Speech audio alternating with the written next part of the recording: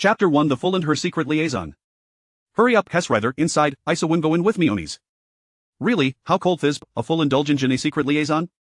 Oh, you didn't know this person was Goose Hicks's favorite tickled playmate. Noah's Jastertoth Prime Minister's residence, and Goose Hicks's Stilkelsham little husband. Hush, keep it down. We don't want Chiking to hear and hold us accountable. There's nothing think Chiking can do to you know. Even if he's already engaged to Gujishi, heck can stop the fact that Sheshaven ga secret liaison. Thegrupchata dast hamadeth their way to Thisig yard, aliadger to witness the shuck and grievation inside the room. As Guzix groggily awoke, Shezawam on top of her, seemingly in theme still fun dressing her. A flash of clarity instantly passed through her bewildered red eyes.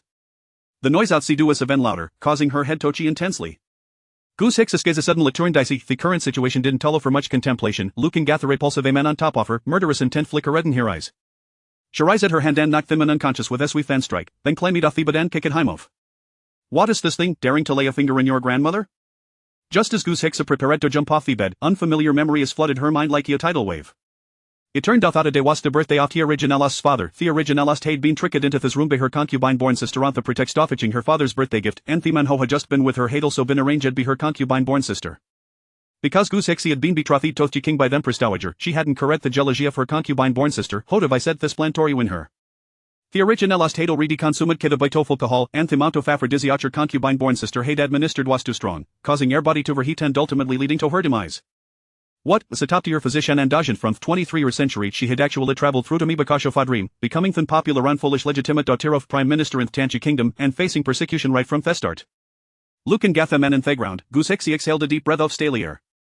Hearing the approaching noise from outside, Goose Hicks ignisha calmtrin and shed intento. The Originalist had been harmed, and now she occupied the body she couldn't just do nothing.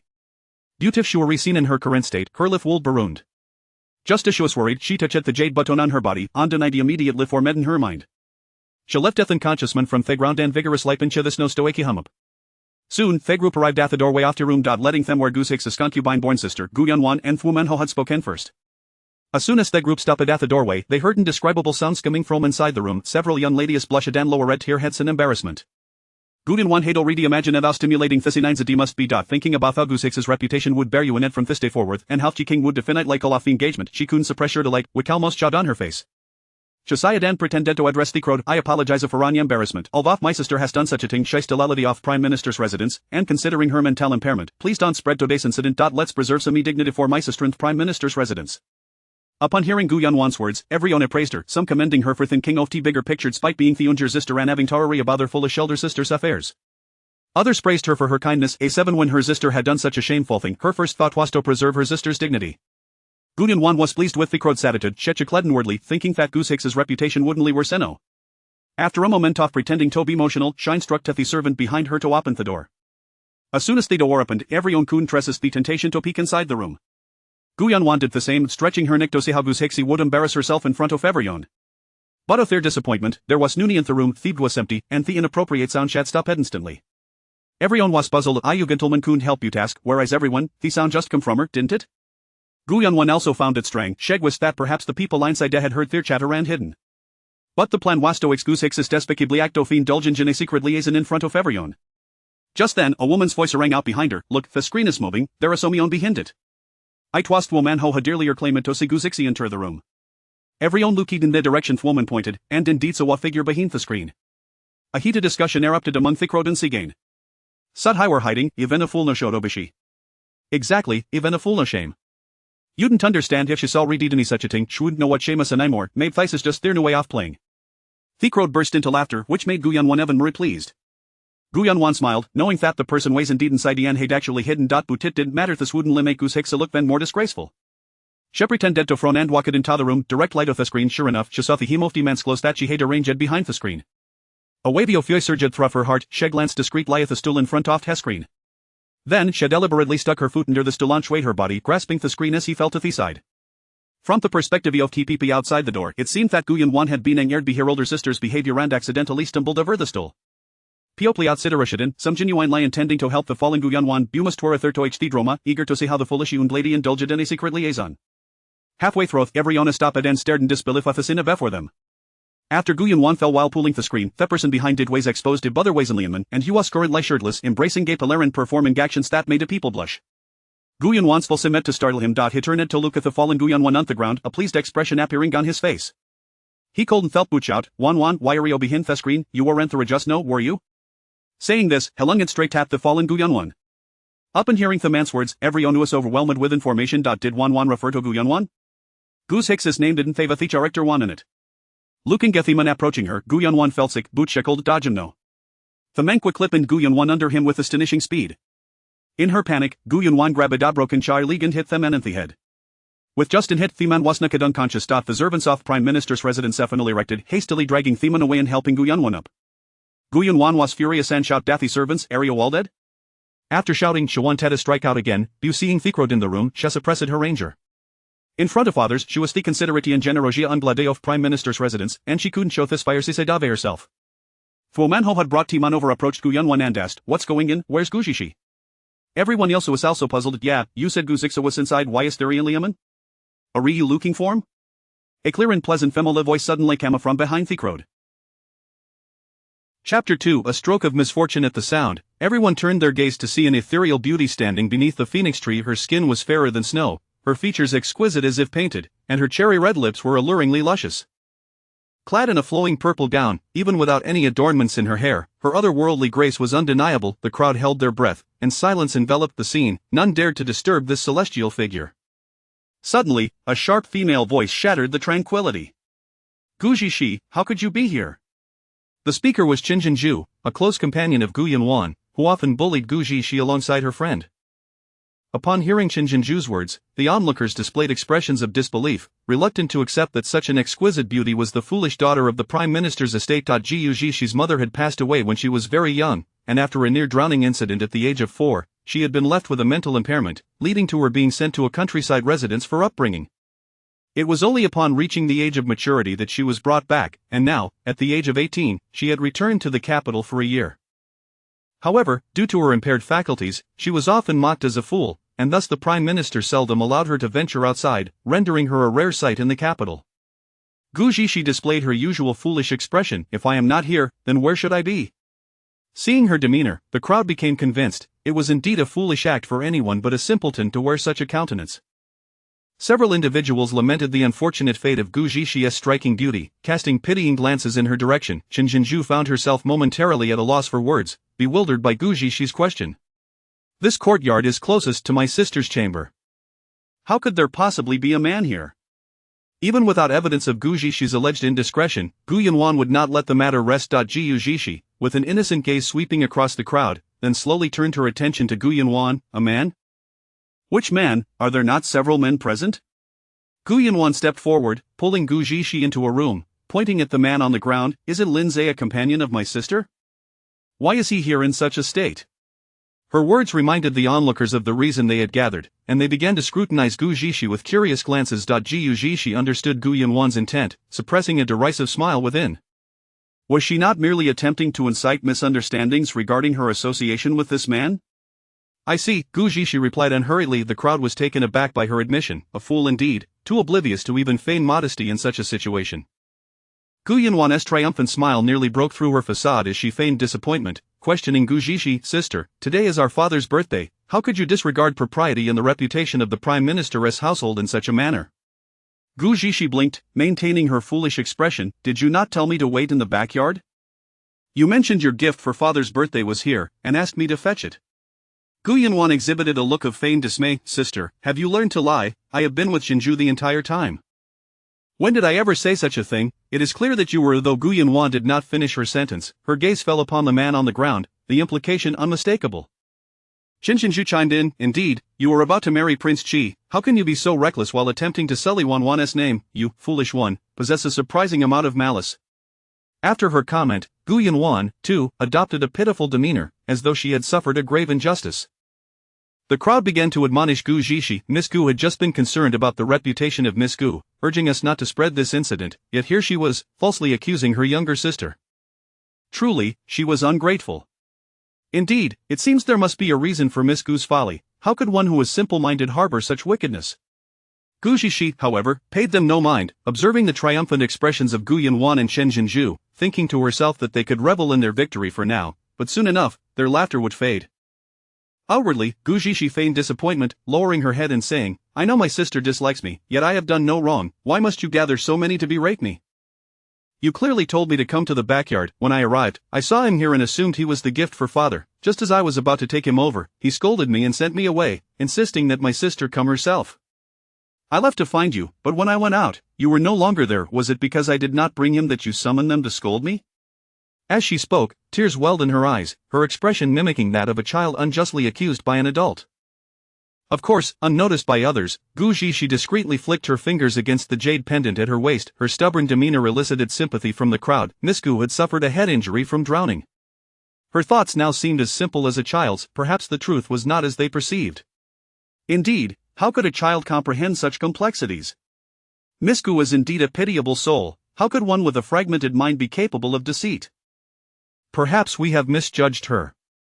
As the crowd exchanged their sentiments, Gu Yunwan's countenance darkened further. Just as her fury reached its zenith, the man on the ground suddenly regained consciousness. He abruptly stood and embraced Gu Yunwan, mumbling lewd comments. "Wan, why have you taken so long to arrive? I thought I would perish." Gu Yunwan screamed in shock, and the surrounding maidservants rushed to separate the man from her. However, he clung too tightly, and no amount of force could pry him away. His actions served as undeniable proof of Gu Zixi's innocence, leaving Gu Yunwan thoroughly humiliated before the onlookers. In that moment, Gu Yunwan's reputation lay in ruins, particularly under the scrutiny of so many witnesses, leaving her mortified and enraged. Her prior triumph had vanished entirely with the crowd's attention fixated on Gu Yunwan and Lin Zhe. Gu Zixi flicked her jade pendant once more. As clarity returned to the man's gaze, he noticed the multitude observing him and, realizing the absurdity of his actions, released Gu Yunwan with a start. Fuming, Gu Yunwan slapped the man, covering her face as she fled in tears. Gu Zixi mused inwardly, "Is this how you dare to toy with me?" Chen Zhenju shot a glare at Gu Zixi before pursuing Gu Yunwan's retreating figure. The man, unfazed by the slap, was left bewildered, his head buzzing. Hadn't he been with Gu Zixi? Why was he now embracing Gu Yunwan? What had transpired? Had he been bewitched? Gu Zixi smirked coldly, discreetly caressing the jade pendant at her waist. She had mastered hypnosis years ago. She had never once employed it in her previous life. Little did she anticipate that upon arriving in this unfamiliar world, it would become a means of self-preservation, for otherwise, she would have faced dire consequences. Though the crowd had dispersed, Gu Zixi cast a concerned glance in the direction Gu Yunwan had fled, speaking in a tone soft yet audible to all. "My sister must be quite upset." Then, she turned her gaze toward Lin Zhe with an ominous glint in her eyes. Indeed, misfortune awaited him in the next moment. Chapter 3: A public embarrassment. As the crowd remained entranced by the astonishing revelation, Gu Zixi seized Lin Zhe by the collar, raising her fist to strike his face. While delivering blows, she shouted, "How dare you bully my sister? I'll beat you to death." The onlookers were astounded by Gu Zixi actions, and though they recognized her mental shortcomings, they unanimously agreed she was indeed a devoted sister. Gu Zixi had undergone a transformation. She was no longer the same Gu Zixi as before. As a top-tier agent, she knew precisely where to hit for maximum pain without leaving marks. To the spectators, even if her blows lacked force, she was still a commendable sister teaching a lesson to a scoundrel who insulted her sister. Yet, only Lin Zhe understood that his silence was not due to a lack of pain, but rather because the initial strike had knocked the breath out of him, rendering him speechless. Each blow from Gu Zixi felt as if it could take his life. Soon, Lin Zhe was rendered unconscious, but the crowd dismissed it as mere pretense. With the excitement dissipating, the throng began to disperse, many eager to share the news with family and friends, their steps quickening unconsciously. Just as Gu Zixi prepared to leave, Gu Yunwan returned, this time accompanied by her biological mother, He Qingxiu, Gu Zixi's stepmother. With the absence of a mistress in the prime minister's residence, He Qingxiu was now in charge of household affairs. Behind them trailed an entourage of servants, double the number from before. Spotting only Gu Zixi and the prostrate Lin Zhe, He Qingxiu immediately pointed at Gu Zixi and berated, "You wretched girl! On such an important day, the Prime Minister's birthday, you dare cause such a ruckus and even frame Yunwan. By my title as Madame He Qingxiu, I declare that everyone in the residence has agreed that you shall not escape unscathed today." With that, she reached for the whip from a servant's hand, intending to strike Gu Zixi. Gu Zixi felt a surge of disdain. Was there truly no woman in Tianqi? Her father had an appallingly poor taste. As He Qingxiu swung the whip toward her, Gu Zixi, far from being intimidated, swiftly approached the mother and daughter. In a matter of moments, to their astonishment, Gu Zixi adeptly snatched the whip from them. Once in possession of the whip, she unleashed it with astonishing speed towards their faces. Unprepared for Gu Zixi audacity, they barely had time to retreat, yet still received a solid lash. Though most of the whip struck He Qingxiu, the barbed end caught Gu Yunwan, leaving a bloody gash on her arm. Upon seeing the injury, Gu Yunwan lost her composure, screaming furiously, "Gu Zixi, I will kill you!" Gu Zixi clapped her hands in delight, exclaiming how entertaining it was, and upon hearing Gu Yunwan's furious cry, she flung the whip toward her and began to circle the courtyard. This was, of course, a deliberate provocation aimed at inciting Gu Yunwan further. The deeds Gu Yunwan had committed could not be confined to the knowledge of just AFEW. Gu Yunwan, fully aware of Gu Zixi's boundless energy, picked up the whip and chased after her, shouting, "You little harlot, stop right there. How dare you strike me, I'll make sure you regret it." As Gu Zixi sprinted, she mused inwardly, was every villainess this dim-witted? It hadn't even been a few exchanges before she lost her composure. While Li Qingxiu was also furious, she did not share Gu Yunwan's impulsiveness. Instead, she shot a venomous glance at the man on the ground, instructing her servants to drag him to the woodshed before sending someone to assist Gu Yunwan in pursuing Gu Zixi. Gu Yunwan recognized Gu Zixi's remarkable vitality, but she never anticipated such vigor on this day. Despite the collective efforts of her group, they could not catch up to her. Whenever they accelerated, so did Gu Zixi. When they grew weary, Gu Zixi feigned exhaustion as well. As the moment became ripe, Gu Zixi halted and taunted Gu Yunwan, "Can't catch me, can you? Come and try." She stuck out her tongue and made a silly face before darting away once more. Consumed by rage, Gu Yunwan's expression contorted into one of fury, and she wielded the whip with renewed fervor, running faster than before. Unbeknownst to anyone, Gu Zixi was now heading towards the front courtyard. Seeing Gu Zixi escape, Li Qingxiu feared an even greater scandal and attempted to call out to Gu Yunwan. Yet, in her current frenzied state, Gu Yunwan was impervious to reason. She had never suffered such a significant public humiliation, especially at the hands of the foolish Gu Zixi. The front courtyard was abuzz with activity, as several princes, including the crown prince, were present due to the prime minister's esteemed position. The atmosphere was filled with laughter and music, with many praising the prime minister and the crown prince. Amidst this merriment, a discordant voice rang out, "Help! Murder!" Gu Zixi ran while crying out as if genuinely being pursued. The crowd turned to investigate, spotting a delicate young woman wielding a whip in pursuit of another ethereal-looking lady. Upon recognizing the identities involved, Prime Minister Gu Mingfeng's countenance darkened instantly. "What is the meaning of this ruckus?" he thundered. "Such disgrace!" Gu Yunwan, too enraged to notice, had inadvertently followed Gu Zixi into the front courtyard. Faced with the scornful or derisive gazes of those around her, Gu Yunwan realized she had once again made a fool of herself in public. Her mind raced, and she quickly knelt before Gu Mingfeng, exclaiming, "Father, please calm your anger.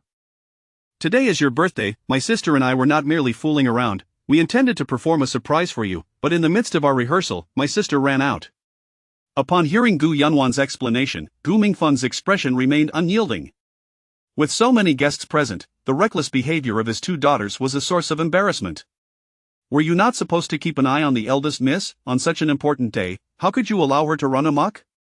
His words ignited a stir among the guests, as the realization dawned that the ethereal beauty was indeed the prime minister's foolish daughter.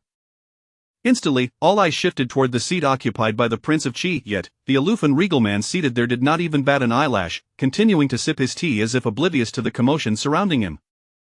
This was Chu Qingmu's usual demeanor. He treated everything around him as inconsequential, as if the topic of discussion bore no relevance to him at all. Beside him, a man who bore a striking resemblance, his twin brother Qin Wang Chu Chengxian, nudged him with his elbow. "So this is the eldest daughter of the Gu family, the one bestowed upon you by the Empress Dowager? She doesn't seem foolish at all." Unfazed, Chu Chengmu replied in a calm tone, "If sixth brother fancies her, simply ask the Empress Dowager to bestow her upon you." Chu Chengxian chuckled awkwardly, "What nonsense! If your future wife hears that, there will be quite the uproar. I'm genuinely happy for you, but your fiancé is no fool." Before he could finish, an awkward silence enveloped him, as Gu Zixi once again donned her foolish expression, appearing anything but normal. "What my sister said is true, father. We truly weren't causing a ruckus. My sister was genuinely preparing a birthday gift for you." Gu Mingfeng had intended to chastise Gu Zixi for her ignorance, but with so many eyes upon them, including the Prince of Qi, he refrained from scolding her harshly. Instead, he softened his tone and asked, "Oh, then do enlighten us, what have you prepared?" Gu Zixi's heart raced with anticipation, her smile widening as she awaited this very question. Gu Mingfeng's inquiry sparked an ominous sense of foreboding within Gu Yunwan, who immediately regretted her earlier excuse. Indeed, the next moment, Gu Zixi's words would astonish all present. Chapter 4 Outrageous remarks. The gift that the younger sister prepared for their father was none other than Lin Zhe. Just moments ago, she had even suggested that I go fetch him. As soon as the words left her lips, an eerie silence enveloped the courtyard. The onlookers seemed to have caught a whiff of scandal, halting their activities to cast their gazes towards Gu Zixi and her companions. This included the young ladies and gentlemen who had just returned from the back courtyard, privy to all the behind-the-scenes machinations. They had intended to share what they had witnessed moments before, but their families were preoccupied with flattering Gu Mingfeng and the princes. Consequently, the news had yet to circulate among the guests. Little did they expect that the two young ladies from the Gu family would create such a commotion at the banquet. Chu Chengxian nearly burst into laughter, his expression teasing as he remarked to Chu Qingmu, "Your future princess truly dares to say anything. Even if she is a fool, she rivals you in that regard." Had anyone else uttered such words, they would have been swiftly expelled by Chu Qingmu, who had become a laughingstock in the capital due to his engagement to Gu Zhishu. Over the years, he had kept a distance from women, with not even a single female creature inhabiting his estate, leading to rumors that he was of the broken-sleeve variety. With the recent engagement to the Prime Minister's daughter, the whispers had grown increasingly unsavory, branding them as a pair of fools in broken sleeves, a perfect match. Chu Qingmu cast a cool glance at Chu Chengxian, "Sixth brother, have you suddenly found yourself with an abundance of free time?" Chu Chengxian hurriedly waved his hands, No, I was merely jesting." He was well aware of his brother's temperament. Should he provoke him, he would surely find himself burdened with additional troubles. He recalled a childhood incident when, overwhelmed by the amount of homework assigned by their tutor, he had stealthily taken the work completed by Chu Qingmu, resulting in his brother receiving a stern reprimand. Upon discovering the culprit, Chu Chengmu had devised a way for the tutor to assign him several times the amount of homework, with the tutor personally overseeing his progress, nearly driving him to despair. Shifting his gaze back to Gu Zhishu, he ceased conversing with Chu Chengmu. Gu Mingfeng's countenance darkened further, his eyes blazing as he glared at Gu Zhishu. "What nonsense are you spouting?" Gu Yunwan hastily interjected, "Father, pay no heed to my sister's words, they are not to be taken seriously. She is simply accustomed to being with Lin Zhe every day, insisting on including him in everything."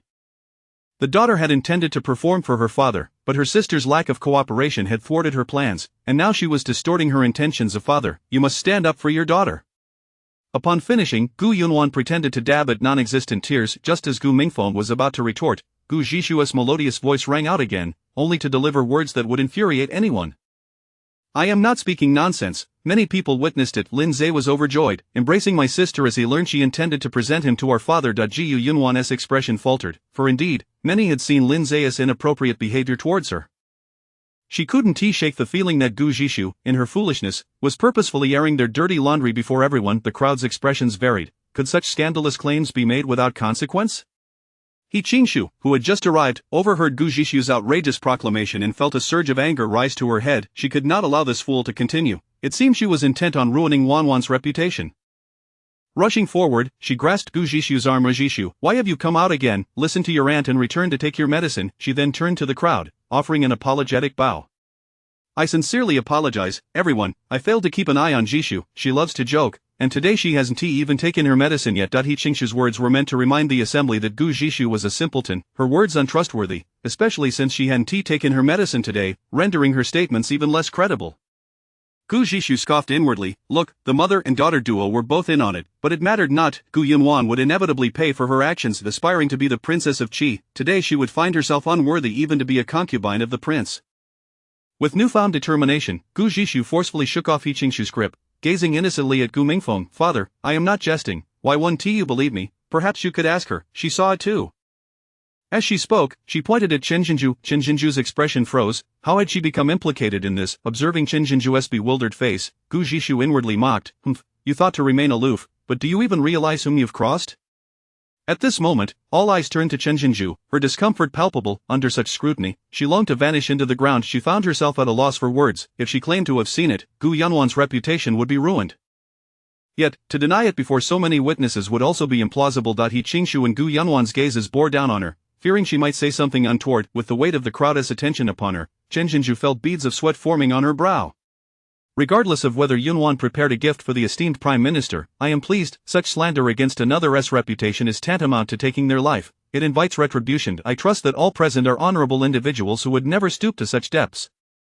Gu Mingfeng, upon noticing Gu Yunwan's guilty demeanor, surmised that Gu Zhishu was indeed speaking the truth. Even so, this matter could not be aired before so many. It would not only tarnish Gu Yunwan's reputation but also the dignity of the Prime Minister's household. As the crowd's attention shifted, Chen Jinju felt as if Gu Mingfeng's words were a melodious relief. Exhaling deeply, Gu Yunwan and He Qingshu also secretly sighed in relief. At a critical moment, they could always rely on their father. With the Prime Minister's statement, no one would dare pursue the matter further at the banquet, and the guests withdrew their gazes, falling silent. Gu Jishu observed her father with a cold expression, inwardly mocking his words.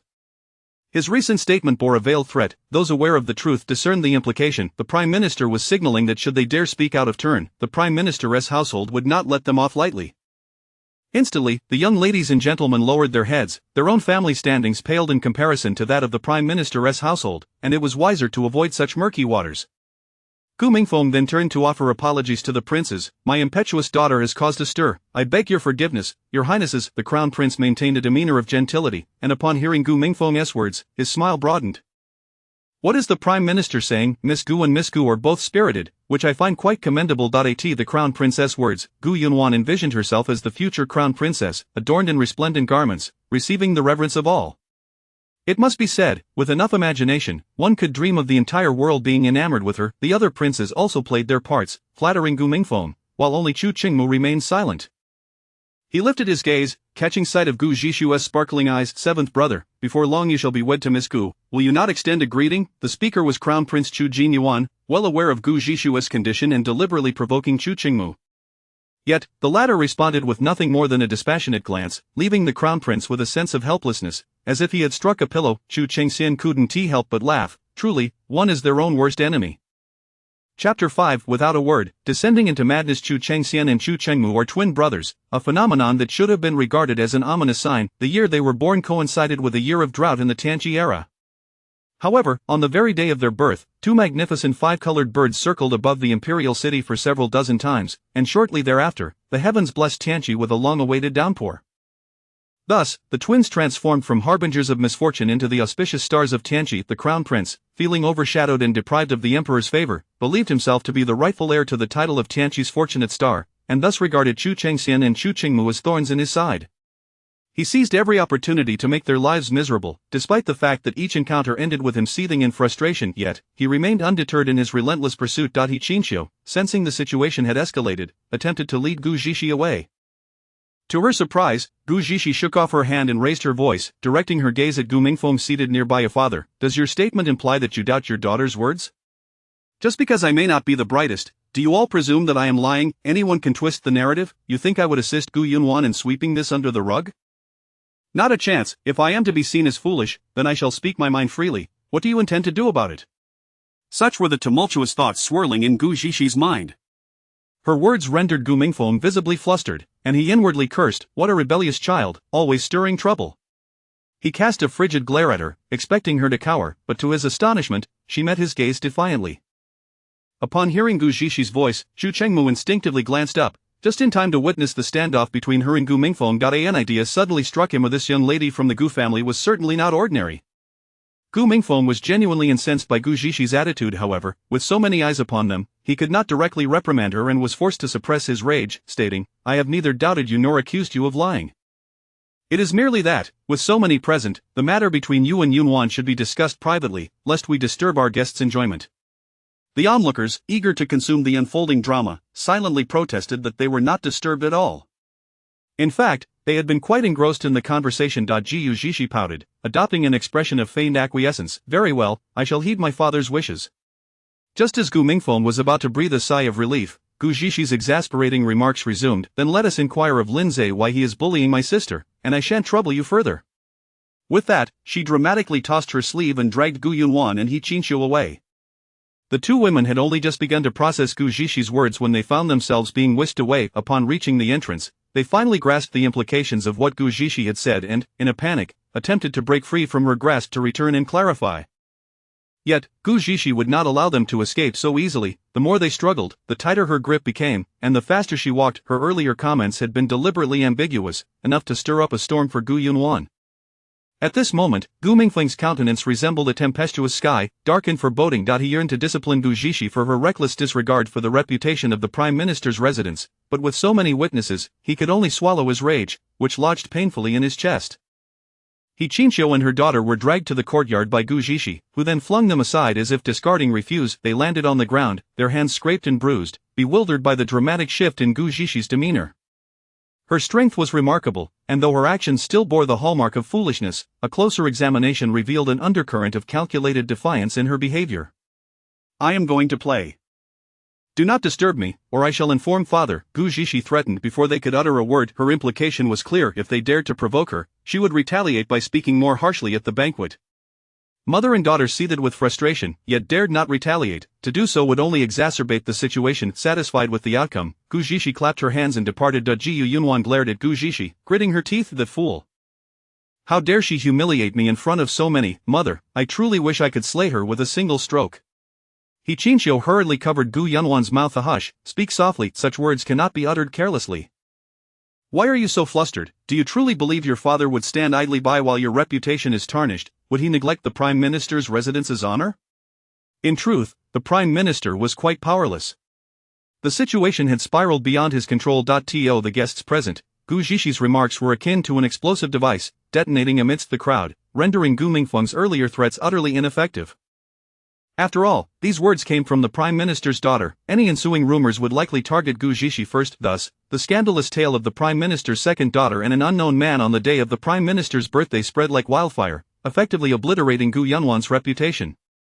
It was now inconceivable for her to marry the Crown Prince. No respectable family in the capital would entertain the notion of taking in such a girl. In the days that followed, Gu Zhishi existed in a state of unrestrained madness. After the banquet concluded, the Prime Minister stormed in, furious and seeking retribution. To his astonishment, Gu Zhishi erupted into a fit of madness on the spot. As he raised his whip with the intent to strike, Gu Zhishi rushed forward, clinging to his leg, wailing and pleading, "Father, do you no longer want me? Mother, father is abandoning me, he wants to kill me, come save me." Though Gu Mingfeng was incensed, Gu Zhishi was his flesh and blood. Despite their estrangement over the years, he could not ignore the bond they shared as father and daughter. Observing her tear-streaked face, he ultimately found it in his heart to relent and dropped the whip. He Qinxiu, fearing that the Prime Minister might let Gu Zhishi off the hook, stepped forward to stoke the flames. "My lord, Zhishi has indeed tarnished the family's reputation, but fortunately, no irreparable harm has been done. In my view, it would be best to let this matter rest."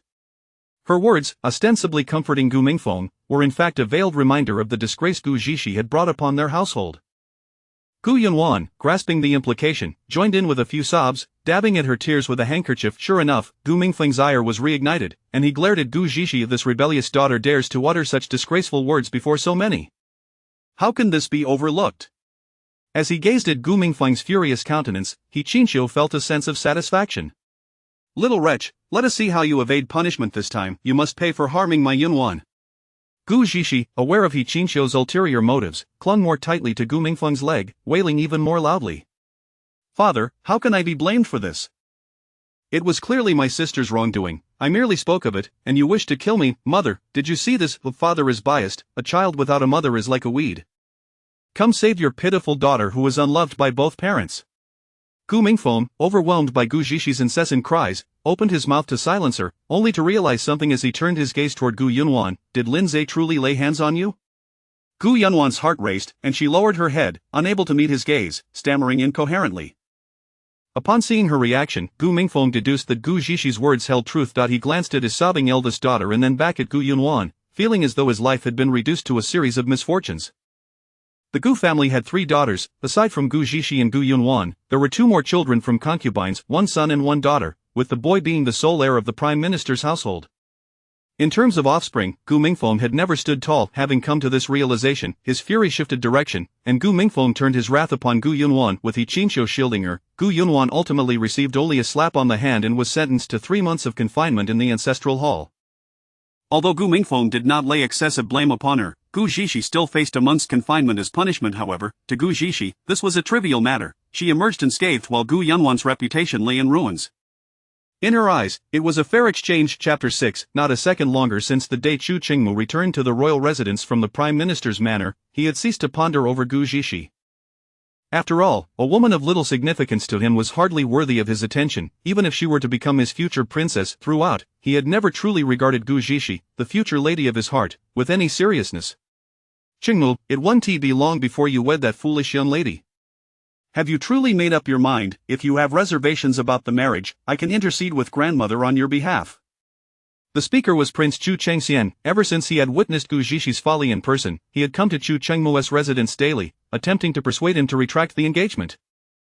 Given Gu Zhishi's remarks before so many at the Prime Minister's manor, he feared that once she entered the Qi Wangfu, she would inevitably bring misfortune upon Chu Changmu. At that moment, the two were engaged in a game of chess. After placing a piece, Chu Chengmu finally spoke. "Sixth brother, I concede." Chu Chengxian, taking the black pieces, glanced at the board and realized, to his dismay, that his pieces were completely encircled by the white. Irritated, he remarked, "I've been so preoccupied with our conversation that I've lost yet again. Must you always triumph? Can you not grant me a single victory? After all, I am your sixth brother."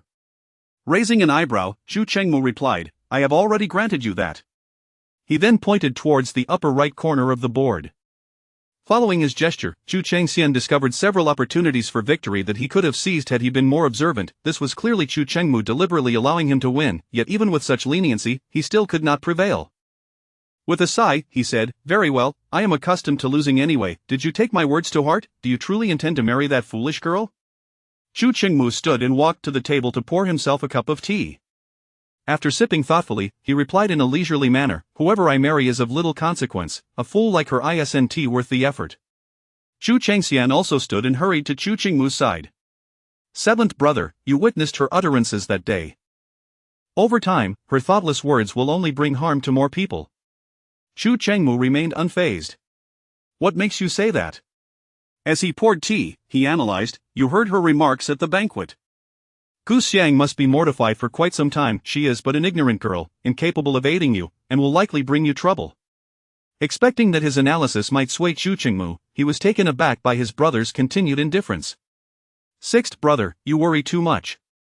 Rather than marrying those who engage in intrigue, it would be far more manageable to keep a fool in the courtyard. It is no trouble, simply assign a few more people to keep watch." Upon finishing, Chu Chengmu continued, "Moreover, if appealing to grandmother were effective, she would not have issued this marriage decree. Let us not forget who the daughter of the Prime Minister's household is." Chu Chengxian fell silent, recognizing the truth in his brother's words. Given Gu Zhishi's status, even enlisting the emperor's aid might prove futile. He sighed, "You make a valid point. We can only observe the unfolding events. Although she poses no immediate threat, one can never be too cautious." Thus, the brothers' conversation came to an end, and Chu Chengxian resigned himself to the fact that he would soon have a foolish sister-in-law. Gu Zhishi, having been punished with a month of confinement, found it unbearable after only a few days. "What splendid weather today, Liuli." Liuli, Gu Zhishi's devoted maid, 3 years her senior, had been chosen by her mother while she was still alive. Despite Gu Zhishi's foolishness over the years, it was Liuli's diligent care that kept her tidy and presentable. Liuli seemed accustomed to her mistress's occasional outbursts of incongruous remarks. Gently, she responded affirmatively, choosing not to elaborate. Gu Zhishi, kicking off her shoes and laying on the bed, noticed Liuli's lack of reaction and propped her chin on her hands, observing Liuli as she tidied the dressing table. "Foolish Liuli, why do you not speak?" Liuli, taken aback by her mistress's tone, paused her actions and looked at Gu Zhishi. "Do you not grow bored accompanying me in confinement every day?" Noticing Liuli's silence, Gu Zhishi pressed further. Liuli sensed something unusual about Gu Zhishi today and approached her cautiously. Crouching before her, she tilted her head in inquiry, "Miss, are you feeling unwell?" Gu Zhishi, initially perplexed by Liuli's behavior, suddenly understood her meaning.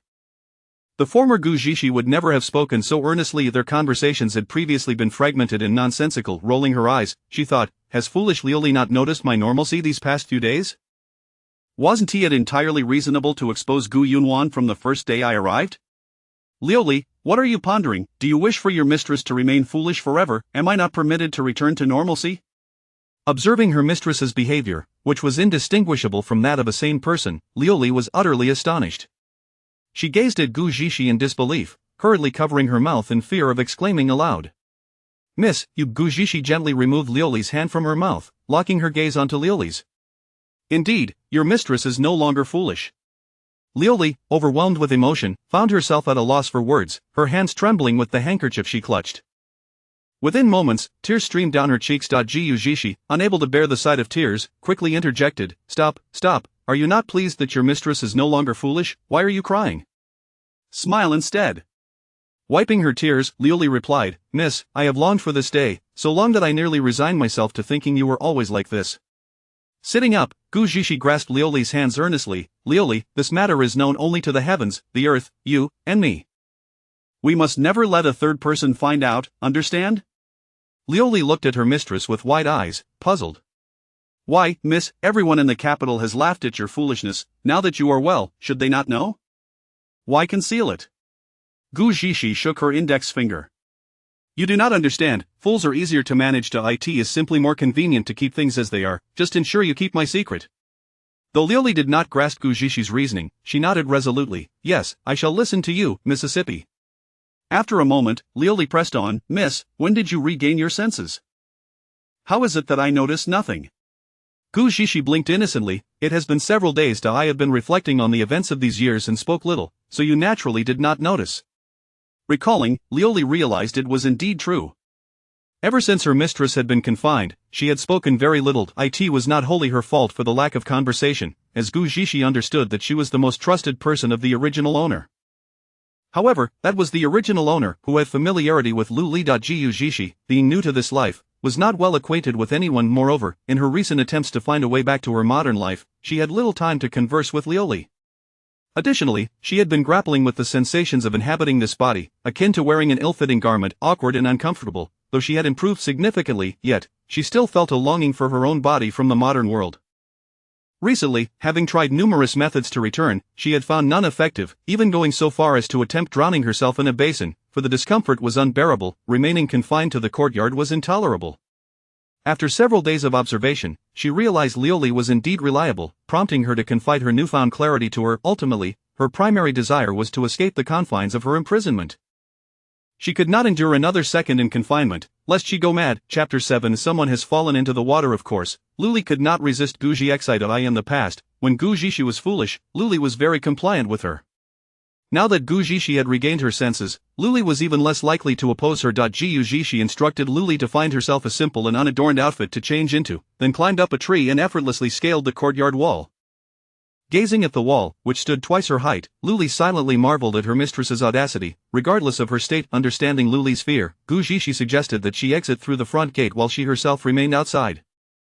After all, it was Gu Zhishi who was to be punished with confinement, while Liuli was free to leave the estate. Even though Liuli was aware that defying the chancellor's wishes by sneaking out with her mistress would undoubtedly result in severe punishment if discovered, she could not bear the thought of her mistress, who had just begun to recover, being confined again within the courtyard. Gu Zhishi and Liuli strolled leisurely through the marketplace, ostensibly perusing the various trinkets for sale. In reality, Gu Zhishi was contemplating the bizarre circumstances of her transmigration, which truly defied logic. She had experienced a peculiar dream, wherein she stood beneath a hibiscus tree adorned with golden blossoms. Just as she reached out to pluck a flower, a blinding light engulfed her, and upon opening her eyes, she found herself here. She could not fathom why she had been transported across realms when she had neither perished nor sustained injury. The sheer improbability of her situation perplexed her. Miss, look ahead! Liuli suddenly exclaimed, pulling Gu Zhishi from her reverie. With a puzzled expression, Gu Zhishi turned to Liuli and inquired, Liuli, why are you making such a fuss? Liuli pointed excitedly ahead, saying, Miss, behold, that is the Prince of Qi. Gu Zhishi furrowed her brow. And who is the Prince of Qi? He is the suitor bestowed upon you by the Empress, our nation's valiant Prince of Qi. At last, Gu Zhishi followed Liuli's gesture and indeed beheld a strikingly handsome man. It must be said, even from the side, his countenance undeniably resonated with Gu Zhishi's aesthetic preferences. However, she did not gaze for long, as the man soon entered a nearby tavern. Is he truly the Empress's grandson? How could she possibly consent to marry a simpleton to such a man? Liuli felt a sense of helplessness. Her mistress seemed to have developed a rather audacious disposition, unafraid to voice such opinions. Casting a glance around, Liuli leaned closer to Gu Zhishi, lowering her voice. I have heard whispers that the prince harbors a fondness for men. Miss, do not be deceived by his appearance. Gu Zhishi widened her eyes in surprise, exclaiming, Ah, such a handsome man is actually, oh, no wonder the Empress would not refuse him a simpleton as a consort. Miss, you must not speak of yourself in such a manner. Liuli chastised, disapproving of her mistress's self-deprecation. Gu Zhishi dismissed her concern, thinking that with so many days until the divorce, should she discover a way to return home before the wedding, she would have no further dealings with this man, rendering her anxiety moot.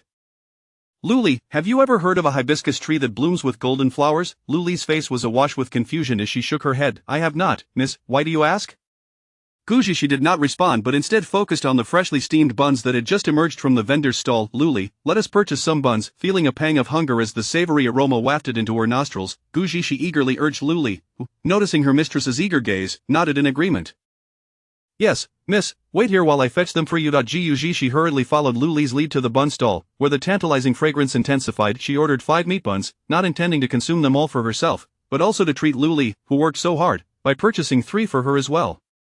Lu Li, look over there, so many people are lined up, let us see what they are selling. Lu Li glanced in the direction Gug she pointed and replied, Miss, that is a dessert stall, reputed to be the finest in the capital.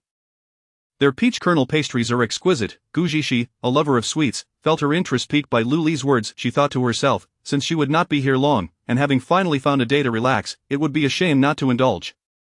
Let us queue up. Lu Li surveyed the long line, pursing her lips. Miss, allow me to stand in line, the wait will be quite long. You should go wait over there. Once I procure them, I will bring them to you immediately. Though Gug she hesitated, feeling guilty, her hunger was undeniable, her legs feeling weak, she nodded in agreement. Very well, thank you for your efforts. Lu Li, feeling bashful, scratched her head. Miss, this is but my duty. Contentedly, Gug she made her way to the riverside with her buns, carefully choosing a spot away from the crowd. Goodness, are ancient buns truly this delectable? Paired with the view before me, it is simply divine. She marveled as she savored her food. Suddenly, a voice laced with provocation rang out. Who is here enjoying the scenery? Ah, it is the esteemed Miss Gug. It has been quite some time. I did not expect Miss Gug to be able to devour 5 buns in one sitting. The woman laughed, her mockery blatantly evident. Gug she turned her head to gauge the reactions of those around her, only to find several passers-by chuckling at her expense. Swallowing her bun, Gug she feigned innocence and blinked at the woman. Are you speaking to me? The woman, incensed by Gug she's dismissive tone, recalled her forthcoming scheme and maintained a false smile as she approached. Miss Gug, you truly possess a sense of humor. Here, I only recognize you, so of course I am addressing you. Gug she merely replied with a nonchalant "oh," and resumed her meal, unwilling to engage in a public dispute that would draw attention.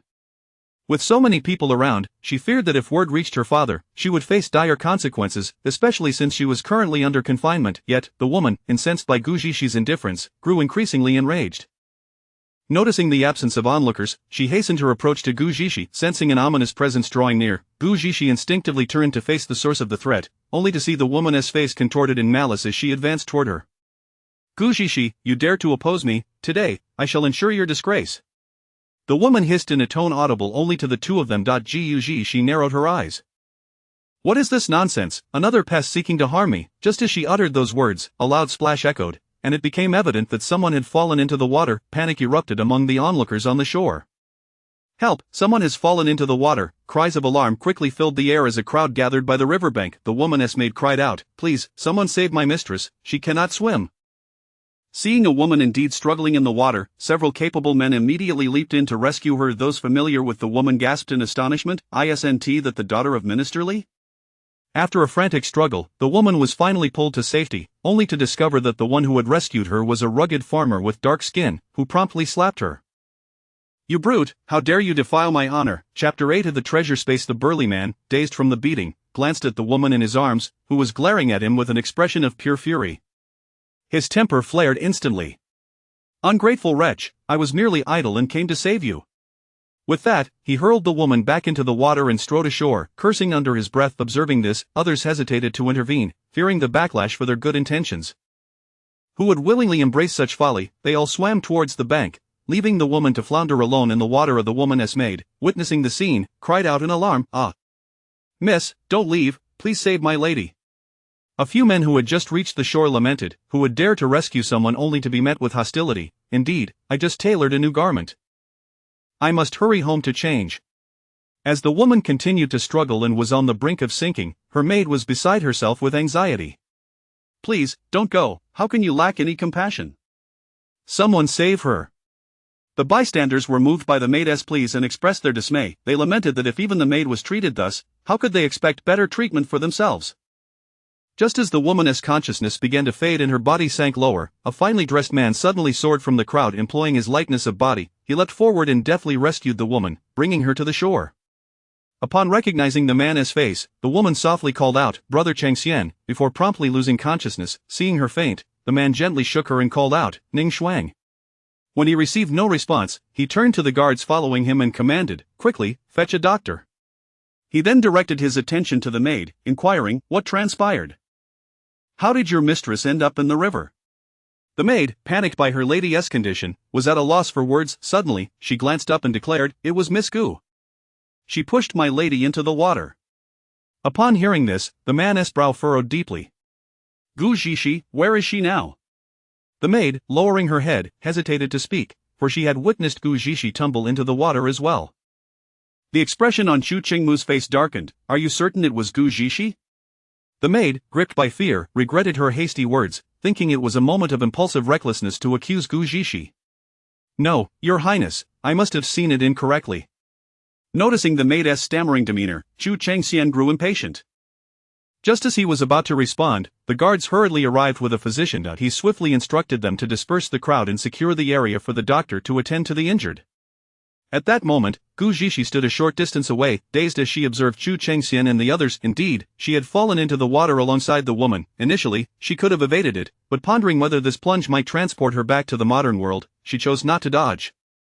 Thus, the maid had seen Gu Zhishi fall, though her evasive movement had caught the woman off guard, leading to both of them plunging into the depths. Unlike the woman, Gu Zhishi did not flail about in the water. Instead, she found herself enveloped in a vast white space. Her eyes widened in astonishment as she recognized the familiar surroundings and exclaimed, "Ah, the treasure space." Overjoyed, she scanned her wrist and indeed saw the familiar red hibiscus mark. This mark had been with her since birth, though she had only discovered the treasure space as she grew. She never anticipated that the space would accompany her through this transition.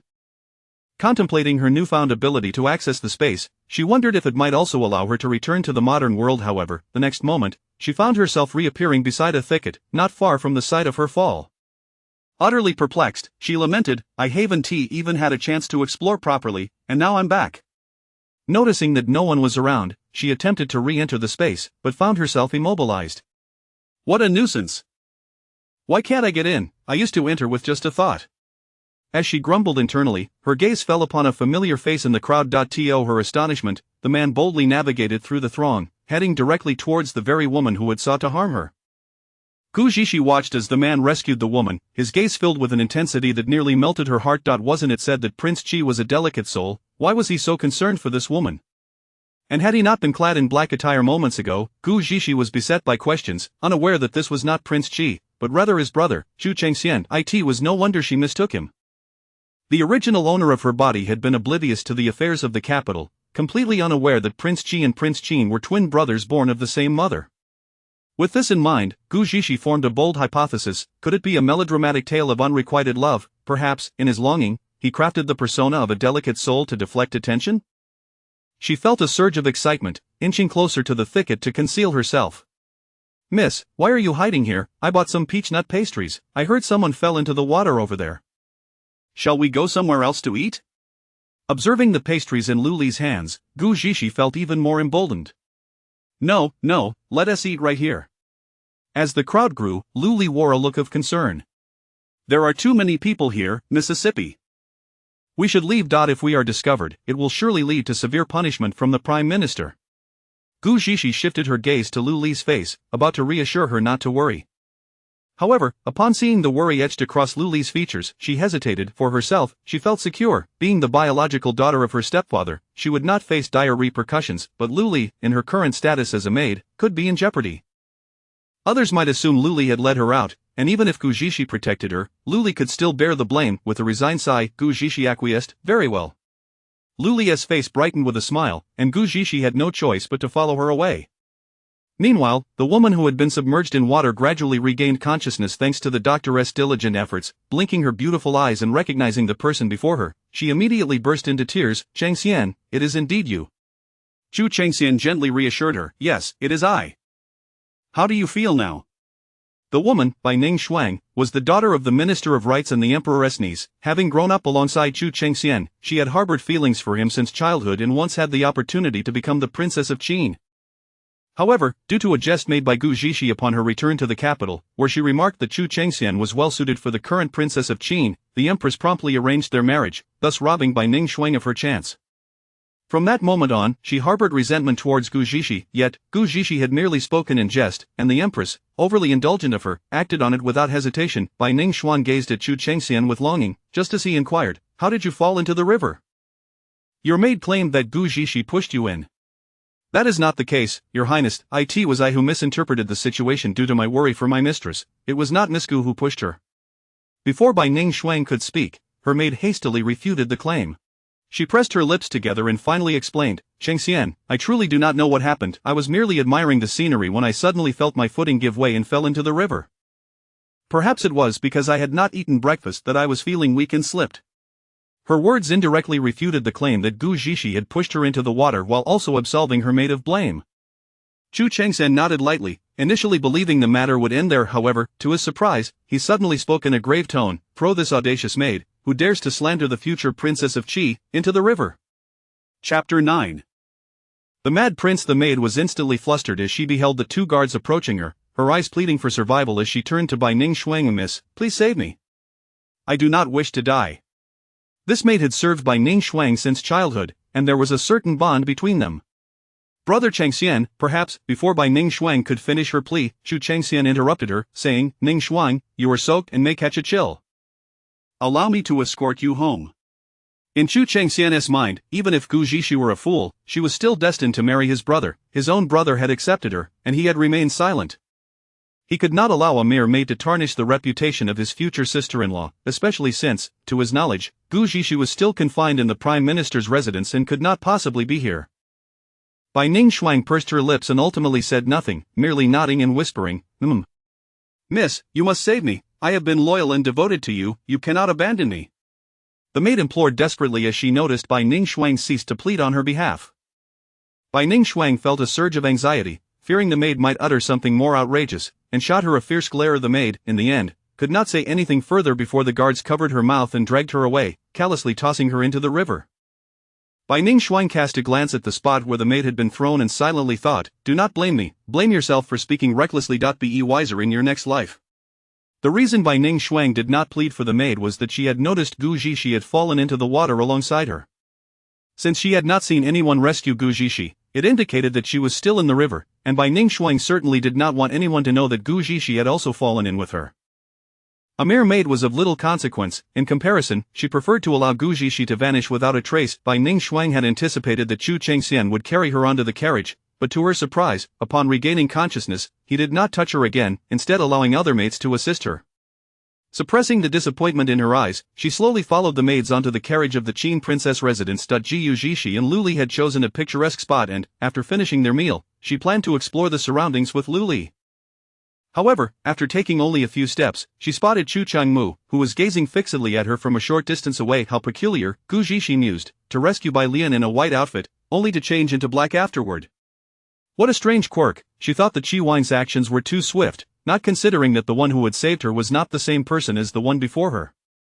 Gu Zhishi averted her gaze, attempting to pretend she did not recognize Chu Changmu, and simply walked away. Meanwhile, Lu Li was engrossed in admiring the hairpin Gu Zhishi had just purchased, completely oblivious to the Qi Wang across from them. With her head lowered, Gu Zhishi walked straight ahead with Lu Li. She believed that Chu Changmu had not recognized her, and as long as she quietly passed by, she could maintain her facade of ignorance without being discovered. Miss Gu was quite spirited, not content to remain in confinement at home, yet daring to venture out with a maid to wander freely, Chu Changmu remarked, his tone laced with sarcasm, as Gu Zhishi reached his side. Startled, Gu Zhishi realized she had indeed been discovered. Nevertheless, she had no intention of acknowledging Chu Changmu. As long as she did not admit it, she could continue to play the fool. Chu Changmu had not intended to speak, but after Gu Zhishi came beside him, he inexplicably found himself addressing her, using a voice meant only for the two of them. As Gu Zhishi prepared to leave, his voice called out once more, Miss Gu, your ploy of turning the tables is quite commendable.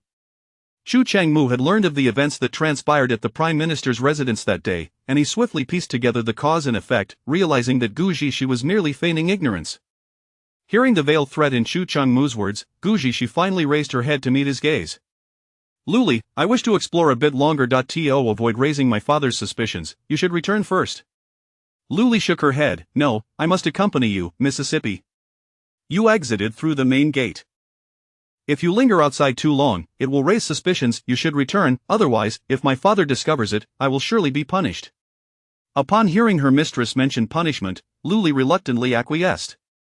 After Lu Li left, Gu Zhishi turned to face Chu Changmu. What does His Royal Highness wish to discuss with me? Her tone was far from cordial. Although she did not mind his acceptance of the marriage proposal under the guise of friendship, she loathed the fact that he had just encountered Bai Lian and yet had the audacity to threaten her.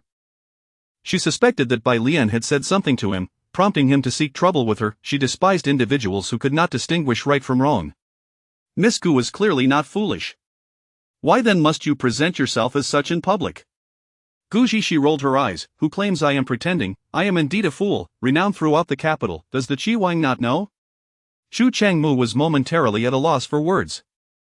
He had not anticipated Gu Zhishi would respond thus. Rest assured, I shall not reveal your secret, but I hope you will refrain from using such absurd reasons to threaten me. Gu Zhishi surmised that Xu Changmu had spotted her among the crowd and was attempting to intimidate her. Taking the initiative, she offered him no opportunity to respond. With a look of frustration, Xu Changmu thought, this woman must truly be a fool, uttering such bizarre statements. However, before he could speak, Gu Zhishi had already walked away. Their inaugural conversation was thus brief and uncomplicated. It was the first time Xu Changmu had been bested by a woman. Watching Gu Zhishi's retreating figure, the darkness in Xu Changmu's eyes seemed almost tangible, yet amidst the bustling streets, he found himself powerless against her. Ultimately, he merely flicked his sleeve and strode back towards the royal residence. Beside him, Chung Feng dared not breathe, his mind consumed by a single thought: the sky is falling. My master has been outsmarted by a fool. Gu Zhishi walked swiftly, muttering to herself, what a lunatic, pining after someone while attempting to threaten me, what a joke.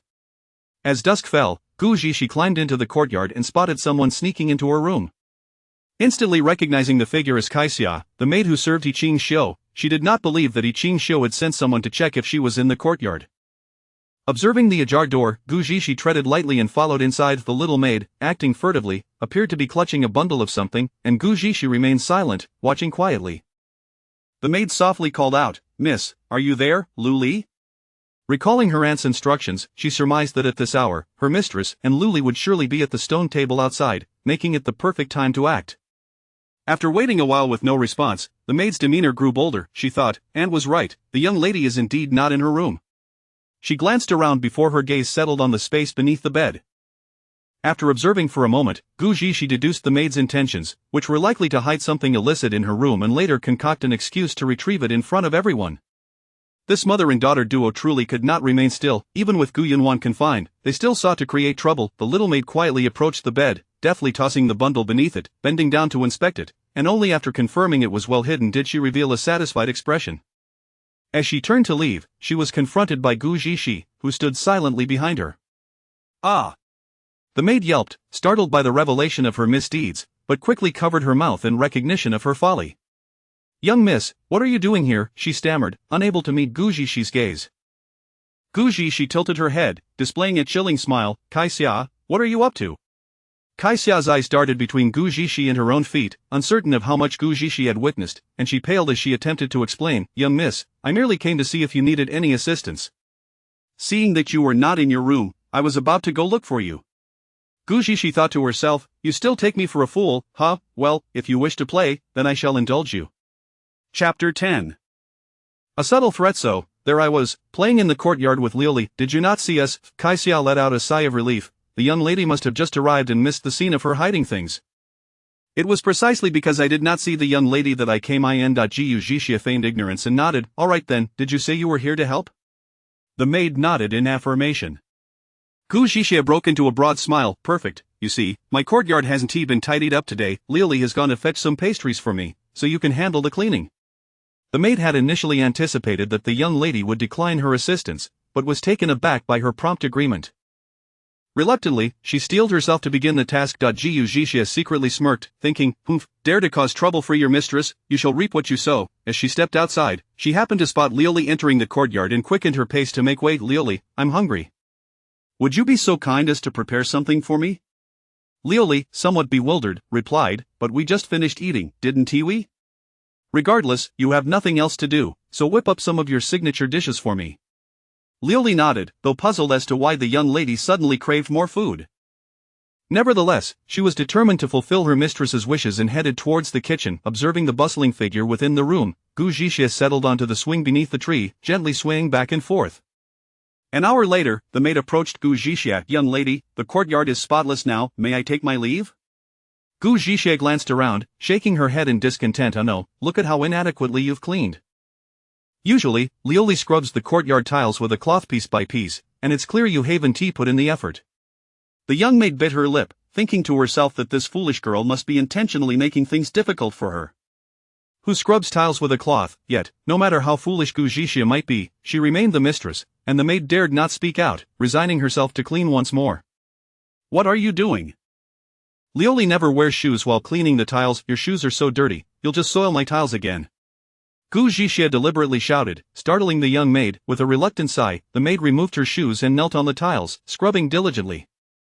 Another half-hour passed, and under Gu Zixie's direction, the tiles were finally cleaned to perfection. Her knees and the soles of her feet were scraped raw, with blood seeping through even when she put her shoes back on. Young lady, may I leave now? At this moment, Kai Xia truly regretted having concocted a reason to help. Gu Zixie nodded. Well, I must say, you've cleaned even better than Lioli. Kai Xia sighed in relief, bowing to Gu Zixie, and was just about to leave when Gu Zixie's voice rang out again. Since that is the case, you might as well clean my chamber pot as well. Upon saying this, Gu Zixie added, make sure it's as clean as the floor. At this moment, the young maid's brow twitched. If Gu Zixie weren't so naive, she would truly believe that she was being put through a trial. Young lady, chamber pots are typically cleaned by the stable maids and servants. No, you can clean it too. With me around, no one would dare say otherwise. Gu Zixie feigned ignorance of Kai Xia's intention, eagerly responding. The young maid was about to clarify that Gu Zixie had misunderstood her, but Gu Zixie continued, remember to clean it well. Otherwise, I'll inform my father that you're bullying me and that you refuse to clean my chamber pot because you find me filthy. Gu Zixie thought to herself, just a subtle threat. I still need to assign you more tasks later. Her words superficially suggested that she would report it to the Prime Minister, but to the maid's ears, it implied that even Gu Yunwan would face confinement for bullying her, so what was a mere maid in comparison? The young maid now regretted embarking on this errand, realizing she would face punishment upon returning to her aunt's courtyard, yet, she had no choice. With Gu Zixie invoking the Prime Minister, she had to comply. Just as Kai Xia began to clean the chamber pot, Lioli returned, balancing a large tray laden with 3 dishes. The reason for her prolonged absence was that her signature dishes required lengthy simmering, especially the soup favored by Gu Zixie, which took over an hour to prepare. Miss, the food has arrived. Gu Zixie instructed Lioli to bring the dishes into the room, then walked over to the bedside and retrieved the items hidden by Kai Xia. What is this? I don't recall anything being under the bed, Lioli queried, puzzled, but Gu Zixie offered no response, instead carrying the bundle to the table. As the bundle unfurled, a collection of men's undergarments and a few intimate items came into view. With keen eyes, Lioli spotted a wooden hairpin. Isn't this Master Lin Zai's hairpin? How did it end up here? Gu Zixie curled her lips into a sly smile, just a trivial little trick. Lioli, now even more perplexed, asked, Miss, do you know what is going on? This is merely the ploy of the Yi family mother and daughter, attempting to sully my reputation and make my father believe there is something untoward between Lin Zai and me. Lioli's face revealed little shock given your condition, and he and the second young lady have orchestrated numerous schemes over the years, and now they've resorted to such underhanded tactics. They've truly gone too far. With that, Lioli's expression turned serious. Why not directly inform the Prime Minister and let him make a decision on your behalf? Gu Zixie shook her head in disapproval. Even if we inform my father directly, we lack evidence to prove their involvement. That cunning mother and daughter might just turn the tables on us.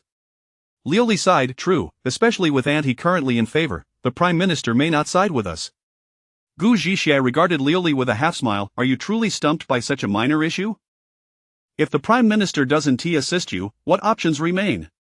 Gu Zixie crossed her arms, gazing out the window. You'll understand in due time. For now, just act as if nothing has transpired. Lioli's petite face bore a look of great confusion, but since the young lady chose not to elaborate, she refrained from probing further.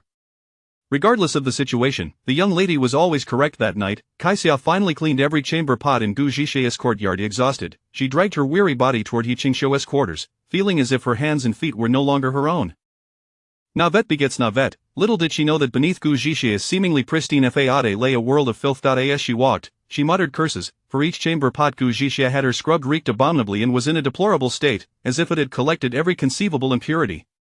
Unbeknownst to her, the chamber pots she cleaned were not those of her and Lioli but rather the lowest of the low from the Prime Minister's estate. The residents of her courtyard held themselves in high regard, particularly as she was a favored attendant of He Qingshou.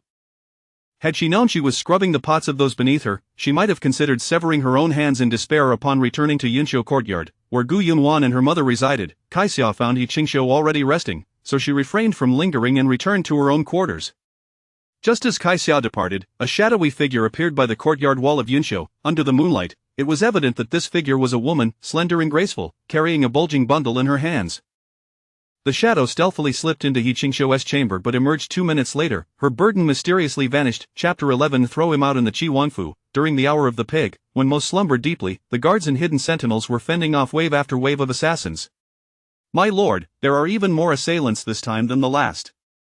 It seems they are quite determined, spoke Chang Feng, the personal guard of Chu Chengmu. With an expression devoid of emotion, Chu Chengmu coldly surveyed the group of black-clad intruders, his lips parted slightly, delivering words that lacked any warmth. They are not worthy.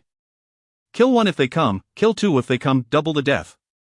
With Chu Chengmu's command, the swords in the hands of the guards moved with greater fervor, and the adversaries fell one after another with increasing swiftness. The leader among the black-clad figures swiftly sensed the unfavorable turn of events and reached for a whistle, poised to sound an alarm. Suddenly, a warmth enveloped his neck, and in the next instant, blood gushed forth. The black-clad man stared incredulously at Chu Chengmu, who, expressionless, had somehow acquired several slender blades in his hand. Before the assassin could utter another word, he collapsed into a pool of blood, unable to comprehend how, despite keeping a vigilant eye on the movements of the Qi Wang, he had so effortlessly met his demise at his hands. Witnessing the death of their leader, the remaining assailants retreated in haste. Chu Chengmu commanded in a deep voice, "Capture the rest alive." Having issued his orders, he turned and made his way to the study, a stark contrast to the self-proclaimed formidable figure who had so easily met his end. The night passed in silence, and Gu Zhishu enjoyed a restful slumber. She resolved to seek a way to access the space in the coming days, perhaps allowing her to return to the modern era, for she discovered that, although she could not enter the space, she could retrieve items from it with her thoughts. As Gu Zhishu opened her door, an imposing figure lunged at her. Upon closer inspection, she realized it was Lin Zhe, the one who had conspired against her alongside Gu Yunwan. Instinctively, Gu Zhishu lifted her foot and, with all her might, kicked Lin Zhe several meters away. He tumbled to the ground, rolling several times. Luli had just entered the courtyard when she witnessed Lin Zhe being sent sprawling.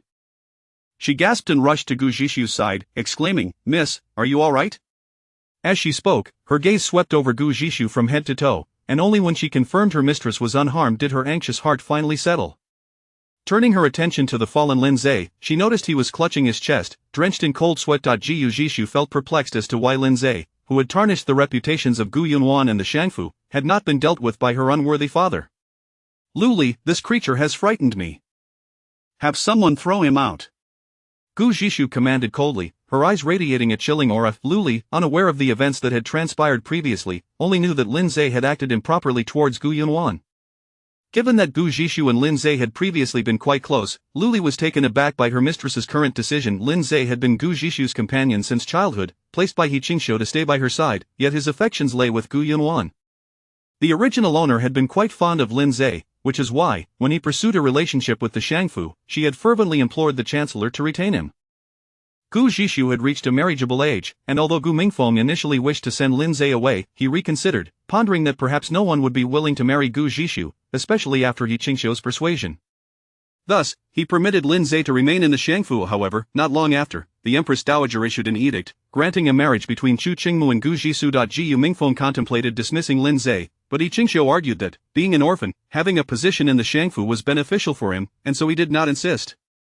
Originally, Gu Mingfeng intended to expel Lin Zhe from the woodshed, but He Qingxiu cautioned that doing so might provoke speculation from outsiders and further tarnish the Shangfu's reputation. She suggested it would be more prudent to wait a few days before dismissing him. Gu Mingfeng was initially opposed to this, but He Qingxiu contended that Lin Zhe's current injuries would solidify the rumors of his inappropriate conduct. Gu Mingfeng found her reasoning sound. He had contemplated executing Lin Zhe, yet He Qingxiu prevented him, citing that Gu Zhishu would cause a scene upon learning of his demise. Thus, Lin Zhe's life was spared, and it was under He Qingxiu's instructions that he sought out Gu Zhishu. Unbeknownst to him, the current Gu Zhishu did not greet him with smiles. Instead, she aimed to break his bones and cast him out. "Zhishu, I am your Zige, my chest aches, my entire body is in pain. Can you truly bear to throw me out?" Lin Zhe lamented, still nursing the injuries from his previous encounter with Gu Zhishu, and now suffering from this devastating kick. He wished for nothing more than to perish on the spot. Gu Zhishu's face displayed unabashed disdain. "Whose Zige are you, Gu Yunwan's? Spare me your nauseating claims." Luli, upon hearing her mistress chastise Lin Zhe in such a manner, stifled a laugh. In truth, she had long been displeased with Lin Zhe. While he appeared to dote on the mistress, he was merely a puppet to Gu Yunwan, following her every whim. Previously, the original owner had been not only naive but also obstinate, easily swayed by Lin Zhe's charm. Seeing the servants of the Xiangfu enter, Gu Zhishu ordered, "Gag him and throw him out." I nearly suffered a heart attack upon waking to his presence. The servants, confused by the term heart attack, exchanged glances, hesitating to act. Their reluctance stemmed not from a lack of understanding, but from their awareness of Gu Zhishu's previous dependency on Lin Ze. Gu Zhishu, no longer displaying her previous foolishness, exuded an aura that was unmistakably commanding. "Are you all waiting for me to take action myself?" The servants, though stunned, remained motionless. "Zhishu, do you truly wish to wound my heart so?" Lin Ze interjected again, successfully inciting further revulsion in Gu Zhishu. She chose to ignore him, directing her gaze to the servants. "Since you refuse to heed your mistress's orders, I shall have my father expel you all upon his return." Her tone was calm, yet her words sent the servants into a state of panic. Who in the household did not know of the second Miss's punishment for offending the eldest Miss? They dared not cross Gu Zhishu. Thus, the flustered servants hastily approached Lin Ze, who was vociferously demanding to be released.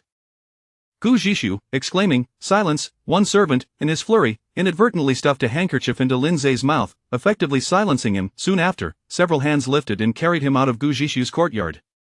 Gu Zhishu nearly burst into laughter at the incredulous expression on Lin Ze's face as he was silenced. Luli too felt a sense of vindication. Lin Ze had taken advantage of her mistress's fondness, wielding power in the Xiangfu while sullying her reputation, and she had long awaited the day he would be cast out.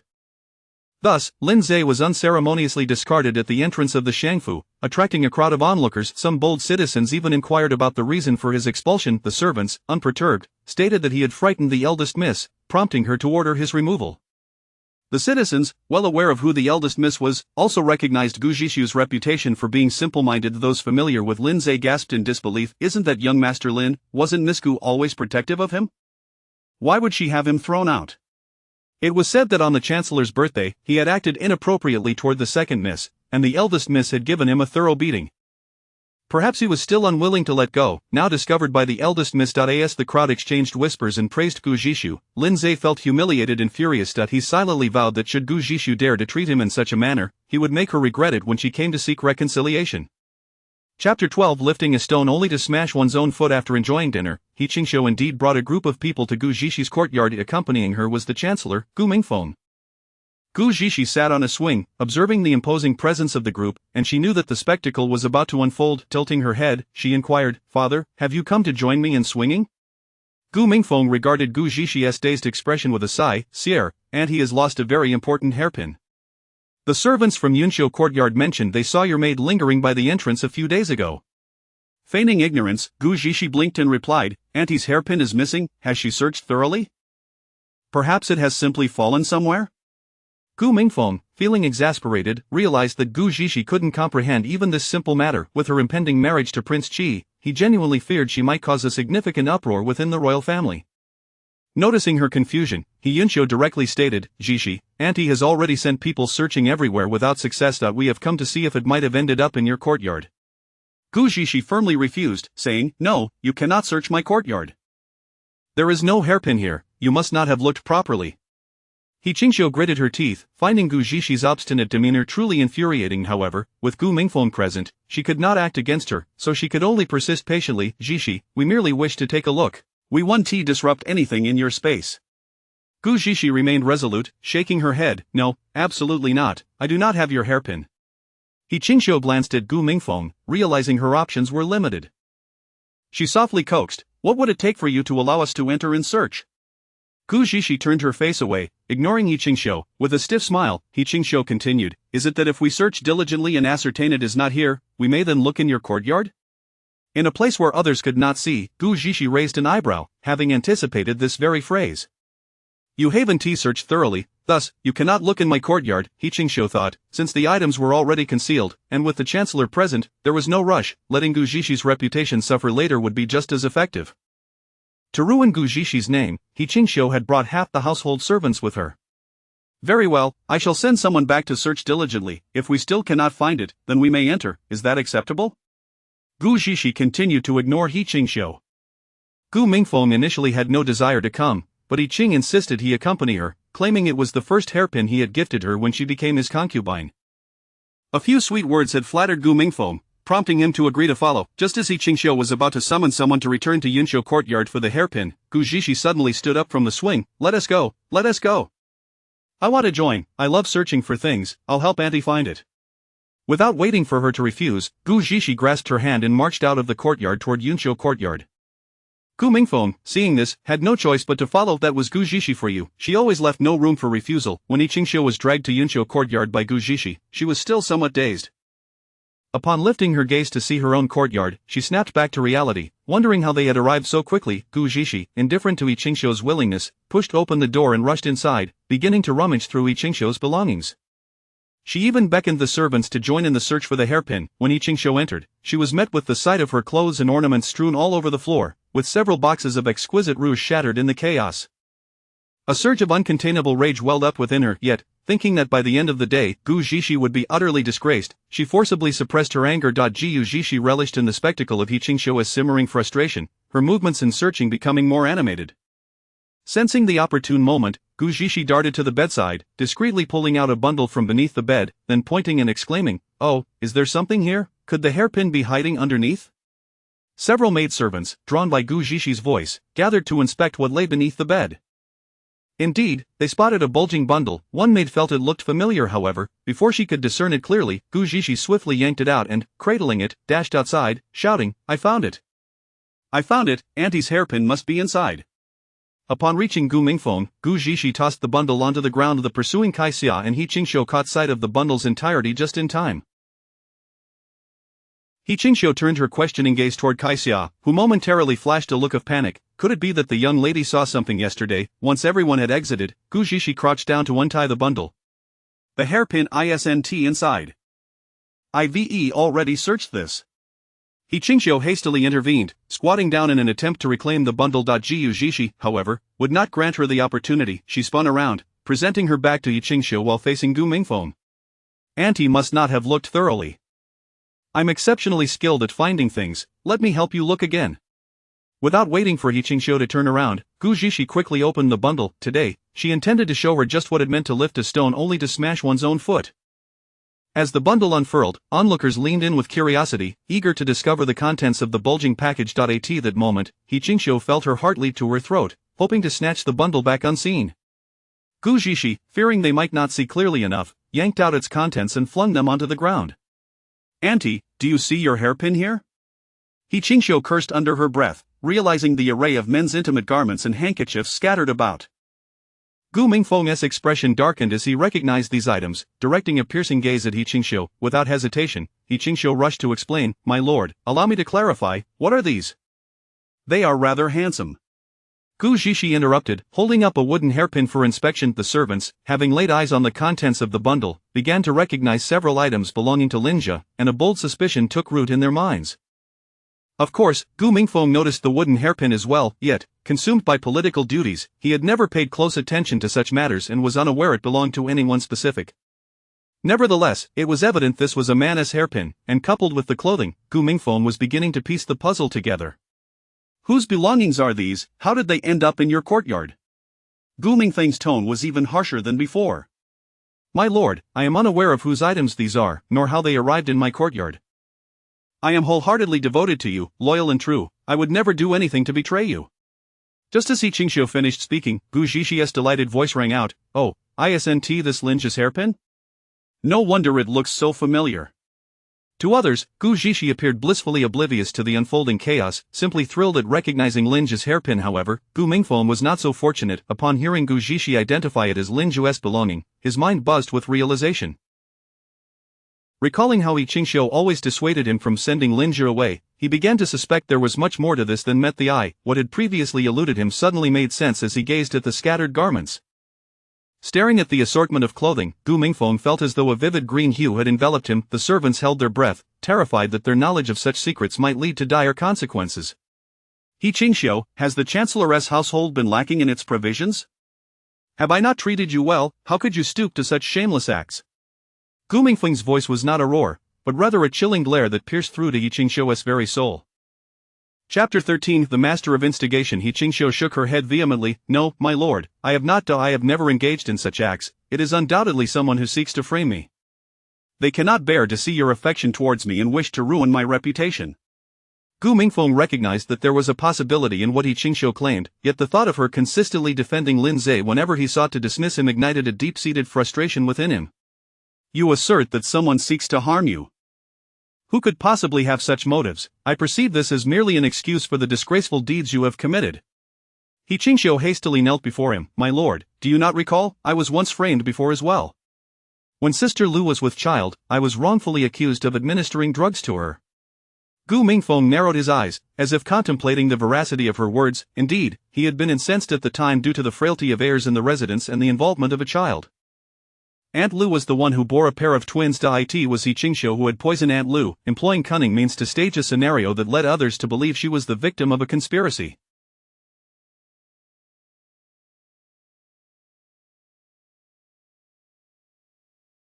To this day, the individual responsible for the poisoning remained at large in the eyes of the public. Noticing Gu Mingfeng's silence, He Qingxiu sensed her words were having an effect, and she continued, My lord, after the lady's passing, I took charge of the household's provisions shortly thereafter. As I am not the primary wife, it is inevitable that I attract envy. He Qingxiu's implication was clear. Like the other women in the household, she was merely a concubine, yet she had overseen the household affairs for many years, making her a target for malicious intent. Gu Zhishu inwardly scoffed at her cunning. Not only did she seek to absolve herself of the suspicion of infidelity, but she also aimed to drag another down with her. Was she insinuating that these items were placed here by other concubines? Yet, was Lin Zhe not disinterested in visiting those other quarters, to prevent any undue influence on her father? Gu Zhishu hastily hinted at the usual interactions between Lin Zhe and He Qingxiu. Gu Mingfeng recalled the recent scandal involving Lin Zhe and Gu Yunwan, yet He Qingxiu still wished for him to remain in the residence. The truth shall be uncovered. I shall dispatch individuals to investigate. Should you truly have committed such disreputable acts, I will show no mercy. Gu Mingfeng, valuing his reputation, had no desire to acknowledge in front of so many servants that he had been made a fool of. I am innocent regarding Lin Zhe. The virtuous shall be vindicated. My lord, you may investigate as you wish. Despite He Qingxiu's seemingly composed demeanor, Gu Mingfeng, a man of suspicion, remained unconvinced that the situation was as straightforward as she portrayed. Had it not been for the numerous servants present, he might have already struck her in anger. After all, no man could endure the thought of his woman consorting with another man.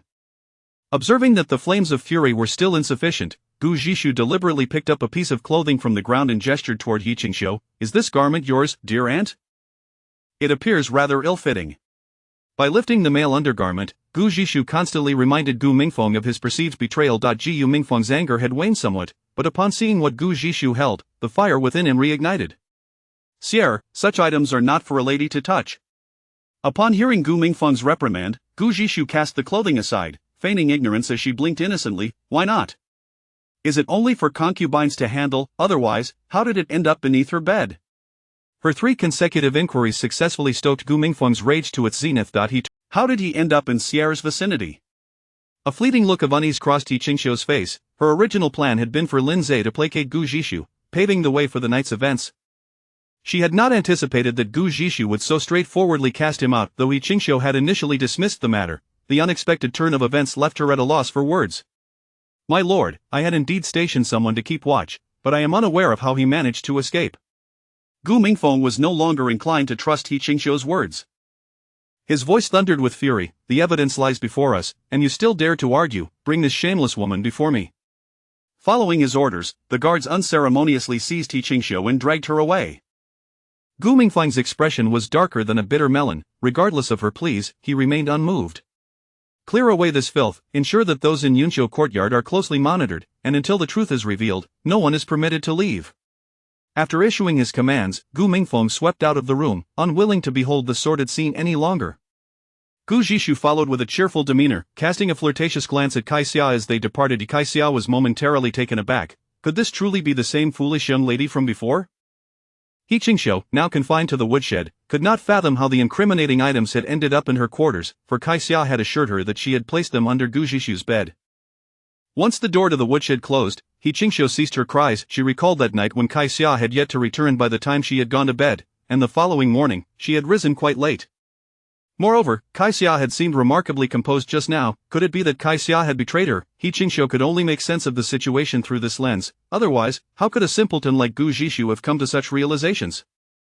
With this thought, she seethed with resentment, realizing the magnitude of her misfortune stemmed from a traitor in her midst. She would rather believe that Kai Xia had turned against her than entertain the notion that Gu Zhishu had become wiser. Meanwhile, Kai Xia remained oblivious to the fact that her most loyal mistress harbored resentment towards her. Kai Xia had been astonished by Gu Zhishu's audacity in having the burden stuffed under He Qingxiu's bed. She was certain she had concealed the items beneath Gu Zhishu's bed and had no doubt that Gu Zhishu had seen them that day, yet, how could she, a fool, have conceived such a plan? And since she was so fond of Lin Zhe, would she not be more inclined to hide them upon learning of their origin? Kai Xia speculated whether this was Liu Li's idea, for Gu Zhishu had never previously exhibited such cleverness. Kai Xia remained reluctant to accept that Gu Zhishu had outsmarted her, as her behavior in recent days had been just as illogical as ever, hardly indicative of a rational person. Upon returning to her quarters, Gu Zhishu couldn't help but smile at the incredulous expression on He Qingxiu's face. She found herself reveling in their foolishness. She hummed a cheerful tune as she entered her room, where she spotted Liu Li making the bed.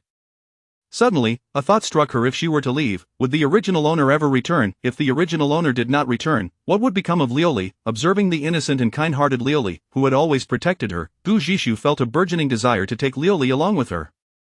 Contemplating this, she quietly seated herself at the table, using her mind to discreetly retrieve the books related to spatial travel from her surroundings, intent on discovering a method to enter the space and return to the modern world.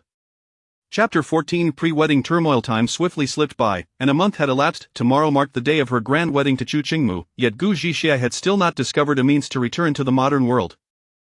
She had not even managed to enter the space. Her distress was palpable. She had anticipated a straightforward resolution, but had not even found a way to access the space.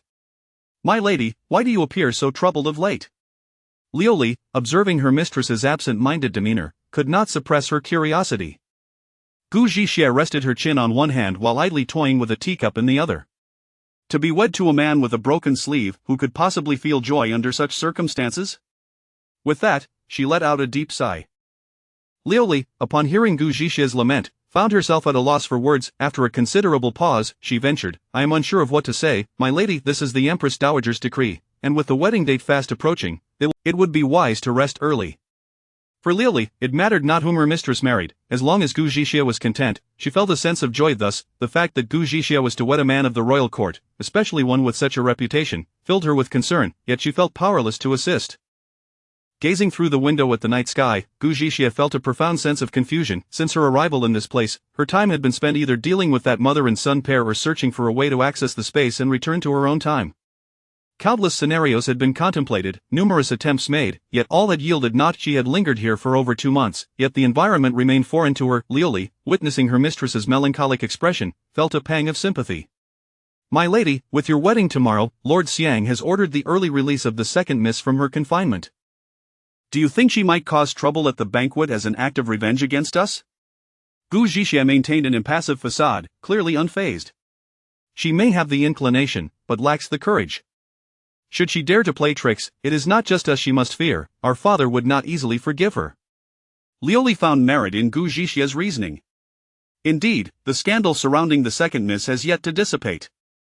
She should remain subdued for a while. Regardless, if she dares to stir trouble, I will ensure she regrets it. Gu Zhixia was reluctant to dwell on the mother-daughter duo. Initially, He Qingxiu had been securely confined in the firewood room, yet unexpectedly, her maid, Saixia, had emerged to confess that she was the one who had hidden the burden under He Qingxiu's bed, claiming it was out of her infatuation with Lin Zhe. Such assertions led Gu Mingfeng to believe He Qingxiu had been wronged, and he released her forthwith. Gu Zhixia's mind was in disarray, yet she had no choice but to confront the reality before her. She now felt even more bewildered than when she first arrived. When she finally lay down, hoping to sort through the events of the past days, she unexpectedly fell asleep within minutes of resting her head on the pillow. The following day, before dawn had even broken, Gu Zhixia was compelled to rise and prepare herself. Her head felt heavy, and her eyelids seemed glued shut, refusing to lift. After 2 hours, her makeup was completed, yet she still bore an air of listlessness. "My lady, do not succumb to sleep any longer. The wedding procession is imminent," Liu Li whispered, leaning close to her ear. Gu Zhixia could not quite grasp Liu Li's words. All she knew was that she yearned for slumber and had no desire to engage with her surroundings. At that moment, He Qingxiu entered, accompanied by Gu Yunwan. Assuming an authoritative demeanor, He Qingxiu inquired, "Is the eldest Miss's makeup not yet finished?" One of the maids nearest to her replied, "In response to your ladyship, it is already complete." He Qingxiu frowned upon observing Gu Zhixia's condition. Though she said nothing, she exchanged a knowing glance with Gu Yunwan after receiving He Qingxiu's unspoken cue. Gu Yunwan scrutinized Gu Zhixie closely, noting her drowsy appearance. She rolled her eyes, instantly comprehending the meaning behind her mother's gaze. The maid having spoken, He Qingxiu approached Gu Zhixie and observed her closely, finding her with her eyes shut, resembling someone on the verge of slumber. A multitude of questions swirled within her mind. She offered a casual acknowledgement, exchanged pleasantries, and then departed with Gu Yunwan. Upon arriving at Yunqiu courtyard, Gu Yunwan finally spoke up. "Mother, what is amiss with Gu Zhixie? Her makeup is complete, yet she appears as if she has just awoken." He Qingxiu closed the door and settled at the table. "Do you remember when I mentioned that I would ensure you enter the Qi Wanfu with dignity?" Gu Yunwan nodded, though she remained perplexed about Gu Zhixie's state. "But how does this pertain to Gu Zhixie's lethargy? Are you suggesting that you have drugged her?" As the thought crossed her mind, Gu Yunwan quickly covered her mouth, pondering her audacious notion before carefully articulating, "You cannot possibly intend to drug Gu Zhixie and switch places with her in the wedding carriage, can you?" He Qingxiu felt a wave of annoyance wash over her. She could not fathom how her astute mind had produced such a foolish daughter. Before she could refute the claim, Gu Yunwan continued, "No, mother, this is the Empress Dowager's bestowed marriage. Even if I had 10 times the courage, I would never dare." Gu Yunwan's voice crescendoed, prompting He Qingxiu to interrupt. "What nonsense are you spouting? How could I ever consider such foolishness?" "What, then, is the truth?" Gu Yunwan pressed. "Indeed, I did administer a substance to her, and it is true that you will replace her, but not at this moment. After she is wed, she will endure a chronic ailment, one that no physician will be able to detect. As her sister, you will then volunteer to care for your ill sister, and once within the Qi Wangfu, you shall see the Qi Wang daily. Gu Zhixie is a simpleton. Naturally, the Qi Wang would not take notice of her. In comparison to you, the virtuous and kind sister dutifully caring for her ailing sibling, who do you think the Qi Wang will choose?" Gu Yunwan's eyes lit up with understanding. "Mother, you mean that not only can we eliminate Gu Zhixie without a trace, but I can also ascend to the position of Qi Wanfei?" He Qingxiu nodded with a sense of pride. However, a thought struck Gu Yunwan, prompting her to voice her concern. "But if Gu Zhixie appears in such a state when she enters the Qi Wanfu, won't it be easy for others to deduce that she has been poisoned?" He Qingxiu took a sip of tea, attempting to soothe her daughter. "Do not worry. She has only just awakened. By the time of the midday meal, she will appear more alert. The effects of this drug will worsen with each bout of sleep, ultimately leading to her demise. Besides, I placed the drug within her pillow. She has absorbed it for several days. Once she arrives at the Qi Wangfu, we need only dispose of the Shangfu's pillow. Even if her poisoning is discovered, it will not trace back to us." With that assurance, Gu Yunwan finally felt at ease. Meanwhile, after Gu Zhixie had completed her grooming and donned her attire, all the maids had exited, including Liuli, who went off to attend to other matters. Alone in the room, Gu Zhixie sensed a peculiar change within her body. Yet, no matter what she did, her eyelids refused to part, and her limbs remained unresponsive. She had begun to suspect she had been poisoned, and just as despair threatened to engulf her, her limbs suddenly regained their mobility. As she opened her eyes, ready to check her pulse, she found herself once more within the space. Stunned, she pondered how she had struggled to enter before, yet now, having been poisoned, she had succeeded. "What are you dawdling for? Hurry and find the antidote." The long-awaited voice resonated from behind her. Gu Zhixie's face lit up with surprise as she turned to see her space steward. Buno Chapter 15 The Lion's Generosity. Buno is a golden phoenix, residing within this space since the very day it came into existence. Gazing at Buno, who stands upon the table, Gu Zhixie swiftly strides over, exclaiming, "Buno, I've been searching for you for so long and you haven't shown yourself. Pray, enlighten me. What on earth is happening? How did I end up in this place?" Buno leaps onto Gu Zhixie's shoulder, spreading its wings in a gesture of helplessness. Two dimensions collided for reasons unknown, creating a rift. Coincidentally, there exists a person here with your exact name, and at this particular moment, she encountered an unfortunate event, thus bringing us here. Gu Zhixie's brow furrows deeply. Truly, I must be the unluckiest of souls. This is hardly the time for lamentations. You must hasten to procure the antidote. Gu Zhixie, upon entering the space, had entirely forgotten about her poisoning, and only upon Buno's words did she recall it. Looking at Buno, she said, Just moments ago I felt so weak. How is it that I feel fine now?" Buno hopped onto the table once more. "That is because our space is not a product of this world. Now that you have entered, the poison from this world has been suppressed, hence you feel no effects. However, without the antidote, should you exit, the poison will manifest again." Gu Zhixie nodded in realization. No wonder. With that, she extended her hand to check her pulse. After determining the nature of her affliction, she hurried to the medical chamber and swallowed several pills. The medicines within this space are enhanced with spiritual springs, yielding effects far superior to ordinary remedies. Within a mere few minutes of swallowing the pills, she sensed something within her slowly dissipating. She recognized it as the toxin. Checking her pulse once more, she found herself unscathed and turned to Bruno. Just as she prepared to speak, the scene abruptly shifted, and she found herself back in her ancient boudoir. Her hand remained poised as if still checking her pulse, and the sudden shift left her speechless. Is it so urgent to expel me? Miss, what did you say? Lioli, curious about the commotion, opened the door to investigate. Feeling a bit embarrassed, Gu Zhixie waved her sleeve and approached the vanity, stating, "It's nothing, just that standing for too long has made my feet numb. I merely wish to sit and rest." Lioli responded with an "oh" and, not giving it further thought, exited. Now alone, Gu Zhixie stood to survey her surroundings. As a top-tier modern physician, it was utterly absurd to think she had been poisoned. Such a tale would surely provoke laughter if shared. She scanned the room, finding nothing amiss, but as confusion settled in, her gaze suddenly fell upon the pillow on the bed. By her usual standards, given the events of the previous night, insomnia would have been expected. Yet she had slept soundly, which was decidedly abnormal. With this thought, she moved closer to the bed, lifting the pillow to her nose. Her expression darkened as she tightened her grip. So it was indeed here. Gu Zhixie's poisoning was a result of her preoccupation with devising a way to return to the modern world. Her mind had been racing daily, focused solely on her escape, completely oblivious to her surroundings, let alone the fact that her pillow had been tampered with. I let Lin Zhe's previous incident slide, but to dare provoke me again? This matter shall not end here. Gu Zhixie bore a grudge. Having crossed her, He Qinxiu and her daughter had certainly encountered a formidable opponent. The bridal procession soon arrived at the Prime Minister's residence, amidst the resounding clangor of gongs and firecrackers, the atmosphere electrifying, with the populace exclaiming that the grandeur was befitting of a marriage bestowed by the Empress Dowager. At the forefront of the procession, astride a magnificent steed, sat Zhu Chengmu. Initially reluctant to participate in the wedding, he recalled Gu Zhixie's inexplicable remark from their last encounter, which had left him embarrassed before his subordinates. He felt compelled to repay his new bride in some manner. As the maids of the Prime Minister's residence helped Gu Zhixie emerge, He Qinxiu and her daughter rushed forward, grasping her hands and weeping uncontrollably.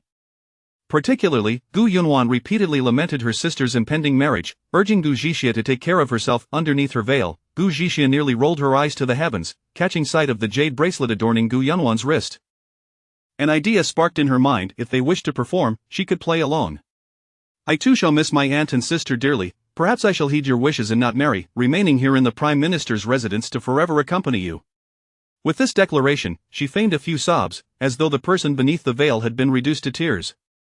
He Qinxiu and Gu Yunwan's smiles faltered for a moment, Gu Yunwan inwardly cursing her sister's foolishness for uttering such words. Gu Zhixie's statement was easily misconstrued. Her marriage to Prince Qi was a decree from the Empress Dowager herself, and even the emperor could not easily annul their union, let alone a concubine and a daughter from the Prime Minister's residence. Her words inadvertently cast them in the light of defying the Empress Dowager. In an instant, both women regained their composure, aware that they must maintain their facade before the gathering crowd. Zhixie, how could you jest in such a manner? Your aunt only wishes for your happiness. Her emotions momentarily overwhelmed her, but she would never wish for you to remain unmarried. The marriage to His Highness Prince Qi is a blessing from the Empress Dowager, and your aunt delights in your union. He Qinxiu skillfully deflected the implications of Gu Zhixie's words, portraying a deeply caring maternal figure, and it must be said, her eloquence was commendable. Gu Zhixie smirked. Her intent had only been to discomfort them momentarily. I see now. It appears I misjudged. Since my aunt and sister feel so strongly, might I request a token to remember you by? Something I can cherish in the Wang residence, to remind me of you. Though He Qinxiu was reluctant, having feigned such heartfelt emotion moments prior, she could not simply refuse Gu Zhixie without rendering her earlier theatrics futile. Gu Yunwan shared the same sentiment. Having heard her mother's earlier words, they both understood that to smoothly enter the Prince Qi's residence, they must convincingly portray their deep sisterly bond. Indeed, while it is true that sister can return often, I would still like to give her a memento. What would sister like? I shall send someone to fetch it at once. He Qinxiu, maintaining a facade of pleasantness, added, Yes, your aunt feels the same way. Whatever you desire, just ask. Gu Zhixie mused, Excellent, I have been waiting for that very phrase. I would like the jade bracelet from your wrist, the hairpin atop your head, the red jade hairpin, and the golden-laid jade earrings. Gu Zhixie rattled off a lengthy list, watching as Gu Yunwan's expression grew increasingly strained. Indeed, she was making quite the audacious request. A multitude of noble gentlemen and princes had gathered for the wedding banquet, and Gu Yunwan, eager to stand out, adorned herself with the most exquisite jewelry from her collection. However, the items Gu Zhixie had just mentioned would nearly strip her of all her adornments. In truth, Gu Zhixie had already known they had come to visit. Though her eyelids felt heavy, the voices of the mother and daughter had compelled her to lift them, and even with just a fleeting glance, she had recognized the flamboyantly dressed duo. He Qinxiu's countenance betrayed a hint of unease, but having spoken, they could not retract their words in front of such an audience. The crux of the matter was that no one would think twice about Gu Zhixie's extravagant request, as she was perceived as foolish. Even if she asked for more, it would seem entirely reasonable. Moreover, it was they who had agreed to provide her with tokens of remembrance. To refuse would only expose their earlier act as mere pretense. Zhixie, if that pleases you, your aunt shall ensure that Yunwan removes them for you to wear. Gu Zhixie's tone concealed an unmistakable delight, though she was merely feigning. Beneath her veil, her expression was barely contained laughter. Ah, the memento from my sister is secured, but I have yet to request from my aunt. I would like. She proceeded to list a series of the most precious pieces from Qinxiu's jewelry box, causing the latter's heart to bleed with every mention. Very well, as long as you are pleased, your aunt shall grant your desires. Though Qinxiu wore a smile, Gu Zhixie could distinctly detect the gritted teeth behind it. Inwardly, Gu Zhixie scoffed, and this is merely the beginning of the amusement. Chapter 16. A wedding gifts. Before long, Qinxiu had commanded the servants to gather all the items Gu Zhixie had mentioned and present them to the maidservant behind her. The auspicious hour for Gu Zhixie to depart had finally arrived. As she gazed upon the large chest brimming with exquisite jewelry carried by the maidservants, Gu Yunwan felt as if her teeth might shatter from the intensity of her frustration.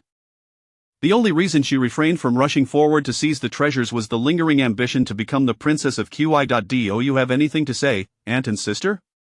Gu Zhixie suddenly inquired. He Qinxiu and Gu Yunwan exchanged glances, both hastily shaking their heads in silent agreement. They dared not utter another word, for any further comments might compel Gu Zhixie to clear their quarters entirely. Well then, I shall take my leave. Do remember to think of me, aunt and sister. Gu Zhixie deliberately emphasized the word think, causing the mother-daughter duo to feel an ominous foreboding. After bidding farewell to Gu Mingfeng, Gu Zhixie was escorted by the maidservants as she made her way outside. Just as they reached the entrance, a commotion erupted within the hall. Gu Zhixie understood that the spectacle was about to commence. She did not look back but continued forward, supported by the maidservants. The moment Gu Zhixie turned, Qinxiu and Gu Yunwan were suddenly enveloped by a strange fragrance. In an inexplicable frenzy, they began to dance, startling the assembled guests. As they danced, they unexpectedly began to shed their garments, completely disregarding their dignity. Gu Mingfeng, infuriated, exclaimed, "What disgraceful behavior! What are you two doing?" Yet, the mother and daughter ignored him, lost in their own revelry. Of the maidservants, having never witnessed such a scene, rushed forward to restrain them, but the two women possessed an unexpected strength and flung their would-be captors aside. Laughter erupted among the guests, and Gu Mingfeng felt as though he had lost all the face he had accumulated over his lifetime in just 2 months. Watching the two women shed their clothing, he bellowed, "Knock them out and take them away." The guards at the door acted without hesitation, swiftly incapacitating them with a blow to the nape of their necks. Only then did the maidservants drag the unconscious pair away. Gu Mingfeng, steeling himself, attended to the guests and awkwardly explained that the two had been overwhelmed with sorrow at Gu Zhixie's departure, leading to their bizarre behavior. Such a flimsy excuse was hardly believable, yet no one dared to challenge him. However, the reputations of Gu Yunwan and Qinxiu were irreparably tarnished. Supported by the maidservants, Gu Zhixie stepped outside, where Chu Chengmu dismounted. As she approached the palanquin, he extended his hand to assist her. Upon seeing the elegantly long fingers before her, Gu Zhixie instinctively placed her hand in his. The moment her hand made contact with Chu Chengmu's, he stiffened. It was the first time he had held a woman's hand. He felt the smoothness and coolness of her skin, akin to a freshly plucked snow lotus. After a brief pause, Chu Chengmu led Gu Zhixie toward the bridal sedan chair. Just as she was about to step inside, he unexpectedly withdrew his support. Losing her balance, Gu Zhixie leaned forward, on the verge of falling. Liuli gasped, her heart skipping a beat as she reached out to catch her. Gu Zhixie cursed silently, "That scoundrel is playing me." She then lifted her shoulder to the side, swiftly pivoted, and gracefully entered the sedan chair, leaving Liuli's hand hanging in the air. After a sigh of relief, Liuli retracted her hand. Chu Chengmu had intended to embarrass Gu Zhixie, but to his surprise, she had effortlessly averted the situation, which left him somewhat taken aback. Onlookers, relieved to see Gu Zhixie safely seated in the flower-laden sedan chair, exhaled collectively. After all, tripping just as one was departing on such a joyous occasion would be exceedingly inauspicious. Gu Zhishi silently vowed revenge, her mind racing with indignation. That scoundrel, I've promised not to reveal his secrets, yet he dares to intimidate me. I cannot endure this, it is utterly intolerable. As night fell, the atmosphere was enchanting, with flickering candlelight illuminating what should have been a blissful bridal chamber. Yet, the mood within the new room was fraught with tension. Chu Chengmu initially intended to retreat to his study, but for reasons unknown, he found himself standing before the door of the bridal chamber. After a moment's hesitation, he pushed the door open and entered inside the room. Gu Zhishi had carelessly tossed her veil onto the floor. Hearing the door open, she did not need to glance up to know it was Chu Chengmu who had entered. Lord Qi is indeed petty. Over such trivial matters, he resorts to threats and intimidation. How utterly unremarkable, she mused. Chu Chengmu raised an eyebrow but remained silent, taking a seat directly across from Gu Zhishi. Just as he was about to speak, he noticed something amiss. Looking down, he discovered his shoes were stuck to a gooey substance on the floor. Frowning in displeasure, he cast a questioning glance at Gu Zhishi. Throughout the encounter, Gu Zhishi had not once looked at him. Preoccupied with her pastries and tea. As Chu Chengmu attempted to rise, he suddenly realized his clothing was also ensnared. His brows furrowed deeply, his gaze seething with fury as he glared at Gu Zhishi. What have you done? Struggling to suppress her laughter, Gu Zhishi replied, what do you think? Chu Chengmu attempted to stand but found the bench firmly adhered to his garments. No matter how hard he pulled. At that moment, he truly wished to strike Gu Zhishi down. With a mocking smile, Gu Zhishi retorted, save your breath, this is an enhanced version of mouse glue. Chu Chengmu's expression darkened to an almost palpable degree. Each word she uttered was comprehensible, yet the overall meaning eluded him. In a low voice, he warned, you dare to mock me, princess. Unfazed, Gu Zhishi rested her chin on her hand, regarding him with amusement. On such a joyous occasion, you gifted me a present before even stepping through the threshold. Surely, I must reciprocate. At this point, Chu Chengmu's anger reached a boiling point, his voice a growl. Gu Zhishi, you would do well to be sensible and release me at once. Gu Zhishi paid him no heed, well aware that he would not receive assistance from her. He attempted to channel his inner strength, trying to shake free from the bench. In the next moment, the bench did indeed crack, but the side coated in mouse glue remained stubbornly affixed to him. Unable to contain herself, Gu Zhishi erupted into laughter. Ha, what a sight, a bench growing from your backside. Ha, furious, Chu Chengmu's eyes reddened with rage, fixing Gu Zhishi with a deathly glare. You seek your demise.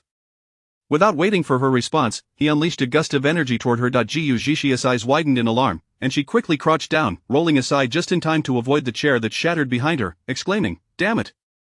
You're serious? Chu Chengmu stood his ground, still wearing an expression that could devour her whole. Just as Gu Zhishi finished speaking, he launched another strike. She dodged once more, but she was not one to be easily subdued. She promptly reached into her sleeve, retrieving an item from her spatial pouch. Before Chu Chengmu could react, she hurled a round ball at him, which upon striking the ground, erupted into a cloud of smoke. Taste my improved tear gas, she proclaimed triumphantly, leaping out the window with remarkable agility, even taking the time to shut it behind her. Seeing the smoke curling around his feet, Chu Chengmu realized this was no harmless concoction. Assuming it to be poisonous, he hastily covered his mouth and nose. The next moment, he was utterly blindsided. As the thick smoke rose, it reached his eyes, causing an immediate stinging sensation akin to having a multitude of onions sliced nearby. Tears streamed down his face as he struggled to keep his eyes closed, but the moment he did, it felt as though he had inhaled the acrid smoke from burning firewood directly into his eyes, leaving him in agony.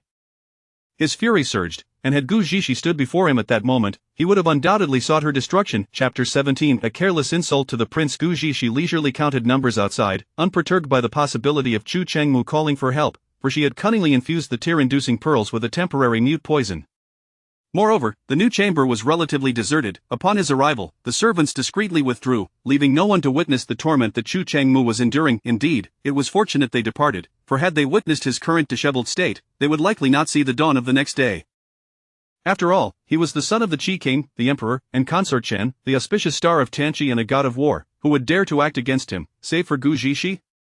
After roughly a quarter of an hour, calculating that the smoke had sufficiently dissipated, Gu Zhishi leisurely pushed open the door. Peering inside, she did not find Chu Chengmu but rather the bench that had just been stuck to his attire.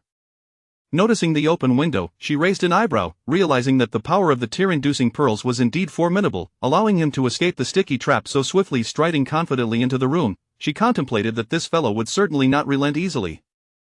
She must act. As she approached the bedside, an intense aura of murderous intent enveloped her from behind. Without turning, she swiftly drew a dagger from her space and, stepping back, lunged toward the source of the ominous energy.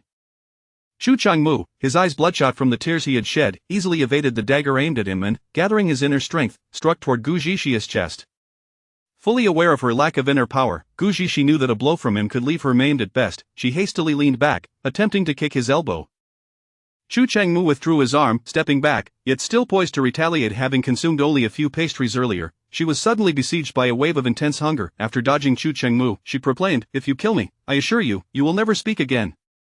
Unmoved, Chu Changmu's expression remained unchanged as he relentlessly pressed his attack upon her. Do you not feel a dull pain creeping from your throat to your chest? In half an hour, you shall bleed to death. At this, Chu Changmu hesitated slightly, yet he did not cease his assault. You cannot possibly think that by killing me, someone will come to your rescue. How laughable! Without waiting for his response, Gu Zixi struck at his arm. Mockery glinted in Chu Changmu's eyes, filled with scorn for her audacity, yet, in the next instant, a sharp pain shot through his arm, and he realized with alarm that he could not retract his hand. It became numb and devoid of sensation, followed by the same affliction spreading throughout half of his body. Unbeknownst to him, Gu Zixi had stealthily retrieved a tranquilizer from her space, concealed in her palm, and he had not noticed her preparation, having calculated that he would not evade her strike. Though unable to speak, his mind whirled with astonishment, pondering the nature of the weapon she had employed. He attempted to channel his inner strength to expel the toxin, but after a fruitless struggle, he found that half of his body remained unresponsive. Finally, he managed to utter, "What poison have you inflicted upon me?" His tone betrayed a seething fury, akin to a lion lurking in the shadows, ready to pounce, yet, Gu Zixi held no fear of him. Rather, she recognized the depth of his inner power and understood that his earlier strikes were lethal. It is not a deadly poison, but one potent enough to confine you to a wheelchair for the rest of your life, she replied nonchalantly, her words laced with threat. Of course, if you doubt my claim, you may attempt to find someone to counteract it. Whether or not they succeed remains uncertain. Chu Changmu had never felt so humiliated. This day marked one of the most disgraceful moments of his life. Gazing at the audacious woman before him, he longed to take her down with him. However, his body was devoid of any strength, and the numbness was more pronounced than before. Suppressing his fury, he managed to hiss through clenched teeth, "What do you want?" Gu Zixi tossed her hair. "I desire nothing much, merely to retaliate against a prince who lacks even the most basic manners." Chu Changmu's chest ached with anger. "You do not comprehend the words that might quell my fury. Are you not afraid that I might kill you? Oh, dear prince, even at this juncture, you still threaten me? Are you not afraid that I might take your life? You are a prince, yet what of it? I am but a fool. Should I kill you, would the emperor truly obliterate my family? Perhaps I would merely face a drawn-out execution." Chu Changmu was taken aback by her audacity. How could someone so recklessly disregard their own life dare to threaten him? Before he could respond, Gu Zixi continued, "However, I am not unreasonable. If you agree to let tonight's events pass, I shall immediately provide you with the antidote." Gu Zixi certainly did not wish to sour relations with Chu Changmu, as she needed to reside in his domain during her time away from the modern world. Chu Changmu, exasperated, found her words laughable. "You truly have the audacity to humiliate me and expect me to let it slide?" Gu Zixi shot him a disdainful glance. "Did I humiliate you? Was it not you who made me a fool in front of others? You initiated the confrontation. I shall reiterate, provide me with the antidote." Gu Zixi stood firm, "And I shall repeat. Agree to my terms, and I will grant you the antidote." Chu Changmu ground his teeth in frustration. He found himself at the mercy of this woman, uncertain whether her words bore truth, and if they did, to perish at her hands would be a grave miscalculation. "Very well, I agree. Bring forth the antidote." Upon hearing this, Gu Zixi beamed. "Let us not dwell solely on the antidote. We shall draft a written agreement. I shall write it down, and you must affix your seal before I feel secure." Disregarding the ravenous look in Chu Changmu's eyes, she dashed to the cabinet, rummaging through the drawers in search of paper and pen. Before long, a beautifully penned document appeared before Chu Changmu, its elegant calligraphy leaving him astonished. He did not even glance at its contents, musing instead on the remarkable quality of her handwriting. Gu Zixi presented the prepared document to him, grinning. "All done, Your Highness. Once you place your seal, I shall promptly provide you with the antidote." Chu Changmu clenched his jaw. Gu Zixi feigned confusion. What now? He was at a loss as to whether to deem her genuinely foolish or merely pretending. Only commoners employed seals, while those of noble standing possessed their own insignias. Particularly as a prince, his seal represented his identity, and he perceived Gu Zixi insistence on this as an insult. Noticing his hesitation, Gu Zixi boldly seized his hand, attempting to press it onto the paper. "You cannot renege on your promise." Chu Changmu squeezed his eyes shut, suppressing the urge to end her life, and replied, "The seal is in the pouch at my waist." Gu Zixi paused, studying him for a moment before seemingly comprehending, and she reached for his waist. Swiftly, she located the seal he had mentioned, feeling slightly embarrassed yet resolute as she pressed it onto the paper. Content. Gu Zixi tucked the document away. Chu Changmu, still gritting his teeth, reminded her, the antidote. In truth, there was no antidote. The tranquilizer would naturally wear off in due time. Gu Zhishi's earlier statements were merely a means to compel Chu Changmu to relent and cease his pursuit of her. Chapter 18 of the Rogue Gu Zhishi. Naturally, Gu Zhishi would never allow Chu Changmu to be privy to such information. She pretended to rummage through her sleeve, then produced a strawberry hard candy and presented it to Chu Changmu, saying, "Here, this is the antidote. If you consume it and rest for an hour, the poison will be cured." Chu Changmu regarded the pink packaging in her hand with skepticism, having never encountered anything like it before. It prompted him to question where Gu Zhishi had acquired such peculiar items. He took the candy and examined it for a moment, but as he could only move one hand, he was at a loss as to how to unwrap it. Unable to contain his frown, he looked at Gu Zhishi and asked, "Are you mocking me?" Gu Zhishi immediately became displeased. "If I don't give you the antidote, you threaten to kill me. Now that I've given it to you, you accuse me of playing tricks on you. My heavens, I truly have it difficult." With that, she rolled her eyes, snatched the candy back from Chu Changmu, tore open the packaging, and handed it back to him. "If you cannot open it, just say so. Why must you beat around the bush and suffer for the sake of pride?" Feeling his thoughts laid bare, Chu Changmu's cheeks flushed slightly.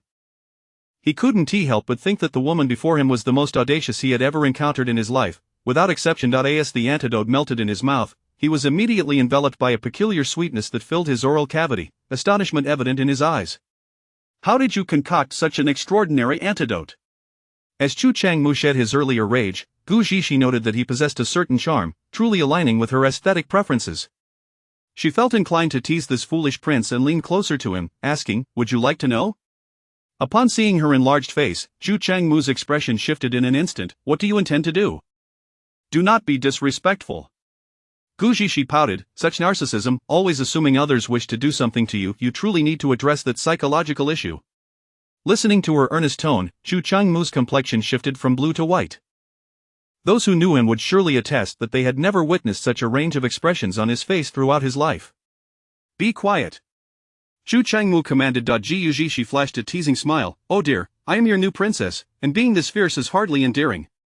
Chu Changmu, wishing to disengage from the conversation, turned his face away, awaiting the antidote's effect. While he remained silent, Gu Zhishi was not inclined to let it rest. With a mischievous glint, she gazed at his abdomen. "I've heard that you practice martial arts year-round. You must have abs, right, as your new princess? Is it too much to ask for a little touch?" Chu Changmu was bewildered by how this woman could so boldly make such a statement without a hint of shame. He glared at her, shameless. Gu Zhishi deliberately drew closer. "Tsk, don't be so stingy. I merely wish to take a look and touch. I do not want your life." Gritting his teeth, he glared at this unrestrained woman, Gu Zhishi. Observing the tips of his ears turning crimson, Gu Zhishi couldn't help but chuckle, thinking how easily riled he was, almost too innocent for his own good. "How long until the antidote takes effect?" Chu Changmu thought he could no longer endure being in the presence of this brazen woman. Otherwise, he might truly be driven to strangle her. Gu Zhishi shrugged. "It takes effect the moment you consume it. You may leave at any time." Chu Changmu found himself at a loss for words, having worried about potential complications when he had been too timid to make a move. "You dare to toy with me?"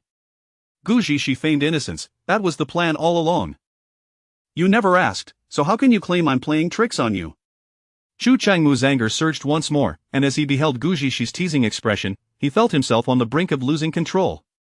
Attempting to circulate his internal energy, he noticed that the numbness in one side of his body was gradually subsiding. Without so much as a glance at Gu Zhishi, he utilized his likeness skill and almost fled the scene.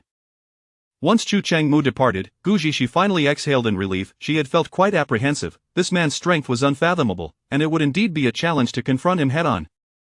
After a day of turmoil, she was utterly exhausted. Ignoring the chaos in the room, she kicked off her shoes and lay down on the bed, falling asleep almost immediately. Meanwhile, Chu Changmu returned to his courtyard, his face a mask of fury. Observing his expression and the state of his clothing, Chang Feng was taken aback, pondering what had transpired. Didn't he go to find the princess? His eyes widened in realization. Could it be that the foolish princess is responsible? The thought startled Chang Feng. How could a simpleton possess such capability? Yet, he dared not inquire further of his master, instead concocting countless theories in his mind. Upon seeing the sticky substances on his discarded clothing and shoes, Chu Changmu's astonishment deepened. He was increasingly baffled by the myriad strange items this woman possessed. He called out, "Chang Feng." Chang Feng rushed in and bowed. "What commands do you have, my lord?"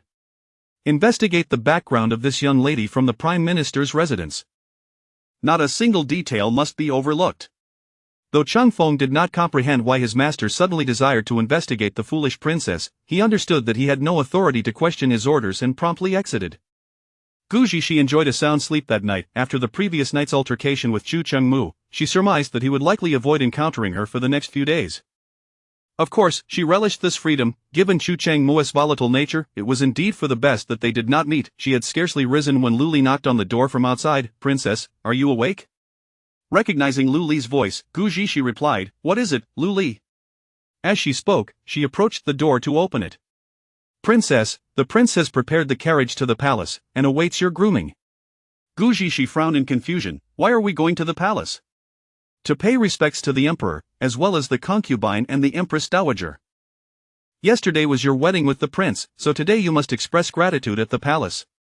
Gu Zixi nodded, recalling that there was indeed such a custom. Lu Li followed her into the room and gasped upon seeing the disarray. "Princess, what happened last night with you and the prince?" Gu Zixi nonchalantly replied, "We had a little scuffle." The maidservants accompanying Lu Li at the door exchanged incredulous glances. "A scuffle? Did the princess really say it so plainly?" Of course, their understanding of a scuffle differed vastly from what Gu Zixi meant. She referred to a simple brawl, while they had already colored it with their own imaginations. Seeing the mess, Gu Zixi instructed the people outside, "Come in and help me clean up." Upon entering, the maidservants were greeted by the sight of shattered stools and a filthy floor, and they quickly realized their misunderstanding. It turned out the princess had indeed meant a physical altercation. Moments later, as if awakening to a revelation, they exchanged glances, their expressions shifting. "Did the princess just say what I think she said? She and the prince had a scuffle." The shock within the maidservants was beyond words. The young lady was indeed both courageous and cleverer. From the prime minister's residence to the Qi Wangfu, she had not only contended with the second young lady and concubine he but also with the Qi Wang himself. At this moment, the gazes directed at Gu Zixi brimmed with newfound significance, and a shared thought echoed in their minds: ignorance truly breeds fearlessness. Who was the Qi Wang? He was the emperoress and concubine's most cherished child, a war god of Tianqi. In light of Gu Zixi actions, they were left with no words to express their admiration. Unbeknownst to Gu Zixi, her casual remark had stirred a tempest within the hearts of the maidservants. Chapter 19. Are you already looking for trouble so early? After preparing herself, Gu Zixi donned a splendid scarlet palace gown that harmonized beautifully with her intricately styled Lingyun hairdo, enhancing her fresh and noble demeanor to perfection. Once Liu Li assisted her in stepping outside, Chu Chengmu happened to turn around and was greeted by the sight of Gu Zixi approaching. A fleeting expression of astonishment crossed his eyes, causing him to momentarily forget her actions from the previous day. In his subconscious, he mused, the color red truly suits her. If she remains silent, this woman didn't appear so dreadful after all. Upon realizing his thoughts, he added mentally, at least she possesses considerable utilitarian value. The guards surrounding the carriage were also entranced, having never encountered such a captivating beauty, one who seemed to descend from the heavens. "Why are you staring at me? Move along." Unbeknownst to her, Gu Zixi had already boarded the carriage alone. Noticing that Chu Chengmu remained still, she called out loudly to remind him. Instantly, a dark cloud settled on Chu Chengmu's face as he retracted all the compliments he had just bestowed upon her. Recalling how Gu Zixi had embarrassed him the previous night, an overwhelming urge to strangle her surged within him once more. The guards were equally astonished. Was the princess consort truly so presumptuous as to board the carriage without regard for the prince? They initially assumed that Prince Chu would undoubtedly be furious and would cast aside this ignorant princess consort, but to their surprise, he merely boarded the carriage with a sullen expression, coldly uttering 2 words: "To the palace." The guards were somewhat perplexed but concluded that it was reasonable for the new princess consort, deemed simple-minded, to be unaware of proper etiquette. The prince, being magnanimous, would undoubtedly not stoop to quarrel with a fool. Meanwhile, Chung Feng had been discreetly observing the entire scene, and upon witnessing his master's demeanor, he became convinced that the prince's earlier embarrassment was indeed connected to the princess consort. The carriage slowly advanced towards the palace gates, and Gu Zixi glanced at the man across from her, who was resting with his eyes closed, feeling a sudden wave of boredom wash over her. She shut her eyes, allowing her consciousness to drift into her mind space, where she meticulously perused a book, never relinquishing her desire to return to the modern world. Half an hour later, the carriage came to a halt at the palace entrance. Hearing the commotion outside, Gu Zixi hurriedly brought her awareness back. Upon alighting from the carriage, she followed Chu Chengmu as they strolled leisurely into the palace. However, after only a few steps, she encountered a familiar face. Bai Ning Shuang had long been aware of the Qi Wangfu's carriage and had purposely waited at this spot. Despite having said nothing that day, Gu Zixi had still been rescued and successfully married to Qi Wang, which infuriated her greatly. "I'm not familiar with the way." Let us reminisce when we return home. Gu Zhishi, being directionally challenged, was concerned that Chu Changmu would abandon her to seek out his little white lotus, prompting her to issue a warning. Chu Changmu looked at her in confusion. What? Gu Zhishi gestured toward Bai Ning Shuang with her chin following her direction. Chu Changmu's gaze fell upon Bai Ning Shuang, deepening the furrow in his brow. Your Highness, what a coincidence! You are also entering the palace today. Bai Ning Shuang said, bowing slightly to Chu Changmu. In his presence, she dared not address him as Your Excellency, opting instead for Your Highness. Chu Changmu did not respond, leaving Bai Ning Shuang feeling somewhat embarrassed. Observing Chu Changmu's stern demeanor, Gu Zhishi thought to herself, this fellow was quite adept at feigning indifference. Whether he soothes her afterward remains uncertain. Sensing Gu Zhishi's gaze upon him, Chu Changmu returned his attention to her. Why does the princess consort gaze upon this prince so? Gu Zhishi clicked her tongue, thinking, continue your charade. Bai Ning Shuang watched the two exchange glances, her teeth grinding in frustration. How could Gu Zhishi, who had ruined her chance to become a princess consort, appear so content? A fool, she thought. What right does she have to possess so much? Are you and Miss Gu heading to see Empress Chen? How fortuitous, as I am also on my way to visit the Empress Dowager. Their chambers are not far apart. Shall we go together?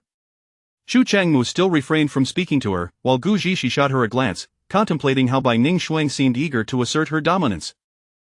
Gu Zhishi chose not to engage with Bai Ning Shuang, knowing that Chu Changmu would certainly not refuse, and since she was still directionally challenged, she would follow anyone. Chu Changmu raised an eyebrow and stepped forward, reminding Gu Zhishi as he walked, aren't you coming? Of course, this sounded different to Gu Zhishi and Bai Ning Shuang. Bai Ning Shuang felt a spark of joy. Did this imply the prince had not rejected her? Gu Zhishi shot Chu Changmu a glare, muttering under her breath, you two should really be locked away, before trailing behind him. Noticing that the one following was not Gu Zhishi, Chu Changmu subtly frowned, then distanced himself from her and slowed his pace. Bai Ning Shuang, still reveling in the notion that the prince had not dismissed her, was oblivious to Chu Changmu's subtle movements. Feeling him move away from her, she hurriedly closed the distance again. To Gu Zhishi's eyes, this scene appeared as a flirtation, a deliberate show put on for her benefit. However, she remained unfazed. As long as Bai Ning Shuang did not provoke her, she could easily pretend not to notice. As they walked, Chu Changmu came to a halt, waiting for Gu Zhishi until she reached his side, at which point he resumed walking. I heard Miss Gu once had a very good companion who lived in the Xiang residence. Bai Ning Shuang, realizing that Qi Wan was waiting for Gu Zhishi, made this remark without thinking. Gu Zhishi rolled her eyes. Is your news so outdated? She cursed internally, damn white lotus.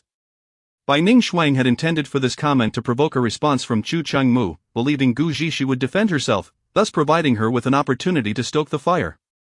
However, Gu Zhishi's uncharacteristic silence left her momentarily at a loss for words. The incident involving Lin Zhe's inappropriate behavior towards the second Miss Gu during the Prime Minister's birthday celebration had become common knowledge, and Gu Zhishi's lack of protest momentarily stumped her.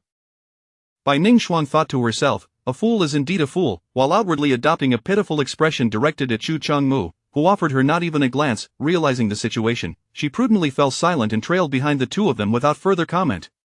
Before long, they arrived at the entrance of the palace of Empress Chen. The two, walking side by side, entered without looking back, leaving Bai Ning Shuang to stomp her foot in frustration before turning towards the Empress's palace. Once inside, Gu Zhishi spotted a remarkably graceful woman seated beneath a begonia tree, smiling as she regarded them. Gu Zhishi recognized immediately that this must be Empress Chen. Mother, Chu Changmu approached and called out. Due to the original owner's previous ignorance of etiquette and the fact that she had not needed to bow during her time in the Prime Minister's residence, Gu Zhishi was somewhat at a loss.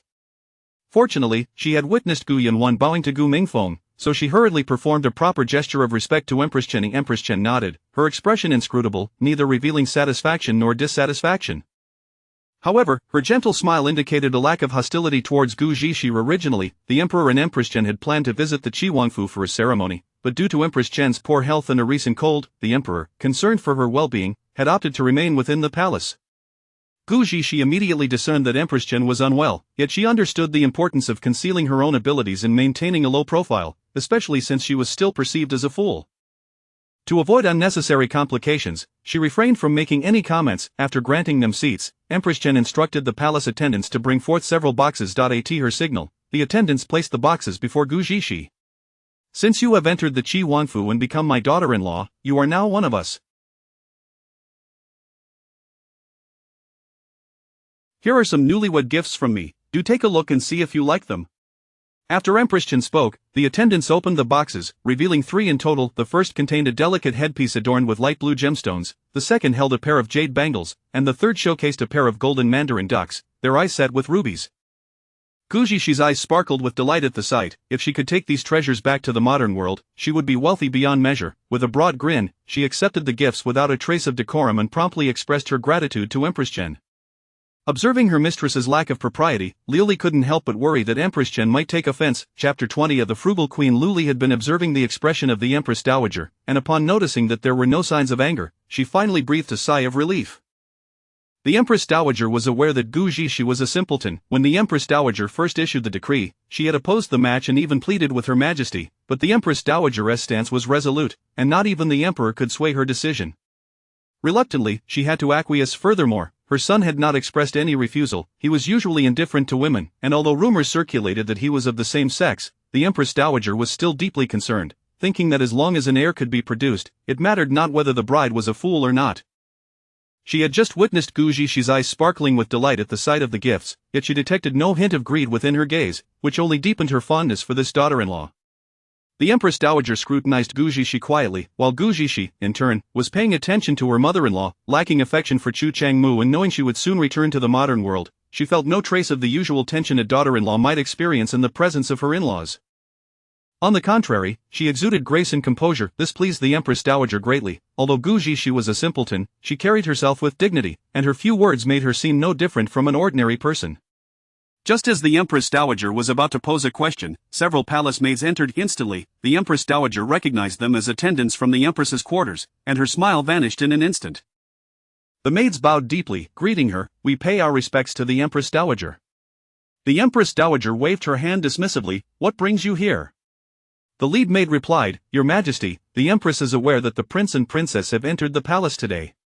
She wishes to meet the new princess and has sent us to request her presence."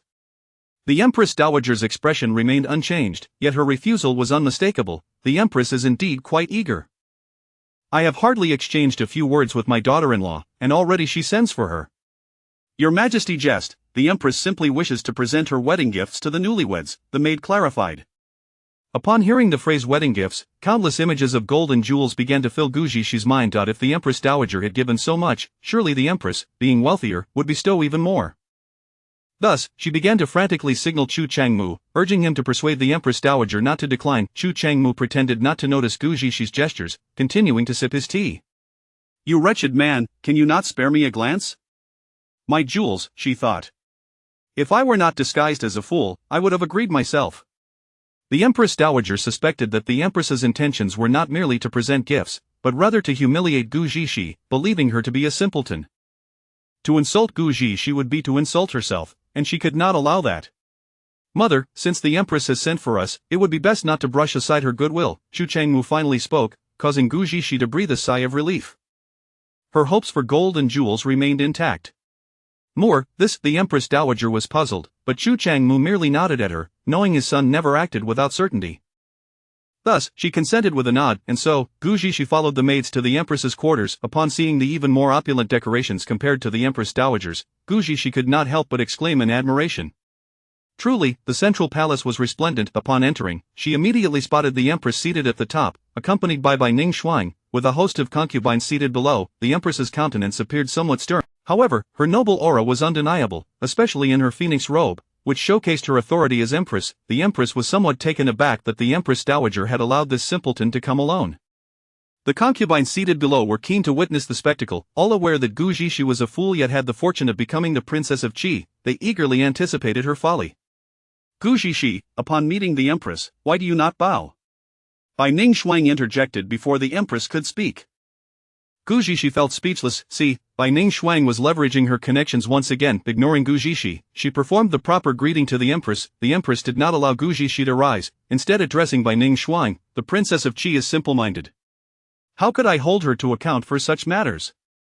This statement, though seemingly sympathetic, was a veiled mockery, insinuating that Gu Zhishi was too foolish to understand etiquette. Gu Zhishi could easily detect the underlying meaning in the Empress's words, but for the sake of the gold and jewels, she chose to endure.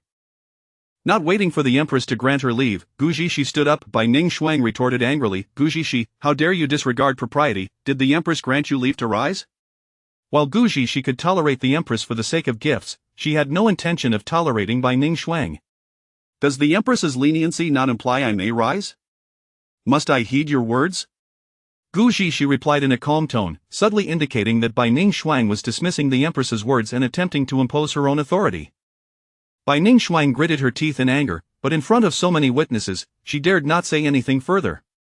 Auntie, Schwanger did not mean it that way, she merely finds her manner most improper.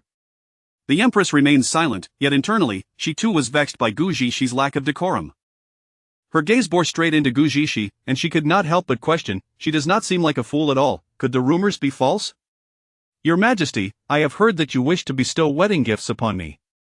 I have come specifically to express my gratitude and to collect the gifts. Gu Zhishi's forthright remark stymied the Empress's intentions. A reasonable person would not dare to speak so freely in her presence. The concubines below were taken aback by Gu Zhishi's words, pondering whether the Princess of Qi was truly a fool or merely naive throughout the palace, who did not know of the Empress's stingy nature. The Empress Dowager viewed Gu Zhishi as a thorn in her side. How could the Empress possibly bestow gifts upon her? Your Majesty, why do you remain silent? Is the gift too grand to bring forth?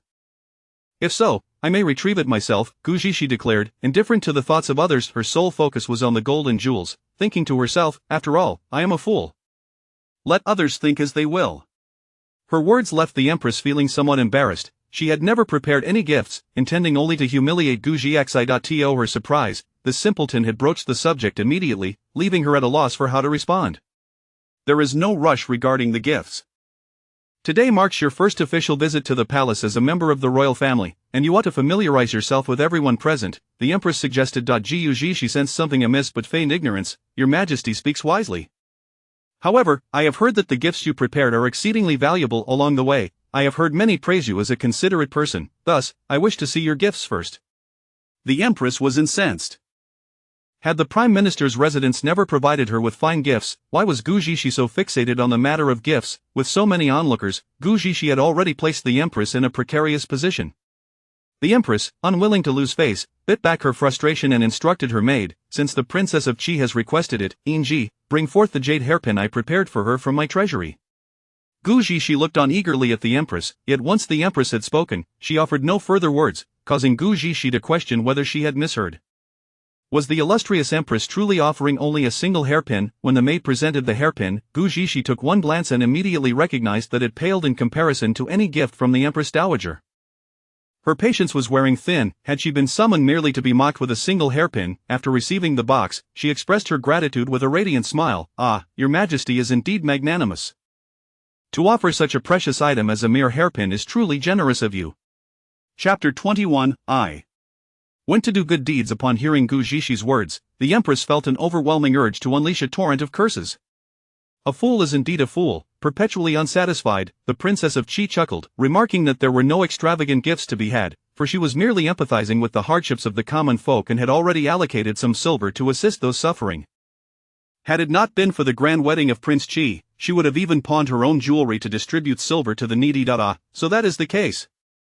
The Empress truly possesses a benevolent heart. I observe that the decorations in your palace are quite splendid. I believe any that are deemed unnecessary could be utilized to aid the people.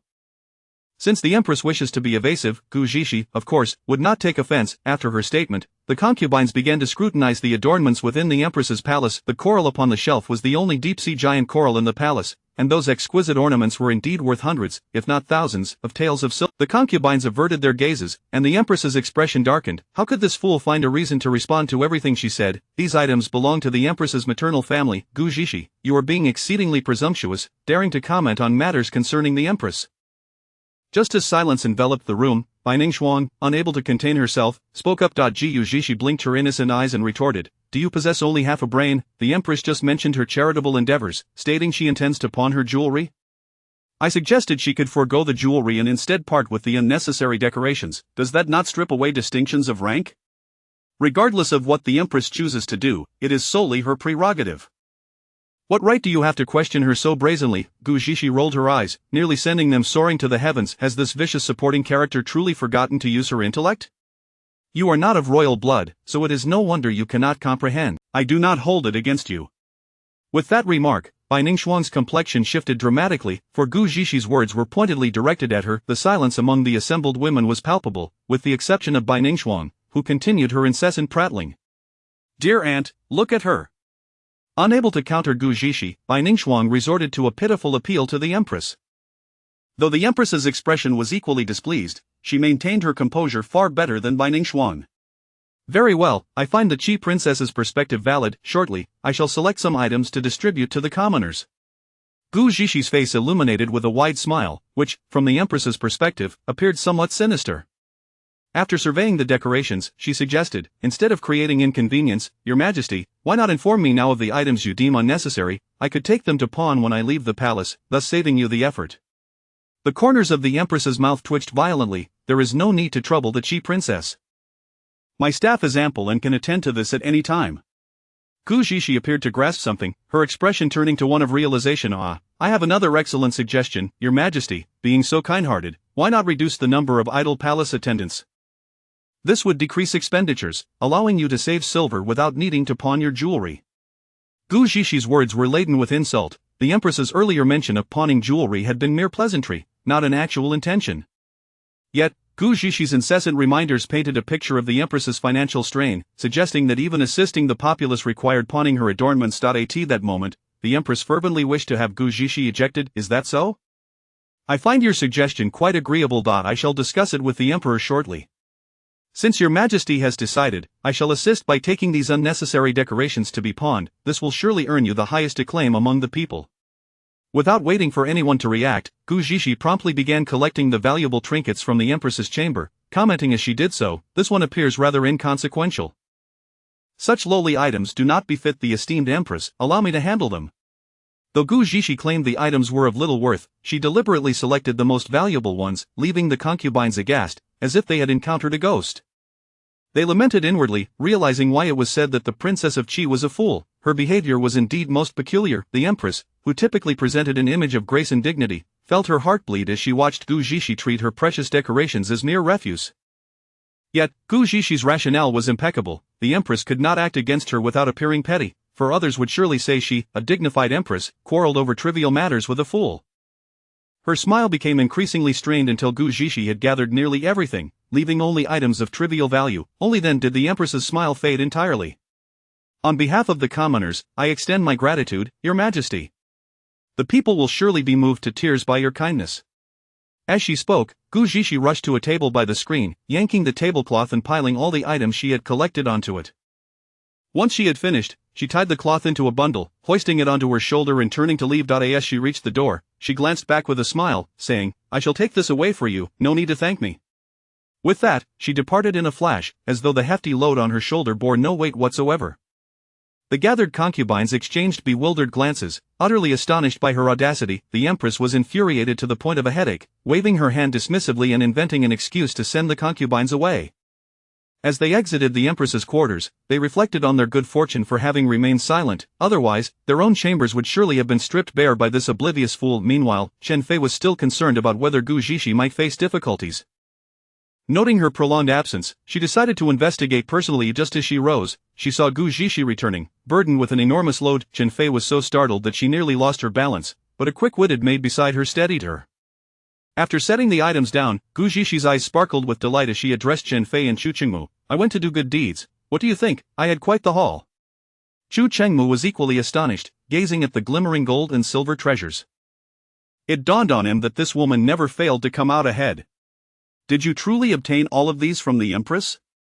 Chen Fei asked incredulously. Gu Zhishi nodded. "Indeed, she expressed her gratitude toward me."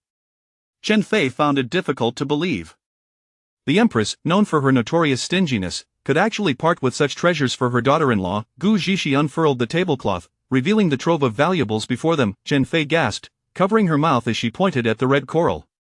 "Isn't that the deep-sea coral the empress acquired just last year? She truly parted with it for you?" Gu Zhishi confirmed, "Yes, all of it comes from the empress's palace." At that moment, Chen Fei's gaze toward Gu Zhishi transformed, filled with newfound admiration. She instinctively exclaimed, "You are not a fool." Gu Zhishi replied with unabashed candor, "I am indeed a fool." Chen Fei turned to Chu Chengmu, feeling as though she had stumbled upon an extraordinary revelation. Chu Qingmu, surveying the items Gu Zhishi had brought back, remarked, "I told you she would not be bullied, do you believe me now?" Chen Fei, who had previously been eager to defend Gu Zhishi, found herself at a loss for words. Subsequently, she inquired how Gu Zhishi had managed to procure all these items. After hearing the entire story, she nearly doubled over with laughter, unable to contain her amusement. Who would have thought the Empress would experience such humiliation? "Ah, at last, I find solace in this. You have plucked so many feathers from that miserly old hen, she must be furious, and the best part is, she cannot even retaliate."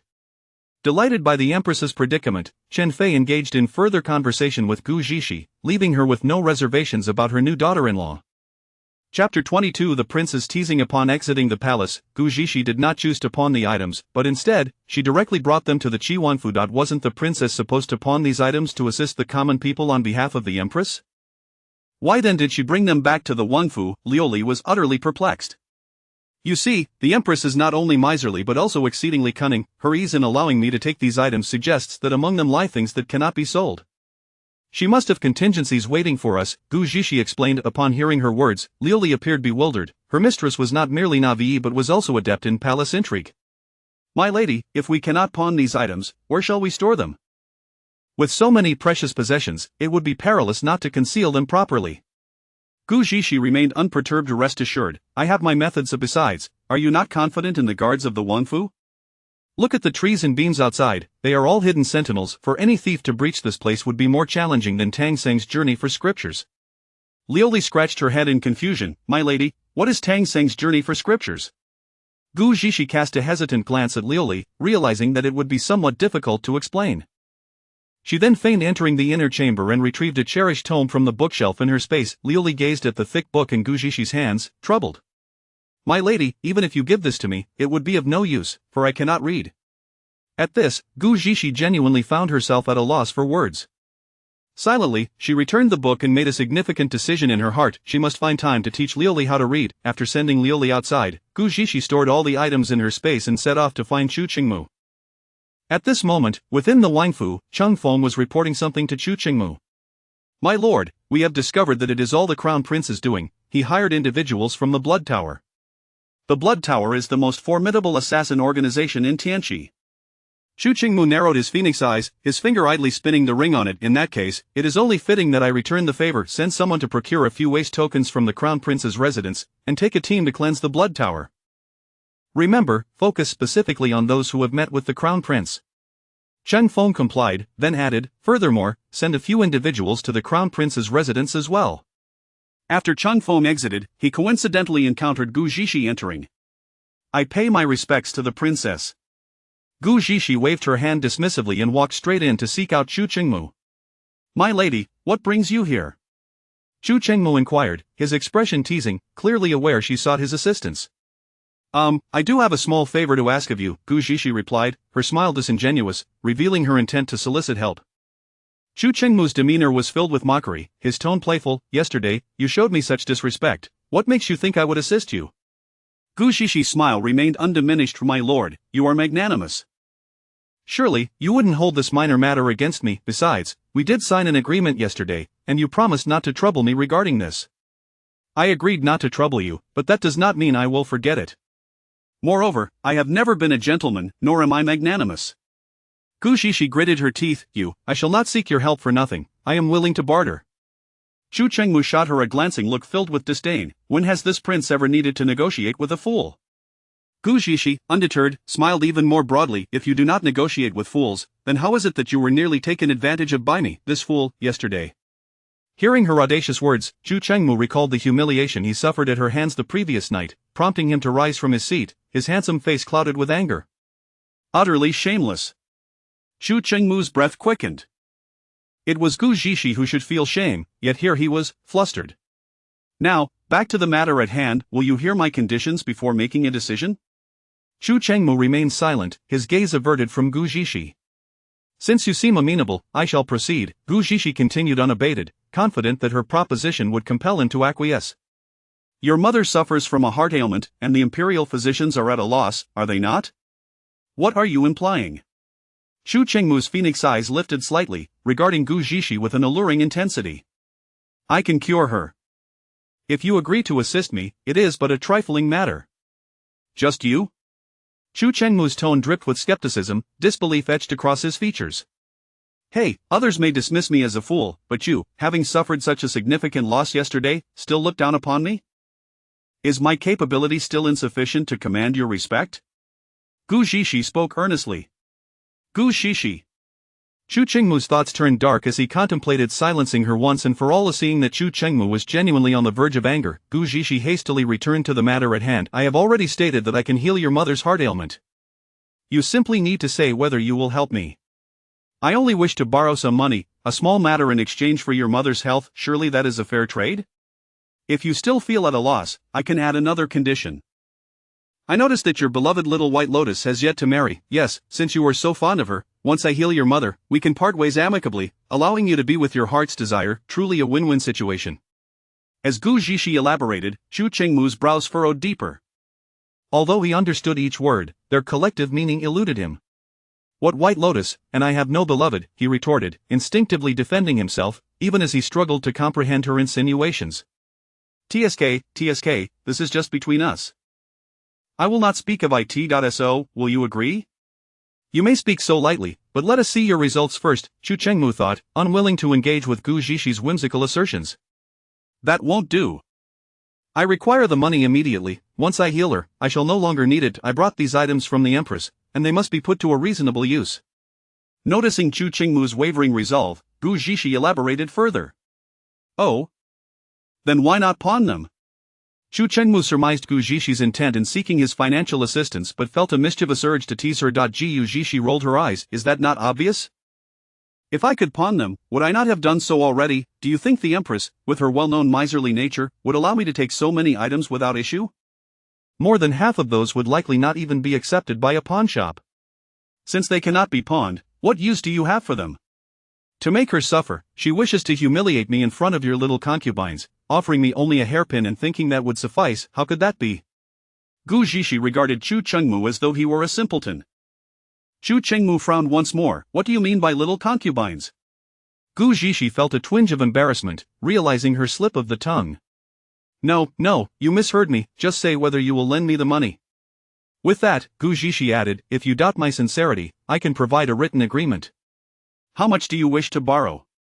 Before Gu Zhishi could finish her sentence, Chu Chengmu had already acquiesced. Gu Zhishi's face brightened. 100,000 taels. Chu Chengmu's expression darkened. You might as well take those items and pawn them. Gu Zhishi protested. I am borrowing. I do not wish to take yours. Chu Chengmu remained silent, as Gu Zhishi scrutinized him with a doubtful gaze. Could it be that you cannot produce the funds? Oh dear, such a grand wangfu, yet you cannot muster 100,000 taels. How superficial you appear.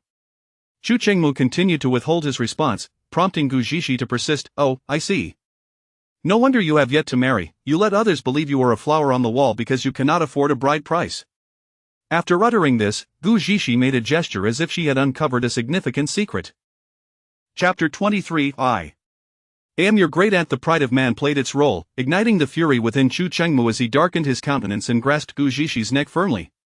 Do you truly believe this king would hesitate to end your life? Gu Zhishi, incensed, detested having her neck gripped. Without hesitation, she drew forth a silver needle and thrust it towards Chu Chengmu's arm. Upon witnessing her movement, Chu Chengmu was wary this time. He swiftly raised his other hand to fend off her attack. Do you think your tricks will always be effective? Rather than cower, Gu Zhishi smiled impishly, releasing her hold on the needle and forcefully scattering a powder into the air. Chu Chengmu's pupils constricted, and he hastily relinquished his grip on her neck. Despicable. Gu Zhishi rubbed her reddened neck, visibly displeased. Despicable, I abhor having my neck grasped. Let me tell you, if you dare to do it again, I shall ensure you spend the latter half of your life incapacitated. Having stumbled yet again at Gu Zhishi's hands, Chu Chengmu's fury nearly erupted from his eyes. You dare to threaten this king? You are truly courting death. I made no threats, it was you who struck first. If I hadn't taken measures, I would be dead. Haven't you heard? One must look out for oneself, or face dire consequences, Gu Zhishi retorted boldly, meeting his gaze defiantly. Chu Chengmu inhaled deeply. Bring forth the antidote. This time, Gu Zhishi did not threaten him nor negotiate terms. She calmly produced the antidote. Observing the seemingly ordinary pill in her hand, Chu Chengmu was slightly incredulous. How had this woman become so agreeable? Stop staring. This is the antidote. The poison I administered was lethal, Gu Zhishi casually explained. Noting Chu Chengmu's skeptical expression for a moment, his face stiffened, but he swallowed the antidote without hesitation. After he ingested the pill, Gu Zhishi turned to leave. After all, she did not necessarily need his assistance, there were many alternatives, and collaborating with him was merely a favorable option. Besides, she had a fondness for the consort Chan, who had gifted her such a precious item. It was unfortunate that this man was so miserly, even more so than the Empress herself. Wait! Chu Chengmu called out just as Gu Zhishi was about to step out. This truly is the antidote. Do you have no trust at all? Gu Zhishi, thinking he was about to discuss the antidote, turned around with displeasure. Seeing her impatient demeanor, Chu Chengmu furrowed his brow but ultimately chose silence. Once Gu Zhishi departed, Chu Chengmu stepped outside and relayed instructions to a guard, who swiftly hurried away. Returning to her quarters, Gu Zhishi requested Liu Li to fetch some food, and after a brief meal, she casually instructed a few matters before heading out. As she walked, Chu Chengmu's guard arrived, accompanied by a group of men carrying several large boxes. Gu Zhishi strolled through the marketplace, intending to assess the value of the herbs and trinkets she had cultivated in her space. However, before she reached the street, she sensed someone trailing her. Silently, she led her pursuers into a secluded alley. When Gu Zhishi turned around, she indeed found 4 burly men following her. "Who sent you?" she inquired, her tone icy, her eyes glinting with menace. Her sudden pivot caught the men off guard, and after exchanging glances, a bearded man with a scar on his face laughed boisterously. "Just a young girl, yet such bravado. I must admit, I enjoy your audacity. It makes the game all the more thrilling." He then leered lecherously, prompting the others to join in their raucous laughter. "How audacious! I am your great aunt. I offer you a chance. Reveal who sent you and scram before I take action." Gu Zhishi's gaze was frigid as she regarded the group of men. The men, undeterred, showed no signs of concern. One, with a mouthful of yellowed teeth, rubbed his hands together, leering at Gu Zhishi. "Oh, they say she's a fool, but she looks rather delightful. I wonder how she tastes. Such a lovely young lady from a wealthy family, can she not be tempting? I find myself quite intrigued," the bearded man chimed in. Unaware of your impending doom. Gu Zhishi was thoroughly disgusted by their remarks. Before they could make a move, she brandished her silver needle and charged at them. "Oh, she is more eager than us." The yellow-toothed man still dismissed her as a threat. "I'll make you regret your insolence. When you plead for mercy, it will be too late." Without hesitation, Gu Zhishi struck the yellow-toothed man with a punch, catching him off guard. "Well, this little girl has some fire," he exclaimed, astonished. The bearded man added, "The fiercer, the better," and then he engaged in the fray alongside the others. A quarter of an hour later, the 4 men found themselves kneeling on the ground, pleading for mercy. The yellow-toothed man had lost 2 teeth and his mouth was swollen, rendering him nearly incoherent. The others fared little better, sporting bruises and battered faces. The bearded man suffered the most, nearly losing his life from Gu Zhishi's lethal kick, still trembling from the pain. "I warned you, I am your great aunt. Yet you all chose not to believe me and insisted on a beating."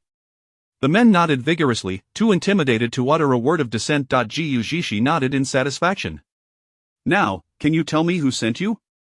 At this, the men dared not delay. The scarred man quickly replied, "It was a woman. We do not know her identity, but she appeared quite affluent. She instructed us to tell you that you are a fool and to give you a beating to ruin your reputation." Gu Zhishi furrowed her brow. "She seems quite malicious. How much did she offer you?" "The sum was 10 taels of silver," the scarred man replied. Gu Zhishi's temper flared, and she leaped to deliver a kick to the scarred man. "My reputation is worth only 10 taels of silver?" The scarred man fell to the ground, looking up at Gu Zhishi with an expression of innocent grievance, in stark contrast to the grotesque scar on his face. "Where did she find you?" Gu Zhishi pressed further. The scarred man pointed in the direction of the Prime Minister's residence. Gu Zhishi rested her chin on her hand, having suspected by Ningxuang or Gu Yunwan, and now her suspicions were confirmed. "I will give you a chance for redemption. Wait near the Prime Minister's residence and find that woman. Inform her that my reputation has been tarnished and demand she offer 100,000 taels for silence, or else I shall ruin her reputation." The men exchanged incredulous glances, while the yellow-toothed man hesitantly inquired, "Great aunt, did you misspeak?" 100,000 taels is no trifling sum. Gu Zhishi shot him a cold glare. "Am I unclear? 100,000 taels, not a single coin less." With that, she produced a porcelain vial and handed a few pills to the men. The men accepted the pills, not daring to hesitate, and swallowed them whole. "This is an intestinal poison. After you complete the task, come back to me for the antidote, or you will suffer a gruesome demise. Hearing her words, the men turned pale, realizing it was too late to expel the pills. Now, do you still think 100,000 taels is excessive? Gu Zhixie's smile was warm, yet the men trembled in fear. Not too much, they responded in unison. Gu Zhixie tossed another porcelain vial to the scarred man. Off you go, and remember to ensure she consumes this pill to prevent any deceit. After your task is completed, come find me at the prince's residence. After Gu Zhixie departed, the men hurried off without looking back, seeking Gu Yunwan. Now, she need not borrow money. After stretching her limbs, Gu Zhixie felt invigorated. With no desire to continue shopping, she hummed a tune and skipped merrily toward the royal residence. Chapter 24. Why don't you go and rob? Several burly men, obedient to Gu Zhixie's orders, hastened to the vicinity of the prime minister's residence. As anticipated, an hour later, just as dusk was approaching, Gu Yunwan emerged from the manor. The group stealthily followed her, waiting until she reached a more secluded area before springing forth to block her path. Startled, Gu Yunwan took a moment to recognize her assailants before sighing in relief. What? Have you completed the task so swiftly? She regarded them with a disdainful glare. The men, upon seeing Gu Yunwan, were reminded of the humiliation they suffered at Gu Zhixie's hands. Had it not been for this woman enlisting their help, they would not have been so thoroughly beaten. Yet, the poison coursing through their veins compelled them to suppress their rage and refrain from retaliating against this detestable woman. You lot look rather worse for wear. Did that fool Gu Zhixie lay hands on you? Gu Yunwan remarked, wrinkling her nose in disgust at their bruised faces. The mention of fool further enraged them, recalling their pitiful pleas for mercy during their thrashing. At that moment, they felt it would not be excessive to demand 100,000 taels. You have entrusted us with your affairs, and we have resolved them. Now, it is time to settle the accounts, the scar-faced man said, deliberately edging closer to Gu Yunwan. Filled with disdain, Gu Yunwan furrowed her brow. Did I not give you 10 taels of silver? What further accounts are there to settle? Humph, do you think 10 taels is sufficient to dismiss us? We've heard that the woman is a relative of the Chiwanfu. If she comes seeking retribution, shall we truly risk our lives for a mere 10 taels?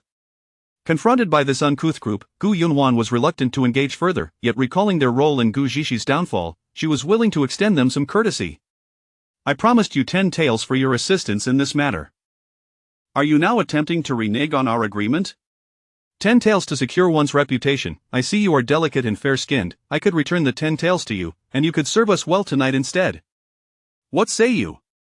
The burly man leered, advancing toward her. Realizing the precariousness of her situation, Gu Yunwan quickly resorted to threats. You dare? My father is the prime minister. Should you? No wonder you're so fetching. I've yet to sample a woman of such high standing. Tonight, I shall indulge in this experience, the man with yellow teeth said, lacking any semblance of decorum. Seeing the menacing expressions on their faces, a flicker of fear finally crossed Gu Yunwan's visage. Nevertheless, she attempted to assert her status. Are you truly unafraid of death? If you dare lay a finger on me, my father will ensure your demise will be worse than death. The men erupted into laughter. The tall man with beady eyes scoffed, worse than death? Oh, my little lady, you have a way with words. We shall see if you suffer worse than death soon enough, ha ha ha. Infuriated and terrified by their degrading remarks, Gu Yunwan seized the moment amidst their laughter and fled. Look at this little lady's form as she runs. It stirs something in me, the scar-faced man chuckled, and the group erupted in further jeers. Gu Yunwan, believing they had not noticed her escape, inwardly cursed their stupidity. In the next moment, the tall man with beady eyes appeared before her, causing her to stumble and fall. Though they were no match for Gu Zhixie, subduing Gu Yunwan was an effortless task. The tall man showed no mercy, seizing her collar and dragging her towards the scar-faced man. Now genuinely frightened, Gu Yunwan realized that she was utterly alone and helpless, with no one to come to her aid. Please, do not be reckless, you can have any amount you desire. Let us discuss this calmly, she pleaded, fully aware that escape was futile. 100,000 taels, the scar-faced man casually tossed out the figure. 100,000 taels. Why don't you go and rob someone? Gu Yunwan was taken aback by the staggering demand. We are in the process of robbing you, the yellow-toothed man replied with a smirk. Gu Yunwan was momentarily speechless. She understood the dire need to appease these men but was cut off before she could respond as the scar-faced man continued, you need not provide the sum directly. This evening, you may serve us well, and we shall forget the matter of the 100,000 taels. And no, I did not mean to refuse, I simply lack such funds on me. Gu Yunwan, glancing at the grotesque men, felt a surge of fear and reluctantly agreed. Not to worry, you may return for the silver. We shall await your return, the yellow-toothed man said. A glimmer of hope flickered in Gu Yunwan's heart as she nodded vigorously. Very well, allow me to return and fetch the silver, I shall be back promptly. With that, she stood and turned, planning to have her father send men to apprehend these ruffians for a proper reckoning. However, she had barely taken a few steps before the scar-faced man blocked her path once more. Pray tell, what more do you seek, gentlemen? I shall fetch the silver immediately, she stammered. The scar-faced man scoffed. Do you truly believe us to be fools? Once you leave, you will not return with silver but rather with men to capture us. Gu Yunwan's heart raced with panic as she averted her gaze. What do you wish to do? If you do not allow me to leave, how can I procure the silver? We have not prohibited you from leaving, but you cannot go back just like that, he retorted, producing the drug Gu Zishi had given him. He seized Gu Yunwan's chin and forced the substance into her mouth. You had better obediently bring the silver to the abandoned temple outside the city. Should you attempt to deceive us, prepare for a fate worse than death. With that, he violently tossed her aside, erasing any trace of his previous lewd demeanor. Now, Gu Yunwan was rendered speechless, scrambling to her feet and racing towards the Prime Minister's residence, finally free from any hindrance. The yellow-toothed man, watching her retreating figure, lamented, Brother, since we must poison her, is it not a waste to let her go? The scar-faced man slapped the yellow-toothed man on the head. Are you daft? Do we not have poison within us? The lady merely instructed us to demand silver, she did not permit us to pursue other actions. If she refuses to provide the antidote, we shall surely perish. The yellow-toothed man looked at the scar-faced man, feeling wronged yet too intimidated to protest. As the scar-faced man turned to leave, the tall man voiced his confusion. Brother, are we not waiting for her to bring the silver? You lot are as dim-witted as pigs. Do you think she will return willingly with the silver? That is 100,000 taels, not merely 10, she will only return once she finds no means to procure the antidote. The scar-faced man shouted, silencing the group, who obediently trailed behind him. As expected, Gu Yunwan's first action upon returning home was to summon the physician to examine her pulse. When she learned there was no poison within her, she nearly unleashed a torrent of curses. Those fools dared to deceive me, she thought, relieved that she need not fear a gruesome demise. Meanwhile, 2 kilometers away in a thatched hut, Lin Zhe had peered from the doorway countless times, waiting for Gu Yunwan. She had sent word for him to wait, promising to meet him that night to discuss important matters. Yet, the appointed hour had long passed, and still, there was no sign of her. Chapter 25 Is the prince's long face merely for show? When Gu Zishi returned to the royal residence, the sky had darkened considerably. Upon entering the courtyard, several large chests came into view. As she pondered their presence, Liu Li explained, Your Highness, these were sent by the prince, the guards brought them in just after you left. She raised her eyebrows. It seemed the parsimonious man was indeed swayed by those 2 conditions. Liu Li approached Gu Zishi, her curiosity piqued by the chests. Your Highness, what could these be? Why has the prince sent so many? Is it gold? Did they mention anything else while delivering them? Liu Li shook her head. No, they simply stated they were sent by the prince. Gu Zishi nodded, choosing not to elaborate further. Could this be the prince sending aid for the common folk? The items obtained from the empress cannot be relied upon, they are akin to a hot potato. Eventually, the royal residence will have to foot the bill. Gu Zishi raised her index finger in a gesture of denial. No, that's not possible. We certainly will not be the ones to pay for this, rest assured, someone will deliver the gold to us. But the treasury also belongs to the princess, doesn't that mean it ultimately comes from your funds? Liu Li murmured as she gazed at the chests filled with gold. Having been on her feet all day, Gu Zishi felt fatigued. Aware of the strict security within the royal residence, she paid no heed to the chests and headed straight to her chambers. Meanwhile, in another part of the capital, a group of cloaked figures stormed the largest assassin organization, Blood Tower, attacking without a word. Over the years, Blood Tower had made numerous enemies, but vengeance was a commonplace affair for those in this line of work. However, the current assailants were surprisingly skilled, resembling well-trained shadow guards or elite fighters. Their sudden intrusion caught Blood Tower off guard, leading to significant casualties. More than half of their members were severely injured, and many lives were lost. One assassin, witnessing the leader of the cloaked figures, inquired, Who are you? We merely act for money. If you seek revenge, you should find the employer. The cloaked figures ignored him, swiftly ending the lives of several assassins with their blades. Suddenly, a loud explosion echoed in the sky. The leader signaled to his companions, and they hurriedly retreated. In the chaos, a badge at the leader's waist became exposed. One keen-eyed assassin recognized it and felt an overwhelming sense of familiarity, as if he had seen it somewhere before. By early morning the next day, news of Blood Tower's devastating assault spread rapidly, accompanied by a shocking revelation: the Crown Prince's residence had also been attacked, and the Crown Prince had sustained an injury to his arm. As Gu Zixi opened her door, she was greeted by the sight of the chests in the courtyard. Their presence served as a constant reminder that she had yet to fulfill the 2 conditions she had discussed with Chu Qingmu the previous day. She yawned, contemplating that although she no longer needed the borrowed gold, it was only right to see through the conditions she had proposed. After all, curing the consort's ailment in the matter of divorce with Chu Qingmu felt almost trivial, and she would not be at a loss, especially since the items gifted by the consort would cover the medical expenses abundantly.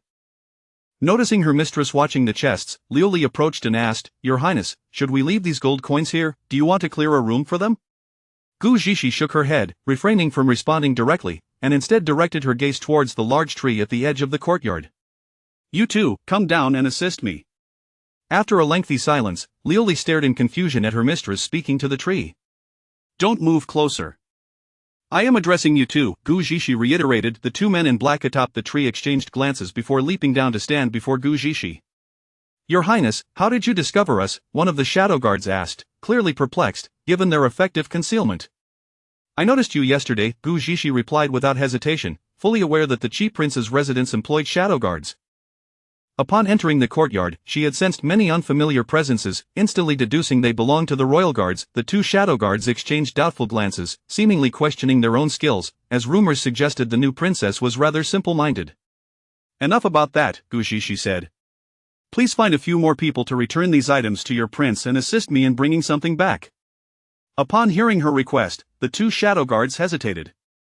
They had witnessed their master's men delivering these chests, and since the princess had barely acknowledged them, how could they so easily return them? Gu Zixi sighed, muttering, "The malevolent nature of power." Then, addressing the shadow guards, she added, "Let me accompany you. Gather a few more strong individuals to help carry the items." Finally, the shadow guards sprang into action. One of them called out, "Did you not hear the princess's command?" At that moment, 10 additional shadow guards appeared in the courtyard, leaving Liu Li in shock, her mouth agape at the sudden influx of hidden figures. Once the numbers seemed sufficient, Gu Zixi retreated to her chamber, taking her time before re-emerging to instruct them to carry the chests toward Chu Qingmu's residence. As Chu Qingmu prepared for breakfast, he was informed of Gu Zixi's arrival, and a flicker of delight crossed his features. He assumed she had come to express her gratitude. Moments later, Gu Zixi indeed appeared in his courtyard, but to his surprise, she had brought back the gold. "What does this mean, Your Highness?" he asked, watching the chests being returned unopened, his earlier joy replaced by displeasure. "I borrowed gold from you yet." Before Chu Qingmu could respond, she added, "Rest assured, since you lent me the gold, I shall fulfill the 2 conditions I proposed yesterday." Chu Qingmu's brow furrowed tightly, his expression a complex mix as he regarded the chests, ultimately choosing to say nothing further. After signaling for the shadow guards to withdraw, he departed towards the dining hall without another word to Gu Zixi. Perplexed, Gu Zixi wondered why he seemed displeased. Was it such a crime to repay a loan? Just as she was about to leave, the enticing aroma of savory porridge wafted into her nostrils, reminding her that she had yet to eat. "Your Highness, the prince invites you to join him for breakfast," Qing Feng's voice chimed in, interrupting her thoughts. Feeling somewhat embarrassed, Gu Zixi hesitated, contemplating whether it was appropriate to dine with him after such a display of irritation. As she fiddled with her sleeves, her fingers brushed against something, and she suddenly remembered there was still something she had yet to give to Chu Qingmu. Realization dawned upon her. No wonder he was angry, it was because she had not yet presented him with the divorce agreement. How utterly vexing. Was his mouth merely for show? Why not just say so?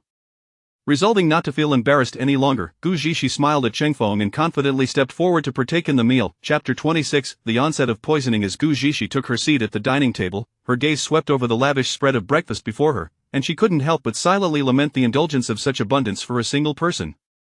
After serving herself a bowl of meat porridge, she began to feast heartily. Chu Qingmu remained silent, savoring his meal at a leisurely pace, while his peripheral vision remained fixed on Gu Zixi's every move. Before long, Gu Zixi finished her meal, and noticing that Chu Qingmu was still eating, she refrained from interrupting him, her eyes fixed intently upon him. It was only when he set down his chopsticks that he smiled and asked, "Have you eaten well, Your Highness?" Chu Qingmu said nothing, merely picked up a napkin to gently dab at his lips. "I forgot to give you something earlier," Gu Zixi said, as she reached into her sleeve to retrieve an item. Soon, a piece of yellow paper filled with writing appeared before Chu Qingmu's eyes. With a mere glance, he caught sight of the words divorce. "This is the contract. I have outlined the 2 conditions we discussed yesterday within it." As for treating the Empress Dowager's illness, that can be done at any time, though the sooner, the better. Regarding the divorce, whenever you have the time, you may provide me with the divorce document. However, during the treatment period, I must take up residence in the Qi Wangfu. Gu Zhishi spoke with a calm demeanor, hastening her words as she was uncertain of when she might return to the modern world. Yet, to Chu Qingmu's ears, it sounded as if she wished to sever all ties with him, eager to distance herself as quickly as possible. Ironically, he had no desire to marry, and although he should have felt pleased by Gu Zhishi's words, a heaviness settled upon him instead. After a moment of contemplation, he discerned the root of his discomfort. As the esteemed Qi Wang, he was being urged by a woman to initiate a divorce. How could she harbor such disdain for him, pestering him so early in the day? Where, then, was his dignity? Noticing his silence, Gu Zhishi remained uncertain of his thoughts and tentatively inquired, "If that is not feasible, then you may simply provide me with the divorce document now. I can manage without borrowing a place to stay, but you must arrange accommodations for me." Gu Zhishi speculated that Chu Qingmu was displeased at the prospect of her borrowing a place, fearing that the White Lotus would feel jealous. "The matter of divorce is not solely within your purview," Chu Qingmu replied, his tone grave, indicating his discontent with her proposal. Furrowing her brow, Gu Zhishi wondered what he meant. After scrutinizing his expression for a while, she suddenly realized that their marriage had been bestowed by the Empress Dowager, and thus, a divorce would also require her approval. Otherwise, it would be seen as defiance of imperial decree. Gu Zhishi slapped her forehead in exasperation. "How could I have forgotten that? It's not something I can decide unilaterally, but fret not, I will think of a way." Chu Qingmu observed the woman, who appeared somewhat frantic, unable to comprehend her ramblings. His meaning was quite straightforward. If a divorce were to occur, it must be initiated by him. He would not allow Gu Zhishi to pressure him into such a decision. "As for the Empress Dowager's treatment, you may make the necessary arrangements. I will adopt a different identity when I attend to her, to minimize any unnecessary complications." Chu Qingmu replied with a nonchalant tone. With neither party having anything further to say, Gu Zhishi took it upon herself to bid farewell and depart. After her exit, Chu Qingmu cast a deep, contemplative gaze towards the distant door, shrouded in mystery. "Cheng Feng, how fares the matter I entrusted to you?" Cheng Feng hurried in from outside. "My lord, barring any unforeseen circumstances, we should have results by tomorrow evening." Chu Qingmu nodded, rising to leave the dining hall. At the Prime Minister's residence, as dawn broke, Gu Yunwan felt a sharp pain in her abdomen. Without a moment's hesitation, she donned her clothes and rushed to the lavatory. After a prolonged absence, she returned, puzzled as she rubbed her belly. It was so painful just now. How could it have subsided after using the restroom? Gu Yunwan lingered in the lavatory for a quarter of an hour without any relief. Just as she was about to return to bed for some rest, the agonizing pain struck her once more, prompting her to dash back to the lavatory.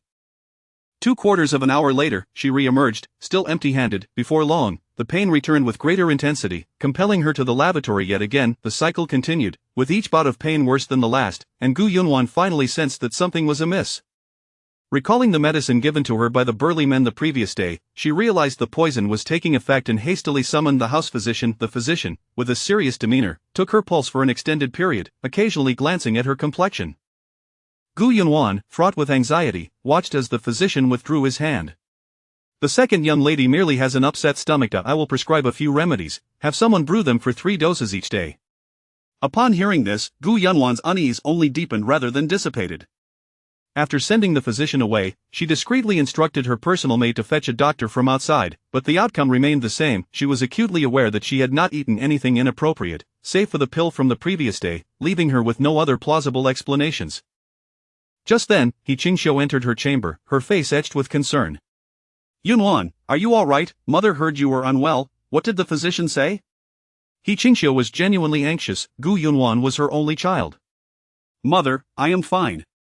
It is just an upset stomach. A few doses of medicine will suffice," she replied, suppressing the truth, for she knew that those men had demanded a hefty sum for the antidote.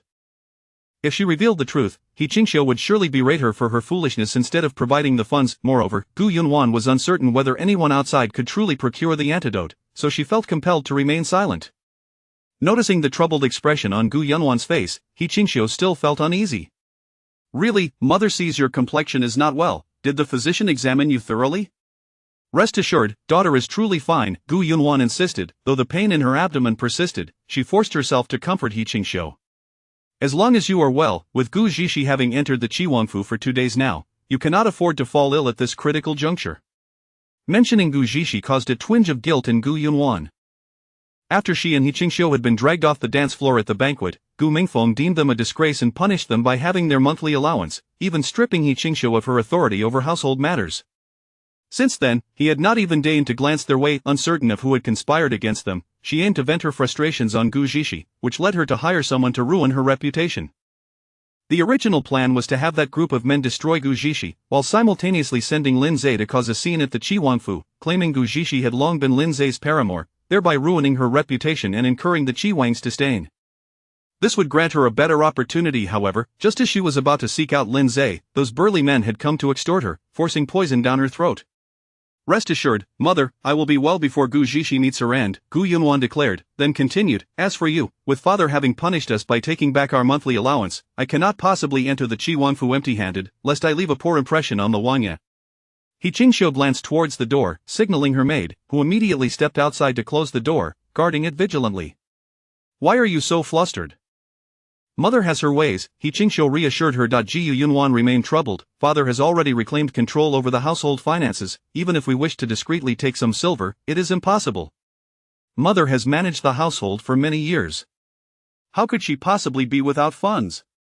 Finally, Gu Yunwan lifted her gaze to meet He Qingxiu's. "Are you suggesting?" "Indeed, over the years, I have managed to save some money. While I dare not take a large sum, I do have around 100,000 taels," He Qingxiu affirmed Gu Yunwan's words with a nod. The mention of 100,000 taels seemed to unlock a hidden mechanism within Gu Yunwan, her eyes shimmering with calculation. Meanwhile, He Qingxiu remained oblivious, continuing her conversation with Gu Yunwan. Chapter 27. Is it really that simple? 3 days later, Chu Chengmu proactively sought out Gu Zhishi to discuss the matter of treating the Empress Dowager's ailment. The Empress Dowager's health had deteriorated significantly. She had scarcely left the Shusho Palace in years. The emperor had sought out many renowned physicians, yet none had been able to cure her illness, leaving only medicinal remedies to sustain her life. After witnessing Gu Zhishi's peculiar methods, Chu Qingmu began to believe that perhaps she could indeed save his mother. "I have already informed father and mother. When will the princess be available?" Gu Zhishi set aside the book she was reading and looked at Chu Qingmu, saying, "I am free at any time. Please wait a moment." She then rose and stepped into the inner chamber. Chu Chengmu understood she was preparing the necessary items for treatment and chose not to disturb her, waiting quietly instead. 15 minutes later, Gu Zhishi emerged, having changed her attire. She had even altered her appearance using cosmetics from her spatial pouch. Liuli, witnessing the transformation, was left astounded by the stark contrast between Gu Zhishi's current appearance and her previous one. Chu Chengmu felt a surge of emotions. "You can disguise yourself?"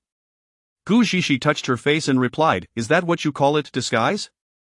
Her voice had also changed, now sounding like that of another young woman, melodious and pleasing. Liuli, as if witnessing something extraordinary, rushed over to circle around Gu Zhishi, exclaiming, "Princess, you possess such talents, yet I am completely unaware."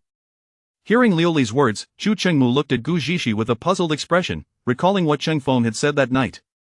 "My lord, the rumors surrounding the princess depict her as a fool, someone entirely ignorant. That Lin Zhe is merely a concubine arranged for her by Prime Minister Gu's mistress." Observing Gu Zhishi now, Chu Chengmu found it impossible to reconcile the information he had gathered about her. Was Gu Zhishi truly a fool? Where did her medical skills and these unusual talents stem from? "My lord, are you not leaving?" Gu Zhishi noticed Chu Chengmu lost in thought and called out to him. As he snapped back to reality, he reassured himself, regardless of her identity, as long as she posed no threat to him, it mattered little that the Qi Wanfu was supporting her. The two soon boarded a carriage and arrived at the palace gates. Upon disembarking, they proceeded directly to the Empress Dowager's Shusho Palace. To Gu Zhishi's surprise, the emperor was also present. Gazing at the figure seated in the foremost position, whose features bore a striking resemblance to Chu Chengmu's, she couldn't help but steal a few glances. This is indeed my first time encountering a living emperor. He matches the descriptions in books quite well, though his unusually long beard seems incongruous with his face. Seeing such a young individual brought by Chu Chengmu, the emperor's eyes filled with skepticism. "More, are you certain she can treat your mother's illness?" "Rest assured, father and mother, she is indeed a skilled physician." The emperor then shifted his doubtful gaze towards Gu Zhishi. "You are so young. Can you truly cure ailments?" Gu Zhishi clasped her hands respectfully and responded, "Your Majesty need not worry, since I have dared to come, I assure you, the Empress Dowager's condition can certainly be treated." The emperor found it intriguing that Gu Zhishi looked at him without the usual trepidation others exhibited.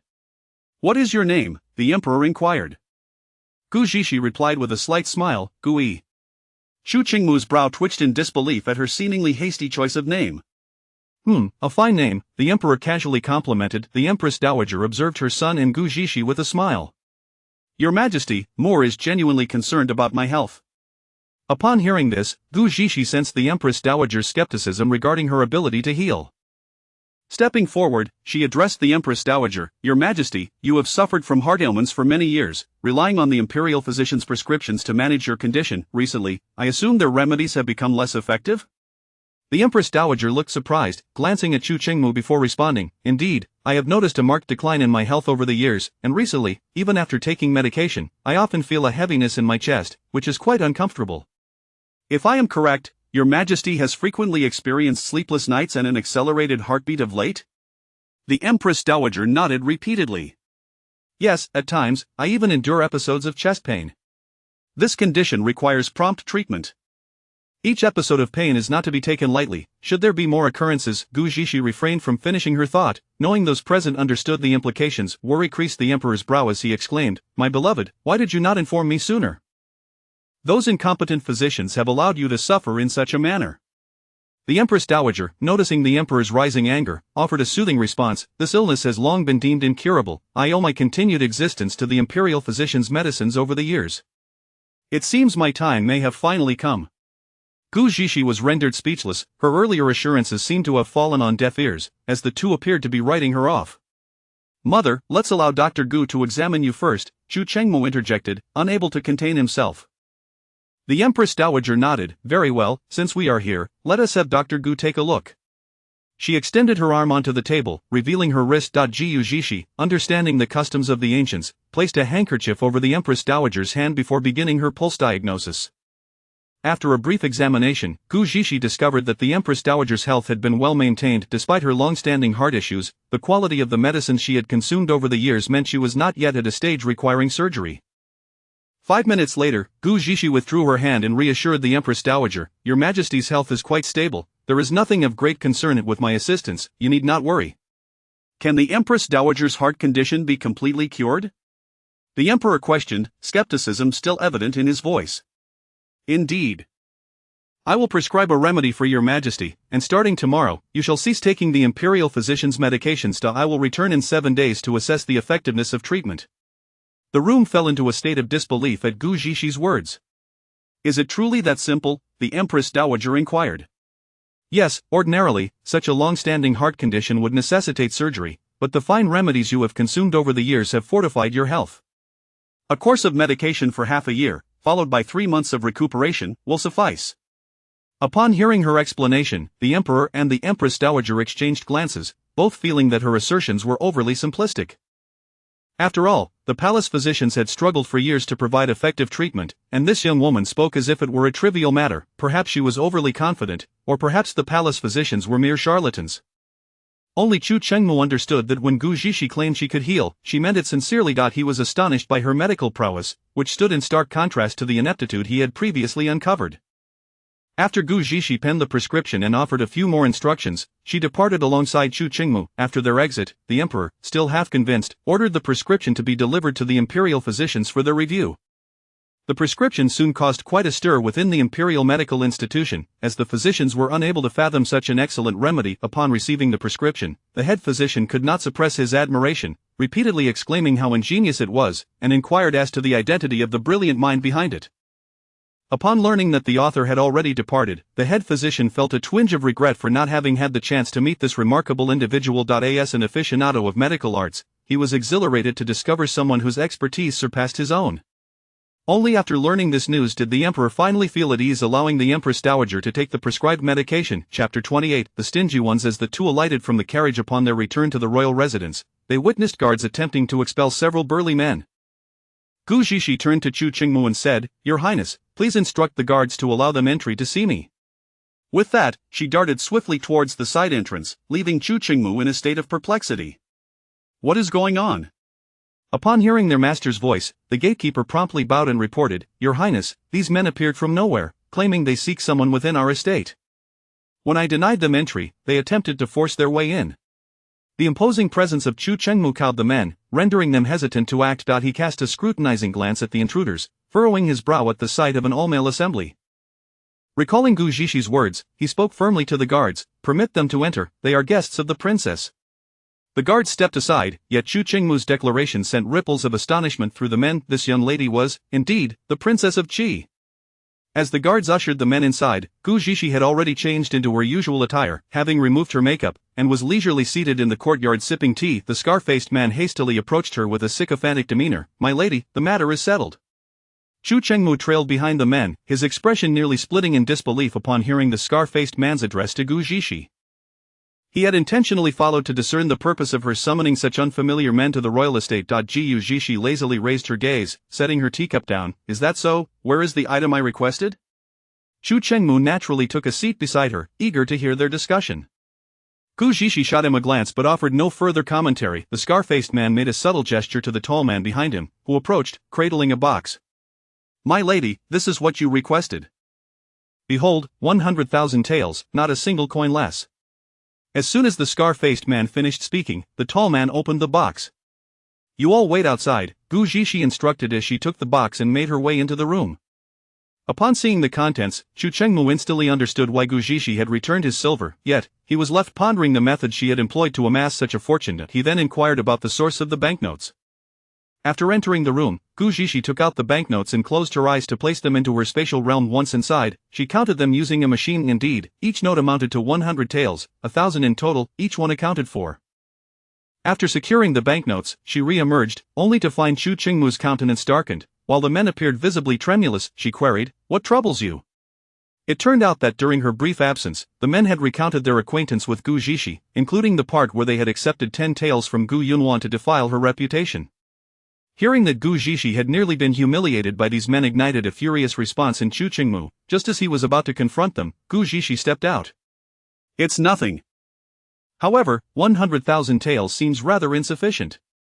Upon uttering this, Gu Zhishi surmised that Chu Chengmu had pieced together the circumstances. She waved her hand dismissively. "If they have provoked me, it is their misfortune. Surely, I cannot settle for merely the sum. I shall ensure she faces some days of suffering." A mischievous smile crept across her face at the thought of Gu Yunwan's impending tribulations.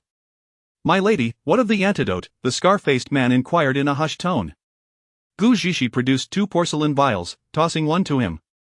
"The one with the red cap is yours, the yellow cap belongs to Gu Yunwan."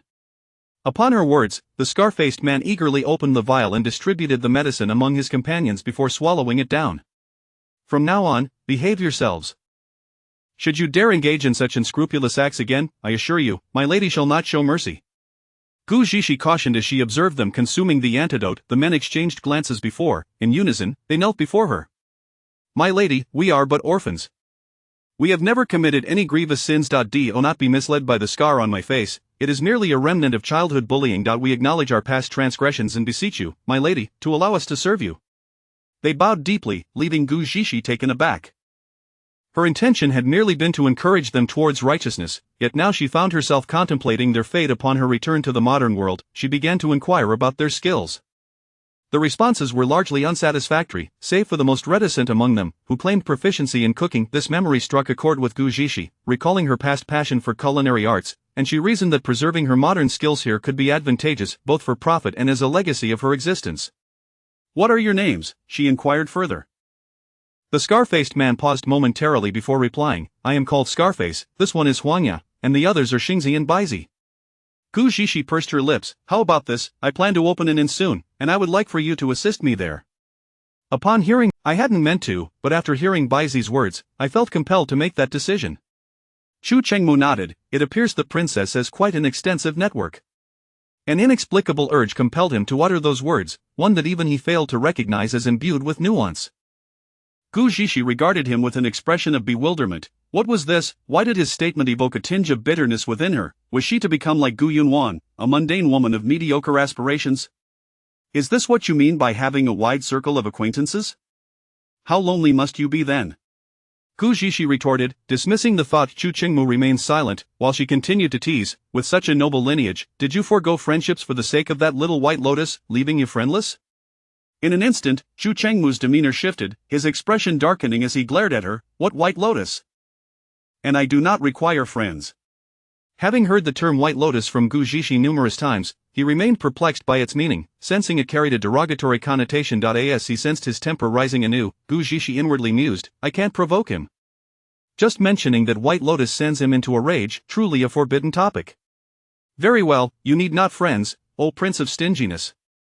With that, Gu Zixi rose to depart, leaving Chu Chengmu standing alone in contemplation. In the ensuing days, Gu Zixi life unfolded peacefully. Aside from her continued inability to access her space and find a way back, she felt quite content. Meanwhile, Gu Yunwan's circumstances were markedly different. She had taken the risk of stealing He Qingshou's banknotes to procure the antidote. On the day she consumed the antidote, she indeed felt no ill effects, the pain subsided, and fatigue lifted. However, the following day, she was besieged by uncontrollable flatulence and diarrhea, far worse than if she had ingested half a pound of croton seeds. After consulting several physicians, none could discern any underlying issues, attributing her condition to mere indigestion. Confounded, she pondered whether the antidote was a mere catalyst for her distress. Days passed, and Gu Yunwan grew increasingly frail, her appearance deteriorating. He Qingshou, too, found her plight curious, yet despite her insistence that it was merely indigestion, she endured a full week of torment before experiencing any relief.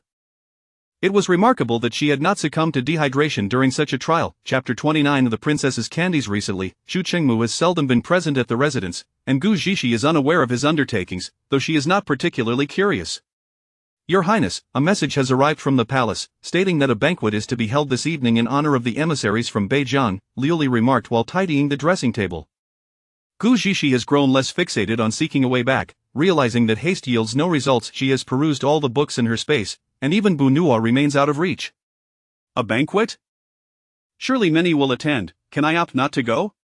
The thought of mingling in a crowded setting fills her with discontent.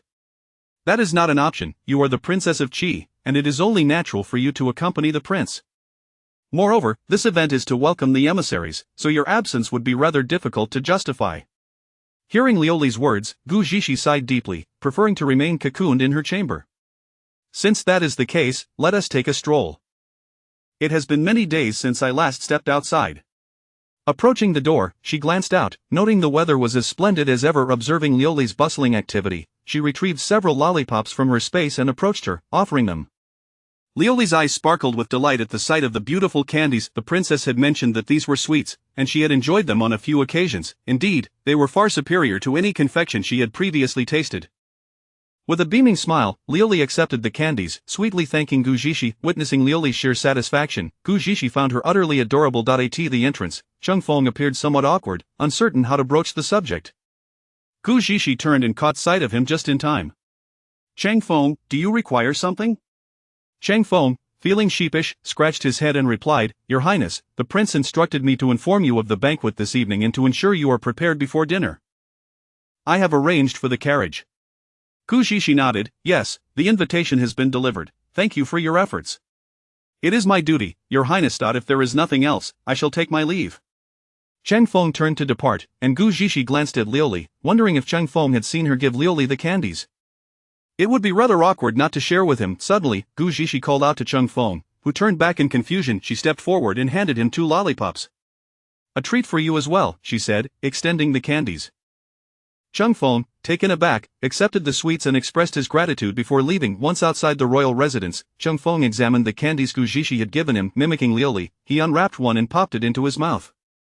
Upon tasting the lollipop, his eyes lit up with wonder. What is this? It is utterly delectable, sweet and fragrant, an indescribable flavor that lingers in the memory. They say the princess is foolish, but it seems those who think so are the true simpletons. Throughout her time in the palace, he has seen no trace of folly in her, only remarkable shrewdness. Upon arriving at the palace, Cheng Feng finished one lollipop just as he noticed the other in his hand. Reluctant to consume it, he thought, such a delightful treat will be gone once eaten. Your Highness, I have delivered your message to the princess as you instructed. Chu Chengmu nodded. What has the princess been doing of late? She seldom ventures out. Apart from her regular consultations with Her Majesty, she remains mostly in the courtyard. This revelation did not surprise Chu Chengmu, as Gu Zixi had maintained this pattern since entering the Qi Wangfu. Very well, you may leave. As Cheng Feng reached the door, Chu Chengmu lifted his gaze and inexplicably called out to him. What is that in your hand? Cheng Feng glanced at the candy, stammering, I am not certain, Your Highness. It was given to me by the princess. Chu Qingmu's expression darkened. No wonder it appeared so familiar. Aside from Gu Zhishi, it was unlikely anyone else possessed such peculiar item. I wish to see. His tone remained even, betraying no emotion. Chung Feng, not daring to hesitate, promptly offered the candy to Chu Qingmu. Chu Qingmu inspected it closely, pondering where this woman acquired such oddities. Noticing Chung Feng still standing nearby, he coldly remarked, "What are you lingering for?"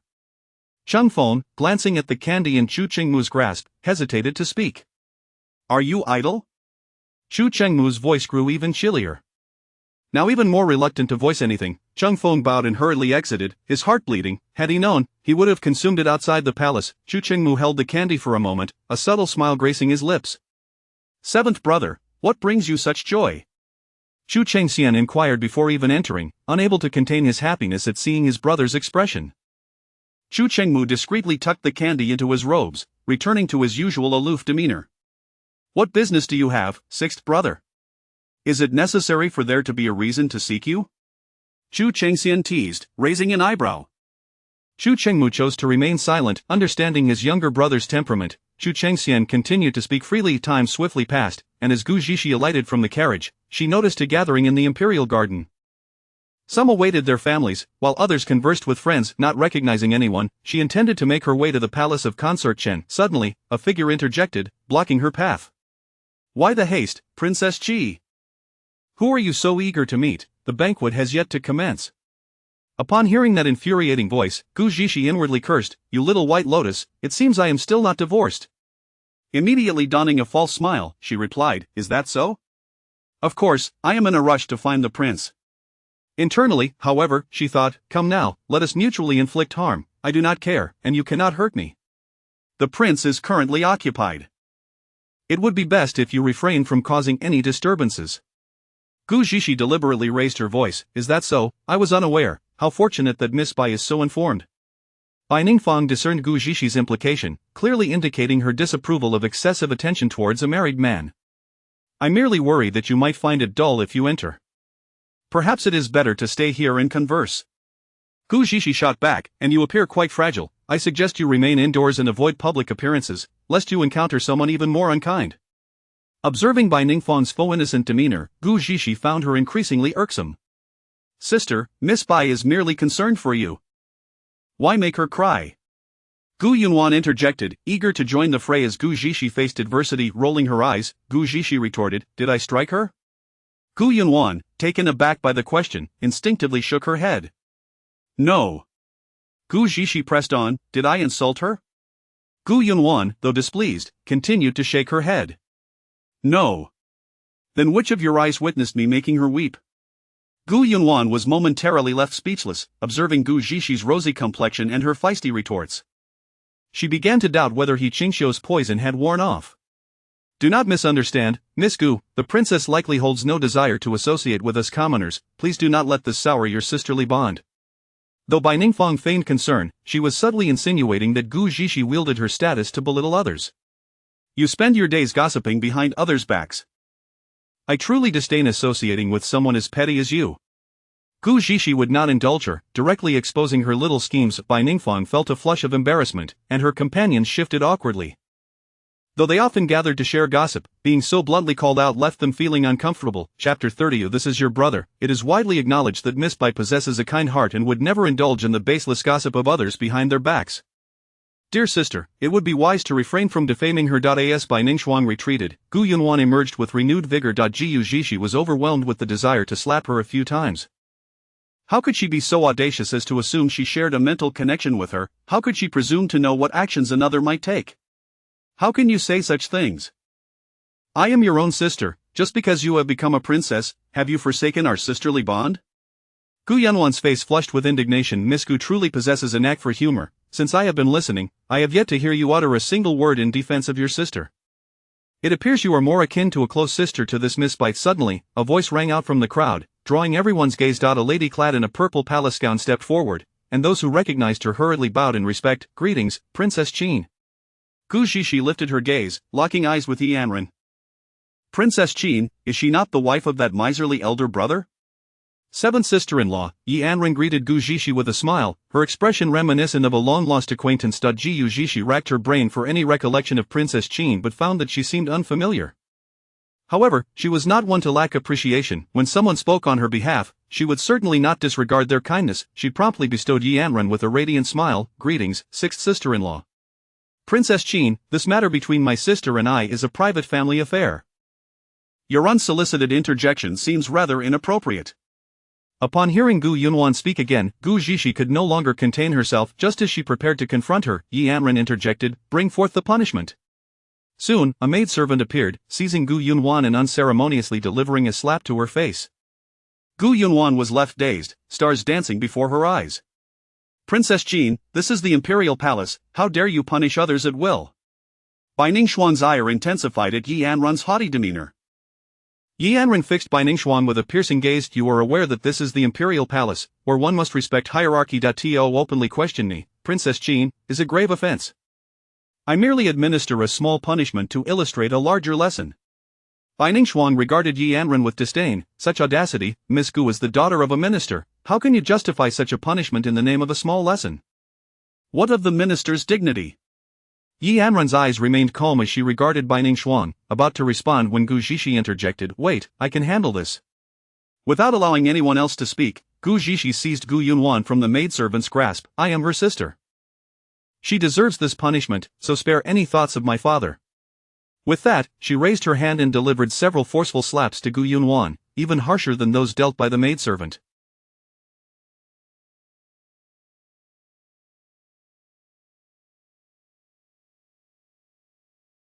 The crowd watched in shock. How ruthless! It is said that the Princess of Qi is quite mad, and indeed, she is not to be trifled with.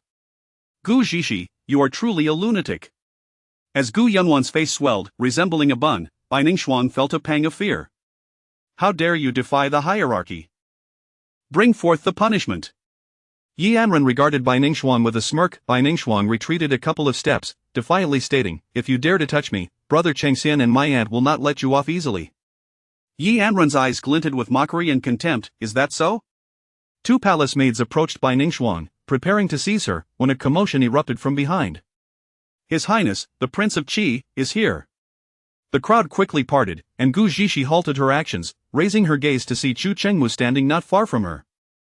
She released Gu Yunwan, arching an eyebrow at Chu Chengmu, momentarily creating an awkward atmosphere. Brother Chengxian, Wowo, Bai Ningxuan escaped the grasp of the maidservants and rushed to Chu Chengxian's side. Only then did Gu Zhishi notice a man who bore a striking resemblance to Chu Chengmu standing not far behind him. As she observed the man's white attire, a realization flashed through Gu Zhishi's mind, and her gaze darted between Chu Chengmu and Chu Chengxian. In an instant, the truth dawned upon her. Chu Chengmu approached Gu Zhishi, surveying her before asking, what has happened? Gu Zhishi did not respond but instead turned to Chu Chengxian, is this? Heavens above, what a blunder! Bai Lian is actually his Bai Lian, which means that the one who saved her that day was not Chu Chengmu at all. How embarrassing to have harbored such thoughts about this miserly man for so long. Gu Zhishi averted her gaze. No, nothing at all, I merely find that you two bear a striking resemblance. Yi Anren's expression towards Chu Chengxian grew complex. The previous cold demeanor had shifted to one of disappointment, while Bai Ningxuan cast a provocative glance at Yi Anren, as if to flaunt her advantage. Gu Zhishi quickly seized this moment, her gaze towards Chu Chengxian transforming into disdain. How could he entangle himself with another while already having a princess? Was this not the very definition of a scoundrel? Unsure of what had transpired, Bai Ningxuan feigned innocence. We are uncertain of our wrongdoings. The princess suddenly became enraged and ordered the servants to strike us. Brother Chengxian, perhaps you should appease the princess first. Her tone was petulant, as if she were the princess herself. Chortling away like a hen, do you wish to claim Brother Lu as your father? If you seek someone to manage you, return to your minister's residence. Your White Lotus Act is truly unbearable, Gu Zhishi retorted, and laughter erupted from the crowd. Gu Zhishi regarded Bai Ningxuan with scorn, recognizing from their exchanged glances that Bai Ningxuan had often employed such tactics in front of Chu Chengxian. Yi Anren stared at Gu Zhishi in astonishment. The once naive girl who had been bullied had transformed. Bai Ningxuan, taken aback, soon felt tears welling in her eyes, looking up at Chu Chengxian with a pitiful gaze. Gu Zhishi strode forward, pushing Bai Ningxuan aside and pulling Yi Anren next to Chu Chengxian. Oh dear, what audacity to occupy someone else's position while being nothing at all. Your skin is thicker than a shoe sole. Bai Ningxuan stumbled, nearly falling, but steadied herself. Yi Anren also regarded Chu Chengxian, observing how he had always favored Bai Ningxuan in times of trouble. She was eager to see how he would choose among so many witnesses. Unfamiliar with the events, Chu Chengxian hesitated to speak. Cheng Feng approached and whispered something to Chu Chengmu, who then stepped forward to grasp Gu Zhishi's hand. With so many servants present, how could you take matters into your own hands? Chu Chengmu's gesture was an inquiry into whether Gu Zhishi had harmed her hand, blinding the onlookers with envy and admiration. Witnessing this scene, Gu Yunwan nearly succumbed to jealousy, enduring the pain on her face as she approached Chu Chengmu and Gu Zhishi. Does the prince truly condone Gu Zhishi's reckless actions towards us? Chu Chengmu regarded Gu Yunwan with a gaze as cold as the grave. To defy the hierarchy, to disregard respect, to belittle the royal family, such offenses warrant severe punishment. His words, delivered with nonchalance, left Gu Yunwan too frightened to utter another word. The others could only watch in silence, fully aware of Chu Chengmu's formidable reputation. They had not anticipated him to speak of such extreme measures. The palace banquet is about to commence. Brother Lu, are you not leaving? Chu Chengmu urged Gu Zhishi, sensing her thoughts and prompting Chu Chengxian. Chu Chengxian nodded. Of course, I was merely waiting for you. He then approached Yi Anren, intending to walk alongside her, but to his surprise, she walked away without sparing him a glance. Chu Chengmu felt a twinge of helplessness but nonetheless followed suit. Brother Chengxian, are you no longer concerned for me? Bai Ningxuang's voice trailed after him, prompting Gu Zhishi to halt and deliver another scathing remark. If you seek someone to manage you, return to your minister's residence. Your White Lotus Act is truly unbearable. With that, she seized Yi Anren's hand and departed, indifferent to the reactions of those left behind. Chapter 31. The princess is not jealous. Chu Chengmu gazed at his empty hands, casting a resentful glance at Chu Chengxian. Chu Chengxian wore an expression of innocence, as if to say, I have done nothing at all. Bai Ningxuang surveyed the multitude of mocking faces around her, feeling an overwhelming sense of humiliation. As she watched the figures of several individuals retreat, her eyes brimmed with intense bitterness. Typically, she relied on her identity as the emperor's niece, strutting about with an air of superiority, often offending others. Now, having made a fool of herself, not a single person was willing to extend a helping hand. Barely a few minutes had passed since they took their seats when the imperial banquet officially commenced. The emperor offered a few perfunctory opening remarks, but Gu Zhishi paid them no heed, focusing solely on the delectable food before her. One must admit, the palace chefs possessed considerable skill, though they still fell short of her own culinary prowess. As Gu Zhishi pondered this, she noticed an individual rising from the opposite table. It was the first prince of Beijiang. The three attendees from Beijiang were all royal family members: the first prince, the third prince, and the fourth princess. The first prince and the fourth princess were siblings born of the same mother, the empress, while the third prince was the offspring of the emperor's most favored consort. Your Majesty, we are here for two matters. First, to fulfill my father's decree in search of the sacred treasure, the golden fusong tree, and second, to seek a suitor for my sister, Xiaoxi. The first prince declared. Upon hearing about the golden fusong tree, Gu Zhishi felt as if she had been frozen in place. Was she not here precisely because of that very tree? She lifted her gaze towards the Beijiang envoy, wondering if her arrival was tied to Beijiang's affairs, and whether she must locate the fusong tree to return home. She felt compelled to find an opportunity to investigate further. What is the princess looking at? Chu Chengmu inquired, noticing Gu Zhishi's Gu Zhishi retracted her gaze and replied, Indeed, they are rather striking. Do you not perceive a certain exotic charm? Is this your preference? Chu Chengmu's tone grew even colder. Sensing his apparent irritation, Gu Zhishi regarded him with a puzzled expression. What was his issue now? Immediately, she covered her mouth, wide-eyed, realizing, oh dear, how did that slip out? Chu Chengmu's expression darkened significantly as he glared at the woman before him. Gu Zhishi.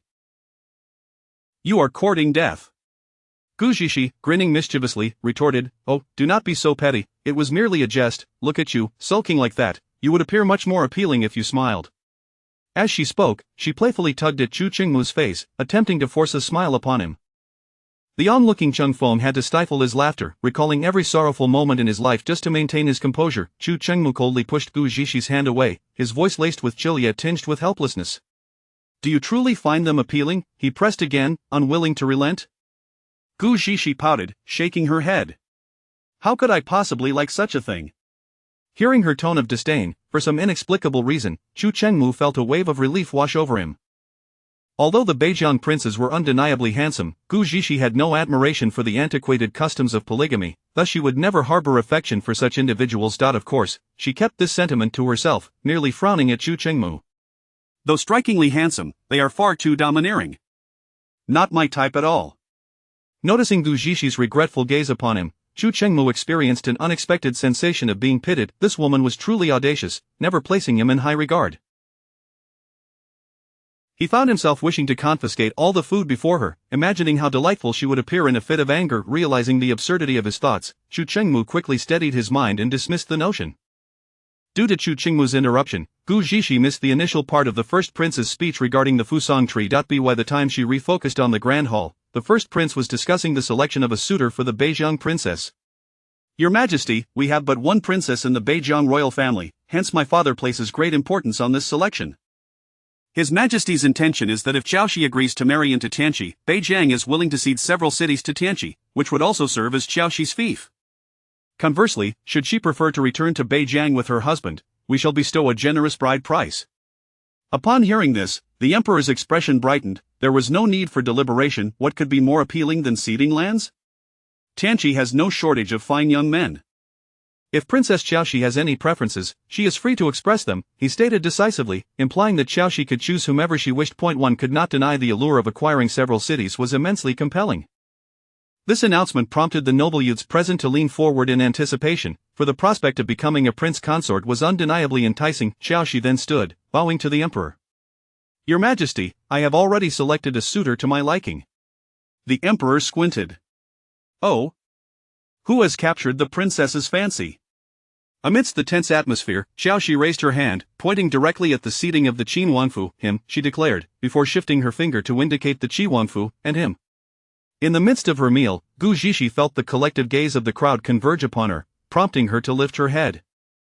She exchanged a glance with Yi Anren, then leaned back in her seat, inadvertently signaling that Xiaoxi was now pointing at Chu Chengmu. Witnessing Gu Zhishi's reaction, Chu Chengmu was infuriated. This woman showed no concern about being usurped. These two, I have taken a liking to both, Xiaoxi's voice rang out once more, drawing the astonished attention of the audience back to her. Father, I already have Gu Zhishi. I shall not marry any other woman, Chu Chengmu declared resolutely, not even sparing a glance at Xiaoxi. Father, I too, have Anren, she is sufficient for me, Chu Chengxian chimed in quickly. The emperor's expression grew peculiar.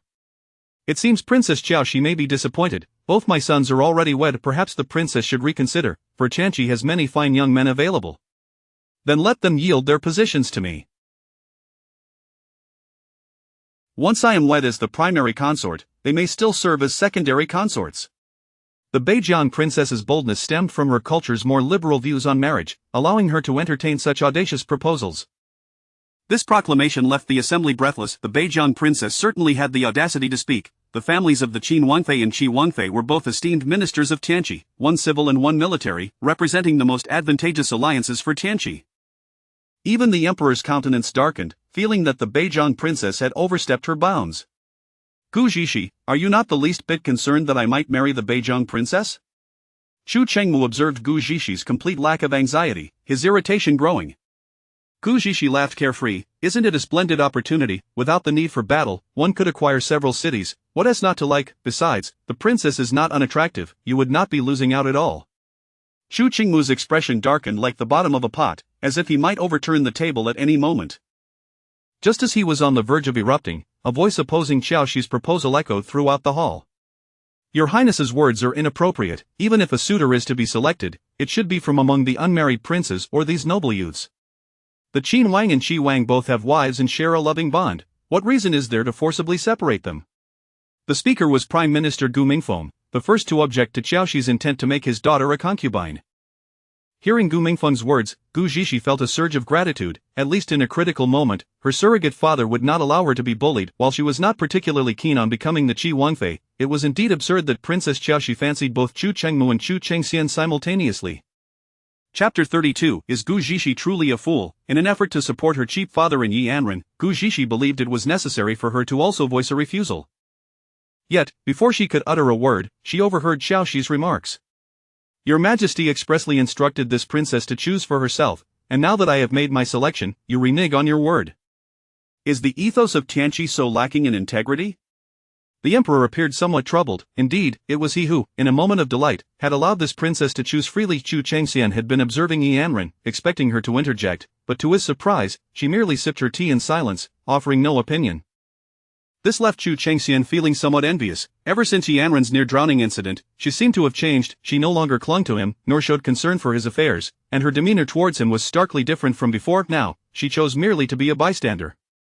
This led Chu Changxian to question whether he had truly misunderstood her, or if it was indeed Bai Ningfang who had conspired against her. Yet, how could someone as kind as Ningfang possibly engage in such treachery?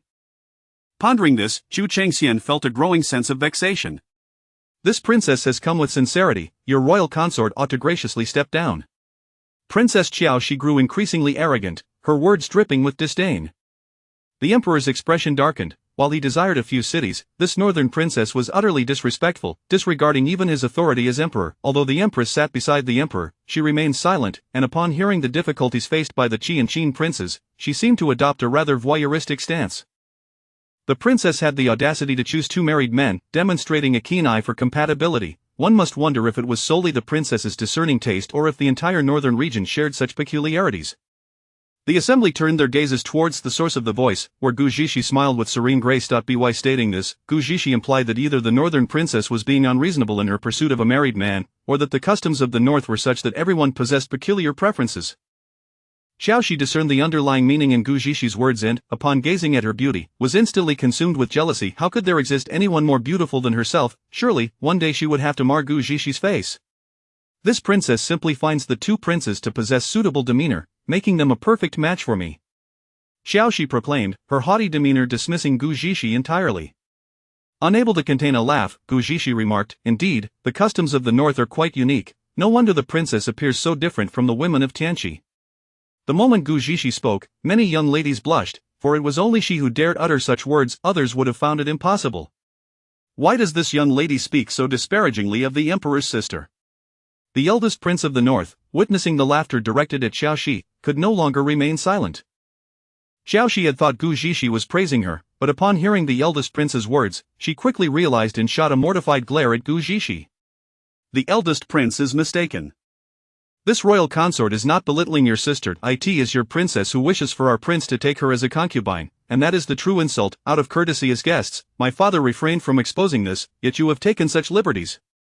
The eldest prince found himself somewhat cornered by Gu Zhishi's barrage of questions, appearing as if he were at odds with a mere maiden. When did this princess ever state that I wanted them to be concubines? Xiao Shi retorted defiantly. Then pray tell, princess, when you simultaneously fancy my husband and my sixth brother, do you intend to lower your status to serve them, or shall they lower their status to cater to your whims? Gu Zhishi's tone was laden with authority. Xiao Shi, petulantly, exclaimed, how could this princess possibly lower herself? Gu Zhishi smirked mockingly, did you hear that, eldest prince? This royal consort believes you are not visitors but rather here to insult us. The situation rapidly shifted, and the eldest prince felt a flush of embarrassment as Gu Zhishi continued, could it be that you have received instructions from the northern emperor to come all this way to humiliate us? Who does not know that the princes of Tianqi are our blessings? Your actions display utter disregard for the entire realm of Tianqi. Gu Zhishi's audacious remarks ignited a spark of defiance among those present. Several individuals turned to question Gu Mingfeng doubtfully, is the Qi princess truly a fool? Gu Mingfeng wiped the sweat from his brow, his tone uncertain, perhaps. He himself was unaware of when his daughter had become so eloquent, yet as long as it was for the good of Tianqi, he felt a sense of satisfaction. The northern nobles were left speechless by Gu Zhishi's retorts, glaring at her with hostility. Father, it seems necessary to send a message to the northern emperor to inquire about his intentions. After hearing Gu Zhishi's voice, Xu Chengmu fell silent. He wished to ascertain whether this woman truly cared little for him, yet he had yet to receive a satisfactory answer. The eldest and third princes were now anxious. The task assigned to them by the northern emperor was to ensure the retrieval of the sacred relic. However, having only just arrived, they had stirred up trouble, and if the northern emperor were to learn of this, they feared their prospects for the crown prince position were bleak. The third prince clenched his teeth and finally said, Your Majesty of Tianqi, please do not be angry. My sister was merely jesting. Both princes are married, and she would naturally not engage in the act of disrupting unions. I apologize on her behalf. You insult our blessings and expect to settle it with mere words. Do you think Tianqi is so easily trifled with? Gu Mingfeng rose to defend his daughter, for she was striving to uphold the dignity of their nation. If apologies are to be made, they must possess sincerity.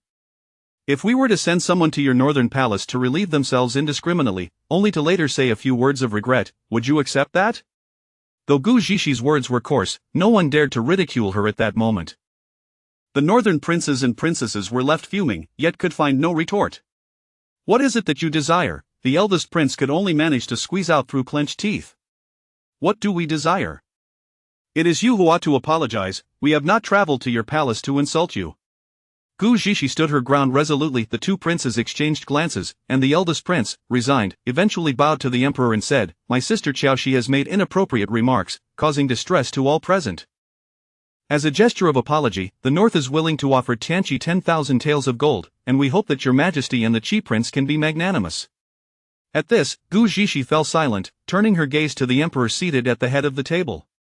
All eyes in the hall turned to the emperor as well. Since the eldest prince has expressed such sincerity, I am not one to be overly meticulous. The northerners let out a sigh of relief. As long as they were not expelled, they could accept any terms. Meanwhile, Xiaoxi dared not speak further. Having received several hints from the eldest prince, she could only glare at Gu Zhishi with venomous eyes.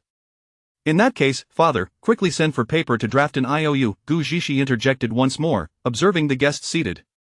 The emperor chuckled. "It seems the Qi princess has considered this thoroughly." He gestured for someone to fetch the necessary items. The newly seated guests were nearly apoplectic upon hearing Gu Zhishi's words, casting numerous daggers of glances in her direction. Yet, soon they found themselves cowed by the pressure released by Chu Qingmu, refraining from looking their way. Once the IOU was prepared, the emperor reviewed it, satisfied, before announcing for the banquet to continue. In an instant, the thoughts of those in the grand hall diverged. Most regarded the prime minister's residence and the Qi prince's table with suspicion, wondering if Gu Zhishi was indeed a fool. Yi Anren harbored the same question, her gaze towards Gu Zhishi imbued with profound significance, as if she were an old friend long unseen. Was she truly still a fool? Chapter 33. She seems to have a secret. The grand banquet came to an end swiftly, and Chu Qingmu was summoned by the emperor. Gu Zhishi initially intended to return to her residence, but Yi Anren called out to her. "Zhishi, it has been a while." Gu Zhishi looked up, finding Yi Anren's words somewhat perplexing. Had they not just seen each other moments ago at the banquet? Sixth sister-in-law, what do you mean? Gu Zhishi's face was filled with confusion. Gazing into Gu Zhishi's clear eyes, a flicker of disappointment crossed Yi Anren's expression. It seemed she had misjudged the situation. She smiled and shook her head. "Nothing, I just feel you are different from before." Gu Zhishi blinked, realizing that the differences with her original self were indeed significant. "Has sixth brother also been called away by Father Emperor? Would you like to come visit us?"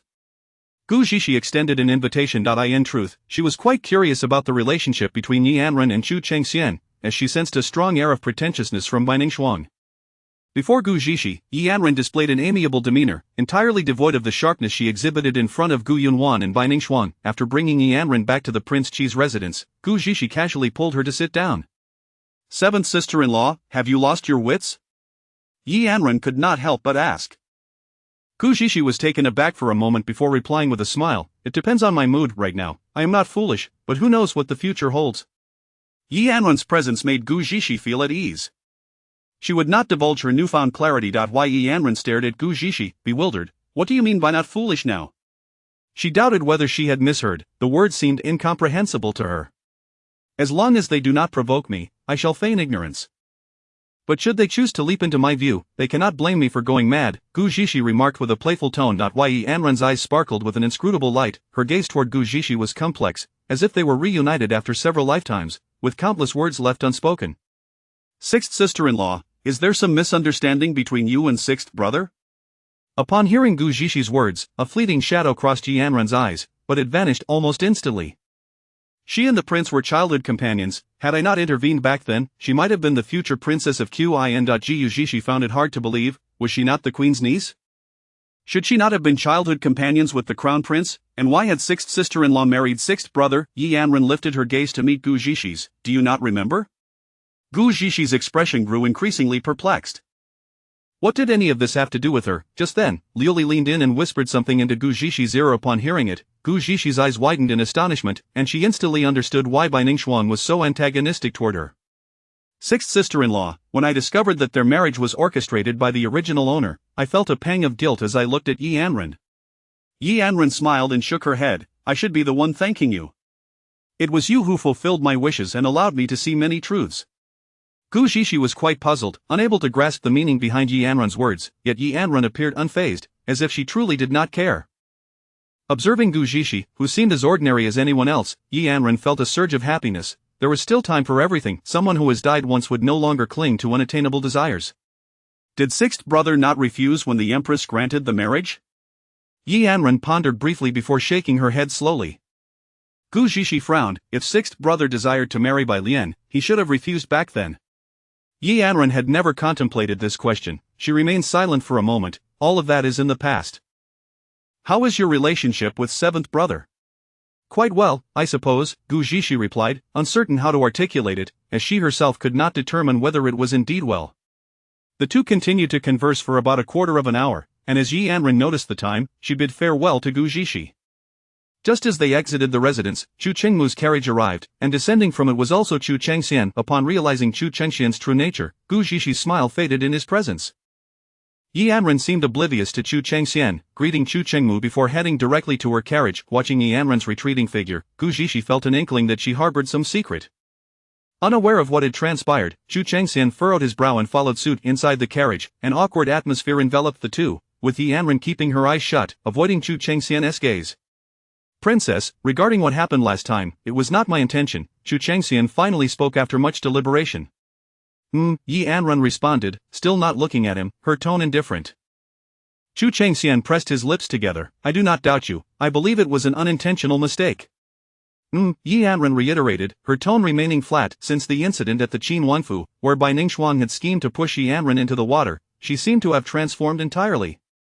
That day, Bai Ningxuang had come to provoke Yi Anren as usual, but she had chosen to ignore her. Knowing Yi Anren's deep affection for Chu Chengxian, Bai Ningxuang lured her to the lotus pond under the guise of Chu Chengxian, deliberately inciting her to strike back. When Chu Chengxian arrived, he witnessed Yi Anren attacking Bai Ningxuang, who, in her attempt to evade, accidentally pushed Yi Anren into the water. Frowning, he rescued Yi Anren but did not immediately comfort her or inquire about the situation. Instead, he scolded her without understanding the context. Since that day, Yi Anren had changed, her gaze toward him growing cold, devoid of the warmth it once held. Within the Prince Qi's residence, Gu Zixi refrained from sleep, waiting until after midnight before donning a night outfit and slipping out. Standing nearby, Chu Chengmu happened to witness this scene and quickly followed her, keeping a careful distance. Gu Zixi had already inquired about the location of the northern frontier envoys and made her way directly to the inn without any detours. Chu Chengmu felt his heart race as he recalled how Gu Zixi had been watching the northern frontiersmen intently at the banquet. He worried that she might have truly developed an interest in them. Gu Zixi stealthily entered the room where the northern frontier's crown prince was resting. As she approached the sleeping figure, she reached out to rouse him, only to have her wrist seized. Instinctively, she retaliated, drawing a silver needle to jab at his arm. Princess, came Chu Chengmu's deep voice. Gu Zixi hastily withdrew her hand and shot him a fierce glare. What are you doing here? You startled me. What brings you here, princess? Chu Chengmu countered with a question of his own. Gu Zixi frowned, suspecting he might be stalking her. Are you following me? I merely thought the intentions of these northern frontiersmen were suspect, so I came to take a look. Chu Chengmu's mind raced. Then we are of one mind. I too have some queries, Gu Zixi replied, feigning nonchalance. Chu Chengmu was unconvinced. He did not believe she would take such risks merely out of curiosity. If the princess has questions, it would be better to ask during the day. What can be discerned at night? His tone was tinged with jealousy, revealing his discomfort with Gu Zixi being in another man's quarters at such an hour. Such matters are best conducted under the cover of night, he retorted, his expression darkening ominously. Gu Zixi, do you even realize what you are saying? Do not disturb me while I am attending to important matters. It would be troublesome if he wakes up. Gu Zixi remained oblivious to Chu Chengmu's misinterpretation, her focus on the stirring figure on the bed. Do you expect me not to disturb you? Chu Chengmu nearly shouted in exasperation. Gu Zixi quickly covered his mouth. Keep your voice down, are you out of your mind? Staring at her close-up face and feeling her warm hand covering his mouth, Chu Chengmu felt his heart race uncontrollably. Chapter 34. This woman practices sorcery. I am utterly speechless. I truly appreciate your help, but I am genuinely occupied with important matters. Can't you just express whatever you wish to say and leave? Please refrain from causing a commotion here. The person on the bed stirred once more, and Gu Zixi grew increasingly anxious, her words becoming somewhat incoherent. Observing the urgency and concern reflected in Gu Zixi eyes, Chu Chengmu gently nodded. Only then did Gu Zixi release her grip on him, giving him a warning glance before proceeding to check on the individual in the bed. Once she confirmed that he was still sound asleep, she let out a sigh of relief. Gu Zixi retrieved a piece of incense from her small backpack, ignited it, and placed it directly beside the nose of the Grand Prince of Beijiang. After approximately 5 minutes, she reached out to rouse him. Chu Chengmu silently observed from the side, equally curious about Gu Zixi purpose for being there. Just as Gu Zixi was about to touch the person on the bed again, Chu Chengmu interjected, "What do you intend to do?" "This prince will assist you." Gu Zixi, not one to be polite, withdrew her hand while rummaging through her bag, instructing Chu Chengmu to awaken him. Chu Chengmu, puzzled, wondered why she had so recently feared he would awaken, yet now sought to rouse him. However, he refrained from questioning her and instead extended his fingers to tap the Grand Prince's head. The Grand Prince soon opened his eyes, gazing vacantly at the two. "Who are you?" His tone was light, seemingly unfazed by the presence of two strangers in his chamber. Gu Zixi produced the jade pendant she had used to hypnotize Lindsay and began to sway it rhythmically before the Grand Prince's eyes, reciting incantations that if one listened closely, they would discern her repeating the phrase, "I am your great-aunt." Initially, the Grand Prince attempted to speak, but as his gaze grew increasingly bewildered, he fell silent. After stowing the jade pendant away, Gu Zixi directly inquired of Chu Chengmu, "Why are you seeking the golden fusang tree?" The Grand Prince replied, "That is our sacred object in Beijiang. Our ancestors angered the deities, who took the sacred object and departed, never to return. Only recently did the national master finally determine its location in Tianxi, prompting my father to send us to seek it." Listening to the Grand Prince's response, Chu Chengmu felt an indescribable shock. It was not the content of the Grand Prince's words that astonished him, but rather the fact that he had answered so honestly. Could this woman truly possess sorcery? Gu Zixi, however, was indifferent to Chu Chengmu's thoughts. She was eager to uncover the truth. "What purpose does finding the fusang tree serve?" she continued to probe. "The sacred object has been lost for many years, and Beijiang has grown increasingly unstable. Only by recovering the sacred object can peace be restored to Beijiang." Gu Zixi believed these were not the answers she sought and pondered for a moment before asking again, "Do you know the precise location of the sacred object?" "No, the sacred object has been missing for centuries, but in the past 2 months, the national master discovered traces of it in Tianxi's capital." Gu Zixi felt a spark of excitement. This made the search significantly easier. "Is it confirmed to be in the capital?" "Indeed," he affirmed.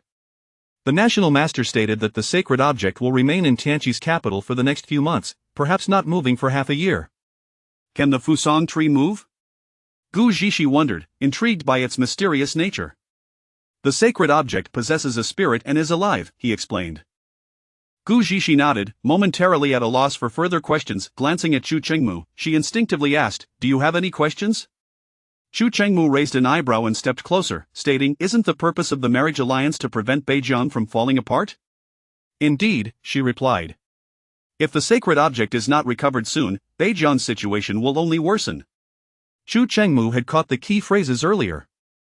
Beijiang's instability was what had led him to this conclusion. After a brief silence, he addressed Gu Zixi, "This prince has no further questions."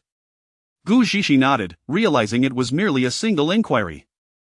She thought for a moment and found herself unable to conjure any additional questions. Thus, she gathered her belongings and led Chu Chengmu out of the inn. When they were nearly 100 meters away from the Grand Prince of Beijiang, Gu Zixi flicked the jade pendant with her fingers. Instantly, the Grand Prince awakened, perplexed by his sudden consciousness. Had he experienced some discomfort upon arrival? Perhaps he even dreamed of his great-aunt. Feeling somewhat dizzy upon waking, he dismissed it, drank a glass of water, and returned to sleep. By the time Gu Zixi and Chu Chengmu returned to the manor, it was nearly the hour of evening. Chu Chengmu stood in Gu Zixi's room, gazing at her with a complex expression, as if a multitude of questions swirled within him. Noticing that he showed no intention of leaving, Gu Zixi found his demeanor rather peculiar.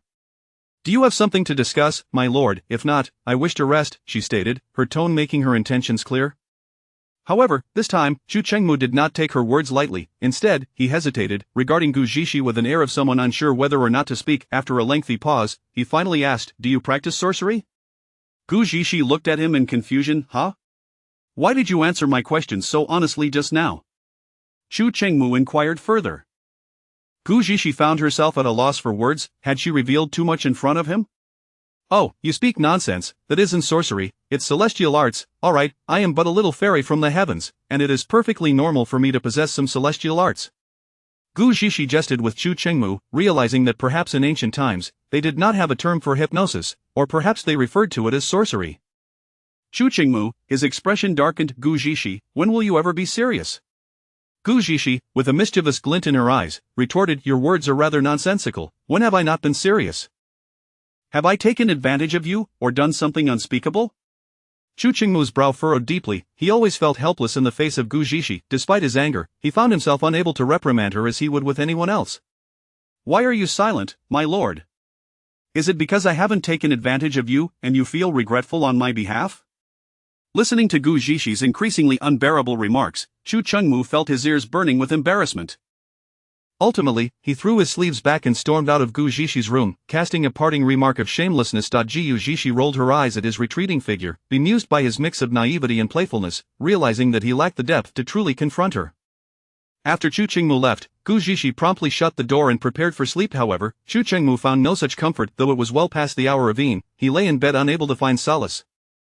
His mind was plagued with questions. Why did Gu Zhishi not align with the rumors? Where did her medical knowledge originate? How did she come to possess sorcery? And why did he care so deeply about her and her affairs?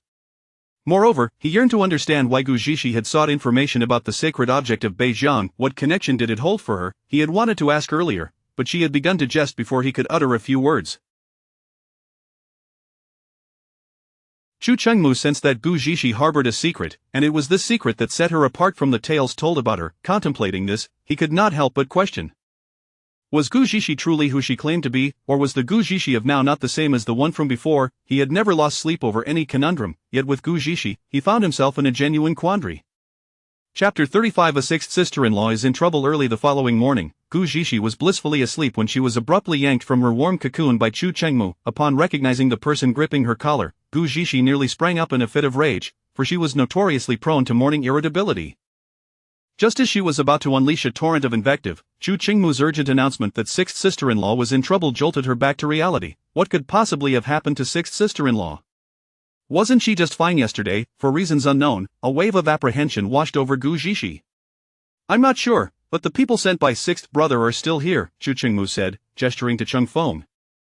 Soon, an unfamiliar guard appeared before Gu Zhishi. She recognized him as a guard from the Prince Qin's residence. What has happened to the princess? The guard shook his head. I am not privy to the details, only that there was unrest at the residence last night. Early this morning, the prince dispatched me to inform you both, emphasizing that it was imperative for you to be made aware. With every word the guard spoke, Gu Zhishi's brow furrowed deeper, and she could not shake the suspicion that her recent confrontation with Bai Ningfang, alongside Yi Anren, had somehow provoked Chu Chengxian. With this troubling thought, Gu Zhishi dared not delay any further and hurriedly followed the guard. Sensing the gravity of the situation, Chu Chengmu refrained from further inquiries and quickly accompanied her. 15 minutes later, their carriage halted before the gates of the Prince Qin's residence. Gu Zhishi leaped from the carriage and dashed inside. Fortunately, the servants at the residence were perceptive, quickly stepping forward to guide her.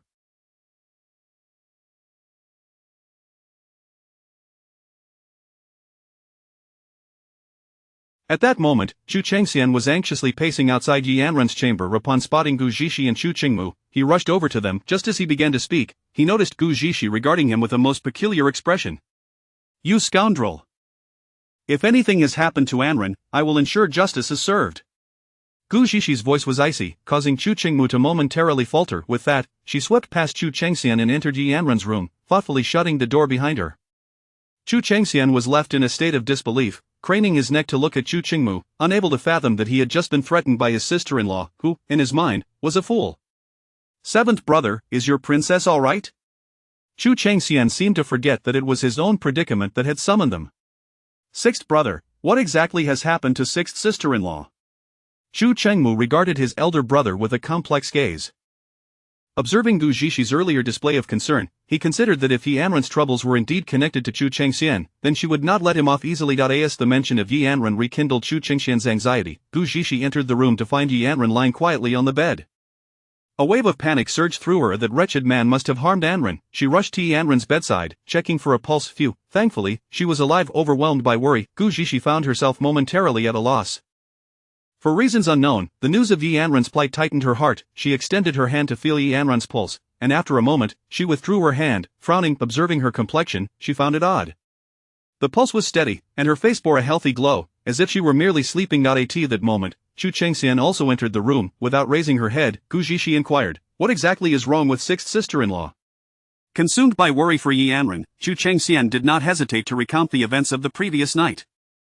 After returning from the Qi prince's residence, he had lingered in Yi Anren's courtyard, perplexed by her prolonged sulking over a trivial matter. He had sought clarification, but her cold demeanor left him feeling dismissed, ultimately leading to an unceremonious parting. After a night filled with pent-up frustration, he had finally drifted off to sleep. However, shortly after midnight, a knock on his door roused him, revealing Yi Anren's maid, who appeared flustered. Instantly, Chu Chengxian's heart raced. Without waiting for an explanation, he dashed to Yi Anren's courtyard. Upon entering, he was met with her anguished cries, as if she were enduring some torment, sending a chill down his spine. Yet, by the time he reached her, Yi Anren lay unconscious on the ground. He promptly summoned the residence's physician, who diagnosed her condition as a result of excessive worry and sleepless nights leading to nightmares. Relieved, Chu Chengxian observed Yi Anren's peaceful appearance, and without further thought, returned to bed this morning. However, she had yet to stir at her usual rising hour. Initially, the maid thought nothing of it, attributing it to the physician's comments about her exhaustion. She commenced tidying the courtyard, but when she accidentally knocked over a vase and received no response from Yi Anren, she sensed something was amiss. In a panic, she sought out Chu Chengxian.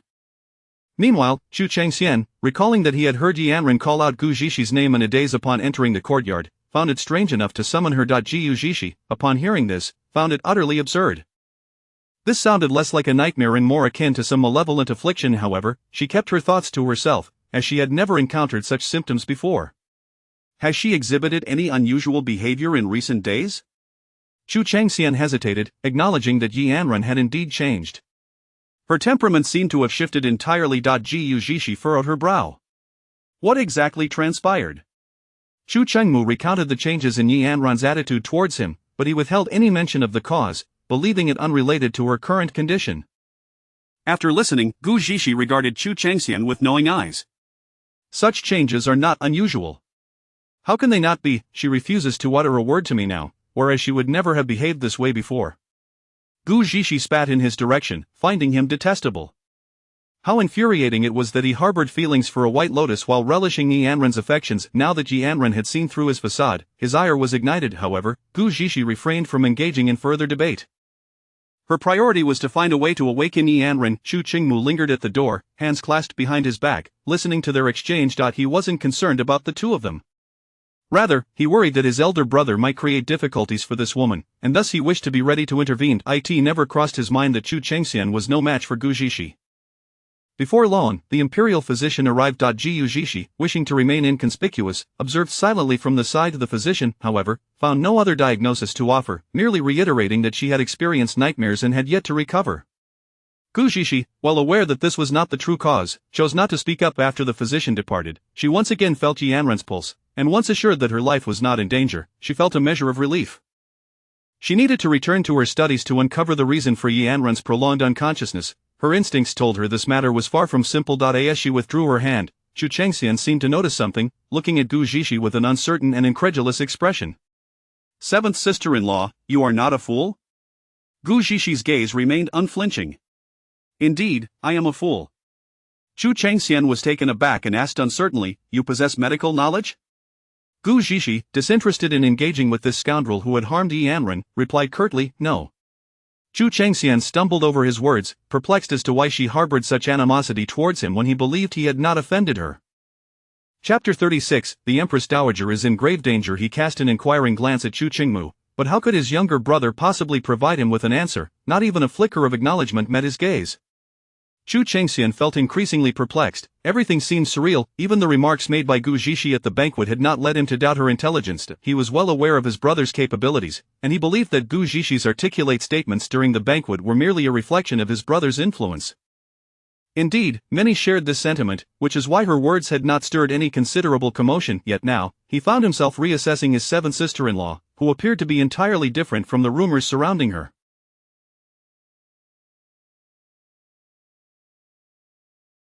Meanwhile, Gu Zhixi and Chu Qingmu had just arrived at the royal residence when they were halted before they could enter. Upon recognizing the visitor, a sense of foreboding crept into Chu Qingmu's heart. Your Highness and Princess, the Empress Dowager's condition has suddenly worsened. His Majesty has sent me to request your presence at the palace, along with the esteemed physician, Gu. The messenger was none other than the favored eunuch, Su. Exchanging a glance, Chu Qingmu instructed, Princess, please fetch physician Gu. Gu Zhixi understood his intent, nodded, and hurried inside. Moments later, Gui emerged from the residence, carrying a medical kit. Half an hour later, the two arrived at the Empress Dowager's chamber, where several imperial physicians were already present, with the chief physician taking her pulse.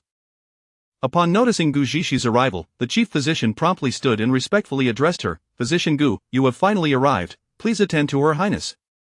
He had never underestimated her due to her youth or gender. In fact, upon realizing her superior medical skills, his attitude had only grown more reverent. Gu Zhishi nodded slightly, offering a brief salute before observing the Empress Dowager's complexion. Upon discerning clear signs of poisoning, she could not afford to hesitate. Her Highness's condition is dire. I must treat her immediately. I kindly ask you all to step aside for the time being. The imperial physicians exchanged dubious glances, seemingly disbelieving her assertion, while the chief physician felt a twinge of concern, having already noted the Empress Dowager's faint pulse moments earlier. Do you not heed the words of the physician? Chu Qingmu's gaze was fierce, nearly lethal, as he regarded those who remained unmoved. The imperial physicians, fearful of him, reluctantly exited the room. My lord, I implore you to guard this door closely. No one must enter. Gu Zhishi's expression was grave. After Chu Qingmu returned her a reassuring glance, he closed the door firmly.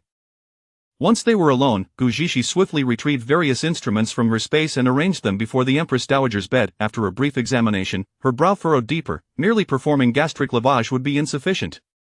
She hurriedly prepared a concoction for the Empress Dowager and began administering intravenous fluids, sparing no time to attach various monitoring devices to her. After confirming that the Empress Dowager's vital signs were stable enough for gastric lavage, Gu Zhishi commenced her treatment. Outside, the imperial physicians remained uneasy about Gui treating the Empress Dowager alone.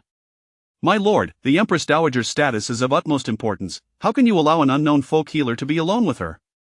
What if she harbors ill intentions and harms Her Highness? One physician suddenly interjected. Chu Qingmu ignored him, his gaze unwaveringly fixed on the closed door. Another physician added, My lord, if the chief physician cannot resolve this matter, how can you blindly trust an outsider? Silence. I find no need to defend you, the chief physician interjected, unable to tolerate such disparagement of a physician he esteemed. Several imperial physicians fell silent but continued to murmur among themselves, as if genuinely fearful that Gui would bring harm to the Empress Dowager. Inside, Gu Zhishi was drenched in sweat, as the burden of being the sole practitioner rendered her tasks more cumbersome. Soon, the Empress arrived with her entourage, her eyes gleaming with inscrutable concern upon seeing the crowd gathered outside. Chief Han, why are you all standing out here? What is the Empress Dowager's condition? The Empress bypassed Chu Qingmu and Chief Han, appearing genuinely distressed about those within. Your servant greets your majesty, the Empress Dowager's unconsciousness is due to poisoning. Presently, Physician Gu is attending to her, Chief Han reported. Upon hearing this, the Empress narrowed her eyes. Physician Gu, is she not from the Imperial Medical Institute? A physician who had previously disparaged Gu Zhishi stepped forward. Your Majesty, she is merely a common physician brought by Prince Qi, and she has expelled us from attending to the Empress Dowager. The Empress's expression darkened instantly as she turned to Chu Qingmu. The Empress Dowager is your mother. How can you carelessly bring an unknown individual from outside the palace? Should anything happen to her, it would be due to your recklessness. The implications of her words were clear. If the Empress Dowager were to suffer, it would be attributed to the person brought by Chu Qingmu. The expressions of the concubines following her were equally telling. Chu Qingmu raised his gaze calmly. Your Majesty, you are overthinking this, I have my own considerations. Observing his demeanor, the Empress was far from angered. Rather, she felt a sense of triumph. This is utter folly. Quickly allow the imperial physicians to enter. If the Empress Dowager's condition worsens, how will you explain it to your father? The Empress feigned a tone of heartfelt concern. Chu Qingmu continued to disregard her, his finger incessantly twirling the ring on his thumb, his gaze never leaving the door. The Empress was already aware of Gui's reputation, recognizing that the Empress Dowager's previous improvement was largely due to her skills. Prince Qi, while you may disregard palace regulations, the Empress Dowager's life hangs in the balance, and yet you expel the imperial physicians. What are your true intentions? The Empress's tone sharpened. Your Majesty, please do not be angry. Physician Gu's skills surpass those of many, and she was specifically sought out for the Empress Dowager. Chief Han hastily interjected, attempting to mediate. How do we know she has not employed some trickery? Can one folk healer truly surpass so many imperial physicians? The Empress retorted sharply. Indeed, Chief Han, what incentive has she given you to support her? Another physician who had sided with Chief Han chimed in. Chief Han was incensed. Chen Hong, what nonsense are you spouting? Just then, with a loud crash, Chen Hong found himself flung against a tree by the palace wall. The crowd gasped in shock as Chu Qingmu slowly withdrew his hand. Chen Feng, if anyone else dares to make a ruckus, throw them out. The Empress glared in disbelief at Chu Qingmu. How dare you disregard me, the Empress? Guards, seize this unfilial son for obstructing the imperial physicians from treating the Empress Dowager, let them enter at once. Chu Qingmu's gaze was icy as he regarded the Empress. Cheng Feng, those who intrude shall face no mercy. Cheng Feng stepped forward, as the palace guards recognized him. He was a formidable figure, showing no mercy to anyone, just like his master. Seeing that the crowd remained unmoved, the Empress erupted in fury. Did you not hear my orders? Should the Empress Dowager's treatment be delayed, can you bear the consequences? Inside, Gu Zhishi was already aware of the commotion outside and felt grateful that she had instructed Chu Qingmu to guard the door. As the noise escalated, her anxiety intensified. Glancing at the data on the monitors, she became increasingly alarmed, as the Empress Dowager's condition showed no signs of improvement. Chapter 37, Are you going to rebel? The guards, incited by the Queen's recent utterance, recklessly engaged in a confrontation with Cheng Feng. Prince Qi, do you not regard the palace regulations? The Queen, observing Chu Qingmu's unwavering demeanor, genuinely feared for the well-being of Consort Chen. Alone, Cheng Feng faced a horde of guards, while Chu Qingmu remained composed, watching intently. His assault on the imperial physician was provoked by the latter's disrespectful remarks regarding Gu Zhishi. Such an affront was intolerable. He acted without hesitation. Soon, the guards lay scattered, wailing in agony, nearly causing the Queen to faint from rage. Prince Qi, are you attempting to rebel? You disregard even your mother's life. Speak cautiously, Your Majesty. Chu Qingmu's tone was as cold as steel. Are you truly intent on opposing me, disregarding the life of your mother? Whose life? The Emperor, having just approached the doorway, halted upon hearing the Queen's words, his countenance darkening. As the words echoed, a figure clad in bright yellow appeared at Consort Chen's palace entrance, startling the Queen before filling her with joy.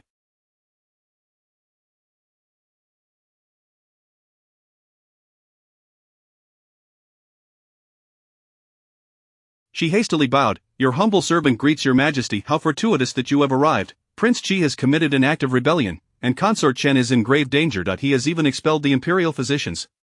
The Emperor's expression grew increasingly somber as he regarded the physicians standing at the threshold and the firmly shut door. He inquired, his voice low and commanding, what is the meaning of this? Finally, Chu Qingmu spoke. Father, my mother has been poisoned, and the situation is dire. I have brought Dr. Gu to attend to her. The Emperor glanced at the fallen guards and queried, and what of this? Father, the Queen attempted to force her way in, preventing Dr. Gu from treating my mother. In my anxiety, I acted against them. Your Majesty, I did not intend to intrude. It is merely that Dr. Gu is a woman of little experience, incomparable to the palace physicians. I was concerned for Consort Chen's well-being and wished to allow the physicians to examine her, yet Prince Qi obstructed their entry. The Queen lamented, feigning distress. Nonsense, if she has been poisoned, an antidote is all that is needed. How could it incite such a commotion? The Emperor's voice bore the weight of fury. Your Majesty, you are well aware of Prince Qi's temperament. There is little I can do, the Queen replied, her tone laced with helplessness.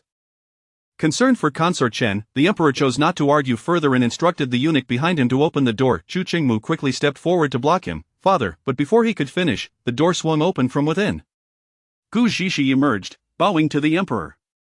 Your Majesty, Consort Chen's ailment arose unexpectedly, and before she could complete her sentence, the Emperor, fraught with anxiety, rushed past her into the chamber.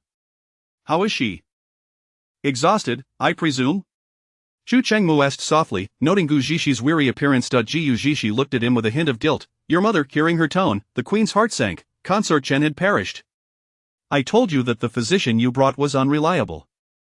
Now that Consort Chen is in peril, I shall see how you explain this to the Emperor.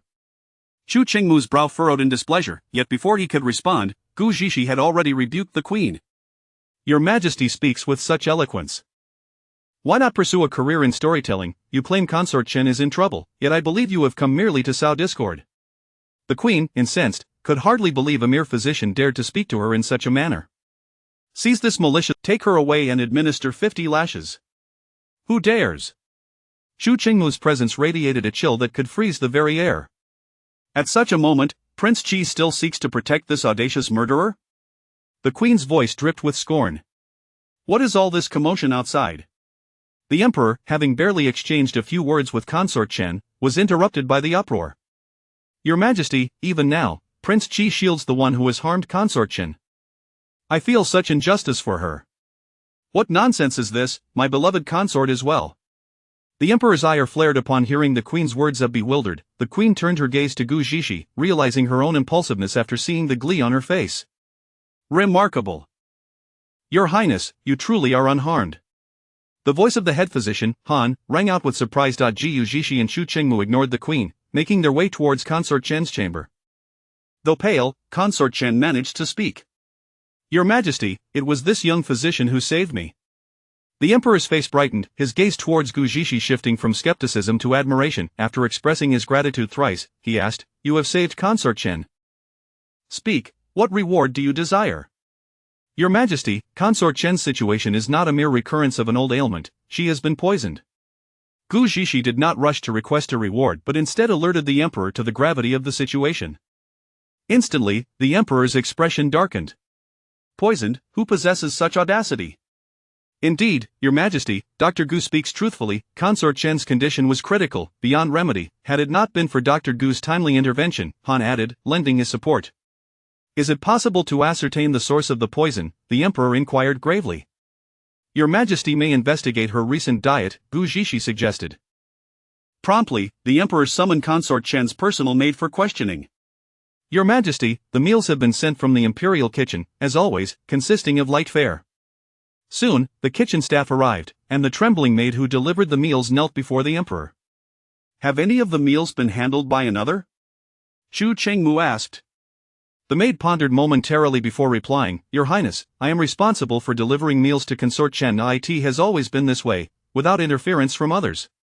Just then, a young eunuch interjected, I recall that the person who came to retrieve the morning meal was not An Hong Yuan, but another maid. Gu Zhishi pressed for details, who was it? The eunuch pointed to another maid standing by Consort Chen's bed. It was her, though she is also one of the consort's attendants. The maid's eyes flickered with panic as she rushed forward to kneel. Your Majesty, please see clearly. I was sent to fetch the meal because Sister Hong Yuan was busy. She and the consort are both aware of this. Consort Chen weakly spoke. What she says is true, I instructed her to fetch it. Were you and Hong Yuan the only ones present? Gu Zhishi pressed relentlessly. The maid nodded. Gu Zhishi continued, You are also a personal maid to the consort? At this, the maid grew increasingly flustered, stammering, and no. It was you who poisoned her. Gu Zhishi blurted out before the maid could defend herself. The moment the accusation was made, the maid's apprehension became unmistakable. This is a grave injustice, it was not I merely fetched the meal for Sister Hong Yuan. Gu Zhishi crouched close, locking eyes with the maid, it was you who administered the poison. The maid could not meet Gu Zhishi's gaze, and her furtive eyes betrayed her guilt. Xu Qingmu, sensing the unease, scrutinized the maid closely. Does Prince Qi simply allow unfounded accusations to fly? The queen, witnessing Gu Zhishi's abrupt declaration, could hardly contain her disdain. Who claims I lack evidence? Gu Zhishi's assertion elicited a myriad of expressions from the crowd. Chapter 38 of the Little Divine Doctor's Arrogance. The Empress, in her haste concerning the palace maid, was caught off guard by Gu Zhishi's blunt inquiry, could it be that you sent her? The Empress's chest heaved with indignation. How dare they slander her without any evidence? Do you not treat this place as the residence of Prince Qi? Enough, Empress, refrain from this uproar. Consort Chen has just awakened and cannot endure such commotion, the Emperor interjected, instantly diminishing the Empress's fervor. She bowed respectfully, Your Majesty, I merely feared that innocent souls might be wronged, and thus I spoke with fervor. I beg your pardon. The Emperor waved his hand dismissively, You have been busy all morning, Empress. Take a moment to rest. I trust they will uncover the culprit. He then turned his gaze to Gu Zhishi. You mentioned possessing evidence, I am most curious to see what you have. The poison that afflicts the Empress is known as Yunxian. This toxin emits a fragrance akin to agarwood when it comes into contact with alum, Gu Zhishi explained, causing the palace maid to instinctively clench her fists and retreat into her sleeves. Seeing this, Xu Qingmu spoke up in a low voice, Chengfeng. Understanding the cue, Chengfeng stepped forward and forcibly extracted the maid's hand. Moments later, he reported, Your Majesty, Dr. Gu speaks the truth. Consort Chen's complexion deteriorated, disbelief etched across her features. She had always treated her servants with great kindness, showering them with generosity, and thus found it hard to fathom their betrayal. Agarwood was commonplace in the palace, particularly given Consort Chen's frail health, as it was often burned within the chambers. How could this maid have recently lit it? This remark came from another imperial physician who had previously echoed the Empress's sentiments. Are you not aware, as a physician, to tend to your own ears? It has been stated that the fragrance is nearly reminiscent of agarwood. What is your contention? Gu Zhishi regarded him with disdain, recognizing him as one of the Empress's pawns. The physician was momentarily silenced, his expression darkening. How crude! Even as Gu Zhishi displayed such rudeness, the Emperor remained silent, tacitly endorsing her deductions. Thus, the imperial doctor refrained from further protest. To the onlookers, Gu Zhishi appeared somewhat disdainful, seemingly indifferent to the Emperor's dignity. Did she possess significant backing? The medicine you speak of, I have indeed heard of, though I have never encountered it. This toxin is exceedingly rare. It can be a remedy for certain ailments but is lethal if misused. How could the Empress have fallen victim to such poison? As the discussion veered toward medical matters, head physician Han eagerly seized the opportunity to inquire further. Let us question her, Gu Zhishi declared, gesturing toward the kneeling maid, who trembled in fear, unable to raise her gaze, her fingers curled tightly in apprehension. Will you not confess? Or must we await the moment of your punishment, when flesh is torn and features distorted, before you are willing to speak? Having been a top-tier operative in her past life, Gu Zhishi could discern that this maid would likely yield under pressure. As anticipated, not long after Gu Zhishi's words, the maid began to prostrate herself before the Emperor and Consort Chen. Your Majesty, spare me, it was all orchestrated by Huichun, the Empress's confidant. I acted solely under her directives. Upon hearing this, the Empress's countenance shifted dramatically. The moment Gu Zhishi had mentioned Yunxian, anxiety had gripped her heart. You insolent wretch, do you realize the fate that befalls those who slander me? The Empress threatened the maid. The maid hastily replied, Your Majesty, I speak only the truth. I possess silver in bracelets given by Huichun. Your eagerness to intimidate suggests that you are indeed aware of the matter, Gu Zhishi interjected, posing a pointed query. Feigning composure, the Empress retorted, Before the Emperor, you dare to slander me? Unfazed, Gu Zhishi replied, If the Empress is innocent, I implore you not to obstruct our investigation into the poisoning of Consort Chen. The Emperor maintained a stoic expression, his silence betraying his profound displeasure. Observing his demeanor, the Empress refrained from further comment. After years of marriage, she had gleaned some understanding of his temperament. Ultimately, the Empress could only grit her teeth and strike Huichun. What is the meaning of this? How did your belongings end up in her possession? Huichun, who had been bowing her head, hastily knelt before the Emperor after being struck. Your Majesty, my bracelet was lost some time ago. She must have stolen it and now seeks to frame me. You lie, it was you who gave it to me, along with the poison used against the Empress, the maid insisted vehemently, firmly attributing her actions to Huichun. Gu Zhishi observed their bickering without interjecting, instead turning her attention to the imperial physician. My good physician, do you find this spectacle entertaining? Shall we discuss the origins of Yunxian? The physician who had previously opposed Gu Zhishi was now in a state of panic, desperate to defend himself. When head physician Han interjected, it is worth noting that the Zhao family is in the medicinal trade. Was it not your family's apothecary that supplied the imperial medical department? With this assertion, the imperial physician could no longer articulate a response, his mouth opening and closing numerous times as he sought the Empress's gaze for assistance. The Empress, caught in his pleading stare, felt a chill of dread. With so many witnesses present, she dared not issue any threats. To the assembled crowd, the imperial physician's silence was interpreted as an admission of guilt. After all, the movement of medicinal materials was meticulously documented, especially rare ones like Yunxian, making it easy to trace their entry into the palace. At this juncture, Huichun recognized that the truth could no longer be concealed. She cast a knowing glance at the Empress before bowing deeply before the Emperor. Your Majesty, it was all my doing. I bribed the imperial physician Zhao to procure Yunxian from outside the palace and colluded with the maidservants in Consort Chen's quarters. I acknowledge my guilt and seek mercy for my family. Consort Chen bears you no grudge, why would you wish harm upon her? Gu Zhishi understood that the situation was far more complex than it appeared. Huichuan's eyes glimmered with a resolve that suggested she was prepared to face death as she addressed Consort Chen. Our Empress is deeply devoted to His Majesty, yet His Majesty's affections lie solely with Consort Chen. Our Empress has treated us with great kindness. I could not bear to see her burdened with worry. If only Consort Chen were to perish, His Majesty would cease to hold such regard for the Empress. With that, Huichun abruptly withdrew a hairpin from her hair and plunged it into her own neck. Before anyone could react, Gu Zhishi rushed forward to staunch the bleeding, urgency propelling her actions. The scene descended into chaos, startling the Empress, who rationalized that Huichuan's desperate act was understandable given that she held leverage over her family. As long as Huichun did not implicate herself, matters could be settled favorably. The hairpin had penetrated too deeply, striking a major artery, and ultimately, Huichun could not be saved. The Emperor furrowed his brow, observing the disorder with a tumult of emotions. He had merely wished to bestow more affection upon the woman he loved. Evidently, Huichuan's words had stirred something within him. To spare consort Chen further distress, the emperor commanded that Huichuan's body be removed and ordered the palace maid and the imperial physician Zhao to be taken for interrogation. Consort Chen, of course, understood that the true instigator was not merely one maid. However, with Huichuan's self-inflicted demise, she could not pursue the matter further. Jiu Zixi exchanged a glance with Chu Qingmu, feeling a pang of guilt for failing to save her, realizing that this incident might allow the empress to evade repercussions. Chu Chengmu approached her, gently squeezing her hand in a gesture of comfort, eliciting a warmth within Gu Zhixi's heart. Unbeknownst to them, the empress observed their interaction, her mind racing with new schemes now that she had momentarily escaped suspicion regarding the poisoning of Consort Chen. Chapter 39 is the Prince of Qi entangled with others. Upon recalling that Chu Qingmu was actually entangled with that female physician, the empress could not suppress her delight. No wonder that physician dared to be so arrogant. The Prince of Qi had been protecting her all along, revealing that there were deeper secrets at play. The empress summoned the crown prince and shared this delightful news with him. What does it matter?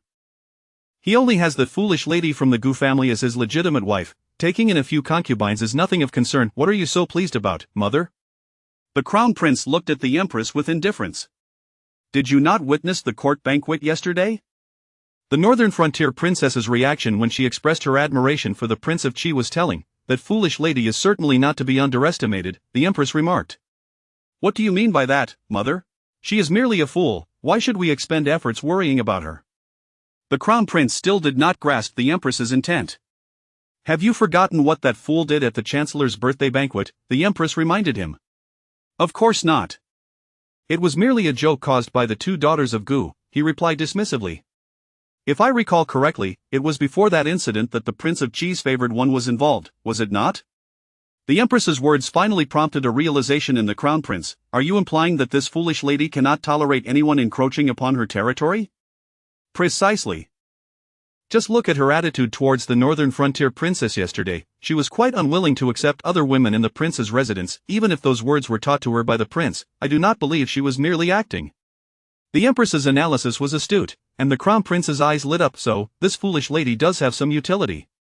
I shall dispatch someone to investigate the identity of that female physician. Seventh brother seeks the chancellor's support. I shall not allow him to have his way. Once the prince's wife learns of the connection between that physician and the prince, how could she possibly endure it?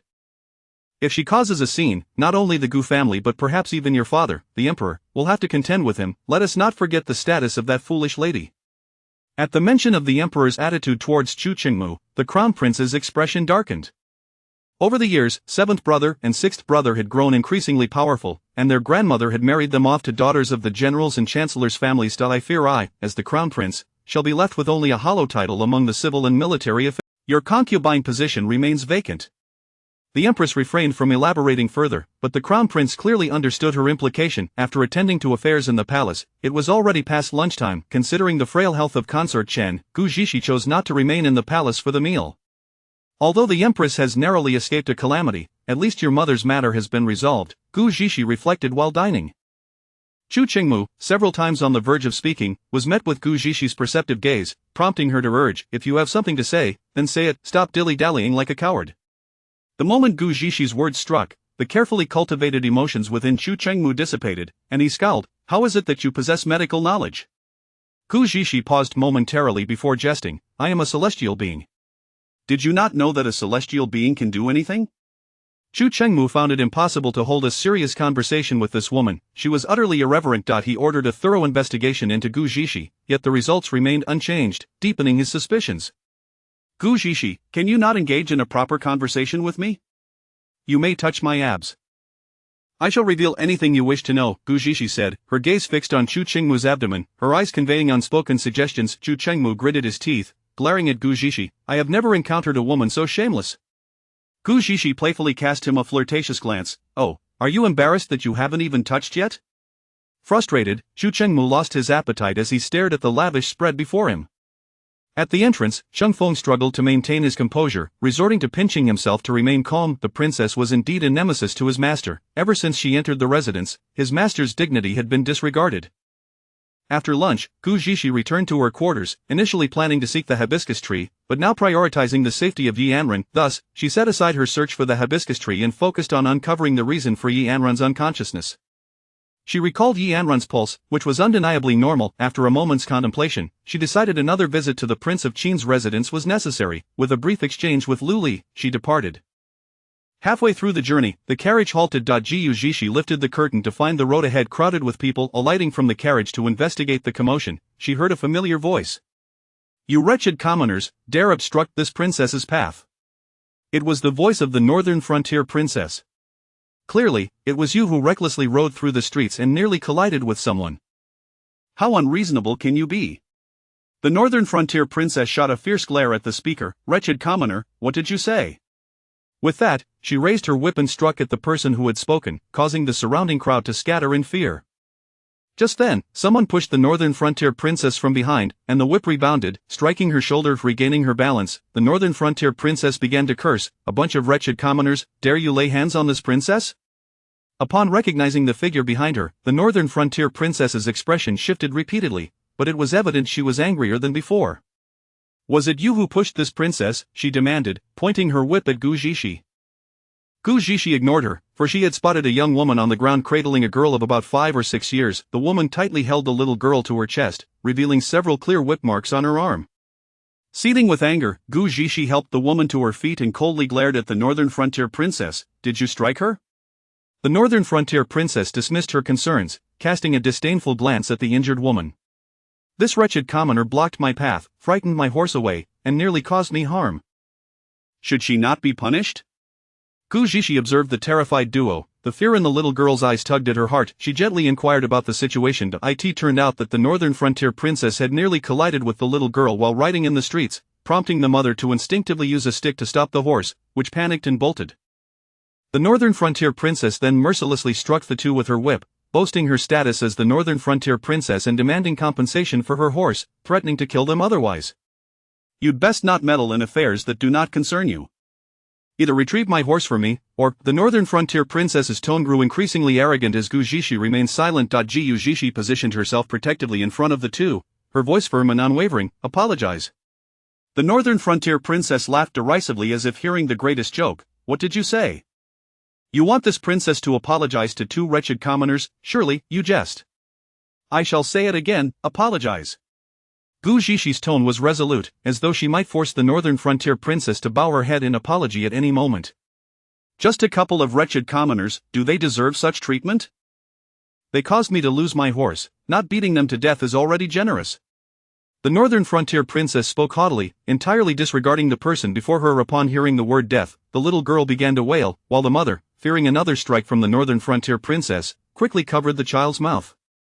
The northern frontier princess smirked at Gu Zixi, her eyes filled with provocation. Without further ado, Gu Zixi turned to the woman, instructing her to move the little girl farther away and urging the bystanders to keep their distance from the northern frontier princess. Then, she faced the northern frontier princess and revealed a cryptic smile. Chapter 40 shall remain unspoken. I feel on the verge of madness. For reasons unbeknownst to her, the northern princess found herself chilled by the smile of Gu Zixi. "What do you intend to do to this princess? I am a distinguished guest of Tianqi." Gu Zixi approached the northern princess with a smile. "Of course, I am here to present the highest courtesies to our esteemed guest." Upon hearing this, the northern princess swelled with pride, casting a flirtatious glance at Gu Zixi. "You understand well. I trust you remember what I proclaimed at last night's banquet. If you can acquiesce, I shall overlook the matter concerning those 2 horses." Unexpectedly, she remarked, "Though your appearance is rather unremarkable, your aspirations are lofty. Does northern territory lack bronze mirrors?" With this, Gu Zixi had closed the distance between them. The northern princess glared in indignation, ready to unleash a torrent of insults, only to feel her hair seized by an unseen force. Gu Zixi had grasped her hair from behind, compelling her to bow before the mother and daughter duo. "What are you doing? Release this princess." The northern princess struggled, but Gu Zixi's grip was far too strong. She had anticipated a fair duel akin to that of a proper martial artist, but was taken aback by Gu Zixi's crude tactics reminiscent of a countrywoman. "No need to fret. Since you refuse to apologize, I shall devise other means to elicit your repentance." With that, Gu Zixi unveiled a sinister smile, her light-hearted tone belied by the chilling implications of her words. She released the northern princess's hair, and sensing an opening, the northern princess immediately brandished her whip in retaliation. Yet, Gu Zixi swiftly produced a clove of garlic and chili pepper from thin air, shoving it into her mouth, then seizing her hair again to deliver blows to her ribs. In the midst of her struggles, Gu Zixi adeptly bound her hands with the whip. At that moment, Gu Zixi resembled an enraged fool, though she was undeniably the one in control. The northern princess's face flushed crimson from the heat, tears streaming from her eyes. She wished for Gu Zixi to cease her assault, but Gu Zixi was too quick, allowing her no chance to plead for mercy. The onlookers found great satisfaction in the scene, none daring to intervene. After what felt like an eternity, the northern princess finally swallowed the garlic and chili, seizing her opportunity to speak. "Royal Consort Qi, you had best release this princess, or I shall report your actions to Emperor Tianqi." At that moment, the northern princess felt a burning sensation in her stomach, her face contorted in pain. Eventually, Gu Zixi grew weary and halted, but she had no intention of sparing this scourge upon the subjects of Tianqi. She produced a tube of mustard, squeezing it into the northern princess's mouth. The northern princess writhed in agony, mustard smeared across her face and garments. So the earlier injury inflicted by the garlic, now exacerbated by the mustard, made her feel as if she were ascending to the heavens. At last, Gu Zixi felt vindicated. Watching the princess rolling on the ground in pain, she disdainfully clapped her hands. "If you cannot articulate sensible speech, allow me to enlighten you, lest you sound like a slop bucket upon opening your mouth." With that, Gu Zixi approached to inspect the injuries of the assaulted woman and young girl. The young girl had been well protected, suffering only minor abrasions, while the woman bore a deep gash on her hand. Gu Zixi retrieved bandaging supplies from her sleeve, disinfecting and dressing the woman's wound. The woman and young girl expressed their heartfelt gratitude, but just then, an untimely voice rang out. "Gu Zixi, what have you done?" Gu Zixi bit her lip in annoyance. "Am I an NPC in this world? And Ran is still waiting for my rescue." After her outburst, Bai Ningfang helped the northern princess to her feet. "Gu Zixi, how could you treat our esteemed guest in such a manner? She is an envoy from a foreign land." Though Bai Ningfang appeared to chastise Gu Zixi, inwardly she reveled in amusement, eager to witness her downfall. Gu Zixi, preoccupied with thoughts of Yi Anren, ignored Bai Ningfang and turned to leave.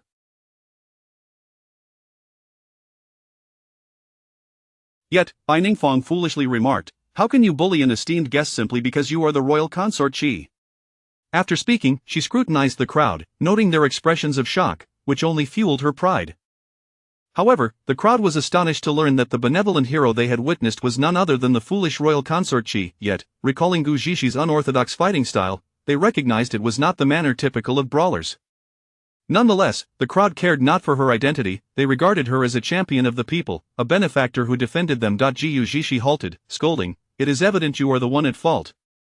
Your face is so large that whatever you say must be right, is it not? Just because the princess proclaimed her intent to marry the Qi king yesterday, you deem it just to treat her so harshly?" Bai Ningfang, unaware of Gu Zixi's motivations, instinctively assumed Gu Zixi's actions were unwarranted violence, and she seized the moment to voice her thoughts before the gathered populace, hoping to tarnish Gu Zixi's reputation for jealousy. The crowd, upon hearing her words, displayed disdain, their contempt unmistakable. Bai Ningfang's pride swelled as her smirk widened, oblivious that their scorn was directed not at Gu Zixi, but at the anguished northern princess. They thought to themselves, such a morally bankrupt individual dares to aspire to wed our valiant prince? Gu Zixi, consider how you will explain this to the emperor. The northern envoy has been so grievously harmed by you. Even the prince may find it difficult to protect you this time. "Pa, you must be a spy from the north, your arrogance nearly suffocating." Bai Ningfang was rendered speechless by the rebuke, for she could not muster such coarse language. "Princess, allow me to escort you to His Majesty. He will ensure justice is served." With that, she eagerly took the northern princess's arm, leading her away. The northern princess, still reeling from pain, welcomed any assistance offered to her. The crowd gazed at Gu Zixi with trepidation, fearful that the emperor might indeed seek retribution. The assaulted mother and daughter felt immense guilt, the woman tugging at the girl as if to kneel before Gu Zixi. "We were unaware you were the royal consort. It was our mistake that provoked the northern princess, leading to your distress." Gu Zixi promptly reassured them, "You are all subjects of Tianqi. How could I allow an outsider to bully you? There is no question of blame." The woman's tears flowed freely, her eyes brimming with gratitude towards Gu Zixi, who was then bowed to by both mother and daughter. The crowd, witnessing this display, felt deeply moved. Even if the royal consort was a fool, she was a ruler who genuinely cared for her people. "Your Highness, I am willing to accompany you to the palace. Should the northern princess attempt to accuse you, I shall bear witness on your behalf," a voice suddenly called out from the crowd. "I shall go too." "So shall I." Soon, a chorus of support emerged, touching Gu Zixi heart. "Rest assured, you are the subjects of Tianqi. If you are wronged, how could our emperor side with an outsider? If I cannot protect you, I may as well relinquish my title as royal consort. The crowd was further moved by Gu Zhixi filled with remorse for the rumors that had previously circulated about her. Chapter 41 Chaos. Ultimately, Gu Zhixi made her way to the Qin Wangfu. After taking Yi Anren's pulse and confirming that her life was not in danger, she finally felt a sense of relief. However, this time she discerned some anomalies. Yi Anren's pulse was so steady that it did not seem to indicate she had suffered a clandestine attack, but rather that she herself was reluctant to awaken. Has your lady encountered any peculiar occurrences of late? Gu Zhixi inquired of Yi Anren's little maid. The maid replied with utmost respect, in response to the esteemed Qi Wangfei, ever since my lady was rescued from her fall into the water, she has been behaving strangely, spending nearly all her time in her chamber. This attendance at the palace banquet marks her first venture outside in many days. The little maid then recounted in detail the events of that fateful day. Upon hearing this, Gu Zhixi felt an overwhelming urge to storm out and slap Chu Chengxian a few times. What a scoundrel! How could he dare to claim that his sixth sister-in-law had changed? In such circumstances, he still defended the White Lotus. It baffled her how Anren could have ever been enamored with him. Keep a vigilant eye on your lady's condition, and should you notice any irregularities, come directly to the Qi Wangfu to seek me out. Such occurrences were exceedingly rare. Gu Zhixi indeed had a method in mind, but it was too perilous for her to attempt on Yi and Aren. As the carriage came to a halt before the Qi Wangfei's residence, Gu Zhixi lifted the curtain and, before stepping out, spotted a throng of eunuchs standing at the entrance of the Wangfu.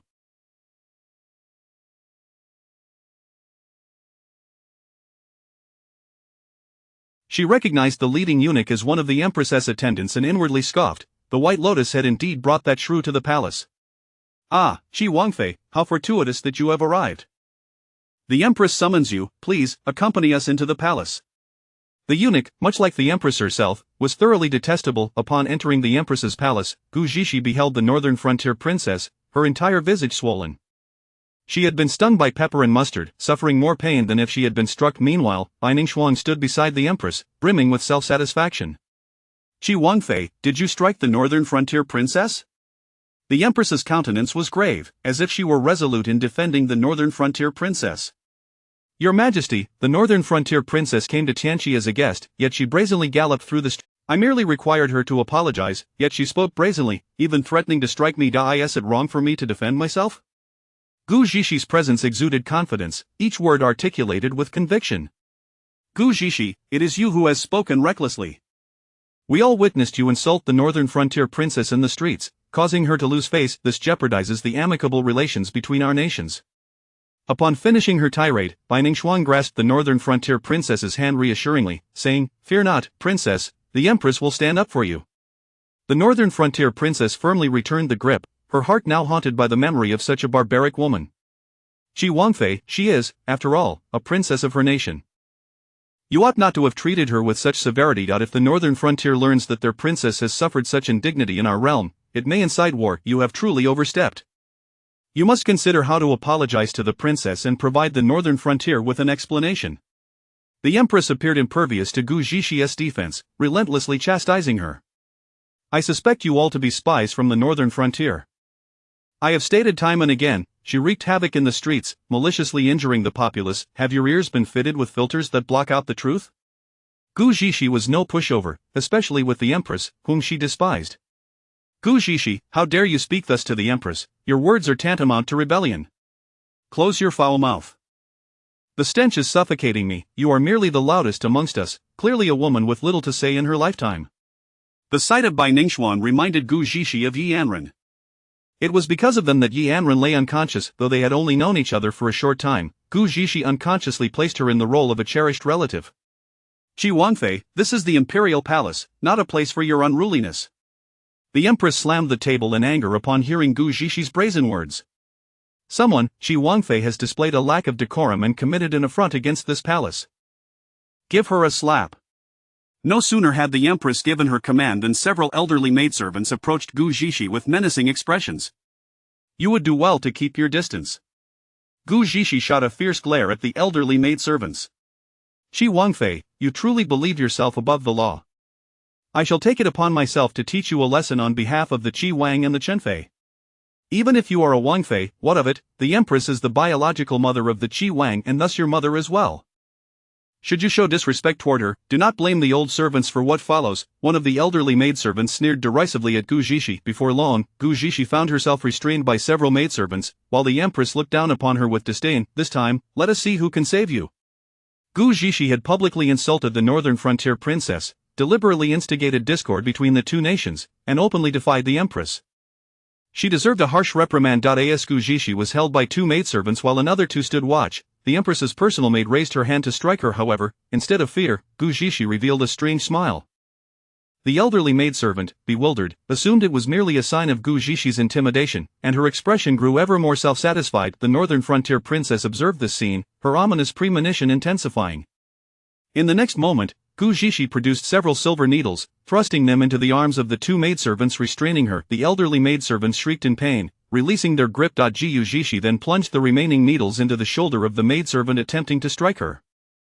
The maidservant cried out, raising her uninjured hand to retaliate against Gu Zixi. 11. To her shock, Gu Zixi brandished a large hammer, kicking the elderly maidservant to the ground and then smashing the hammer down upon her hand. The empress and the others were taken aback, witnessing the devastation inflicted upon the maidservant's hand, while Bai Ningxuan cowered behind the empress in fear. Someone, quickly, Qi Wangfei is rebelling against the heavens. Seize her. Soon, guards rushed in, pursuing Gu Zixi, who, seizing the opportunity to escape, began recklessly smashing items within the empress's palace. She had noted that the empress's residence had recently been redecorated, adorned with numerous valuable possessions.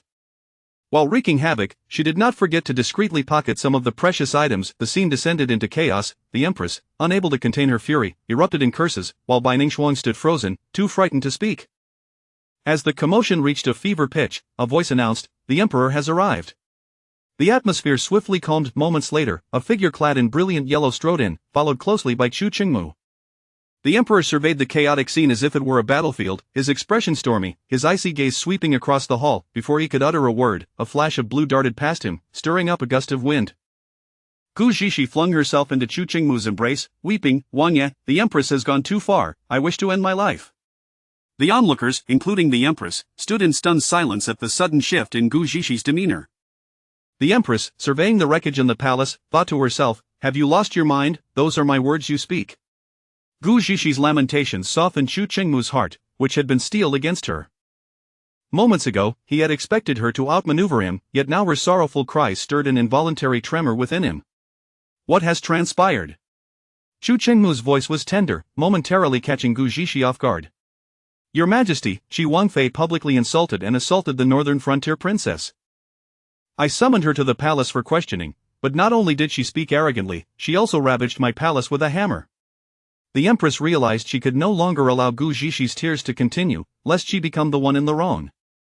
Chapter 42. The Qi princess consort is truly a master of drama. What is the situation? The emperor maintained a stern countenance, his voice rife with indignation. He had long been informed that Gu Zixi had assaulted the princess of Beijiang, and following the empress's summons to the palace for questioning regarding the matter's implications for the peace between the two nations, he hastily made his way to the empress's quarters.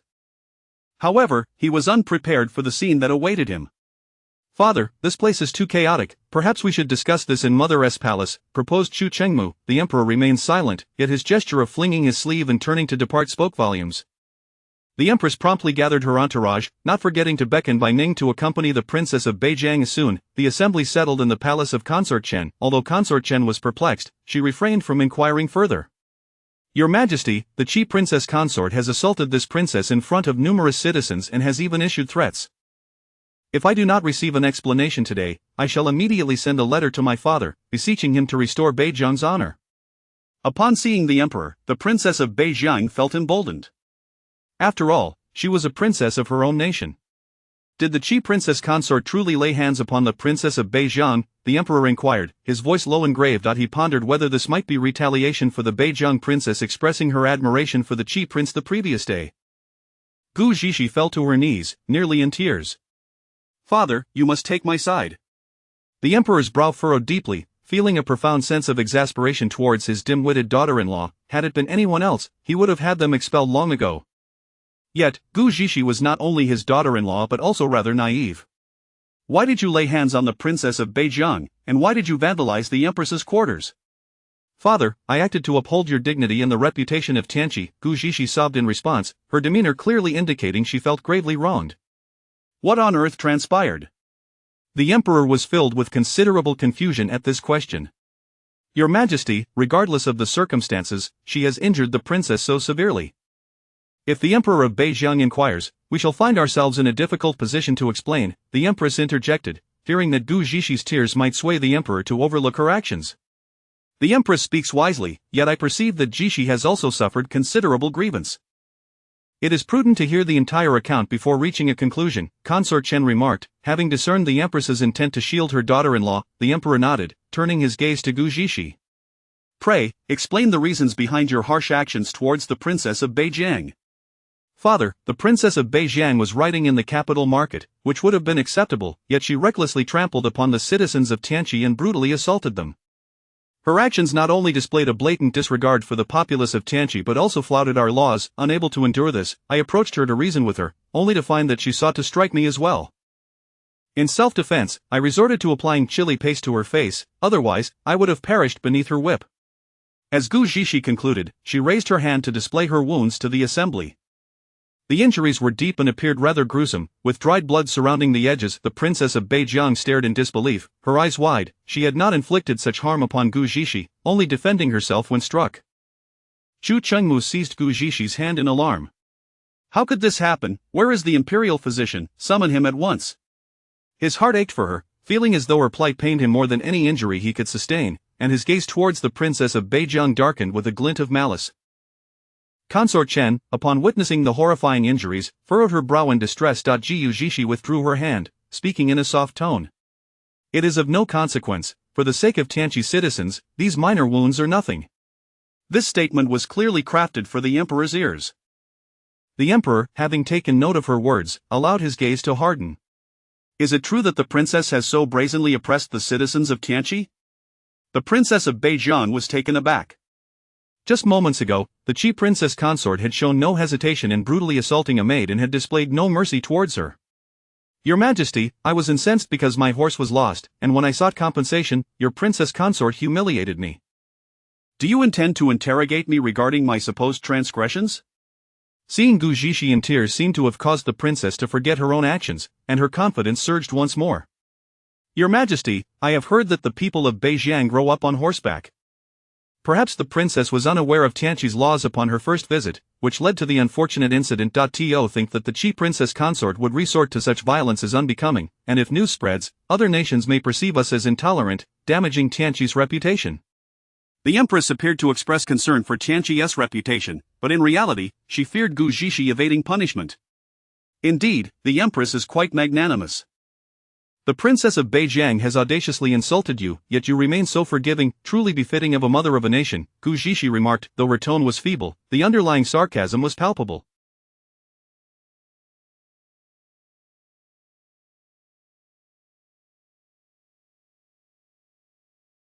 The Empress, stifling her indignation at Gu Zhixi's crude and scornful words, was compelled to maintain decorum in the presence of the Emperor. Father, at that moment, the Princess of Beijing not only assaulted the citizens but also hurled vile insults, words that would make even you, father, wish to retaliate. As the princess consort of Tianqi, how could I bear to let an outsider bully my people? If I cannot even protect our citizens, I would have no face to continue as the Qi princess consort. I implore you, father, to decree my separation from the prince. Upon hearing this, Chu Qingmu's brow twitched in disbelief, thinking, what folly is this? After I was so concerned for her well-being, she now speaks of divorce. The Emperor contemplated Gu Zhixi's words, recognizing the truth in her reasoning. As a sovereign, he could not allow an outsider to wreak havoc upon his subjects. At that moment, the officials he had dispatched for investigation returned, whispering something in the Emperor's ear, causing his expression to darken considerably. A mere princess feels free to act with such impunity. Your Majesty, do you intend to let this matter rest? Your princess consort has assaulted me, and you would simply overlook it? The Princess of Beijing remained oblivious to the gravity of the situation, her demeanor still obstinate. Certainly not. I shall personally draft a letter to inquire of the Emperor of Beijing whether he believes my soldiers have idled away their time, the Emperor asserted. As he finished speaking, a young eunuch hurried in, announcing, Your Majesty, the Crown Prince and the third Prince seek an audience. Perfect timing. I was just hoping to see them, the Emperor declared, rising to head towards the front hall, with the others hastily following. The Empress, trailing behind, furrowed her brows at Bai Ning. Did you not assert that Gu Zhishi had unprovokedly assaulted the princess of Beijiang? What transpired? Bai Ning, feeling guilty, lowered her head. When I arrived, the altercation had already concluded. I inquired among the onlookers, who claimed that Gu Zhishi had attacked the princess without cause, prompting my niece to bring the princess to seek your intervention. The empress sensed that the situation was spiraling beyond her control, casting a resentful glare at Bai Ning before departing. Bai Ning realized that she had acted impulsively, her desire to see Gu Zhishi punished clouding her judgment in failing to ascertain the full truth. The princess of Beijiang hurried to follow Bai Ning, blissfully unaware of her precarious situation. Her thoughts focused on her brother's arrival, believing that true justice was finally at hand. Chapter 43 The Emperor's Wrath. Thousands fall upon reaching the front hall. The Emperor beheld the fidgeting first prince and third prince. I trust you have heard of the third princess's misdeeds. While I welcome you to Tianqi, it is unacceptable for you to take advantage of our hospitality to act recklessly. Do you not regard the valiant soldiers of Tianqi? Trembling, the first prince rose. My younger sister has acted foolishly. We are fully aware of the circumstances and apologize for her behavior. It is said that the princess of Qi has already disciplined her. I implore your majesty to show leniency, considering the long-standing friendship between our nations. Brother, what are you saying? After they have treated me this way, you still apologize on their behalf, the northern border princess yelled at the first prince. Xiaoxi is silence, the first prince rebuked, fearing that his sister's outburst would exacerbate the situation. Having never witnessed such fury from her elder brother, Xiaoxi fell silent but remained indignant. Father, did you see that? She dares to be so arrogant in your presence. I was truly terrified facing her whip. Gu Zhishi employed her well-rehearsed rhetoric. Not only has your princess humiliated the people of Tianqi, but she has also injured my sister-in-law. This is utterly disrespectful. The emperor's wrath ignited at the northern border princess's brazen attitude. We deeply apologize, your majesty, and are willing to offer an additional 100 taels of gold in compensation, hoping to quell your anger. The first prince's offer revealed his awareness of the gravity of the situation. Yet, Gu Zhishi was not easily appeased. Are you attempting to insult us, the people of Tianqi, and my father? The victims are our citizens. Your princess has labeled them as lowly commoners, indicating that you believe her actions to be trivial. The two princes were taken aback by Gu Zhishi's words. The third prince hastily stood up. That is not our intention. If Tianqi feels our sincerity is lacking, we are willing to make amends. The northern border will certainly compensate Tianqi. Is that so? Then, should we propose something? Do not retract your words, Gu Zhishi replied. The emperor regarded Gu Zhishi with an unusual expression. Her behavior was quite improper. However, as she was also a victim defending her people, he chose to remain silent. Once a word is spoken, it cannot be retracted, the northern border prince assured. Father, I shall demand compensation from them. You have no objections, do you? Gu Zhishi looked eagerly at the emperor. He hesitated, uncertain of what Gu Zhishi might request. The previous 100 taels of gold were due to Chu Qingmu's presence, and he feared she might complicate matters this time. However, considering she was advocating for the people, he eventually nodded in agreement. Gu Zhishi beamed with delight, then turned to the two northern border princes. You brought her here with the intention of a marriage alliance with Tianqi. Given her current conduct, it is impossible for her to wed into Tianqi. Her actions have the potential to incite conflict between our nations, and she has openly disregarded Tianqi's dignity. As compensation, I believe it is not unreasonable for you to cede the cities intended for her dowry to Tianqi. The two princes widened their eyes in disbelief, unable to comprehend what they had just heard. The hall fell silent, stunned by Gu Zhishi's audacious demand. Even the emperor found it hard to believe that his daughter-in-law would dare to make such a request. Only Chu Qingmu thought it reasonable. Upon seeing the wounds on Gu Zhishi, he felt that conquering the entire northern border would be justifiable. You must be dreaming, Princess of Qi, this is utterly outrageous. Xiaoxi shouted, astonished to discover someone more avaricious than herself. With Xiaoxi's outburst, the assembly regained their composure. Chu Qingmu's gaze turned icy as he fixed his eyes on the two northern border princes. It appears your princess shows no remorse whatsoever. The emperor, now fully aware, realized that while Gu Zhishi's demands were excessive, as a ruler, who would mind expanding their territory? Since you lack sincerity, you may return. I shall ensure that the soldiers of Tianqi reclaim our dignity. The two princes panicked. Had Xiaoxi not shouted, they might have found room for negotiation, but now they were entirely at Tianqi's mercy. This matter is of great importance. We must confer with our father. We hope your majesty will grant us some time. Did you grant my citizens time to evade when you struck them? The emperor's tone was commanding and undeniable. Come forth, escort the two princes from the palace, and summon the officials to attend to matters. Only after the emperor's decree did the princes truly panic. If Tianqi were to wage war, the northern border would crumble under the pressure. Wait. The first prince stopped the eunuch about to convey the edict. In the face of an emperor's wrath, the consequences are dire, a reality that we northern border people know well. We are willing to accept the compensation you mentioned. Weighing the pros and cons, I have ultimately decided to concede. The emperor's patience had worn thin, the northern border's attitude enraged him. Do you truly believe I am so easily manipulated? You say you will compensate, and then you won't. Do you regard Tianqi's dignity as worthless? Seeing the eunuch poised to leave, the first prince suppressed his anger. Your Majesty, that is not our intention. As an apology for our disrespect, the northern border is willing to offer 100 taels of gold and 5 cities, hoping to calm the anger of Tianqi's citizens. Father, given their apparent sincerity, I believe you should consider it. After all, should war break out, it is the common people who will suffer, Zhu Chengmu quickly interjected, encouraging the emperor. Indeed, father, I also think they deserve another chance, Gu Zhishi added. The emperor fell into contemplation, and after a lengthy pause, he finally said, very well, for the sake of Tianqi's people, I shall endure this indignation. In his heart, he thought that this would stabilize the situation. The two princes, seething with frustration, had to bow and express their gratitude for Tianqi's magnanimity. Your Majesty, since the matter has been resolved, we shall take our leave and prepare an apology gift for our younger sister. The first prince respectfully addressed the emperor. Father, since they have stated their intentions, you should send 2 individuals with them to retrieve the land deeds, lest they renege on their promise. After all, they showed reluctance to apologize earlier. Gu Zhishi spoke candidly, solidly reminding the emperor that the deeds must be securely placed in their possession. To be frank, you better think carefully before speaking of the land deeds. Otherwise, it will not merely concern a few cities and hundreds of taels of gold. The first prince was about to respond when Gu Zhishi quickly interrupted, aware that he would claim they had not brought the deeds.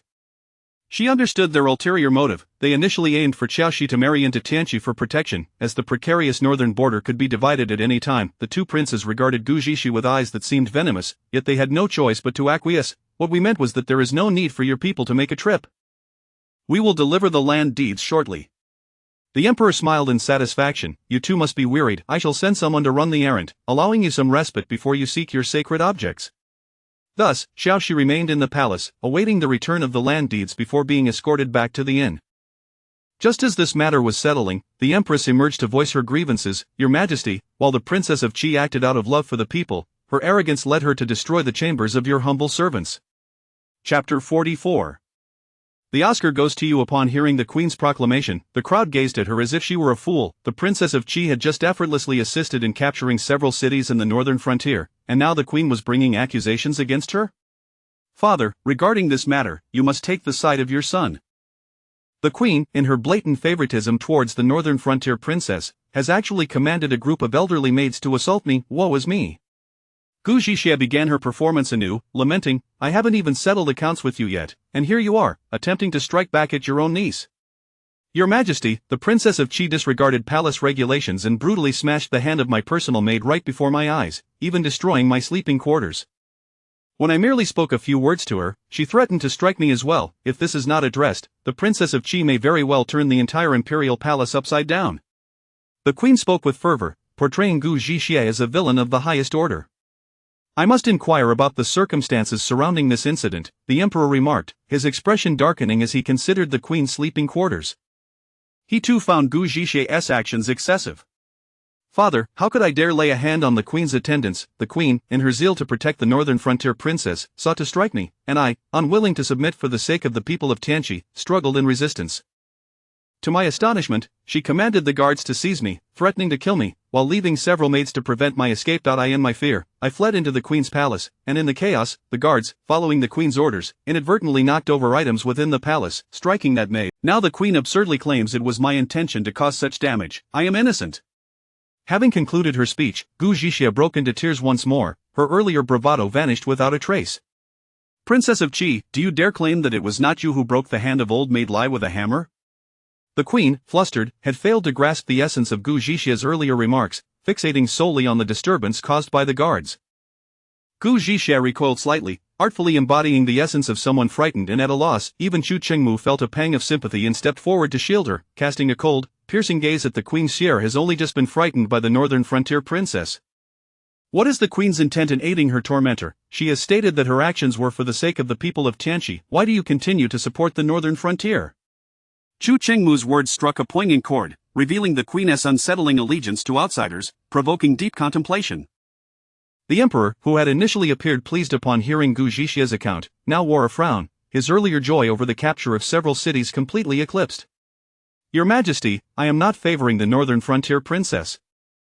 It is simply that the Princess of Qi has shown me disrespect, compelling me to penalize her. At that moment, she had directly attacked me with a large hammer. If I had not summoned the guards, how could I have escaped unscathed? The Queen hastily defended herself, then instructed her attendants, bring forth the hammer that the Princess of Qi wielded. The emperor remained silent, his expression grim as the earlier joy was now overshadowed by the ruckus. Soon, the attendant returned, hands empty, reporting, Your Highness, the hammer is nowhere to be found. The young eunuch spoke hesitantly, fearful of incurring the Queen's wrath. Though puzzled, the Queen maintained her composure. Your Majesty, the Princess of Qi indeed had a hammer in her possession. I understand now. While the destruction of the Queen's sleeping quarters by the Princess of Qi was indeed excessive, it was provoked by circumstance. She acted to uphold the dignity of Tianqi. Since both parties are at fault, let the expenses for the... The emperor then turned his gaze towards the Queen, questioning, why did you not ascertain the facts before punishing the Princess of Qi? It was by Xiajie and the Queen who asserted that my son had struck the northern front. Perhaps the Queen, fearing for the diplomatic relations between the two nations, acted impulsively. Gu Zhixie's words not only preserved the emperor's desire to maintain the royal family's dignity, but also clarified the reasons for her initial punishment. Bai Ningxuan, feeling out of place, remained silent, attempting to blend into the background, but Gu Zhixie would not let her escape unscathed. Your Majesty, I too have made an unintentional mistake. The circumstances were too complicated at the time. I was overly eager to preserve both parties' dignity. Her voice trembled as she spoke, betraying her anxiety. The emperor raised his brow, glancing at Bai Ningxuan. Since all this has stemmed from you, then the repairs to the Queen's sleeping quarters shall be your financial responsibility.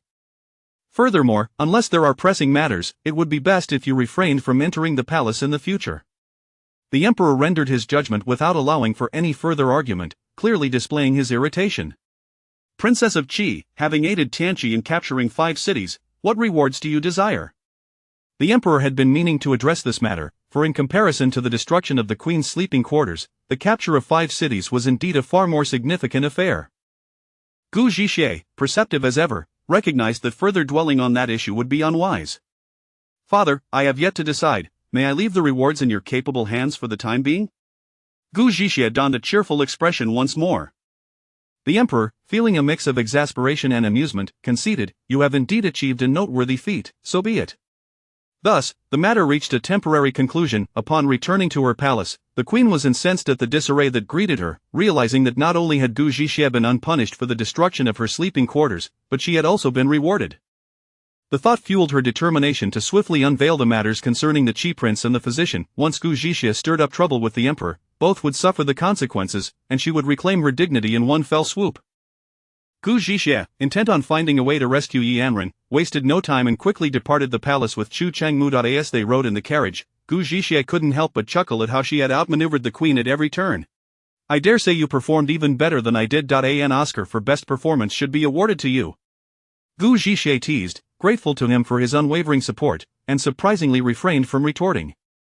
Not comprehending her words, Chu Chengmu frowned slightly. What? Oh, nothing, I was merely praising you, Gu Zhixie replied with a playful grin, raising an eyebrow. Chu Chengmu inquired, Where did you hide the hammer you used to smash the Queen's sleeping quarters? He had long been curious about this matter. The chaos in the Queen's palace clearly bore the mark of intentionality, and that individual could only be Gu Zhixie herself. What hammer? I am but a delicate lady, unable to lift even a finger. How could I possibly wield a hammer? Gu Zhixie responded, casting flirtatious glances at Chu Chengmu. Chu Chengmu understood well that she would never confess, noting, If you are a delicate lady, then there are no delicate ladies in Tianqi. Oh dear, if I am not a delicate lady, then who is? The northern frontier princess, Bai Ningxuan? Gu Zhixie retorted, her words laced with mirth. Chapter 45 Surely, there is no need for a confession. Despite Gu Zhixie's frequent irreverence, Chu Chengmu still found himself exasperated. I have never cared for them, nor have I ever intended to marry the princess of Beijiang.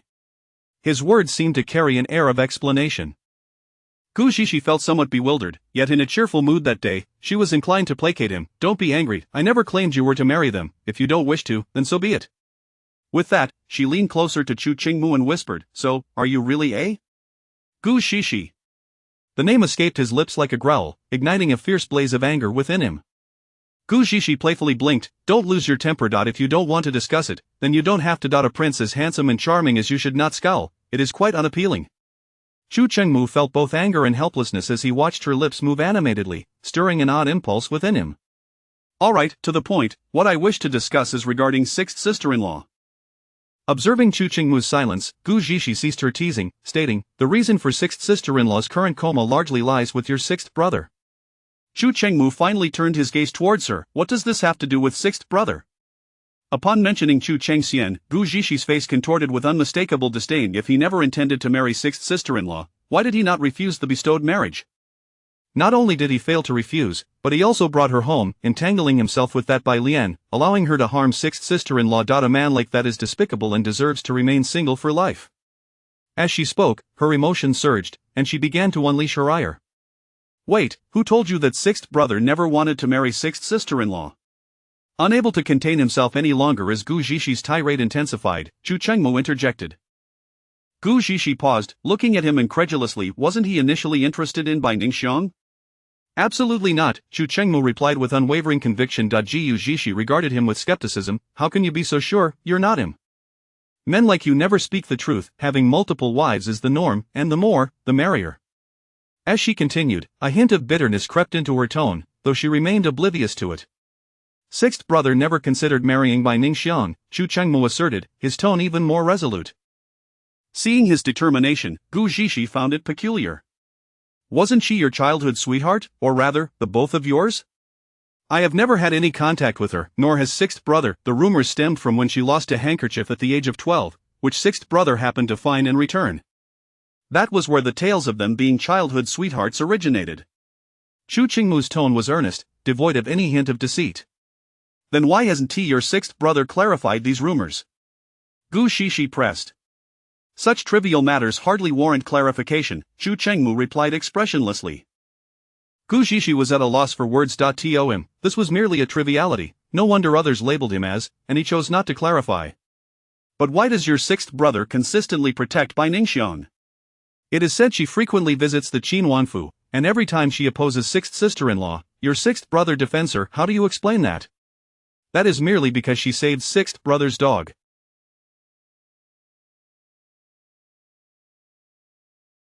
He feels gratitude towards her, Chu Chengmu stated nonchalantly. Gu Zhishi was taken aback. Is it really that simple?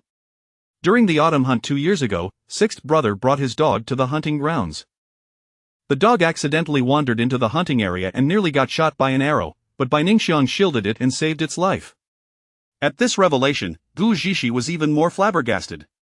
How ludicrous.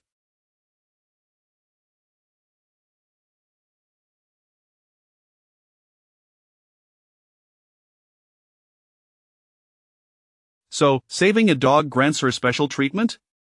Even so, your sixth brother should not be so indiscriminate in his support. Sixth sister-in-law is still his princess consort. In that moment, Gu Zhishi truly felt as if she had stepped into a melodramatic novel. This time, Chu Chengmu fell silent, for he too was uncertain about the dynamics between Chu Chengxian and Yi Yanren. I will not be like him, he finally said after a lengthy pause. Ha? Gu Zhishi was puzzled by his statement. I will not treat you as sixth brother treated sixth sister-in-law, Chu Chengmu declared, locking eyes with Gu Zhishi, each word deliberate. As their gazes met, both their hearts raced uncontrollably, and Gu Zhishi suddenly felt as though she had been swept off her feet. Could it be that this man was about to confess? No, why would he confess to her? He was not her type. How could she possibly feel affected? Gu Zhishi struggled to cast aside the thoughts swirling in her mind, but her flushed ears betrayed her. Fortunately, after uttering those words, Chu Chengmu's own thoughts were in disarray, oblivious to her unease. Ah, is that so? Well, that's good, Gu Zhishi mumbled, lowering her head, her words barely coherent. Chu Chengmu shifted his gaze forward, and an indescribable awkwardness enveloped the carriage. Fortunately, this tension did not linger long, as they soon arrived at the Wangfu. Gu Zhishi quickly disembarked. This time, it was she who fled. Chu Chengmu observed the swaying curtain of the carriage, pondering her behavior. Was she shy? The thought made a smile creep onto his lips, and his mood inexplicably brightened. Upon returning to her room, Gu Zixi instructed Liuli to guard the door under the pretense of needing rest, then began devising a means to awaken Yanran. As her consciousness drifted within the space, she suddenly spotted a golden figure beneath the table. In the next moment, Buno appeared before her, and Gu Zixi's eyes widened in delight. Her consciousness instantly pulled back from the space. Realizing her awareness was no longer in the space, she hastily closed her eyes to re-enter. However, to her disappointment, Buno was gone. And feeling disheartened, Gu Zixi lamented that she should have restrained her initial reaction. Zixi, what are you doing? Suddenly, Buno's voice came from behind her. Gu Zixi turned in surprise, seeing Buno standing on the table where they last conversed. Buno, it's really you, I can finally see you. Of course it's me, Buno replied with a familiar look of disdain. Why can I see you all of a sudden? Gu Zixi inquired, puzzled. Once you brought in those trinkets, I could sense your world, Buno explained. What trinkets? Those are my treasures, my hard-earned gold and silver. Once we return to the modern world, those will suffice for a lifetime of comfort, Gu Zixi retorted. Is that so? Then you should gather more, and we can live extravagantly once we return. Buno's tone brimmed with anticipation. Gu Zixi rolled her eyes, as if I made your previous existence particularly difficult. Who would complain about having too much money? The more, the better. Gu Zixi was taken aback. In this era, even a phoenix could be so avaricious? Was it even greedier than herself? By the way, have you encountered any issues? Upon hearing Buno's words, Gu Zixi ceased her banter and adopted a serious demeanor. If someone is lost in their own world, what method should I employ to awaken them? Use your hypnosis. It's such a simple solution, just hypnotize her consciousness to awaken her, Buno suggested. Faculty. Gu Zixi's expression turned troubled. No, that is far too risky. A slight misstep could result in her never waking up. You are making it difficult for the phoenix.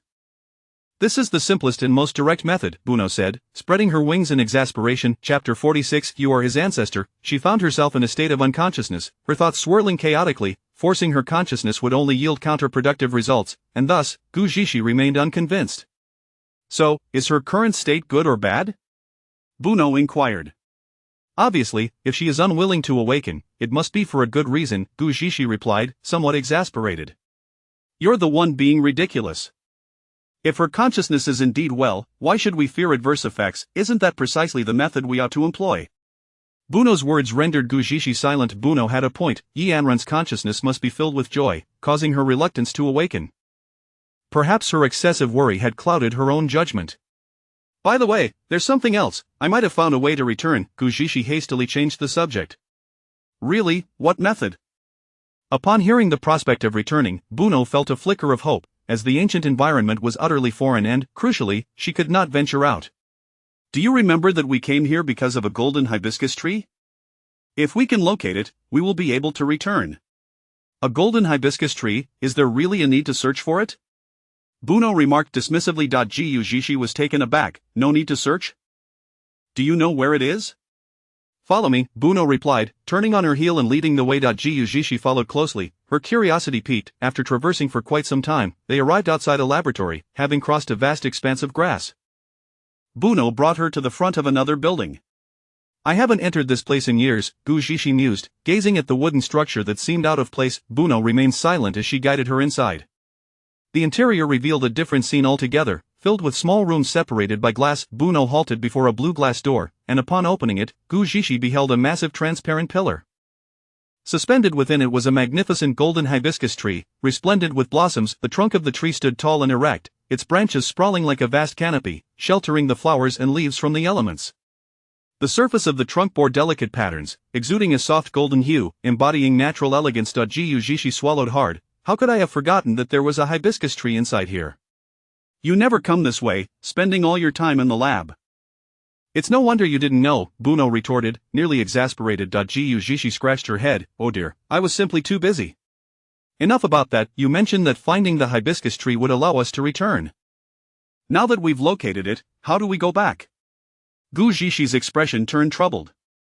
I didn't anticipate that the tree would be within my space. However, I believe our return must be connected to the hibiscus tree. Perhaps you could consult some ancient texts? Buno rolled her eyes. You truly have a knack for being unreliable. Gu Zishi smiled charmingly. Oh, little Buno, you are the best, surely, you will find a solution before I do. Besides, you know that I can only enter with my consciousness, I cannot physically be there. That is true, you cannot enter, and I cannot leave. I suppose we cannot rely on you, Buno conceded, feeling quite pleased by Gu Zishi's compliments. Oh, I just remembered something else. There is a nation called Beijiang, and they have come seeking the golden hibiscus tree as well, Gu Zishi stated with newfound seriousness. What do they want with our hibiscus tree? Buno queried. It is said to be a sacred object of Beijiang, and without it, that cannot be. Buno exclaimed, her gaze fixed intently upon the hibiscus tree, as if deep in thought. Gu Zishi sensed Buno's hesitation. Do you know something? Buno remained silent for a while before responding. Logically, that shouldn't be possible. We are not in the same time-space. What is going on? You need to tell me. Gu Zishi's tone grew urgent. Why are you in such a rush? I was about to explain, and you interrupted me. Buno shot Gu Zishi an exasperated glance. We, the Phoenix clan, are not only guardians of space but also protectors of the hibiscus tree. My grandmother once told me that she used the hibiscus tree to set up a formation to save a group of people. Those individuals then regarded her and the tree as divine entities, worshipping them daily. It cannot be that coincidental, Gu Zishi thought, her mind swirling with dramatic possibilities. But there is only one golden hibiscus tree in the entire world. Upon hearing Buno's words, Gu Zishi gasped, you are their ancestor. Buno rolled her eyes. What an absurd interpretation. It was my grandmother who saved them, I was just a child back then. Had I known you were their ancestor, I would have had that Grand Prince give me more gifts. What a loss. Gu Zishi lamented. She then added, the hibiscus tree is with me, so they will never find it in this lifetime. Buno nodded, seemingly in agreement. I heard that Beijiang's ancestors offended the guardian spirit of the hibiscus tree, so we should simply observe the situation and focus on managing our own affairs. Gu Zishi thought of Qiaoxi's demeanor and was convinced that the emperor of Beijiang was certainly no virtuous man. However, there is still one more thing, Gu Zishi continued, the national master of Beijiang is said to be a formidable figure. He must have calculated the location of the hibiscus tree. Is there really such a powerful individual in this place? Buno inquired, her tone tinged with curiosity. Yes, the national master of Beijiang predicted the presence of the hibiscus tree in Tianqi, which is why they have come to Tianqi. The timing of his prediction coincided perfectly with our arrival. After Gu Zishi's explanation, Buno realized that their presence here was no mere coincidence, though she couldn't pinpoint the reason at that moment. Once all inquiries were clarified, Gu Zishi exited the space, only to find that night had fallen. She was preparing for bed when she unexpectedly spotted a shadow by her bedside. Assuming it was Chu Qingmu, she inquired, what are you doing here again? To her surprise, the figure remained silent and lunged at her with a blade. It was then that she recognized the danger. Trouble had arrived. An assassin. Gu Zishi swiftly retrieved a dagger from her space and engaged in combat with the shadowy figure. Realizing that her opponent possessed considerable skill, she resorted to using powdered medicine and silver needles, aiming to subdue the assassin quickly.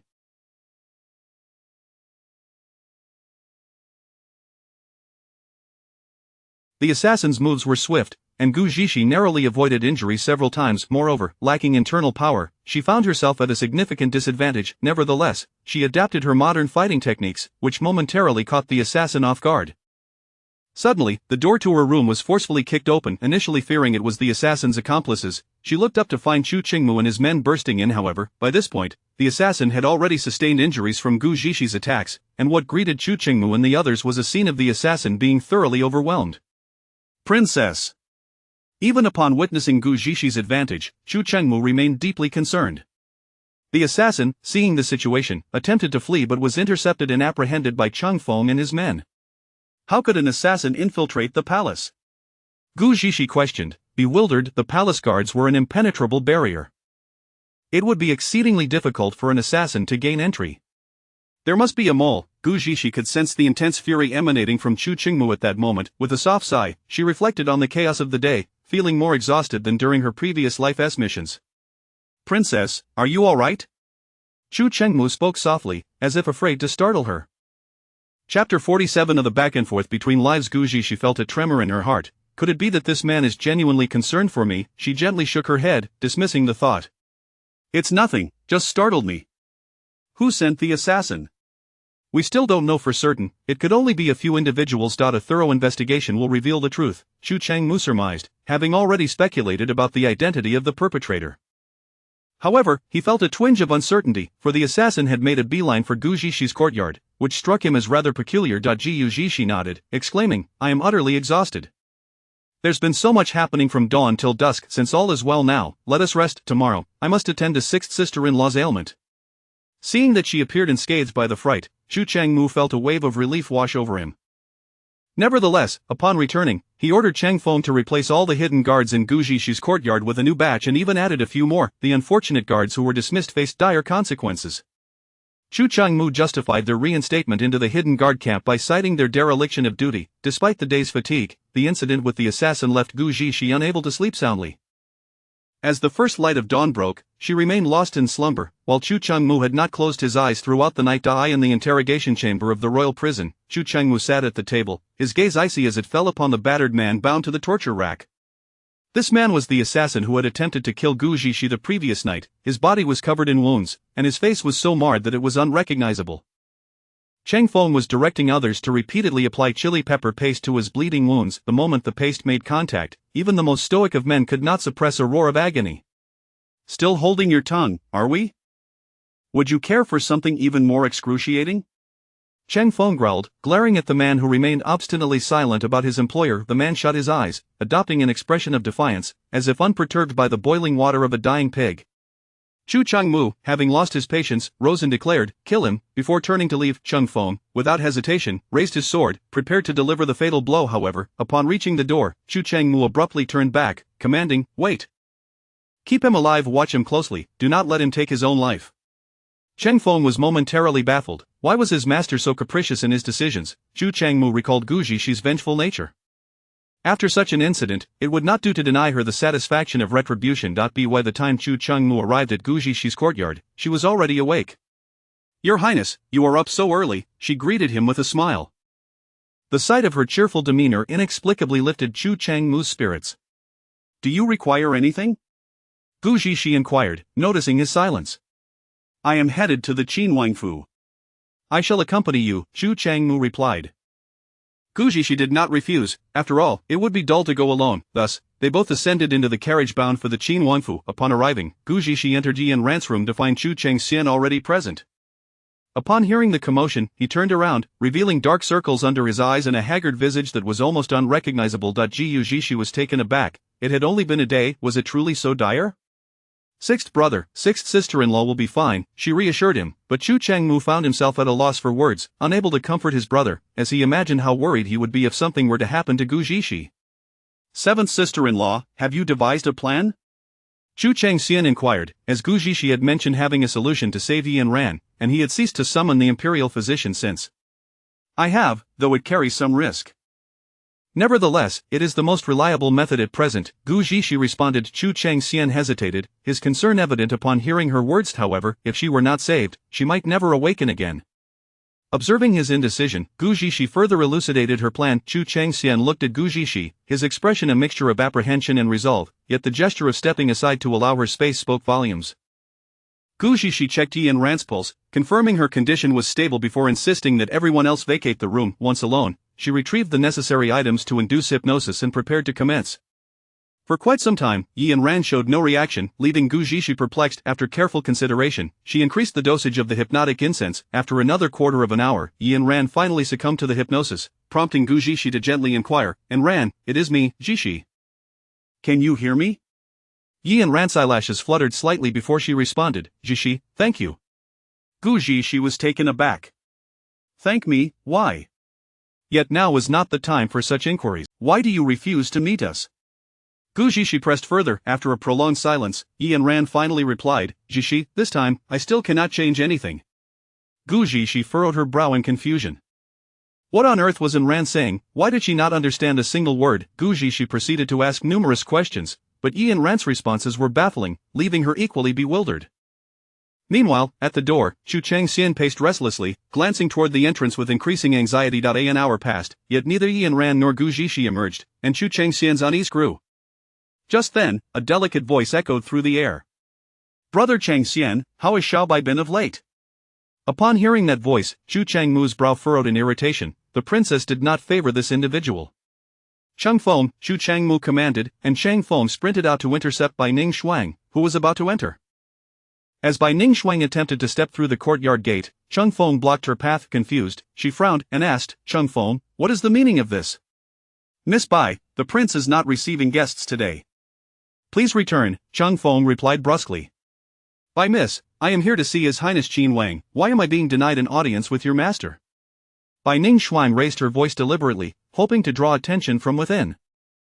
Unbeknownst to her, Chu Changxian had no inclination to engage with her at that moment. Inside the room, Gu Zixi had managed to extract a wealth of information from Yi Ran, but her expression grew increasingly perplexed.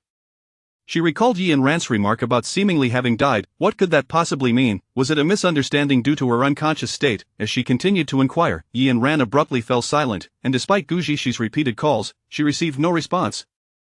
In a state of panic, Gu Zixi hastily retrieved several pills from her space and forced them into Yi Ran's mouth. After a considerable wait, Yi Ran remained unresponsive. In desperation, Gu Zixi cut open a few limes and squeezed their juice directly into Yi Ran's mouth. 2 minutes later, Yi Ran's expression contorted in pain as she awoke, as if her entire world had collapsed. You finally woke up. You scared me half to death. Gu Zixi exclaimed, relief flooding through her as she saw Yi Ran's eyes flutter open. Why Yi Ran's beautifully arched brows knitted together, and after a moment, she asked, what did you give me to eat? Gu Zixi held up the limes, explaining, you were unconscious for 2 days and wouldn't awaken. I had no choice but to resort to this. What Gu Zixi did not disclose was that Yi Ran's consciousness had suddenly slipped beyond her control, prompting her to use a heart-protecting pill and a nerve-stimulating drug to arouse her, fearing she would never awaken again. Upon hearing Gu Zixi words, Yi Ran recalled her dream of flitting back and forth between her past and present lives, unable to break free from the cycle. Suddenly, she had felt a wave of sour and bitter flavor assault her senses, the acidity causing her head to throb until she finally regained consciousness. Fixing her gaze on Gu Zixi, she murmured, Zixi, you saved me once more. Gu Zixi wore a look of bewilderment. What do you mean by once more? Chapter 48. Castrate him and see how he argues. Yi Ran paused momentarily, contemplating how to respond to Gu Zixi when a cacophony erupted from outside. The two exchanged glances, and Gu Zixi said, you should rest. I will go take a look.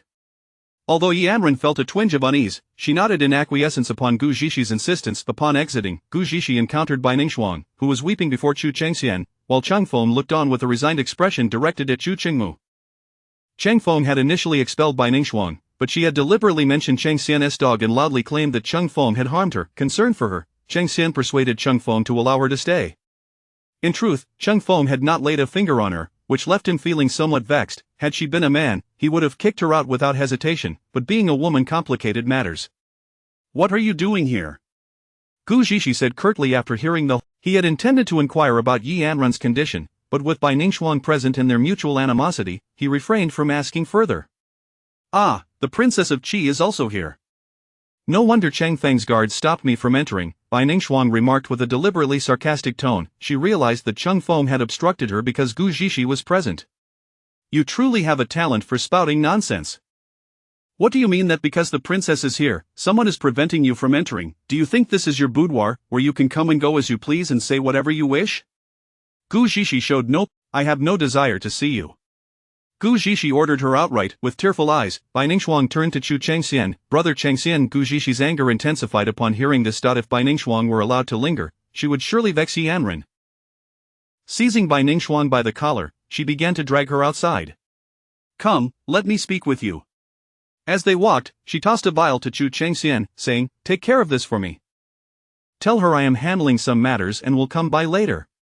With that, Gu Zixi continued to pull Bai Ning Shuang along, while Chu Chengmu followed closely behind. Once outside the Prince of Qin's residence, Gu Zixi noticed the crowd around them and deliberately raised her voice. If you wish to be with my sixth brother, just say so.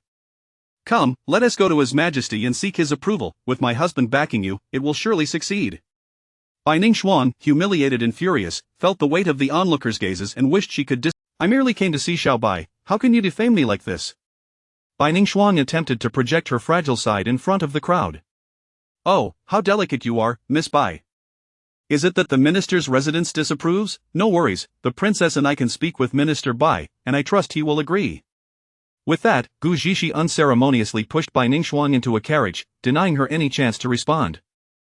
Bai Ning Shuang's mind raced, but she understood that Gu Zhishi's public remarks today meant she would never be welcome at the Prince of Qin's residence again. If she returned, her reputation would be irreparably tarnished.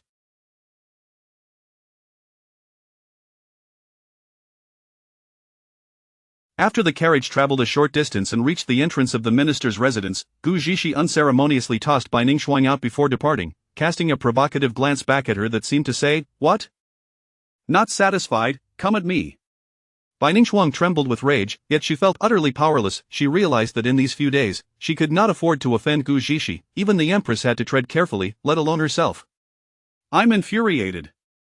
I wanted to speak with Anren, that wretched White Lotus." Gu Zhishi fumed. "Once Sixth Sister has recovered, you can find her again. It's not too late," Chu Qingmu consoled her. "She has just awakened. We barely exchanged a few words. If it weren't for fearing that she would be disgusted by Bai Ningxuang, I wouldn't have left in such a hurry." Observing Gu Zhishi's furious demeanor, Chu Qingmu's lips curled into a smile. "What are you laughing at?" Gu Zhishi glared at him. "If you are truly angry, I can find you a place to vent your frustrations," Chu Qingmu replied with an affectionate tone. Cheng Feng, driving the carriage, inwardly lamented, "Where has that aloof, indifferent prince gone?" Chu Chengmu's suggestion piqued Gu Zhishi's interest, and her captivating eyes fixed on him. "Where is this place?" With a smirk, Chu Chengmu replied, "You will find out shortly." Gu Zhishi raised an eyebrow, intrigued by his mysterious demeanor. Before long, she understood why he was being so secretive. Before her stood a battered and bloodied assassin, barely recognizable as human. Gu Zhishi swallowed hard. "Even in such a state, you refuse to confess? What a man you are!" she remarked, giving a thumbs up to the bloodied figure. "Does the princess have any means to make him confess?" Chu Chengmu inquired. Gu Zhishi remained silent, circling the assassin and realizing there was little left to inflict pain upon him. She found herself in a quandary. After a moment's contemplation, she approached Chu Chengmu. "I have a plan, and it will surely be effective." "What kind of plan?" Chu Chengmu asked, intrigued. "Bring me a dull, rusty knife," Gu Zhishi instructed Cheng Feng. Cheng Feng, perplexed by her intentions, complied without hesitation. Soon enough, a rusty dagger appeared before Gu Zhishi, who received it with satisfaction and approached the assassin. "You may kill me, but I will never say a word," the assassin finally spoke, his voice hoarse. Gu Zhishi leaned in closer, flashing a wicked smile. "So eager to meet your end, if you've offended me, you ought to allow me to take a few jabs at you, don't you think?" The assassin glanced at Gu Zhishi, momentarily captivated by her beauty. He had never encountered a woman so stunning. "Princess, step away from him," Chu Chengmu warned, noticing the assassin's gaze on Gu Zhishi, his eyes darkening with displeasure. "Fear not, he is merely a defeated foe, not to be feared," Gu Zhishi retorted, undeterred in her approach. With no other choice, Chu Chengmu moved closer to her. "What is your intention? Just instruct Cheng Feng." "Rest assured, even in perfect condition, he couldn't best me now in this state. He poses no threat whatsoever." Chu Chengmu was about to object when Gu Zhishi interrupted. "Haven't you heard the saying that villains often perish from excessive talk? Perhaps if we converse a bit more, he might just succumb to his own words." Chu Chengmu was left speechless, pondering the absurdity of her logic. In reality, Gu Zhishi was indeed employing a rather flawed rationale, having misconstrued the situation entirely. She positioned herself a meter away from the assassin, a playful grin on her face. "I see you are all bones. I wonder if you can withstand the wrath of your aunt." As she spoke, she began to drag the dull knife across the assassin's body, though she applied no real force, simply leaving a shallow mark. "Will you not speak? Can you guarantee that every part of you is as tough as your bones?" As she spoke, she continued her downward motion, and the assassin's heart filled with dread. Just as the dagger was about to reach the assassin's lower body, Chu Chengmu quickly grasped Gu Zhishi's hand. "Princess, be careful," he cautioned. Gu Zhishi looked at him in confusion. "What are you doing?" "If you go any lower," Chu Chengmu struggled to articulate. "Isn't he so tough-tongued? Let us see if he can still boast after we castrate him." Gu Zhishi bluntly declared her intentions. Chu Chengmu was left in stunned silence, unable to comprehend how far Gu Zhishi was willing to go. This woman was truly saying the most outrageous things. Chapter 49, Taking him to enjoy life. Cheng Feng was momentarily petrified. Was his own princess truly this audacious? Chu Chengmu, with a darkened countenance, took the dagger from Gu Zhichi's hand, admonishing her not to speak recklessly. He was at a loss for words to reprimand Gu Zhichi further. How could she utter such things in front of other men? "I'm not speaking recklessly, I'm speaking the truth. Let us use this dagger. If he remains silent, then let him suffer the consequences," Gu Zhichi declared defiantly. Upon hearing her words, the assassin felt a shiver run down his spine. Even the one area that had remained unscathed began to ache ominously. Such a beautiful woman possessed a heart so ruthless.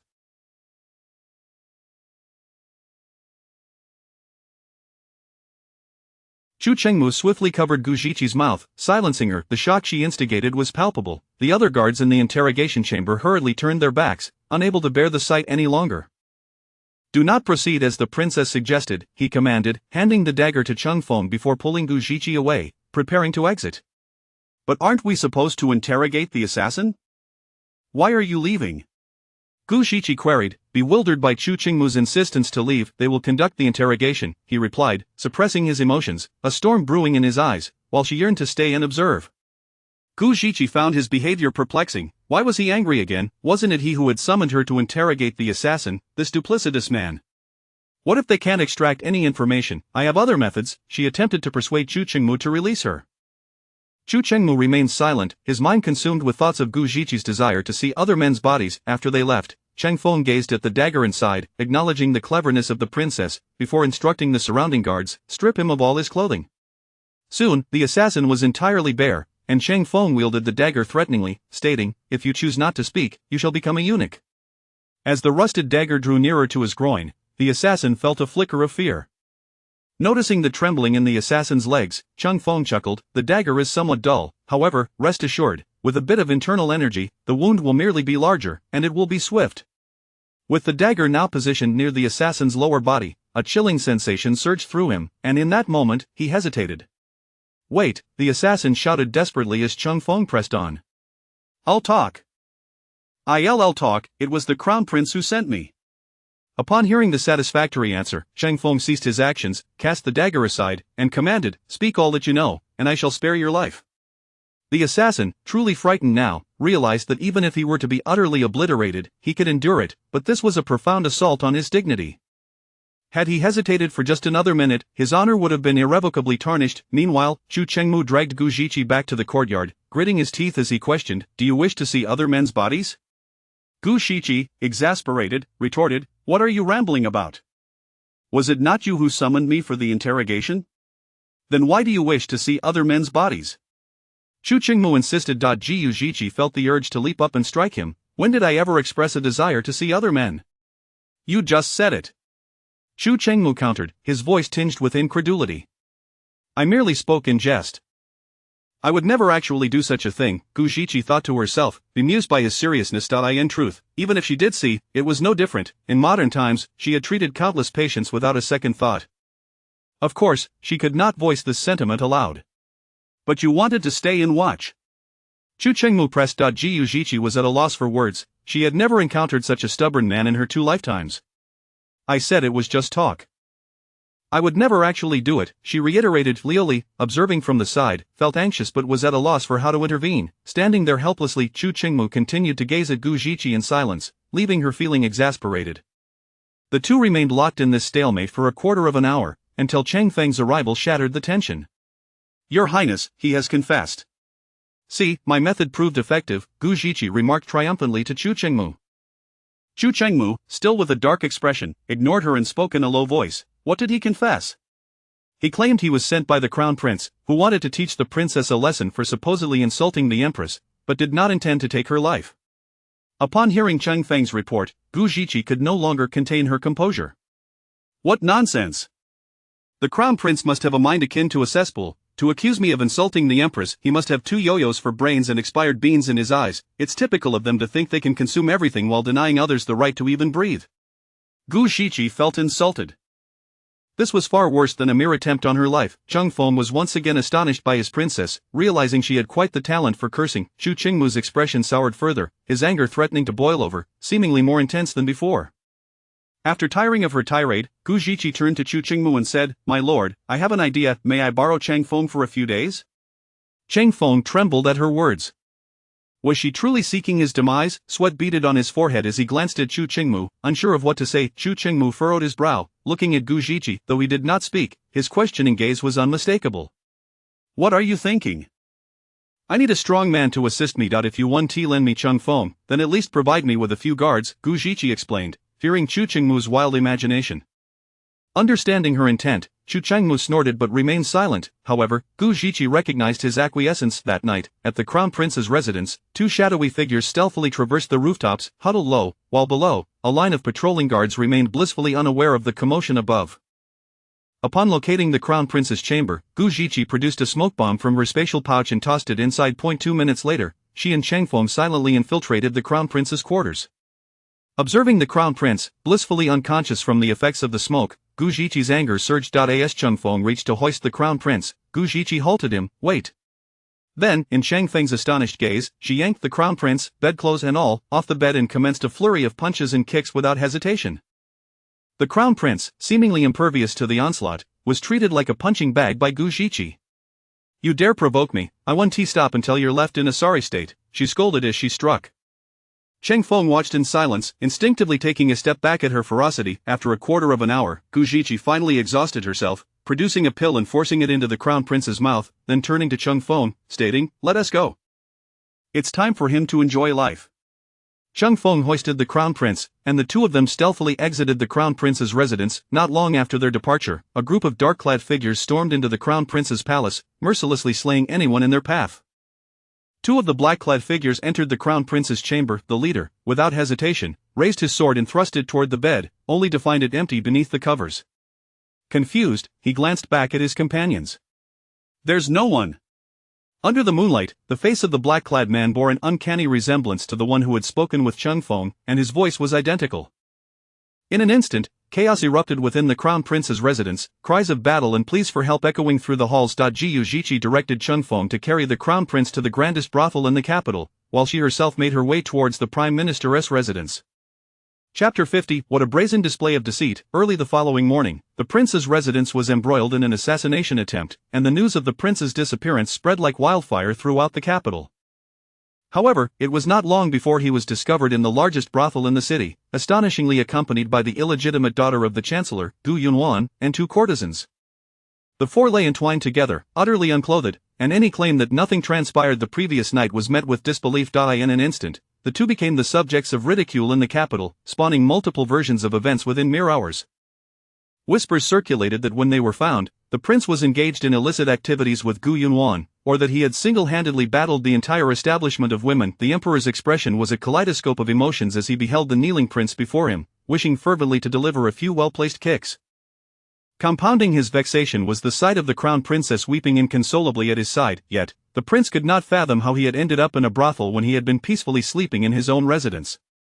Moreover, he felt an ache throughout his body. Unlike that of someone who had indulged in such acts, it felt more akin to having been thoroughly beaten. Initially, he suspected that Gu Yunwan may have orchestrated this scheme to ensnare him, yet it seemed illogical for her to invite two courtesans if her intention was to court his favor. "Father, I assure you, I did not engage in any disgraceful conduct," the prince implored urgently. "Do you believe the common folk are blind to the truth?" the emperor retorted with fury. "You have brought shame upon me." The prince was tormented, unable to articulate his plight. While he claimed to have been wronged, he lacked any proof to substantiate his defense. "Your Majesty, had the prince been present in his residence during this incident, it is highly likely he would have met a grim fate," the empress remarked, uncertain whether the prince's appearance in the brothel was indeed a plot against him, but aware that had he been at home, the outcome would have been dire. The crown princess was absent as she had returned to her family the previous day. The emperor remained silent, and the empress continued, "Your Majesty, it is clear that our son has been ensnared in a treacherous plot. As the crown prince, he has encountered countless women, so how could he possibly be lured into a brothel?" Exhausted by the turmoil of the previous night, the emperor ultimately gestured for the prince to leave, promising to deliberate further once the matter was thoroughly investigated. Meanwhile, at the chancellor's residence, Gu Yunwan wept uncontrollably in her mother He Qingxiu's embrace. "Mother, my reputation is tarnished, how shall I face the world again?" she lamented, bursting into fresh tears. He Qingxiu, bewildered, could not comprehend who had wronged her daughter to such a degree. "Yunwan, consider this from a different perspective. Perhaps this incident could lead to your entry into the prince's residence," He Qingxiu suggested, her eyes gleaming with avarice. Gu Yunwan ceased her weeping. "Mother, do not forget that the prince was discovered alongside two courtesans. Moreover, my virtue has been compromised. How could his highness possibly desire me now?" He Qingxiu vehemently disagreed. "They cannot compare to you. You are the victim here. Who could possibly wish me harm? I was resting peacefully in my chamber last night, Gu Yunwan cried, her eyes aflame with indignation. Regardless of who is to blame, the deed is done, and we must find a way to minimize the damage. If this leads to your entry into the prince's residence, it may not be entirely disadvantageous, He Qingxiu reasoned, her tone suggesting that Gu Yunwan might soon ascend to the status of the crown princess. But mother, what of Gu Zhishi's? It seems there is some discrepancy in the accounts, for she appears not to have been poisoned at all. Consider her recent behavior, she has even wrecked the empress's quarters without consequence. We must tread carefully at this juncture. He Qingxiu had already sensed the peculiarities of the situation, but the heavily guarded Qi Wang residence made any investigation impossible. After listening to her mother's explanations, Gu Yunwan felt a semblance of understanding. The chilling words of Chu Qingmu from earlier still echoed in her mind, instilling fear within her. At the Qi Wang residence, Gu Zhishi was nearly doubled over with laughter. I tell you, when he awakens to find himself surrounded by so many people, he will surely be bewildered, thinking, am I truly this capable? Ha ha ha. While Gu Zhishi found amusement in the situation, Chu Chengmu could not share in her mirth. Gu Zhishi, could you perhaps exhibit a modicum of restraint? He chided. Gu Zhishi's eyes sparkled with laughter as she replied, you have no idea how comical this is. When he learns of his impotence, it will be even more amusing. He will likely believe that being with so many women at once has rendered him incapable. Ha!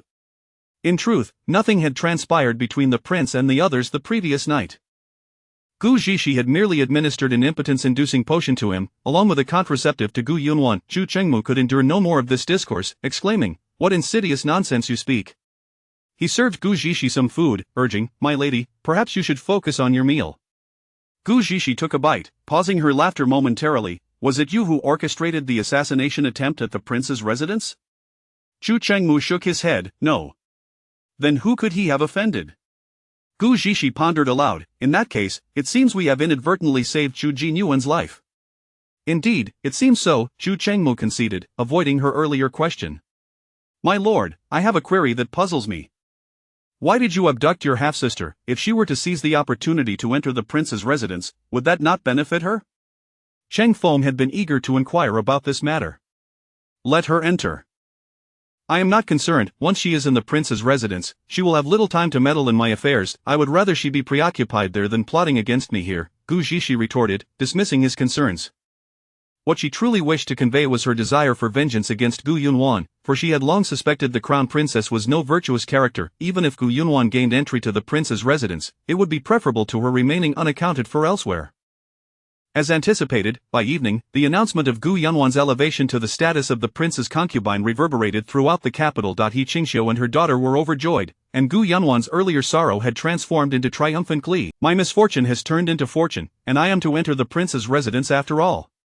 Presently, the prince's residence consisted only of the crown princess and a few concubines, with the prince as yet childless.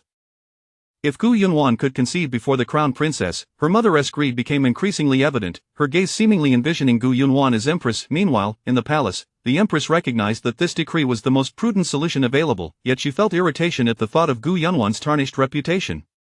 Previously, she had contemplated securing a daughter from the general's household as a concubine for the prince, but such notions were now out of the question. Due to the assassination attempt and the subsequent fire, the prince had temporarily relocated to the East Palace, where he now found himself in the empress's quarters. My son, do we have any news regarding the assassins? The empress inquired.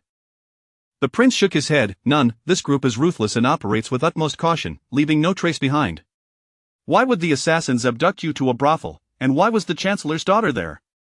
Could it be that she orchestrated this to gain entry into the prince's residence? The empress posited, revealing her thoughts. No, if Gu Yunwan were behind this, she would not have brought along 2 courtesans, and besides, she lacks the means to engage so many skilled individuals. The prince's residence is rife with hidden guards. If they failed to capture the assassins, their backgrounds must be formidable, the prince countered. Upon hearing the prince's denial, the empress was left at a loss for words and ultimately resigned to the reality of the situation. In that case, we must align ourselves. Chapter 51. A moment's lapse, and I was kidnapped. Half a month later, Gu Zhishi received an invitation from the palace, extended by the empress, to attend a flower appreciation banquet. While she found the invitation understandable, she was perplexed by the stipulation that she must bring Gu Yi alone. Holding the invitation, Gu Zhishi pondered, what could the empress possibly mean? Surely, she does not intend to curry favor with me, the esteemed healer. It is rumored that the crown princess has fallen ill due to the previous incident. Perhaps that is the reason, speculated Chu Qingmu. What does it matter to me? If she comes to seek medical attention earnestly, that would be one thing. But if she attempts any underhanded tactics, I shall ensure she regrets it. Chu Qingmu harbored no doubts about Gu Zhixia's resolve. She was indeed one who repaid enmities in kind. So, how do you plan to attend as the esteemed healer, the Princess of Qi? Gu Zhixia's eyes flickered. Do you have any shadow guards of similar stature to mine? Preferably, they should also bear a resemblance in features. Chu Qingmu did not respond, as he himself was uncertain. However, with so many in the shadow guard, it seemed implausible that none could be found. He promptly instructed Cheng Feng to seek one out. The capabilities of the princess seemed to exceed what this prince had imagined.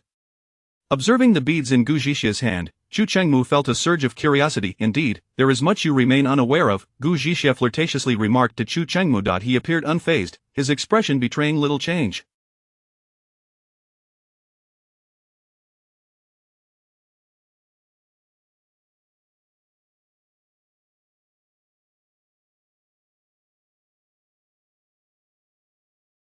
From where do those peculiar insects of the princess originate? Chu Qingmu recalled the items he had obtained from Cheng Feng previously. He had studied them meticulously, and he was certain that Tianqi possessed none of such artifacts. The items of the celestial maidens, of course, are derived from the heavens, Gu Zhixia replied, playfully deflecting the inquiry. Are you truly Gu Zhixia? Chu Qingmu's gaze bore into her, as if seeking the truth from her countenance. Gu Zhixia momentarily faltered. Had this man uncovered something? Had she revealed too much? Yet she quickly regained her composure, her eyes returning to tranquility. I am not Gu Zhixia, and you. Chu Chengmu opened his mouth, but words failed him. He had sensed the fleeting awkwardness in her eyes and refrained from further questioning. What was that smoke from last time that stung the eyes? Chu Chengmu shifted the topic. Gu Zhixia lifted the beads in her hand. That is known as a tear gas bomb. It serves a purpose akin to this thunder pearl. Chu Chengmu was taken aback. You crafted these yourself? Gu Zhixia nodded. Yes, if you desire, I can gift you a few. Are you referring to the tear gas bomb or the thunder pearl? Chu Chengmu inquired. Either will suffice. What do you wish for? Gu Zhixia responded generously. She understood that, at this moment, she and Chu Chengmu were like grasshoppers in the same boat. This man would not divulge her matters to others. Let us leave them with the princess for now. When this prince requires them, I shall seek you out. Gu Zhixia readily agreed to certainly. Following this, she continued. Are you familiar with the ancient yin-yang mirror and the five elements mirror? Chu Chengmu furrowed his brow. I have heard of them but have never seen them. The yin-yang mirror is said to reside in Yuanling's imperial capital, while I am unclear about the five elements mirror. Why do you inquire about these? Gu Zhixia nodded, choosing her words carefully. I stumbled upon them in a book and merely asked out of curiosity. Chu Chengmu appeared skeptical but chose not to press further. Gu Zhixia began to contemplate, must she traverse Yuanling once more to return to the modern world? During this time, she had discovered a method to return, contingent upon locating the ancient yin-yang mirror and the five elements mirror, and then setting up a formation beneath the Fusang tree to unveil the rift in time and space. Yet the conundrum lay in her ignorance of their locations. Hearing Chu Chengmu speak, her mind felt as though it might short-circuit. What had seemed so simple now appeared insurmountably difficult. Is it possible that the five elements mirror lies within Tianqi? Gu Zhixia inquired further. Even if it were in Tianqi, it would likely be within the palace. Such artifacts typically do not circulate among the populace. Gu Zhixia nodded once more. As night fell, Gu Zhixia donned her night attire and stealthily scaled the courtyard wall, her form darting like a swallow, swiftly merging with the shadows. Inspired by Chu Chengmu's words, she resolved to infiltrate the palace treasury. Upon traversing the bustling marketplace, she noticed a woman casting a peculiar glance her way, one that seemed to plead for help. She called out, but the woman did not respond. Instead, she fled. Though initially reluctant to pursue, Gu Zhixia noticed a dark figure also sprinting in that direction. Unease compelled her to follow. Yet, upon reaching a dead-end alley, she found no sign of the woman, leading her to suspect a trap had been laid. Just as she contemplated retreating, a large net suddenly descended from above, prompting Gu Zhixia to curse under her breath. What? The caught off guard. I am about to be kidnapped. Once ensnared in the net, her first instinct was to retrieve something from her space to facilitate her escape, only to be struck from behind, rendering her unconscious. Moments later, several figures emerged from the shadows, deftly gathering the net and absconding with Gu Zhixia. As this group departed, Chu Chengmu and Cheng Feng arrived at the scene. How peculiar, my lord. The princess was headed this way. Have we lost her? Cheng Feng scanned the vicinity, finding no one. Chu Chengmu, equally perplexed, pondered whether he had truly failed to keep pace with someone lacking inner strength. He began to search for any signs of the princess. In truth, Gu Zhixia had been spotted and reported to Chu Chengmu by the shadow guards upon her exit, and out of curiosity regarding her intentions, he had stealthily followed her with Cheng Feng. After searching for a while without success, Chu Chengmu speculated whether Gu Zhixie had noticed their presence and intentionally eluded them. However, he soon discovered a clue. Illuminated by the moonlight, he noticed a glimmering silver object on the ground. Picking it up, he instantly recognized it as Gu Zhixie's silver needle. After searching further, he found several more, and a sense of foreboding washed over him. Something must have befallen Gu Zhixie. Meanwhile, Gu Zhixie had been taken to a rural estate on the outskirts, where the burlap sack was unfastened, revealing 3 young gentlemen gathered within, accompanied by a group of guards. Strikingly, Gu Zhixie recognized none of them. The young men were momentarily taken aback by her appearance. The man in gray attire remarked to the others, "A brother by, though she may be a fool, her looks are truly commendable." The man clad in white replied, "You speak truthfully, I have never encountered such a captivating woman before. How did I overlook her until now?" Another gentleman, though silent, nodded in agreement. As the white-clad man reached to touch Gu Zhixie's face, she glared at them with piercing eyes, showing no sign of fear. The group erupted in laughter, with the gray-clad man exclaiming, "Brother Bai, she does not even recognize you." Gu Zhixie's brow furrowed. There was only one prominent Bai family in the capital, the empress's maternal kin. "What is your connection to Bai Ningxiang?" The white-clad man flicked his hair back. "The princess of Qi may not recognize this young master, but she seems quite familiar with my sister." Gu Zhixie inwardly scoffed, "So they are all of the same ilk. No wonder they appear as dim-witted as swine. Why have you kidnapped me?" Gu Zhixie, her hands bound and still lying on the ground, could only bide her time. "We merely seek an audience with the Prince of Qi. He has been at odds with the Crown Prince and has recently taken over matters concerning the Ministry of Justice. It is one thing to take over, but he insists on investigating cases that the Crown Prince has deemed closed." The white-clad man ceded. Upon hearing this, Gu Zhixie recalled that one of the recent cases Chu Qingmu had undertaken was indeed linked to the Bai family. "Spare me the chatter, brother Bai, I believe the hour grows late," the gray-clad man interjected with a hint of sarcasm. Chapter 52 The Prince of Yuanling. The man in white interjected sharply, "What are you all panicking for? We should devise a means to relocate her. If the Qi Wang discovers her whereabouts, we shall all face dire consequences." Gu Zhixie rolled her eyes, realizing she was the one being bullied. She surveyed her surroundings. Apart from a few chairs and a table, there was nothing else. Had her hands not been bound, she would have relished the opportunity to show this foolish group the true power of the treasures within the space. "What do you intend to do?" Gu Zhixie complained, her hands ached. Being kidnapped by such imbeciles was a humiliation she would carry for 2 lifetimes, especially since they had tied her limbs so tightly. "Are you not a fool? I see no signs of foolishness in you." The man in white seemed to just grasp the situation, directing his gaze at Gu Zhixie. "Brother, I am on the brink of death, my innocence at stake. Is this the appropriate time to pose such questions?" Gu Zhixie retorted, exasperated by their fixation on her intelligence. The 3 exchanged glances, and the man in gray remarked, "She must be a fool. Otherwise, why would she remain silent? Could you not procure some quality rope? This one is cutting off circulation." Gu Zhixie scoffed, having deduced that once the Qi Wang realizes she is missing, he will cease fixating on that case. The man in white instructed the burly man at the door. Just as several sturdy men approached, a commotion erupted outside. The trio assumed it was Chu Chengmu arriving and hastily yanked Gu Zhixie up, pressing a knife against her throat. The guards outside were swiftly overpowered, and one was flung inside, smashing the door open. However, the newcomer was not Chu Chengmu, but a strikingly handsome man clad in luxurious attire, accompanied by 2 guards. His appearance was in stark contrast to Chu Chengmu's. The latter always exuded a cold demeanor, while the former radiated an aura of warmth and gentility. Yet, Gu Zhixie still did not recognize him. "How despicable of you, several grown men, to abduct a frail woman in the street," the handsome man scorned, his gaze filled with contempt. The man in white pressed the knife tighter against Gu Zhixie's neck. "Who are you? It would be wise not to meddle. This is a personal matter between her and me." "You had best release her," the handsome young man replied gravely. The standoff ensued, and as the man in white noticed that the guards outside had been dispatched by the stranger, panic gripped him. The dagger pressed against Gu Zhixie's neck left a faint crimson mark.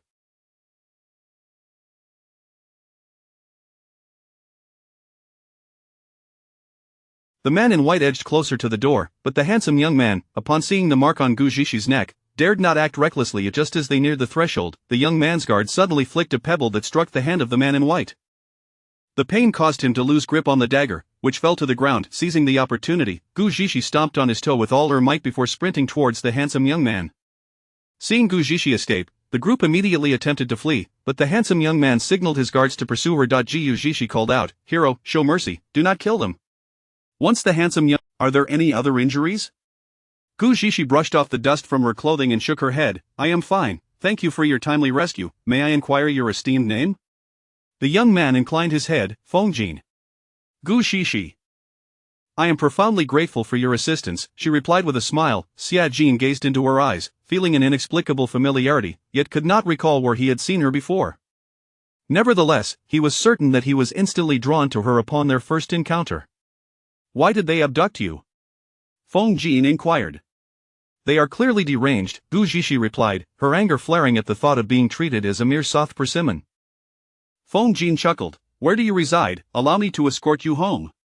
Gu Zhishi smiled back. No need to trouble yourself, if they treat me as a soft persimmon, I must retaliate in kind. Feng Jin's interest piqued. Do you know these individuals? Gu Zhishi nodded, of course. Otherwise, why would I spare their lives? Feng Jin found Gu Zhishi refreshingly different from the frail women he had encountered before. She was intriguing and undeniably bold. Upon returning to the capital, Gu Zhishi noticed an abundance of shadow guards patrolling the streets. Initially, she thought they were sent by the Bai family to target her. However, upon closer inspection, she recognized them as guards from the Qi Wanfu. Had Chu Chengmu discovered her predicament so swiftly? Wang Fei. Chu Chengmu's voice called from behind her. As Gu Zhishi turned, she found herself enveloped in a warm embrace. The thought of not locating Gu Zhishi had nearly driven Chu Chengmu to madness. He had never experienced such distress before, feeling as though he could scarcely breathe. Only upon seeing Gu Zhishi did his heart settle. Gu Zhishi's heart raced. What was this man doing? Strangely, she felt comforted by his presence. How did you know I was kidnapped? Gu Zhishi asked, slightly embarrassed. Chu Chengmu released her, worry etched across his features. You were abducted, who did this? Only then did he notice the presence of another man, a stranger, and instinctively pulled Gu Zhishi behind him. Who are you? Feng Jin was still absorbed in the revelation that she was already wed. It was a pity, indeed. Upon hearing Chu Chengmu's unfriendly inquiry, Feng Jin snapped back to reality. Gu Zhishi stepped forward to explain, he is my savior, Mr. Feng Jin. Hearing the name did not ease Chu Chengmu's vigilance. Instead, he narrowed his eyes, scrutinizing Feng Jin. Are you from the Feng family of Yuanling? Feng Jin crossed his arms. Does the Tianqi have any respect for the Feng surname? Chu Chengmu had deduced Feng Jin's identity. The Prince of Yuanling. He again shielded Gu Zhishi behind him. I am grateful for your rescue of my princess. It is late, and I shall personally express my gratitude tomorrow. You need not linger here tonight, Mr. Feng. With that, he took Gu Zhishi and began to leave, while she remained momentarily stunned by the mention of the Yuanling Feng family. How fortuitous, she needed the yin-yang mirror from the imperial capital of Yuanling and had encountered someone from Yuanling. Was this a fortunate coincidence? Miss Gu, are you not seeking revenge? Feng Jin called after her. Gu Zhishi snapped back to reality. Oh, right, I almost forgot. She then turned to Chu Chengmu. Your Highness, please return. I have matters to attend to with the Bai family. Chu Chengmu cast a wary glance at Feng Jin, his expression darkening. The Bai family abducted you, I shall accompany you. Then let these shadow guards return. I do not require such a large entourage for my revenge. Gu Zhishi gestured towards the group behind Chu Chengmu. In truth, Gu Zhishi felt deeply touched that Chu Chengmu had discovered her predicament and dispatched so many to find her in such a short span. Soon, they arrived at the rooftop of the minister's residence, where Gu Zhishi led them to the storeroom and began filling a large sack with items. This is your method of revenge? Feng Jin questioned, somewhat perplexed. Gu Zhishi, selecting items, replied, if they provoke me, it is only fair that I ruin them financially. I certainly will not let them off easily. Chu Chengmu remained silent, bowing his head to assist Gu Zhishi in packing valuable items. Gu Zhishi deliberately distanced herself from the two men, pretending to place items into the sack while discreetly storing them in her space. Before long, the storeroom of the minister's residence was cleared out, with Gu Zhishi ensuring that only items from boxes were stored in her space to avoid arousing suspicion. Once outside the storeroom, Gu Zhishi produced a tear gas grenade alongside her newly developed toxic smoke. Chapter 53 Divine Retribution. As soon as Chu Chengmu laid his eyes upon that object, shadows of dread enveloped him. He could already envision the chaotic scene that would unfold within the minister's residence. Gu Zhishi had initially intended to have the two wait for her outside, but neither showed any inclination to leave. Reluctantly, she distributed the tear gas canisters to them, instructing them on their use, while emphasizing the necessity of placing two in every occupied room. 5 minutes later, the entire minister's residence was engulfed in a thick haze, appearing from afar as though it were perched upon clouds.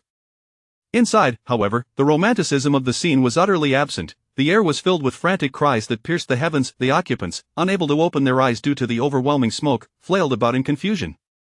Many stumbled into the courtyard, only to collide with one another in the obscured surroundings, creating a cacophony reminiscent of a horror film where phantoms roamed through fog.gu. Jishi had initially wished to remain and watch the spectacle, but the sheer volume of tear gas deployed rendered visibility non-existent, leaving only a blinding white void. At that moment, they stood beneath a grand tree, 800 meters away from the minister's residence. Although the interior was obscured from view, the disordered shouts conveyed the excitement unfolding within the smoke. The commotion roused the surrounding households, who, upon witnessing the scene, assumed the minister's residence was ablaze. Concerned citizens hastily fetched buckets of cold water, intending to quench the flames, but as they approached the billowing white smoke, something felt amiss. Many began to realize that the smoke was not the typical black of fire. Instead, it was a brilliant white, reminiscent of clouds, with an intensity that stung their eyes far more than any ordinary smoke. Moreover, after such a prolonged duration, no fire was visible, only the smoke, leading the onlookers to speculate.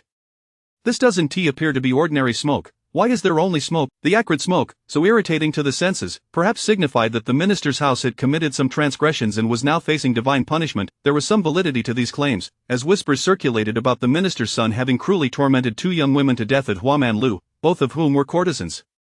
Yes, I have heard that too. There were also incidents of him causing death at a tavern. Such occurrences are rather numerous. Another citizen chimed in.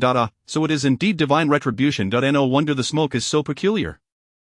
The townsfolk exchanged thoughts until the haze finally dissipated. On the following day, at dawn, someone discovered Bai Inghong, the individual who had kidnapped Gu Jishi, severely beaten near the riverbank. News of theft at the minister's residence also began to circulate, prompting further speculation among the populace. Coupled with the previous day's thick smoke, tales of the minister's house suffering divine punishment spread through the streets. Some citizens suggested that it was not merely a theft but rather a retrieval of the minister's ill-gotten gains by celestial forces. Meanwhile, at the Chiwang residence, Chung Feng was briefing 2 individuals about the rumors concerning the minister's house.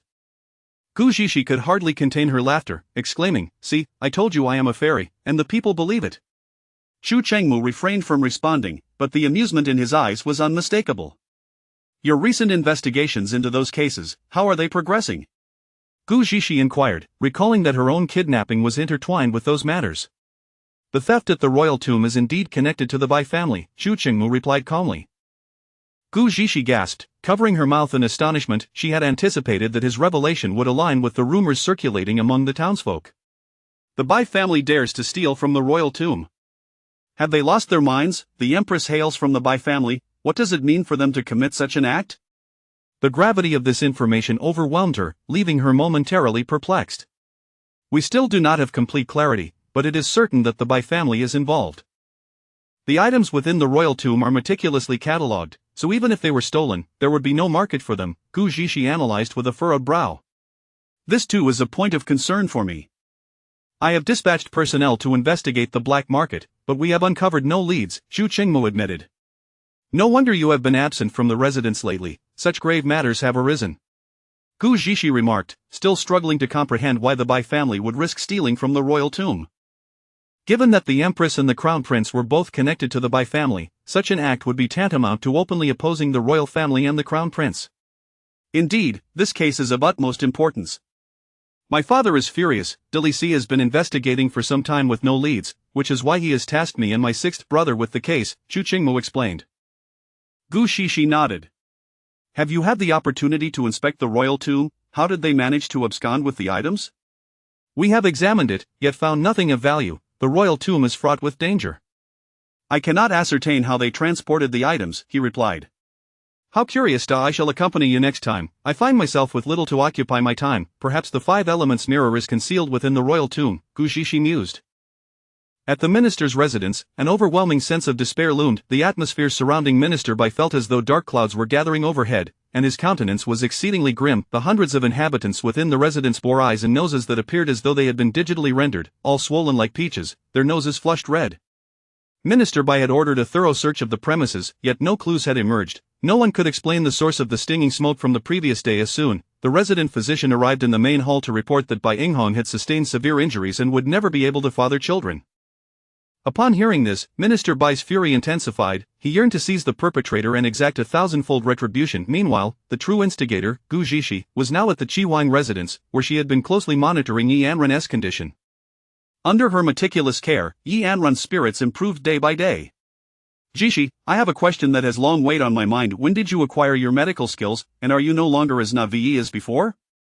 Yi Anren inquired earnestly, her gaze fixed intently upon Gu Jishi, who felt a twinge of embarrassment. Have you heard about the events that transpired on my father's birthday? Gu Jishi asked. Yi Anren nodded. I have heard. That day, Gu Xiang made quite the spectacle in front of everyone. It was on that very day that I recovered. As for the reason, Gu Yunwan had administered an abundance of aphrodisiacs in an attempt to frame me. Perhaps the dosage was so potent that it cleared my mind, Gu Jishi explained. Yi Anren regarded her with disbelief, recalling how someone had attempted to capture Gu Jishi that day, only for Gu Yunwan to become the subject of ridicule. So it was all part of your half-sister's scheme. How ruthless.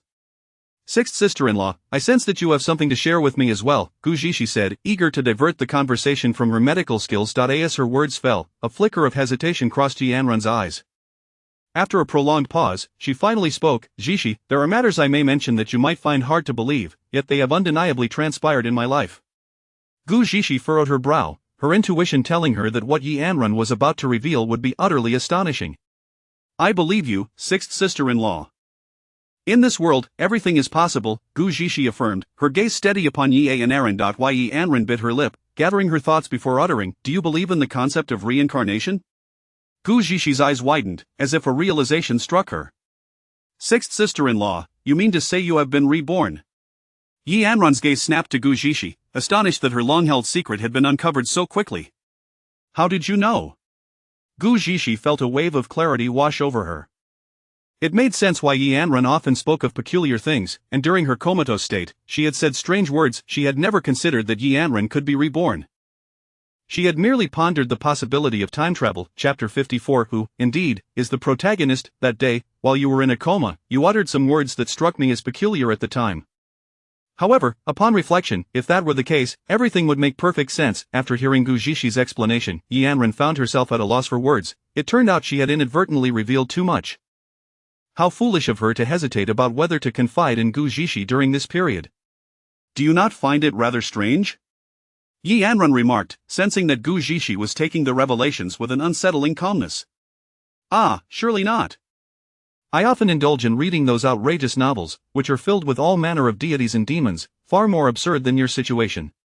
Gu Jishi's mind raced, and almost instantaneously, she provided an explanation as soon as Yi Anren finished her question.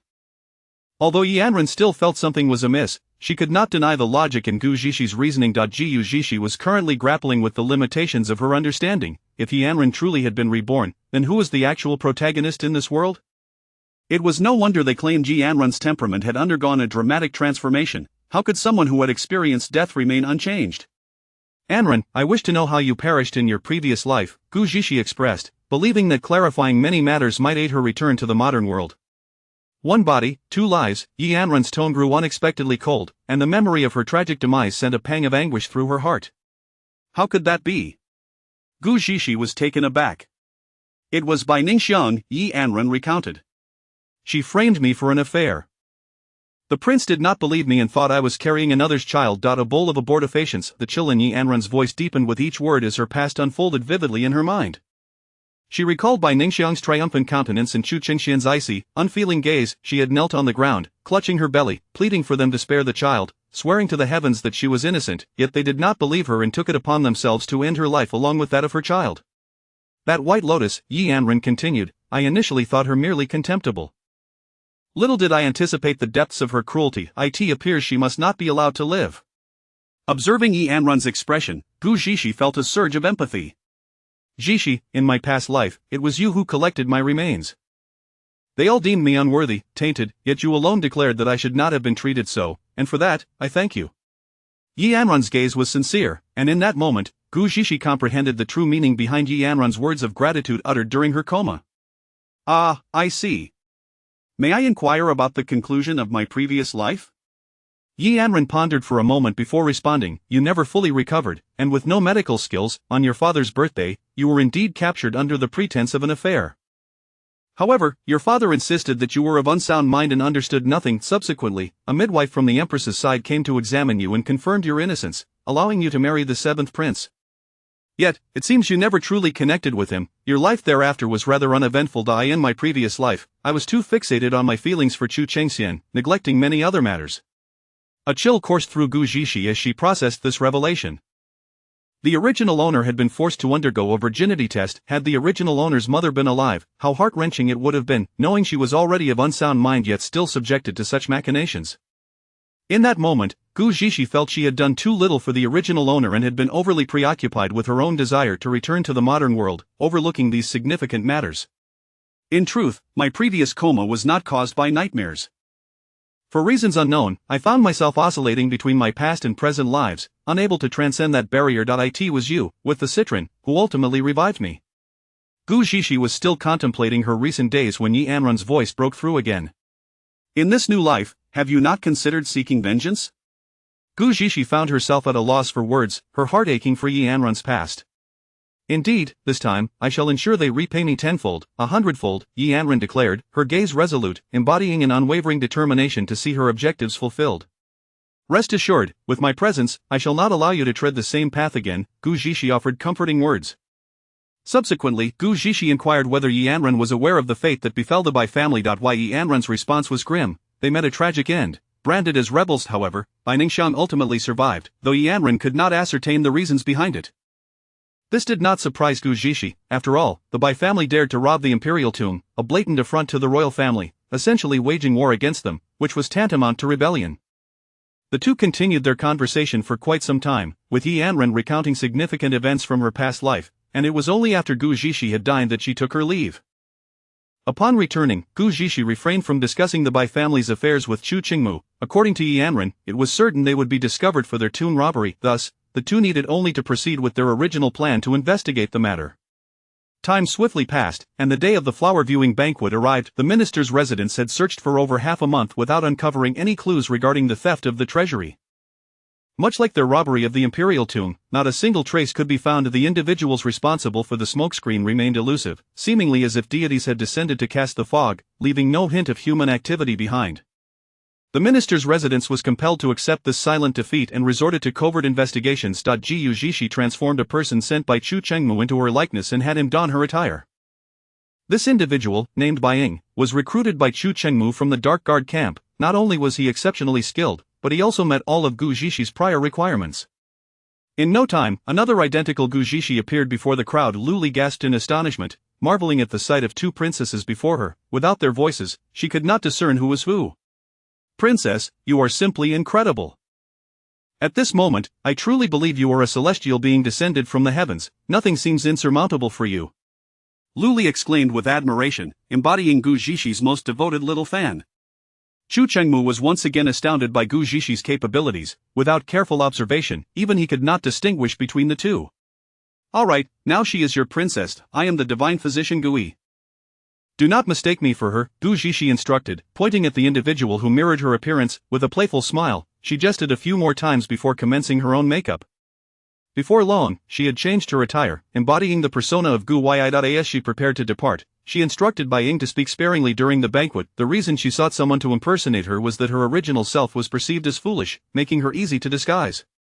In contrast, Gui was a renowned physician with medical expertise, necessitating her own involvement. Upon entering the palace, Gu Zixi remained close to Bai Ying, and to prevent any slip-ups, she also summoned Yi Anrun. She had informed Yi Anrun of the plan beforehand, so Yi Anrun was more than willing to provide cover for them. Once they settled in the pavilion, Gu Zixi began to survey the people around her. According to Yi Anrun, this flower-viewing banquet would not be tranquil in the least. A particular palace maid was an assassin in disguise, intending to assassinate the empress when she arrived. After being subdued by the guards, she adamantly claimed that Consort Chen had sent her and produced a token from Consort Chen. However, the truth was that this was a ruse orchestrated by the empress, who had stolen the token from Consort Chen. To make the assassination appear more convincing, the empress had the assassin stab her, leading the emperor to believe the assassin's account, resulting in a rift with Consort Chen. "Zixi, over here." In the second pavilion to the left, the one in the northeast corner, Yi Anrun pointed out the target, nudging Gu Zixi with her elbow. Gu Zixi glanced at the direction indicated by Yi Anrun and nodded in understanding. "You all wait here. I must devise a way to lure her elsewhere." Yanran nodded, advising Gu Zixi to exercise caution, before resuming her watch over the surroundings. Chapter 55. Has the identity been discovered? Gu Zixi strode purposefully towards the person Yanran had mentioned. Although the distance was short, her mind was consumed by the words Yanran had spoken to her the previous day. Why did you not seek vengeance at the first opportunity? She had caused me to suffer a double demise. How could I refrain from retaliating? However, in my past life, the entire Bai family was annihilated, and yet she alone survived. Therefore, before taking any action, I must first ascertain the forces backing her. Otherwise, I fear it would be futile to harm her in the least. What, then, are the powers behind Bai Ningxuang, and do they have any connection to the theft of the imperial tomb by the Bai family? Gu Zixi could sense that whenever Yanran mentioned Bai Ningxuang, the hatred reflected in her eyes was unmistakable, a look that could pierce Bai Ningxuang with a mere gaze. Gu physician. Just as Gu Zixi approached the palace maid, someone called out to her from behind. She frowned in displeasure, glancing at the assassin in close proximity, reluctantly turning to see who had summoned her. Upon recognizing it was someone close to the empress, her displeasure deepened. May I inquire what brings this sister to seek me? The palace maid stepped closer, stating, Gu physician, the empress is feeling unwell. Could you please attend to her? I shall not go. Is there not a royal physician in the palace? Gu Zixi flatly refused, as she had matters of her own to attend to. Moreover, the empress was her sworn enemy. It would be madness to treat her. The palace maid appeared taken aback, seemingly unprepared for Gu Zixi's outright dismissal. Recalling the empress's orders to ensure Gu physician's presence, the little maid bit her lip and continued, the royal physician has already been summoned, but there has been little effect. Gu physician, your skills are unparalleled. It is only because the empress has exhausted all options that she sent me to implore you. Gu Zixi detected an unsettling nuance in the palace maid's gaze. Could it be that this was not a mere medical consultation, but rather a trap laid for her?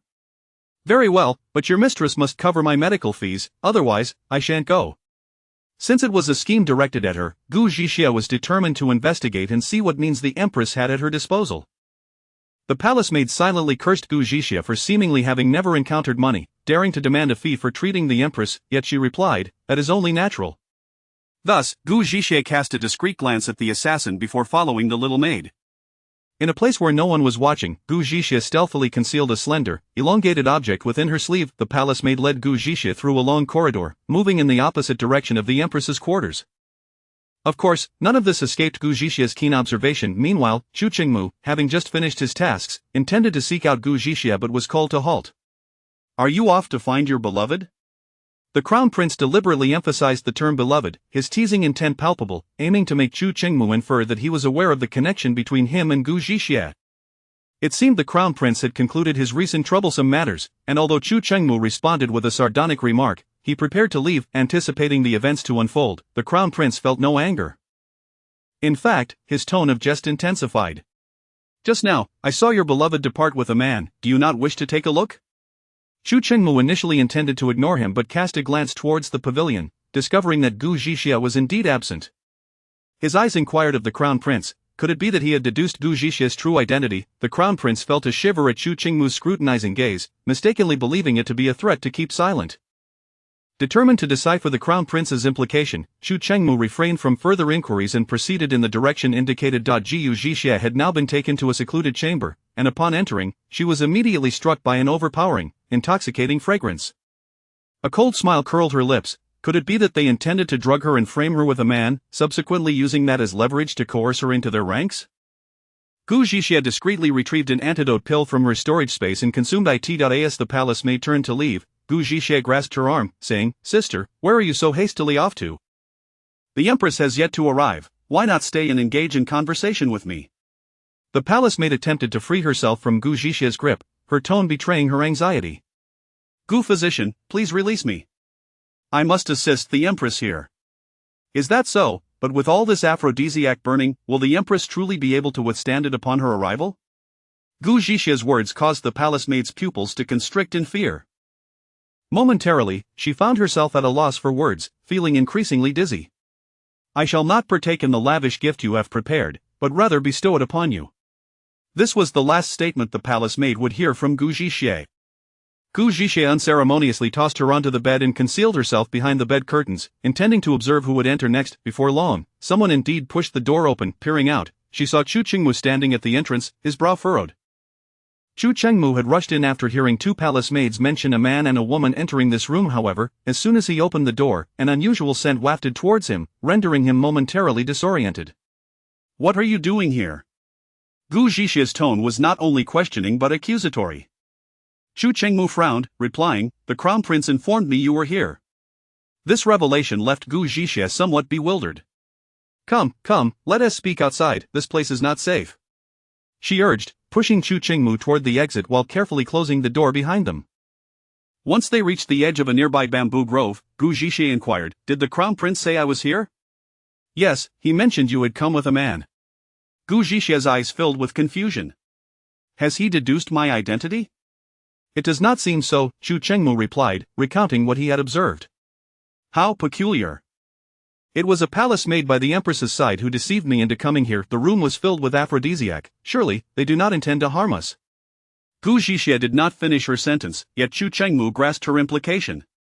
"Your current identity is Gu Yi," he reminded her. Gu Zhixia immediately grasped the crux of the matter. "What a despicable ploy! I am reduced to a fool, falling into their trap. How tragic." She realized their scheme was to sow discord between her and Chu Chengmu, as well as between the Qi royal household and the Chancellor's residence. Little did they know that Gui was indeed Gu Zhixia. At that moment, a eunuch peeked curiously in their direction. They exchanged glances, both recognizing the eunuch's furtive behavior. "The antidote for the... Shall we assist her?" Gu Zhixia smiled mischievously at Chu Chengmu. Upon her words, Chu Chengmu swiftly approached and knocked the eunuch unconscious, then disposed of him in the chamber filled with aphrodisiac. Having completed their task, the two departed with utmost haste. Meanwhile, commotion erupted at the pavilion. The Empress had been attacked by an assassin disguised as a palace maid, and the assailant had already been subdued while the royal physician tended to the injured emperor. This incident created quite a stir. The Empress's assassination had alarmed the emperor, who promptly arrived with a contingent of guards. The guards quickly forced the assassin to kneel before the emperor. "Who gave you the audacity to commit such an act within the palace?" The emperor's fury was palpable, his tone sharp. An assassin's presence in the palace was a grave matter, especially when the target was the empress. It was a direct affront to the emperor himself. Rather than cowering in fear at the emperor's inquiry, the assassin remained silent. "If you refuse to speak, I shall hunt down your entire family." The emperor's threat seemed to elicit a reaction from the assassin. After a prolonged silence, he finally spoke. It was the consort. Chapter 56, The Tangled Web. Everyone was taken aback, their gazes swiftly shifting towards the empress. The empress, somewhat bewildered, could not comprehend how she had become entangled in this matter. She stepped forward to scrutinize the maidservant closely before declaring, "I do not recognize you. Why do you claim that I sent you to assassinate Her Majesty the Empress?" The assassin raised her head to meet the Empress's gaze, saying earnestly, "Your Highness, did you not instruct me to carry out the act on the day of the palace banquet, promising me a sum of silver for my services and allowing me to escape the palace to hide far away?" Her tone was sincere, convincing many present. Noticing this, Chu Chengmu was about to rush forward, but Gu Zhixia quickly restrained him, shaking her head in disapproval. Realizing her intent, he wondered if they had known all along. Beside them, Chu Chengxian could no longer contain himself and also moved to intervene, but Chu Chengmu held him back, saying, "Sixth brother, remain calm."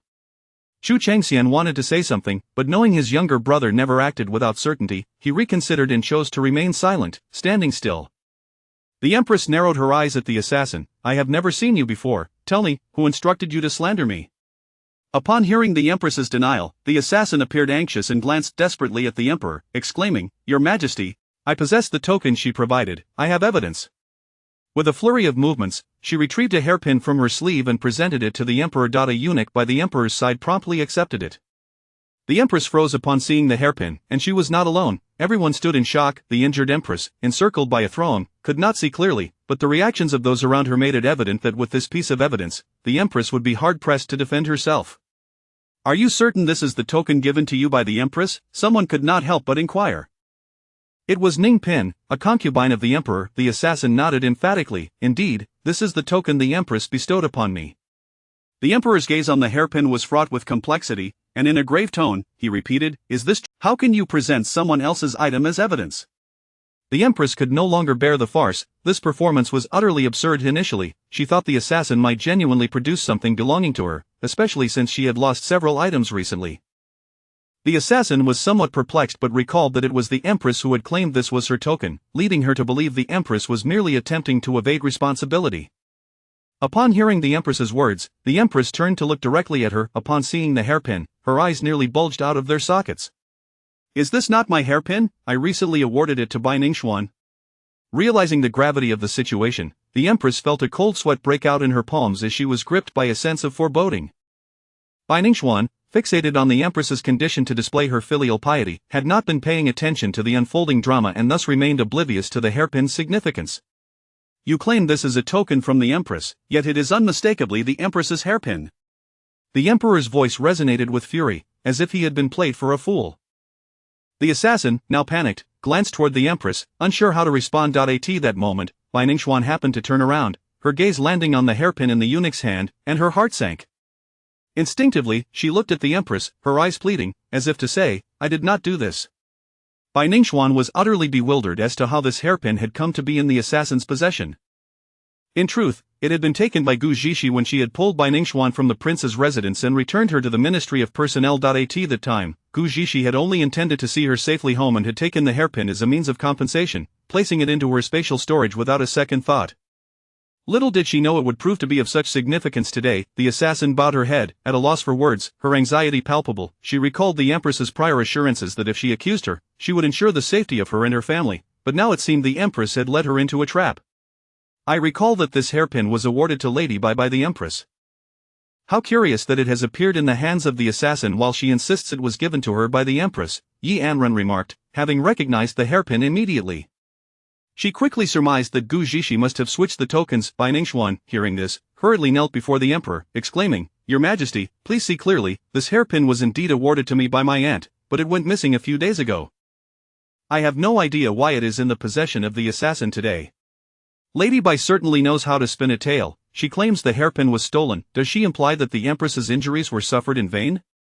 Yi Anren was unwilling to grant Bai Ningxuan the opportunity to explain herself, her hatred for her palpable.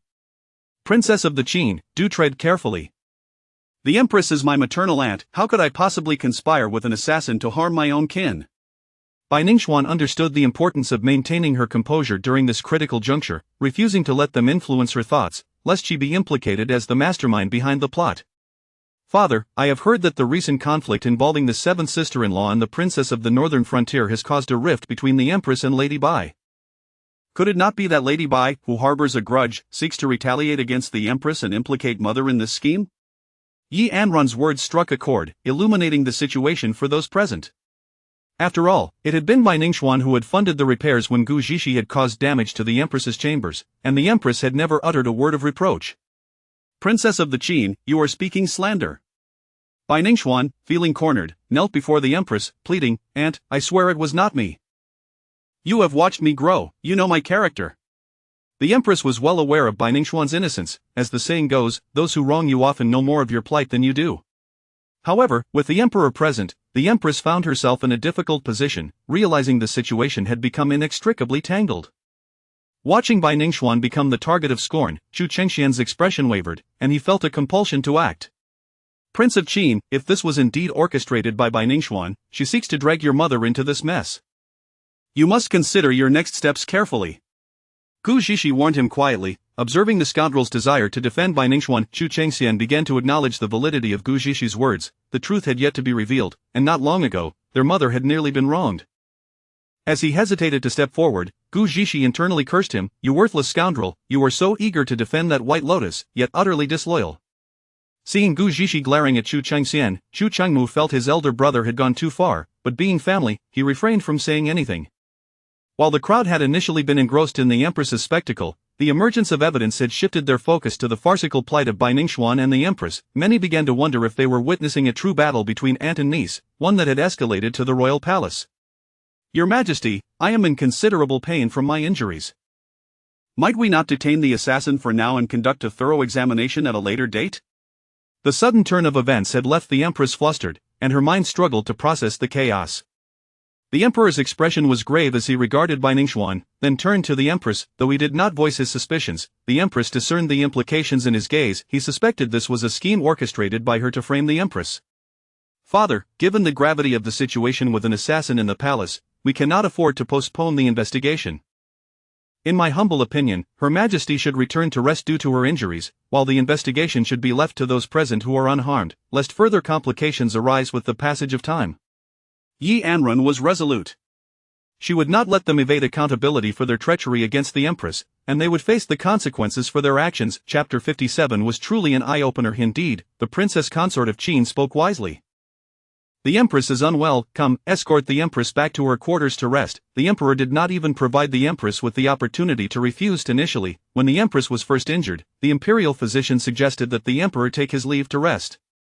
However, as her injury was minor, she wished to witness the Crown Princess being the target of public ire, claiming she wanted to see the perpetrator apprehended with her own eyes, thus refusing to return to her chambers.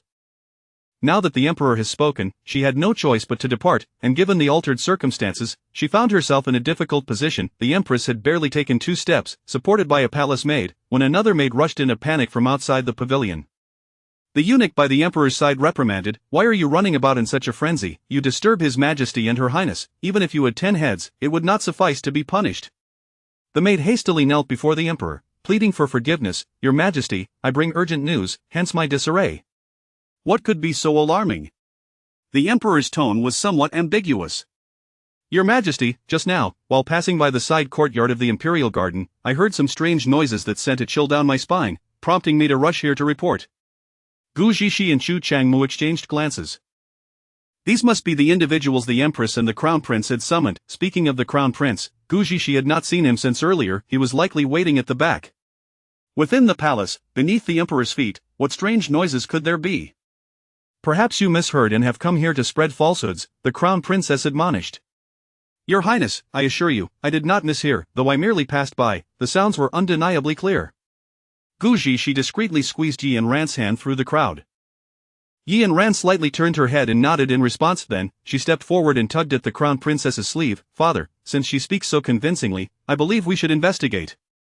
Should there be any trickery afoot, it would be prudent to apprehend them to prevent further alarm." The Crown Princess, having received Yi Anran's hint, understood the Emperor's intent upon meeting his gaze. "Your Majesty, given that the assassin has already been captured, I trust the Department of Justice will uncover the truth regarding why she sought to frame me. If there truly is someone engaging in deceitful acts, for the safety of all within the palace, it would be wise for you to lead an inquiry." Upon hearing the Crown Princess's words, the Emperor nodded in agreement. "Since my beloved consort has spoken, let us proceed to investigate." Thus, a grand entourage made its way towards the side courtyard of the Imperial Garden. In the interim, Yi Anran discreetly retreated to the back of the group, joining Gu Zhishi and the others. "What is happening?" Yi Anran inquired. "An intriguing spectacle is about to unfold." "You shall soon see," Gu Zhishi replied softly, deliberately teasing the revelation. Before long, the group arrived at the courtyard. Indeed, strange sounds could be heard, though most present recognized their source. The Emperor's brow furrowed deeply upon hearing the noise, his gaze sharp, and his expression turned grave, causing all in attendance to sense his rising anger. "This is hardly a terrifying sound. It resembles," those bold enough began to murmur quietly. "In the palace, how could such a thing occur? Truly reckless audacity." Just then, one remarked, "I saw the Prince of Qi coming this way. He did not return. I recall, when he departed, the Princess Consort was still in the nearby pavilion. He merely glanced before leaving." The Emperor's complexion darkened further with every word, causing even the concubines who accompanied him to lower their heads in shame. "What nonsense are you spouting? Defaming the royal family, be wary lest I sever your tongues," the Crown Princess scolded. "Your Majesty, perhaps we should send someone inside to investigate?" She, aware of the gravity of the situation, hastily urged caution. In truth, the Crown Princess felt a tremor of unease. She had not seen Chu Chengmu since earlier, while Gu Zhishi remained quietly by Yi Anran's side. Reflecting upon her daughter-in-law, it was understandable that her son might not take a liking to her, yet to engage in such actions within the palace. The Crown Princess dared not contemplate further, praying that the individuals inside were not Chu Chengmu. Meanwhile, those who had been discussing the matter had already concluded in their hearts that it must be Chu Chengmu inside.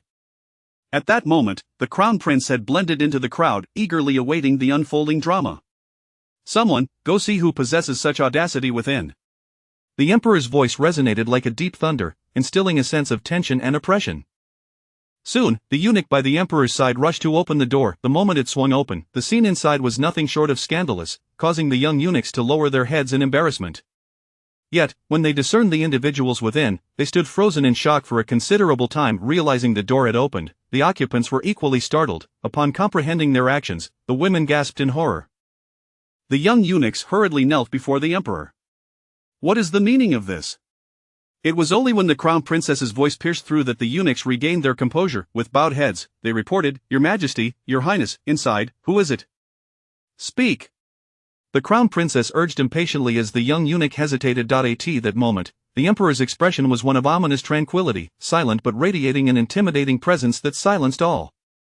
It is someone from the empress's side, a maid noted, perceiving the emperor's ire, prompting the young eunuch to hastily respond. The expressions of the onlookers were utterly captivating, particularly that of the crown prince, whose complexion shifted faster than a dramatic face change in a Sichuan opera. How dare those in the empress's entourage behave so shamelessly? The emperor's roar finally erupted, dragged them out and beat them to death. At that moment, the palace maids and eunuchs inside hastily donned their garments and fled. Your Majesty, spare us. We did not act with intent, we were manipulated, set up. Please spare us, Your Majesty, I am but a rootless wretch. Even if I desired something, I could not achieve it, especially not on such a day. The crowd buzzed with excitement, marveling at the antics of those near the empress, who engaged in such indiscretions amid the flower banquet, leaving everyone astounded. What scheming could two mere servants concoct? I dare say they seized the opportunity while everyone was gathered elsewhere, one remarked. Indeed, they were too loud, their disgrace inadvertently overheard. Why do you not attend to the empress, but instead come here to engage in such disgraceful conduct, and dare to claim you were set up? The emperor found their excuses utterly ludicrous. Your Majesty, I truly was set up. It was Gushani who had me confined inside, and I felt dizzy and disoriented, losing all sense of time. The maid, in a state of panic, blurted out details of her encounter with Gui. How could Gushani possibly be involved with you? The crown princess seized upon this key point. It was she who suggested I take her for a stroll, and then, for reasons unknown, she locked me in and brought someone to ruin my virtue. The young maid, just regaining her senses, scrambled to fabricate a tale. Is that so? I fail to comprehend. Gushani bears no grudge against you, why would she seek to ruin your virtue? The crown princess's words were sharp, each question striking at the heart of the matter. If I knew why Gushani would act thus, would I have come with her? How could I know she was scheming to meet with the Prince of Qi, intending to frame me to divert attention? Chapter 58. The remarkable matron. Upon hearing the words of the young palace maid, a flicker of realization passed through the minds of the onlookers. There was indeed some merit to her assertion. It appeared that since earlier, neither Prince Qi nor the esteemed Dr. Gu had made an appearance. Her statement prompted a collective recognition that, aside from their initial entrance, the two had been conspicuously absent while the princess consort of Qi was present. Perceiving the precariousness of the situation, Empress Chen cast a sharp gaze at the young maid, exclaiming, Utter nonsense, my son is of the utmost integrity, he would never stoop to such base actions. The maid, undeterred, replied, Your Majesty, every word I speak is the truth. I am unaware of why Dr. Gu would conspire against me, nor do I know the whereabouts of Dr. Gu and His Highness the Prince of Qi. I humbly beseech you to seek justice on my behalf. After delivering her plea, the maid bowed deeply before the emperor. Empress Chen's frustration mounted as she scanned the crowd, still failing to locate Prince Qi and Dr. Gu. Summon someone to find Prince Qi and Dr. Gu, the emperor commanded in a grave tone. Soon, a young eunuch was dispatched to search for them, but barely had he taken a few steps when the voice of Dr. Gu rang out. Your Majesty, what business do you have with me and His Highness? The assembly turned to see Prince Qi and Dr. Gu approaching, accompanied by the princess consort of Qi and the couple from the Qin kingdom. As they drew near, Dr. Gu inquired of the maid on the ground, What seems to be the trouble here? Empress Chen hastily stepped forward and asked, Qingmu, where have you two been? Mother, my brother and I were discussing a recent case when my sister-in-law and Jishi came to inform us that something was amiss here. We hurried over as soon as we could. What transpired? Chu Chengmu explained calmly, also expressing concern for the ongoing situation. Have you been with your brother the entire time? Empress Chen pressed. Indeed, my seventh brother has been with me, Chu Chengxian interjected, confirming his brother's statement. They had already conveyed the details of the empress's machinations to Chu Chengxian, so he was clear on his course of action. Empress Chen then turned her attention to Dr. Gu, asking, And you, Dr. Gu, where did you go just now? Gu Zhishi blinked innocently, I merely visited the lavatory and lost my way upon returning. Fortunately, it was not long before the princess consort of Qin found me and led me here. You claim you were at the lavatory, do you have any witnesses? Empress Chen persisted. Dr. Gu shook her head, none. A pang of anxiety tightened within Empress Chen, rendering her momentarily speechless.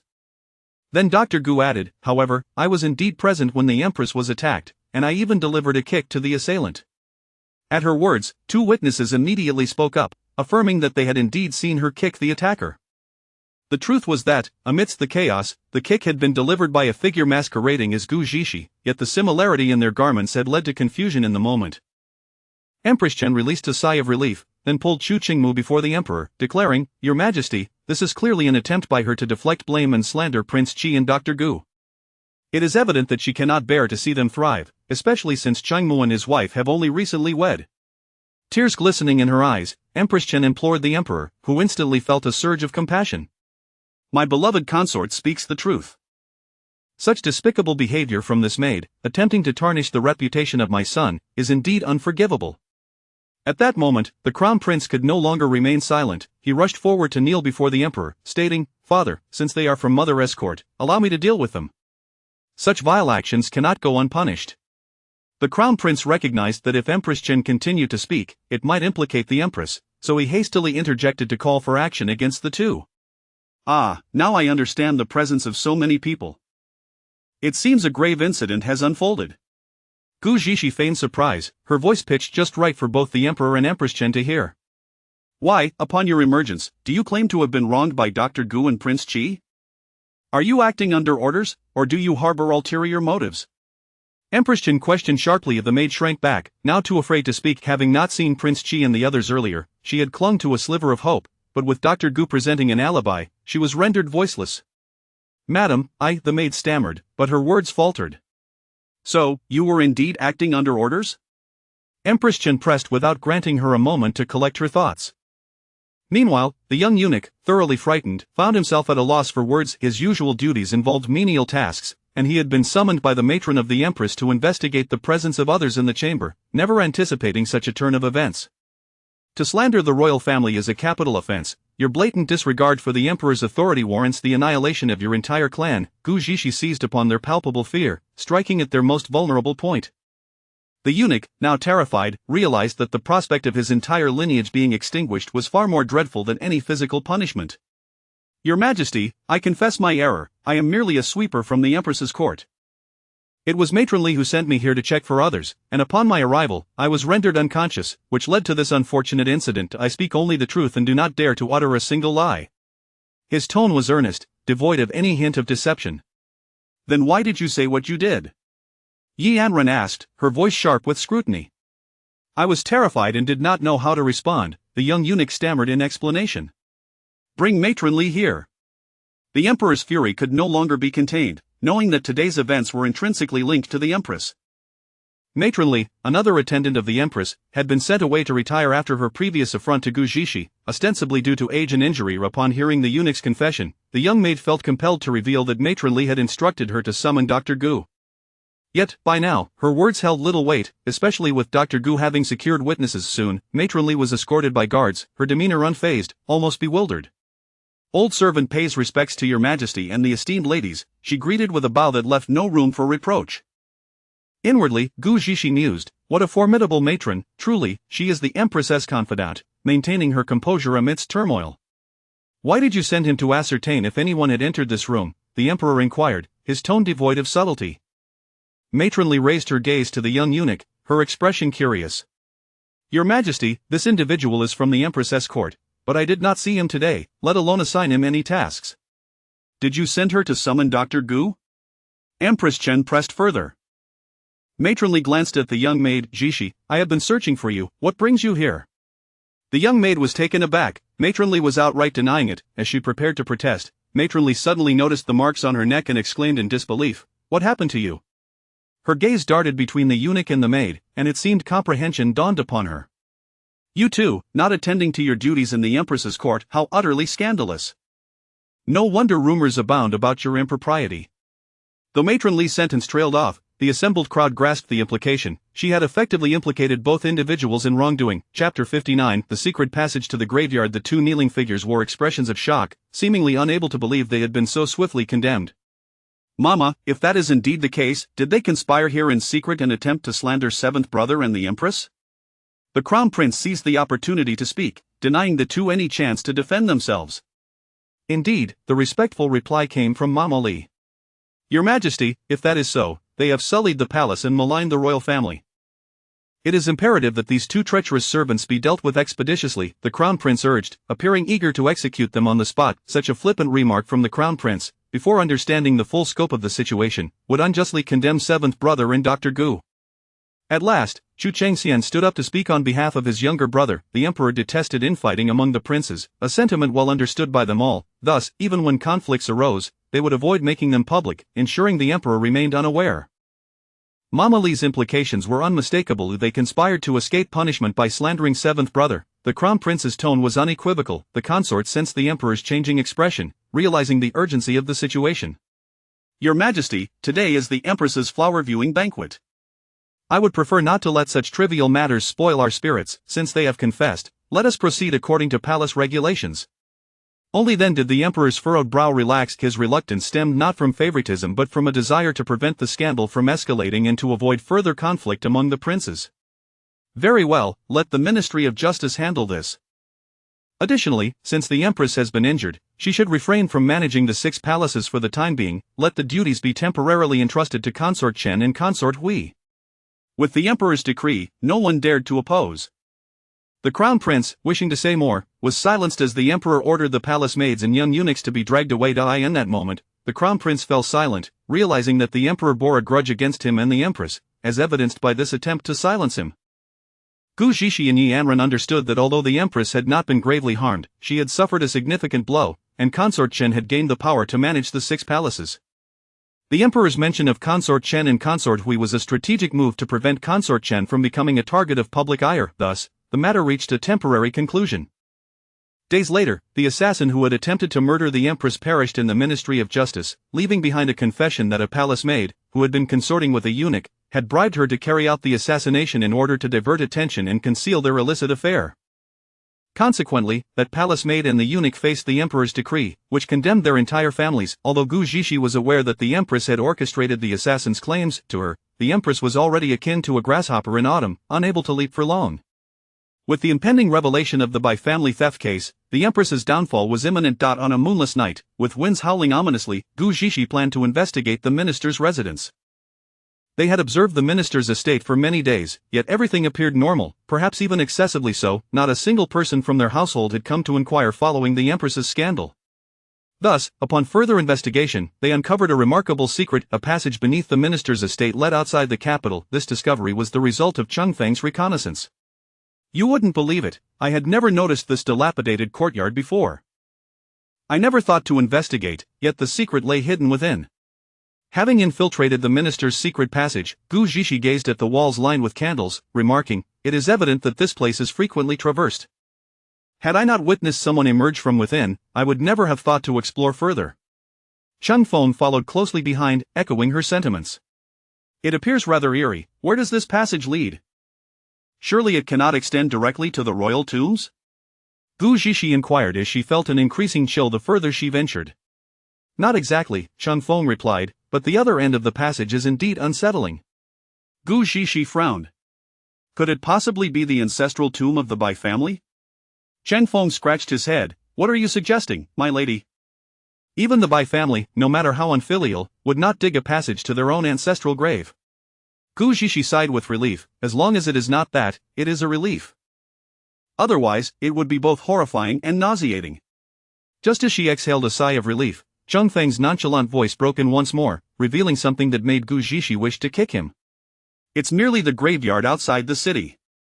Why didn't you mention that sooner?" Cheng Feng found himself at a loss, suddenly realizing that his lady was indeed a woman who might be frightened by such matters. "Had I known earlier, we could have brought more people along. If there were recently deceased, I could have brought them back for research." Cheng Feng felt a twinge of guilt at Gu Zhishi's reproach, but was stunned by the latter part of her statement. Not only he, but also the 2 guards assigned to Gu Zhishi by Chu Qingmu, were taken aback. "My lady, are you serious?" one guard could not help but ask. Of course, the research value of recently deceased individuals is immense, especially those who have yet to cool. They are more precious than gold or silver. Listening to their lady speak with such solemnity, the guards felt her interests were rather peculiar. Cheng Feng's perceptions of Gu Zhishi were repeatedly shattered, each revelation deepening his astonishment. He no longer believed that his lady was unworthy of the prince. If anything, he felt she was capable of anything, and perhaps the prince was the one who had climbed too high. Naturally, he dared only to think this in his heart, as it was still the prince who provided him with his monthly stipend. Has your lord discovered anything new at the royal tombs? Gu Zhishi inquired. The matter of the passage had just been relayed. The prince and his companions conducted thorough inspections daily, and the specifics would likely be known upon the prince's return in a couple of days. It turned out that the royal tombs had been robbed once more, which explained why Chu Qingmu and Chu Chengxian had been preoccupied with investigating the situation there. After an indeterminate amount of time, the group finally emerged from the passage onto a small hillside. As they exited, a potent stench of decay assailed their nostrils, confirming they were indeed at a graveyard. In truth, Gu Zhishi had sensed the odor of death while still within the passage, and the stench intensified as they neared the exit. By the light of the moon, she surveyed the area, noting that the bodies were haphazardly piled together, as if they were mere refuse. Frowning, she thought to herself that such negligence could easily lead to an outbreak of disease. These perverse individuals truly knew how to devise a scheme, digging a passageway here where no one would typically venture, making it difficult to detect. Waving her hand to disperse the stench of decay, Gu Zhishi unhesitatingly pulled out a gas mask from the small box Cheng Feng carried and placed it over her face. She had also discreetly added a mask, both items having been retrieved from her space, with the box serving merely as a facade. Once she secured her own mask, she made sure to hand one to each of the three behind her.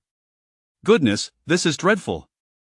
If I stay here any longer, I might just mistake myself for one of the corpses.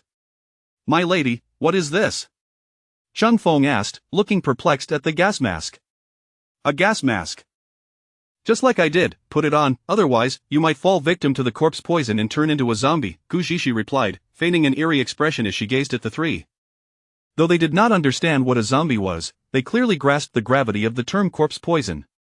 Chapter 60. Whose children are they? After a moment's contemplation, Gu Zhishi recalled that she still had protective suits in her space, having momentarily forgotten amidst the foul stench. She then removed her gas mask and retrieved the protective attire. My lady, aren't you all afraid of the corpse poison? Bai Ying innocently inquired. Gu Zhishi donned the protective suit before them, momentarily jumping as she adjusted her protective trousers. Once she secured her mask and gas mask, she remarked, "It is precisely because of the fear that one must ensure comprehensive protection." Subsequently, she produced 3 additional sets of the same protective gear and instructed the trio to wear them. After they mimicked her actions and donned the suits, they exchanged bewildered glances, inexplicably feeling as though they did not belong in this place. Enough idling, let us search for anything suspicious. There must be a hidden agenda behind their choice to establish the passage here. After issuing her orders, Gu Zhishi began to survey her surroundings. The three remained motionless, staring at one another in silence. What are you all doing? Gu Zhishi turned to question them. My lady, the material of this clothing is quite peculiar. I have never encountered anything like it before, nor have I seen such an odd mask. Just moments ago, the air was filled with an unbearable stench, yet upon donning this, the odor has vanished.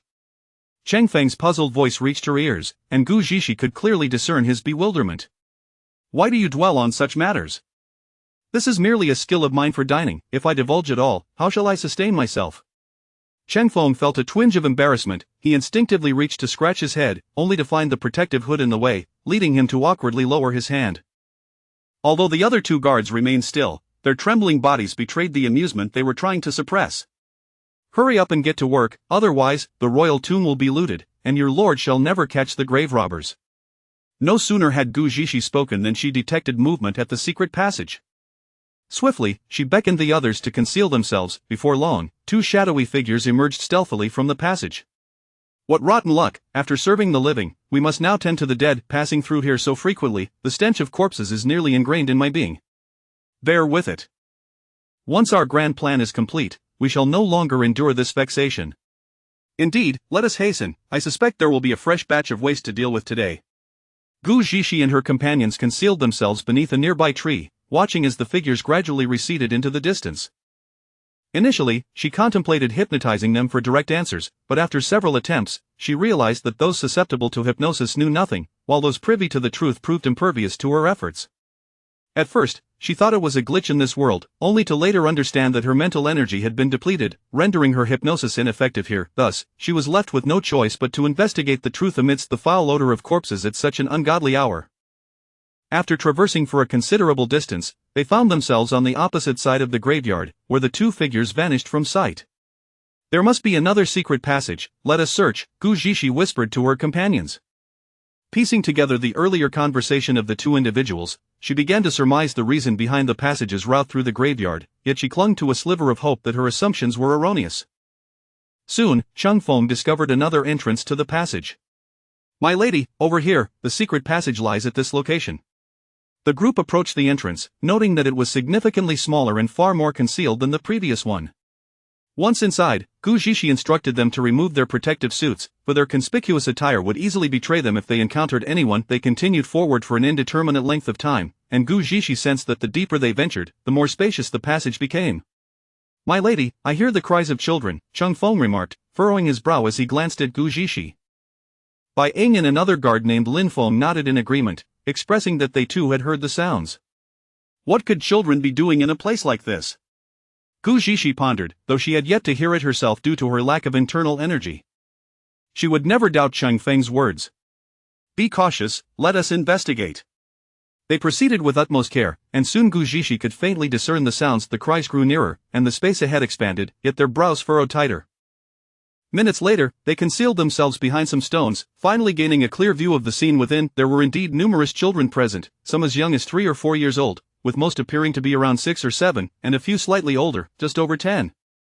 The children huddled together, their faces and bodies appearing grimy, with several of the youngest still weeping incessantly. Surrounding them were several menacing figures, seemingly the guards of these children. Shut your mouths, or I swear I'll end you, a burly man barked, visibly irked by the children's cries. The children, clearly abducted, only cried harder in response to his harsh reprimands, their fear amplifying their distress. The man approached the sobbing children, brandishing a short whip he had drawn from his waist. The older children watched in terror, seemingly aware of the impending punishment, closing their eyes in dread. The man wore a menacing expression as he seized one child by the throat, hoisting him aloft. You little brat, your noise is driving me mad. After his outburst, he tossed the child to the ground and unleashed a flurry of blows upon the weeping ones, cursing as he struck, intent on inflicting severe harm. The onlookers, hidden nearby, witnessed the horrifying scene, their hearts pounding with fear, yet they dared not act, uncertain of the origins of these children and whether they were the only ones here. Rushing out would merely alert the guards. Heavens, whose children are these? These brutes would dare to strike such young ones.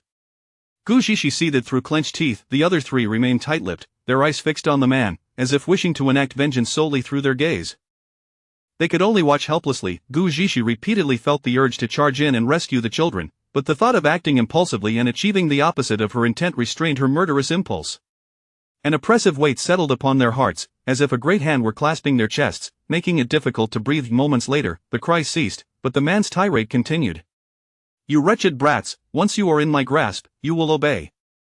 Any further weeping will lead to this fate. He gestured toward the unconscious child on the ground. The other children, paralyzed by fear, dared not utter a sound, their breaths held tight, while those who remained unscathed refrained from crying. Their trembling bodies, struggling to endure the pain, shattered. Gu Zhishi and her companions' hearts. Cheng Feng and the others clenched their fists tightly, veins bulging on their foreheads, revealing the immense effort they exerted to suppress their fury. Someone's coming. Gu Zhishi suddenly alerted. The group snapped back to reality and hastily concealed themselves behind the stones. Moments later, 4 men clad similarly to the first emerged. Have these little brats caused trouble again? Did you kill one of them? The leading man inquired, his brow slightly furrowed. Damn it, their noise is giving me a headache. If it weren't for orders from above, I would have killed them all. The man who had struck the children growled viciously. Chapter 61. I shall escort you to meet your great-grandmother. All right, you all may take a breather. We shall switch places with you, the man who had been speaking advised. It was evident that those mentioned above instilled a sense of trepidation within them. I'll step outside for some fresh air. I leave this in your capable hands, the man concluded, gesturing for the others to follow him as he departed. Once the others had left, the newly arrived man surveyed the group of children before him, noting their quietude. He then instructed the stoutest among them, Tiger, it appears these little rascals are relatively well behaved. You stay here and keep an eye on them while I take the brothers over to fetch a few from that side. This will make our task easier. The man called Tiger, true to his name, had a robust and somewhat dim-witted appearance. Alright then, just be quick about it, Tiger hesitated but ultimately acquiesced. Soon, the vast space was left with only the children and the portly figure of Tiger. Listen here, you little ones, if I tell you to stop crying, then do so. It is not worth it to take a beating for nothing, Tiger remarked, feeling a twinge of sympathy for the children. However, they paid him no heed, leaving him feeling rather bored, prompting him to find a spot to sit down. Fortunately, we did not act rashly earlier. From what they said, there are other children elsewhere, Gu Zixi whispered to her companions. Your Highness, what should we do now? Chang Feng inquired. Bai Ying will keep watch here, the three of us will follow the ones who just left, Gu Zixi stated. Your Highness, we should go as well. This place is fraught with danger. You remain here with the children, and when we discover another group of children, we shall return to you. Chang Feng expressed his disapproval, concerned that if anything happened to the princess, none would escape unscathed. It's all right. Let us go, they will be far enough away soon, Gu Zixi replied, sliding along the wall as she spoke. Chang Feng and Lin Feng, with no choice, followed suit. Midway through their journey, Gu Zixi noticed Tiger dozing off and approached the group of children stealthily. The others were uncertain of her intentions, yet she had already advanced, and they dared not make a sound, instead assuming a defensive stance as they observed Gu Zixi's actions. Soon, many of the children noticed her presence, but their expressions were laced with fear, unsure of her purpose. Gu Zixi made a shushing gesture and produced some biscuits from her space, offering them to the children. Initially hesitant, the children's apprehension faded in the face of the biscuits' enticing aroma, and they could not resist taking them. Do not make a sound, nor tell anyone, I am a fairy from the heavens. If you keep the secret, I shall return to take you back to your parents next time, Gu Zixi said, ensuring all the children received a biscuit before glancing at the slumbering tiger. Are you truly a fairy, sister? The eldest boy inquired. Well, otherwise, how could I have come here? Gu Zixi replied as she knelt beside the two unconscious children to assess their condition. The boy remained silent, yet he unreservedly believed her words. How could someone so beautiful not be a fairy? Gu Zixi noticed several of the children bore significant injuries, and her rage simmered as she beheld the small bodies marred by such grievous wounds. She retrieved some medicine from her space, administering it to the two unconscious children, then concealed them behind a stone where they had previously hidden. It was likely that the absence of a few children would go unnoticed. Afterward, she led Chang Feng and the others in pursuit of the direction the previous group had taken, not forgetting to turn back and smile at the children while signaling them to remain silent. As the fairy departed, the children began to devour the biscuits voraciously. With each bite, their belief in her celestial origin deepened. Surely, only a fairy could provide such delightful treats. Your Highness, are you not concerned that those two hidden children may be discovered if the others return? Chang Feng questioned, pondering the potential consequences if the two children awoke and escaped. Fear not. They are too gravely injured. If we do not take them back for treatment, they shall perish within 3 days, Gu Zixi assured him. Those wretches! Bai Ying cursed once more. A quarter of an hour later, they arrived at the exit of the concealed passage. They refrained from rushing out. Chang Feng ventured outside to assess the situation before returning to summon the others. Your Highness, the outside is still a sloping hillside, but not far off is a precipice. The men who were beating the children are still out there. Is there no one else?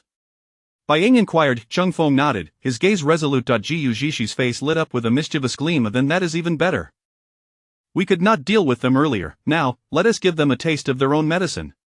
As she spoke, Gu Zixi produced several pills, handing them to her companions. Take these. Once they consume them, we shall act. The 4 of them darted out, swiftly covering the mouths of the men. Just as they attempted to resist, the pills were ingested, and they fell silent. Today, I shall escort you to meet your great-grandmother, Gu Zixi declared as she dragged one man by the hair into the shadows, scolding him. She then retrieved several baseball bats from her space and emphasized that they should avoid striking the head. The 3 took the bats without questioning their origin and began to rain down blows upon the men, returning their earlier assaults on the children with compounded ferocity. The 4 men initially sought to fight back, but suddenly felt an overwhelming weakness, their limbs rendered useless. The pain from the strikes was excruciating, yet they could not utter a sound, unable even to evade as the agony was all too real. After an indeterminate duration, they paused, fatigued from their exertions. Having been instructed not to strike the head and provided with life-saving medication, the men remained alive despite their battered bodies and shattered bones. Who are you? One man managed to gasp. I am your great-aunt. Your great-grandmother visited me in a dream last night, lamenting her loneliness below, and instructed me to bring you down to keep her company. Gu Zixi responded with an eerie smile, her slight head tilt in the moonlight resembling a specter risen from the depths of hell. The man spat a mouthful of blood, his eyes filled with resentment as he gazed at the inexplicably appearing figures before him. Now it is your great-aunt's turn to inquire. What purpose do you have in bringing those children here? After a prolonged silence, Chung Feng jabbed the man in the back with the baseball bat, prompting anguished cries that emerged as little more than braying. This elicited laughter from Gu Zixi and her companions, who could hardly contain their amusement. I shall grant you another chance. What is the story behind these children? Gu Zixi asked, brandishing the bat with a flourish. The men revealed they were merely tasked with guarding the children, not loyal servants or assassins. After being intimidated by Gu Zixi, their resolve crumbled. We were sent by Magistrate Chao Dao. We know little about the children's fate, only that we were instructed not to provide them with food or water, and they must not die. If they are still alive in 3 days, those from below the cliff will take them away. Beyond that, we know nothing, the man who had spoken stated, his words flowing freely after consuming the pill. The other 3 nodded vigorously, affirming their limited knowledge. Chapter 62, A Bountiful Harvest. Gu Zixi squinted her eyes as she looked at the few individuals before her. Is this all there is? The group, having been thoroughly subdued, dared not utter a single lie or conceal even the slightest detail. We truly know nothing more. If you wish to uncover additional information, you must venture into the cave within the cliff. Gu Zixi rested her chin on her hand, contemplating. It seems I have no more questions.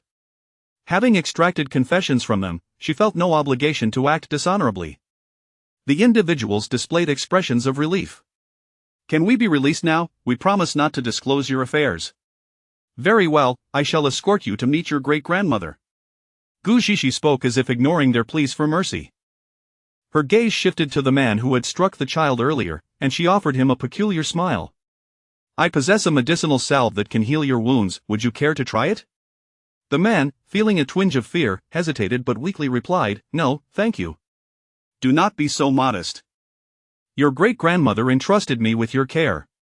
As she spoke, Gu Zixi retrieved a tube from her spatial pouch. No one knew what it was, only that it was a strikingly green ointment. She twisted off the cap and applied the mustard to the man's lacerated skin. The man quickly succumbed to agony, muscles spasming as he let out a sound reminiscent of a braying donkey. You wretched beasts, donning human skin while you frolic about, utterly devoid of any sense of morality.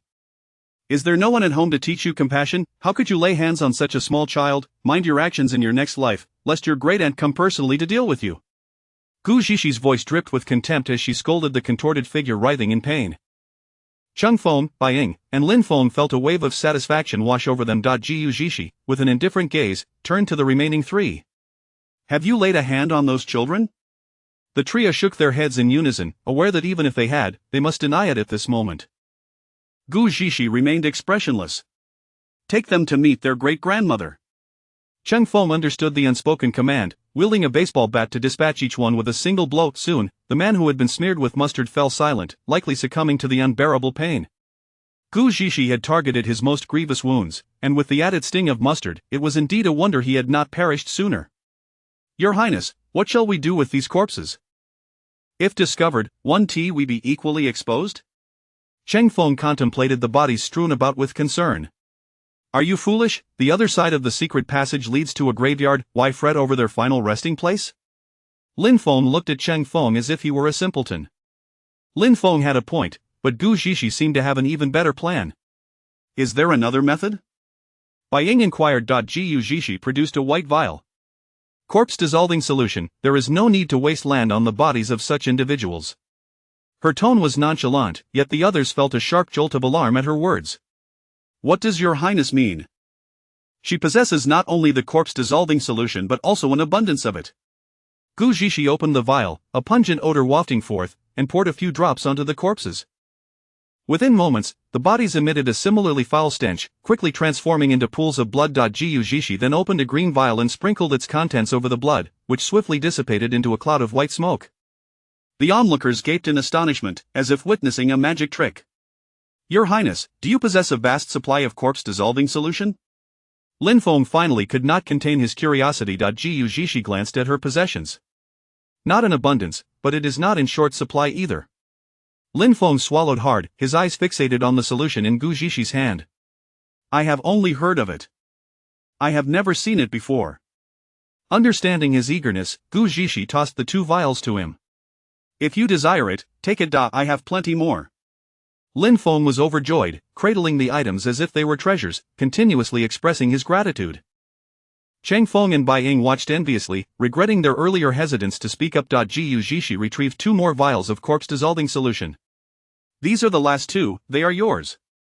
The 2 received them with uncontainable joy, though they lamented the absence of the green vial. Yet, they knew that corpse-dissolving solution was a rare find. Your Highness, you have given us so much, what will you do when you need it? Chang Feng asked, feeling a twinge of guilt. If I run out, I will simply make more. It does not require much. Gu Zhishi's casual remark left the others at a loss for words. It was astonishing to realize that such a substance could be mass-produced at her disposal.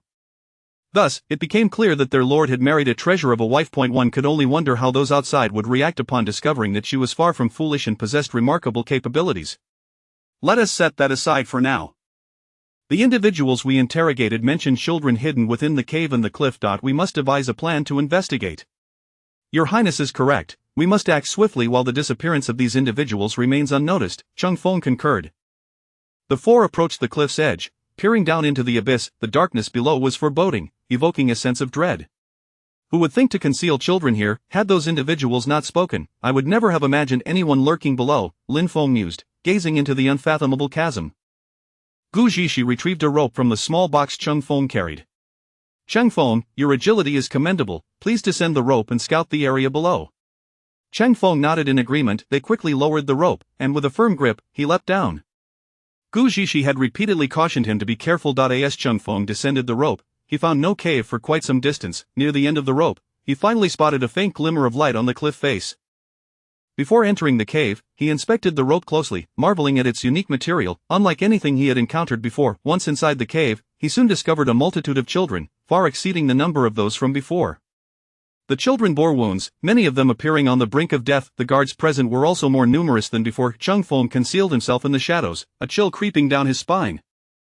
After quietly surveying the cave, he made his way back.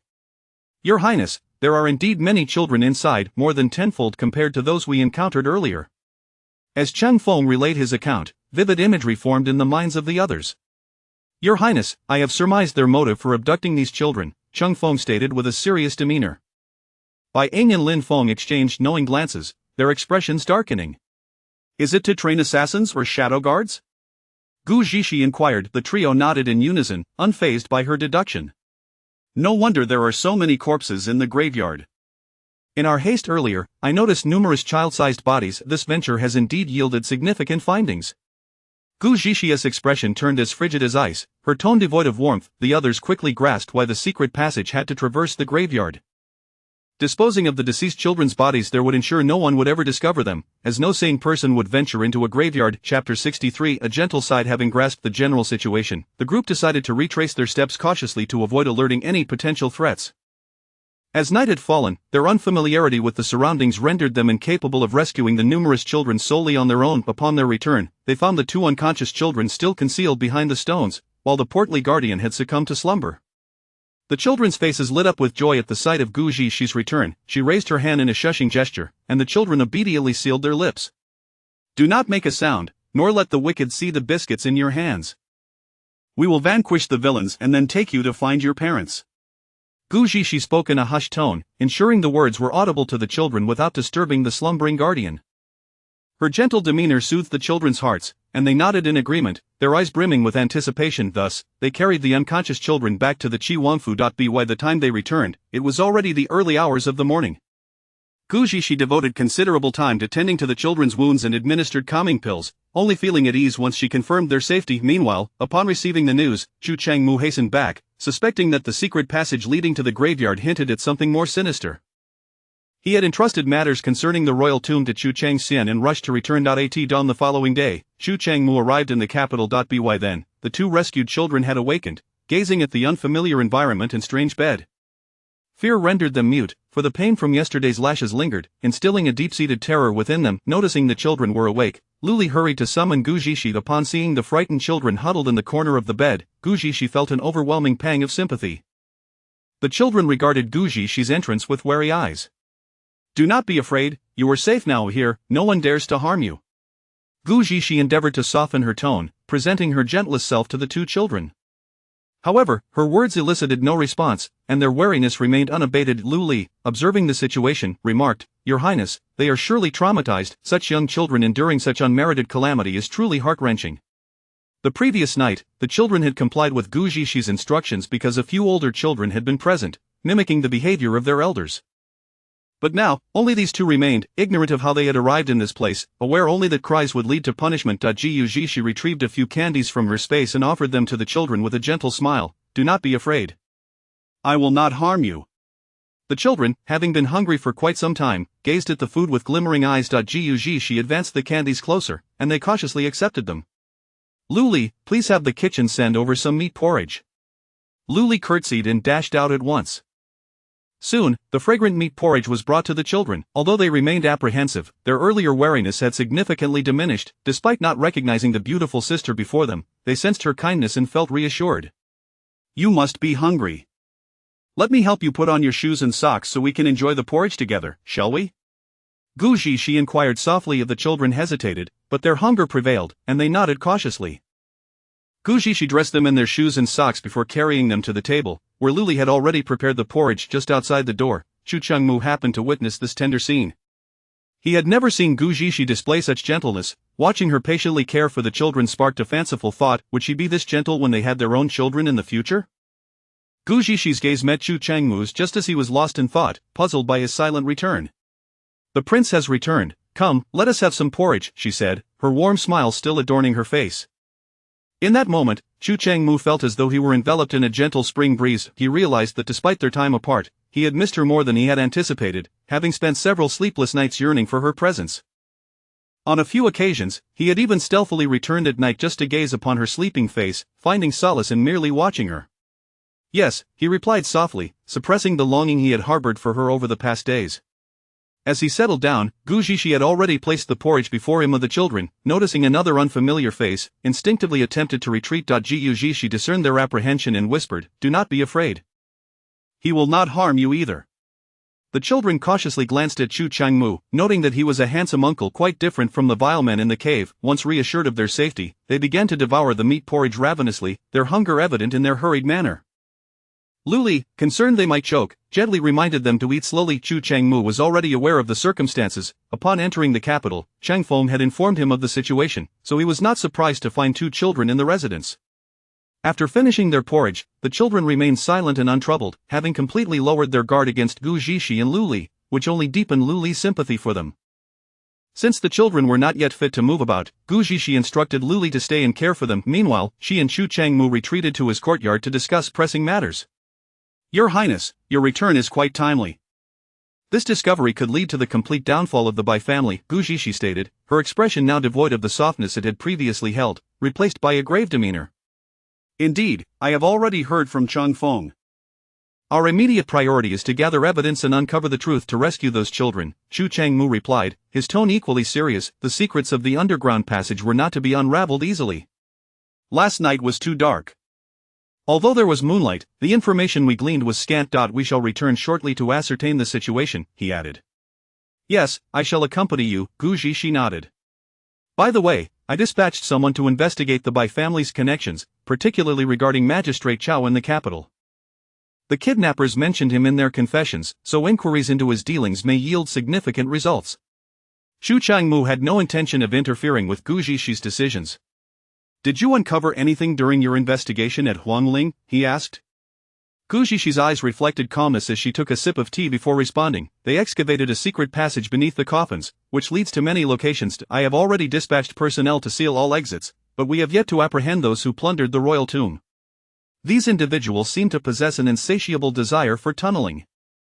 Perhaps they were moles in a past life, compelled to dig wherever they go. For such peculiar hobbies, a pour of molten aluminum would be most fitting," Gu Zhishi quipped, recalling a video from her previous life where someone poured molten aluminum into a fire ant mound.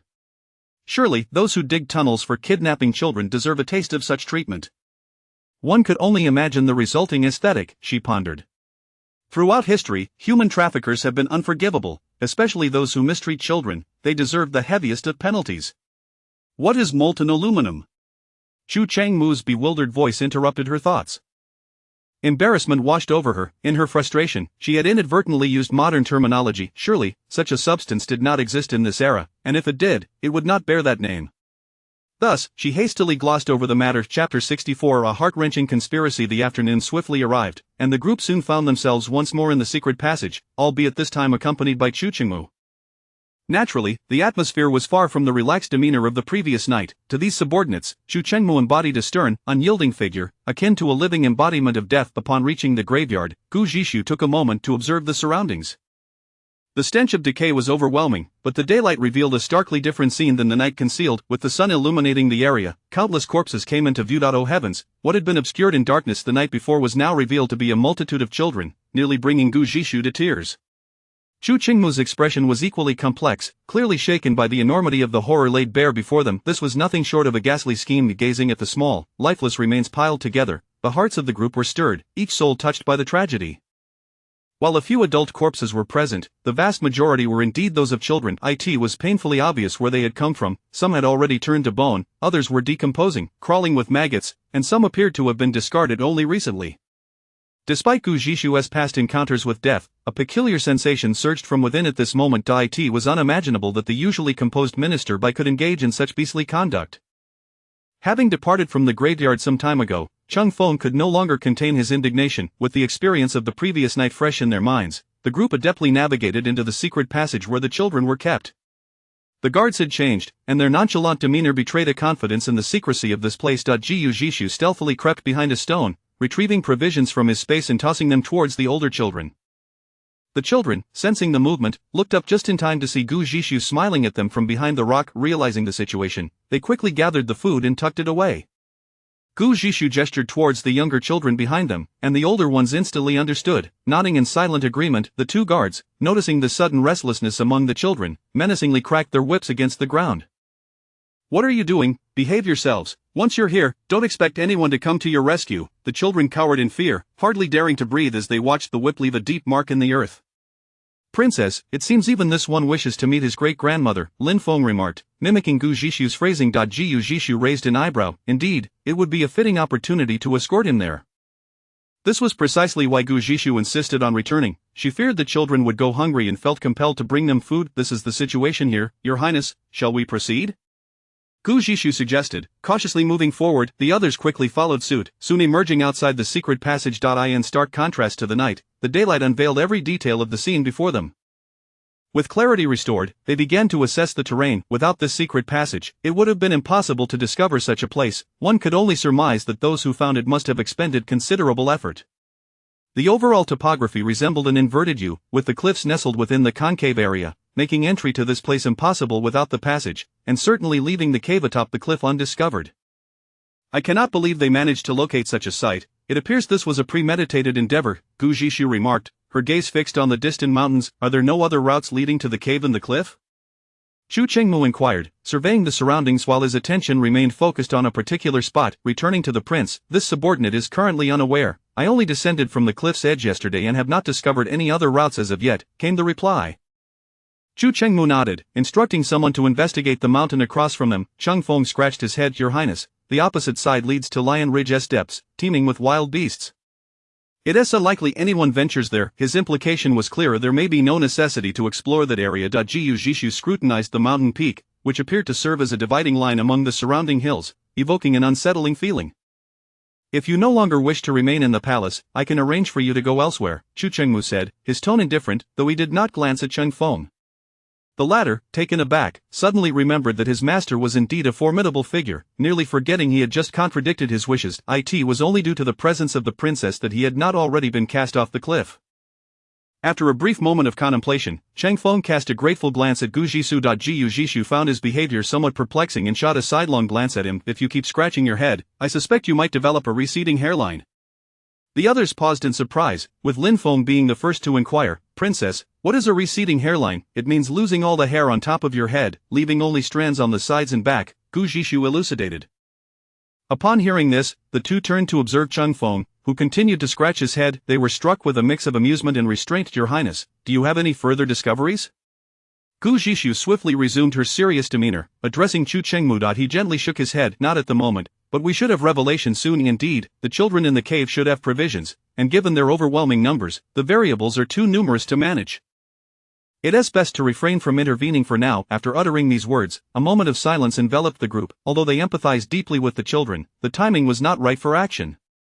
Suddenly, a cacophony of harsh voices echoed from within the passage, suggesting the children were once again being beaten and berated. Exchanging glances, the group instinctively turned and rushed back into the passage. Upon entering, they witnessed the guards pointing their whips menacingly at the largest child. "You little brat, dare to play tricks on me? Where did this come from?" With that, the guard forcefully tossed a broken biscuit onto the ground. The boy gazed at the crumbled remnants, his eyes filled with pain and restraint. "You know, this stuff is actually quite tasty," remarked a chubby child behind him, clutching a piece of biscuit and excitedly speaking to the others. "Eat, eat, eat, all you care about is eating. Where did these little brats hide their food? I can't believe I never noticed." The man wielding the whip shot a disdainful glance at the chubby child. "We've already searched them, they might not know, so why are you being so particular?" The chubby child, seemingly defiant, retorted with a glare. "Tell me, where did all this food come from?" The man ignored the chubby child, instead questioning the boy. The boy, pursing his lips, remained silent. "The fairy sister told me this is our secret. We cannot tell anyone." The man's patience evidently waned, and he raised his whip to strike the boy. The boy winced in pain, but he stubbornly kept his mouth shut, hidden behind the stone. The others seethed with rage, yearning to rush out and make the guard taste the bitter consequences of his cruelty. Finally, Gu Zhishu could no longer hold back and hurled 2 silver needles laced with anesthetic. Within moments, 2 guards collapsed to the ground. At that moment, the group surged forward, with Gu Zhishu directly approaching the beaten boy, her eyes brimming with concern. "Are you all right?" The children, upon seeing Gu Zhishu, were filled with surprise. Though none spoke, their joy was palpable in their eyes. The boy lowered his head, gently shaking it. "I was just giving food to my younger siblings, but I was careless and got caught." "Sister, when can we go home?" After the boy spoke, the other children chimed in, their voices overlapping in anxious inquiry. Though the group felt a deep sense of compassion, they were left helpless. If they were to take the children away now, it would surely alert those behind this scheme. The truth remained shrouded in mystery, and allowing the perpetrators to become wary would only complicate their efforts to capture them later. Chapter 65 of The Hidden Side of the Queen. In order to avoid drawing attention, Gu Zhishi comforted the children for a moment before departing with Chu Qingmu and the others. By afternoon, the two had entered the palace, coincidentally on the day designated for changing the prescription for concubine Chen. Originally, it was sufficient to have someone deliver it, but Gu Zhishi contemplated taking the opportunity to subtly inquire about the queen's recent activities, probing to ascertain her involvement in the matter. Upon arriving at concubine Chen's palace, Gu Zhishi noticed a charming young girl by her side, appearing to be around 12 or 13 years old, with a round face and large eyes. The girl was quite polite. Upon seeing Chu Qingmu and Gu Zhishi, she hurriedly stood up and bowed to them. "Greetings to the 7th prince and 7th princess." Chu Qingmu nodded slightly, his expression warmer than usual. "Zhishi, this is Zhao Zhao, the 12th daughter of this palace," concubine Chen introduced gently to Gu Zhishi. In Zhao Zhao's eyes sparkled a mixture of joy and surprise. Gu Zhishi felt a twinge of confusion, having never heard of concubine Chen bearing any children aside from the twins. With a smile, Gu Zhishi sincerely complimented, "The 12th princess is truly beautiful." "Thank you, 7th sister-in-law, you are the one who is truly beautiful," Zhao Zhao replied, shyly lowering her head. After a few pleasantries, concubine Chen invited them to sit down. "Zhishi, you have been in the Wangfu for quite some time now, and having not visited the palace in several days, do you not wish to see your imperial grandmother?" When concubine Chen suddenly mentioned the Empress Dowager, Gu Zhishi felt a momentary daze. She struggled to retrieve the memories of the original owner, recalling that the Empress Dowager was an exceedingly kind-hearted individual, her mind conjuring a vague smiling visage. Since her arrival, it seemed she had yet to meet the Empress Dowager.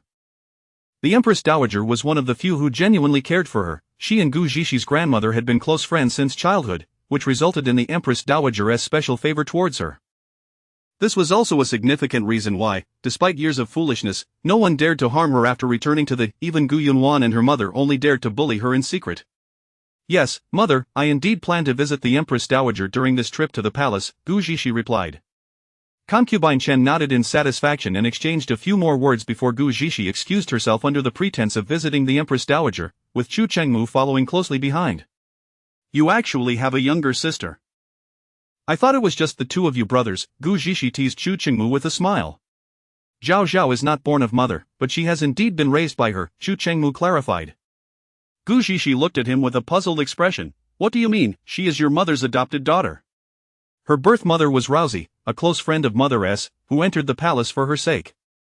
She unfortunately passed away during childbirth."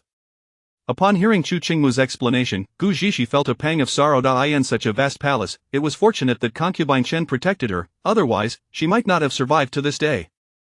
By this time, the sky had darkened. Gu Zhishi initially intended to sneak a glance at the queen, but thought it might be better to wait until she returned from the Empress Dowager's quarters. Thus, she and Chu Qingmu made their way to the Empress Dowager's sleeping quarters. As they departed, a man dressed in black suddenly emerged from behind the bamboo grove they had just passed. The man glanced around cautiously, and upon seeing no one, he swiftly slipped through a side door. Before long, he arrived at the entrance of the queen's chambers, where Mama Li exchanged a few words with him before he entered. Afterward, she peered around for a while before closing the door and standing guard outside. "What are you doing here? Recently, the situation has been tense. You should come to the palace less frequently to avoid unnecessary trouble." Upon seeing the newcomer, the queen appeared quite anxious, hastily rising from the bed and approaching the man. The man removed his hat, revealing a red mole at the tail of his left eyebrow, which added a touch of tenderness to his gaze. "Inger, our grand plan is about to succeed. Soon, there will be nothing to fear." His tone was filled with affection, seemingly dismissing the queen's unease. The queen poured him a cup of water. "This matter is exceedingly risky. You and your brother must exercise caution. If we are discovered, it would be a crime punishable by extermination of 9 clans." The man chuckled, taking a sip from the teacup. "Rest assured, no one will find that place. But you, why are you so careless as to let concubine Chen and her children grasp a hold of our secrets?" "Everything was supposed to proceed smoothly, but I do not know what method Prince Qi employed that led to Zhixiang being schemed against, nearly costing us dearly. And that hairpin, I distinctly remember it being given to concubine Chen. Why did it end up as a gift to Ning Shuang?" Speaking of this, the queen became somewhat irate, yet regrettably, she did not dare to investigate at present, as it would easily expose their vulnerabilities. "Since you currently lack authority over the 6 palaces, it would be wise to take a step back for now. Leave the rest to us. In fact, there is no need for such haste. Jin Yuan is the crown prince, and when the emperor passes, the throne will naturally fall to him. Your actions, however, are far too perilous." Mentioning Jin Yuan, the man's gaze softened even further. His position as crown prince is only temporary. The emperor increasingly favors Prince Qi and Prince Qin, making Jin Yuan's title precarious. We must strategize for him. You should simply await your role as Empress Dowager, with the rest not requiring your concern." The queen fell silent for a moment, offering no rebuttal to the man's words. He leaned closer, gently sitting beside her, and seizing a moment of inattention, he pulled her into his embrace. "Everything is prepared. We are merely waiting for the day of the sacrifice to see our Jin Yuan ascend the throne. What further worries do you have?" The queen did not resist, rather, she leaned into the man's embrace. "The closer we get to the event, the more unsettled I feel, as if something unexpected might occur. We have plotted for so many years without them discovering any anomalies. How could they possibly find out in just a few days?" "Do not fret, I see your excitement at the prospect of becoming Empress Dowager." The man teased, lifting the queen's chin. The queen shyly brushed his hand away. "For the time being, it would be best if you refrained from entering the palace. We must ensure everything is flawless. Currently, the emperor has entrusted the matters of the royal tomb to Prince Qi and Prince Qin, so you must be even more cautious." The man lowered his hand. "Do not worry. Are you not aware of our methods? Even if he discovers how we took the items, he will have no way of tracing their whereabouts. Our people have been keeping an eye on them as well, especially Prince Qi. I heard that his foolish consort used her ill health as an excuse to summon him back from the royal tomb, yet upon returning, nothing happened. She even came to the palace tonight. You see, this foolish girl is inadvertently assisting us. When Jin Yuan ascends, we shall grant her a full corpse. This foolish girl has thwarted me several times. I shall never let her off." The queen's eyes brimmed with resentment at the mention of Gu Zhishi. "Very well, I will leave her to your handling." "Do as you wish," the man replied indulgently. The two now nestled together like young lovers in the throes of romance. Regrettably, one was a married man, and the other a married woman. Their affection was but a farce. Prioritizing the upcoming sacrificial event, the man advised, "For these few days, you need not enter the palace. Too many eyes are watching. It would not be prudent for Jin Yuan to see you. It would not matter if he saw. He will eventually learn of his true identity. Knowing sooner rather than later is inconsequential." The queen's expression soured instantly. "No, while the emperor still reigns, Jin Yuan's lineage must remain a secret. Not even he can know." "Very well, you are the queen, the future Empress Dowager. Your word is law." The queen offered no reply, lowering her head in contemplation, appearing both bashful and lost in thought. The man, sensing her silence, lifted her into his arms and carried her toward the inner chamber. Chapter 66, A remarkable display of strength. In due course, Gu Zixi and her companion arrived at the Empress Dowager's chambers. Upon their entrance, Feng Mama, who was attending to the Empress Dowager, momentarily froze in surprise. However, recognizing the visitors, she joyfully stepped forward to pay her respects, exclaiming, "This humble servant greets His Highness and Her Highness. What brings you both here?" The Empress Dowager was just about to rest. "Please wait a moment while I inform her." "Wait, Mama," Gu Zixi called out to the departing attendant. "Since grandmother has already settled down, the prince and I shall visit another day. We do not wish to disturb her." "Who is outside?" The Empress Dowager's voice resonated from within. Feng Mama hurriedly entered, smiling, "Your Highness, it is Prince Qi and Princess Qi who have arrived." "Is that so? Quickly assist me." The Empress Dowager's tone was laced with evident joy. Before long, the Empress Dowager emerged, supported by Feng Mama. Upon seeing her, Gu Zixi felt an overwhelming surge of emotion, as if countless words were clamoring to be spoken, akin to a child longing to unburden her grievances. "Sire." The Empress Dowager approached Gu Zixi directly, her eyes twinkling with warmth, as though Gu Zixi were her own beloved granddaughter. "Grandmother," Chu Chengmu addressed the Empress Dowager, prompting her to shift her gaze toward him. "Chengmu, you have come too." "Splendid," she exclaimed, before pulling Gu Zixi closer. Come, sit down. Why are you both standing?" Gu Zixi recalled the numerous occasions over the past year when the Empress Dowager had sent for her to enter the palace, often showering her with delightful treats and gifts. It struck her that during the months since her arrival in this world, she had not once visited the Empress Dowager. "Why are you crying, Sire? Has this rascal been bullying you?" The Empress Dowager inquired, noticing Gu Zixi's tears, which had begun to flow uncontrollably. Only then did Gu Zixi realize her emotional state and hastily raised a hand to wipe her eyes. "Grandmother, no, I miss you terribly." In her fluster, Gu Zixi found herself stammering, her tears outpacing her thoughts. Though they had not yet streamed down her face, they had thoroughly moistened her eyelids. "This rascal truly hasn't bullied you?" The Empress Dowager, somewhat skeptical, extended her hand to grasp Gu Zixi's. Gu Zixi smiled and shook her head. "No, truly not, grandmother, rest assured, I am doing quite well." The Empress Dowager nodded with satisfaction. "Ah, then I can take comfort in that, your grandmother and mother will be reassured as well." Upon mentioning Gu Zixi's mother, she felt uncertain about how to respond, as the original owner had been very young when her mother passed away, and her memories were rather hazy. Consequently, Gu Zixi struggled to recall much about her mother. She had only heard that her mother was taken in by her grandmother at around the age of 10 and had been raised alongside her. Shortly after coming of age, she married Gu Zixi's father under her grandmother's arrangements, leading to the birth of the original owner. The reason no one dared to speak of Gu Zixi's mother's background was due to the Empress Dowager's protection. Initially, the Empress Dowager had intended for the original owner's mother to marry the then crown prince, who was now the emperor, but Gu Zixi's grandmother had opposed the idea, fearing her daughter would suffer within the royal family. Moreover, Gu Zixi's mother herself was unwilling to enter the palace. Eventually, the original owner's mother married her father, leading to an agreement between the Empress Dowager and Gu Zixi's grandmother to unite their grandchildren. Thus, the bond between Gu Zixi and Chu Qingmu was forged. "Grandmother, how is your health these days?" Gu Zixi inquired, her concern for the elder evident. The Empress Dowager smiled and nodded. "All is well, all is well." "However, I must say, Sire, you seem somewhat different." Gazing at Gu Zixi, the Empress Dowager saw no trace of foolishness in her demeanor. Her words were as coherent as any sensible person's. After contemplating for a moment, Gu Zixi resolved not to conceal the truth from the Empress Dowager. After all, genuine affection in this world was a rarity, and given the Empress Dowager's advanced age, sharing her happiness could only bring her joy. "Grandmother, you possess keen insight."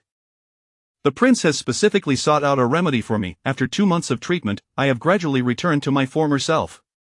The Empress Dowager's eyes sparkled with astonishment, as if struggling to believe her ears. "Really?" Gu Zixi nodded affirmatively.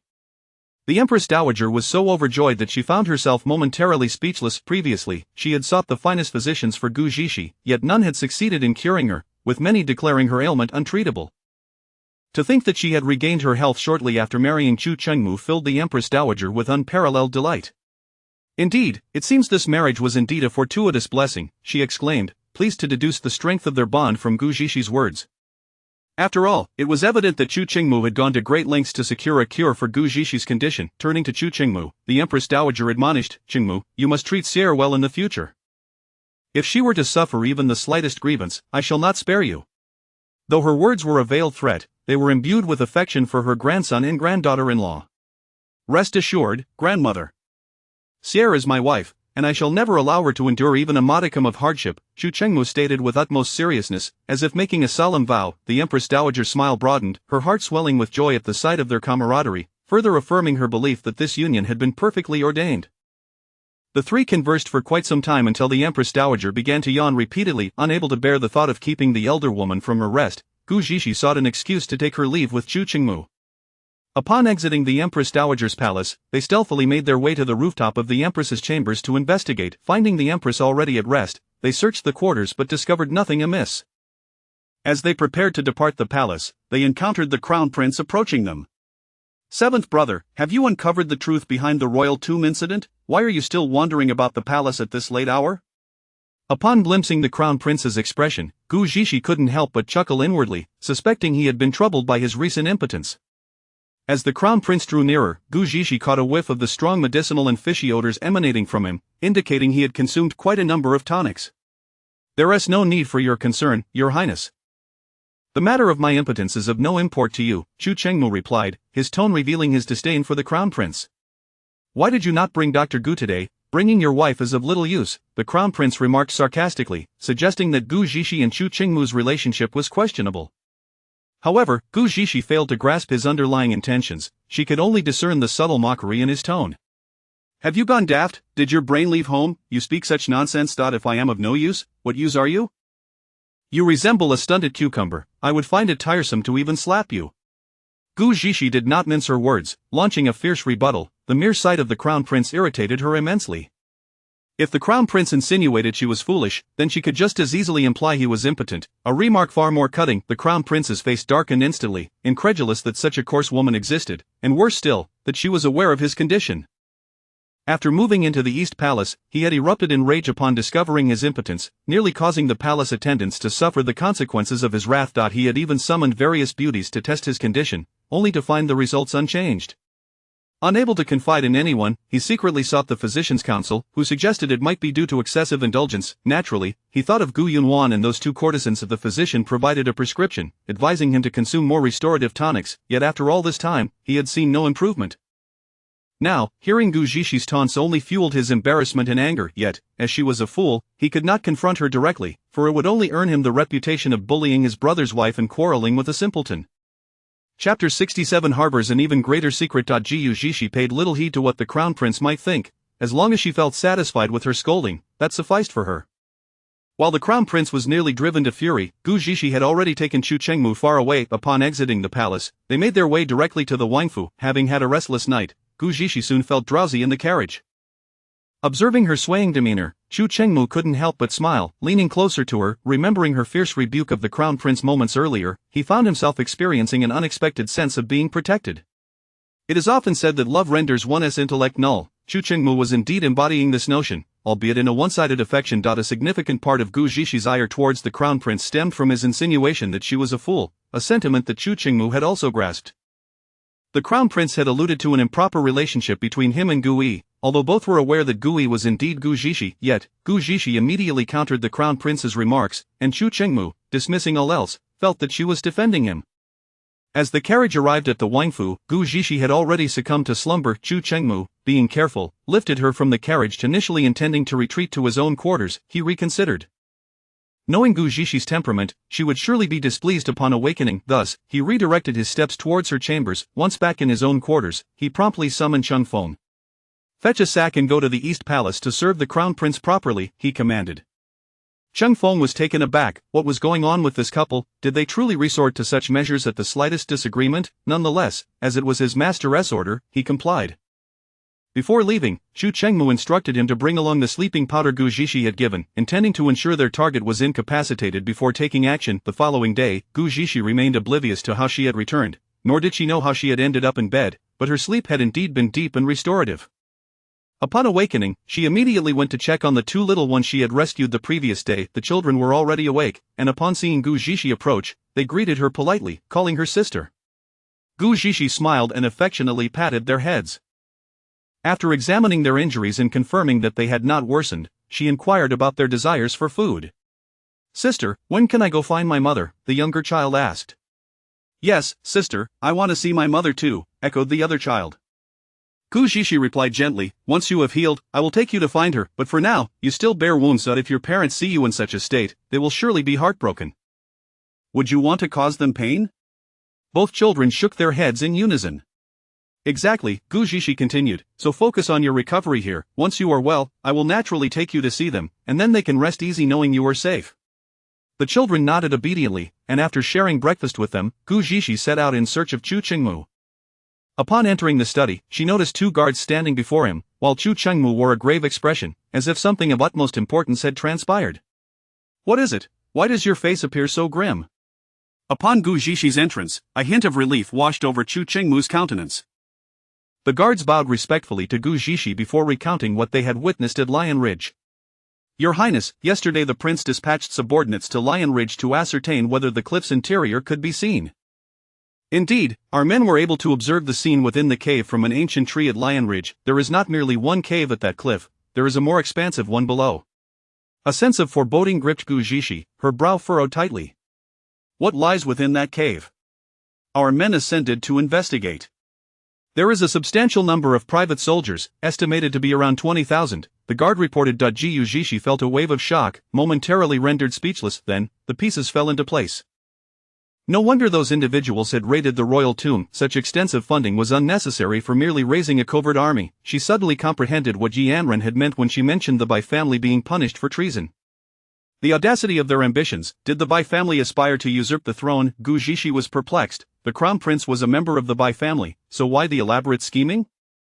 Just then, another guard rushed in, flustered. Your Highness, we have discovered the destination of the items stolen from the royal tomb. The guard hesitated, prompting Gu Zishi to press for clarity. What is it? Why the hesitation? Your Highness, although we have traced the items, they were sold to the people of Yuanling and subsequently funneled through the black market into Yuanling nation. Retrieving them may prove quite challenging. At this revelation, both Chu Chengmu and Gu Zishi's expressions turned grave. Not only were they plotting rebellion, but they also sought to leverage Yuanling's assistance. No wonder Chu Chengmu had been unable to trace the whereabouts of those items. They had been sold to Yuanling. They were indeed cunning, engaging the wealthiest Yuanling nation to fund their private army. Chu Chengmu recalled the crown prince of Yuanling he had encountered that night. It was no surprise he had come to Tianqi. Over 20,000 private soldiers. Surely this plan had been in the works for more than a decade, meticulously devised. Gu Zishi felt her thoughts crystallizing. Perhaps it was time to consult Yanran. With her past life's memories, she surely held vital information. Your Highness, we must promptly confer with Father Emperor regarding this matter. We should also be vigilant for any unusual occurrences in the city. It stands to reason that the tomb robbery is merely a ruse to distract Father Emperor from their machinations in the court. Gu Zishi recounted the recent events, piecing everything together. If their scheming was aimed at rebellion, it all made sense. Initially, when Yanran mentioned that the Bai family had been punished for treason, Gu Zishi had assumed it was due to the tomb robbery, not realizing a far more shocking conspiracy lay beneath. She felt fortunate that they had not raised any alarms in the past 2 days. Indeed, if that is the case, it all falls into place. Given the number of private soldiers they maintain, they must have ample funds. It appears their plan is on the verge of execution. Chu Chengmu began to analyze the situation alongside her. The sacrificial ceremony, they exclaimed in unison. No wonder tomb robberies had become more frequent.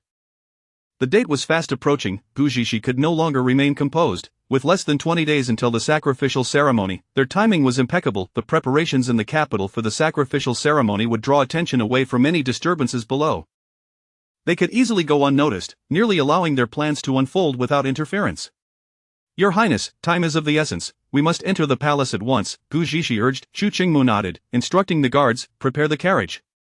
In no time, they arrived at the palace, where Chu Chengmu wasted no time in informing the emperor about the theft of the burial items and their sale to the Yuanling people.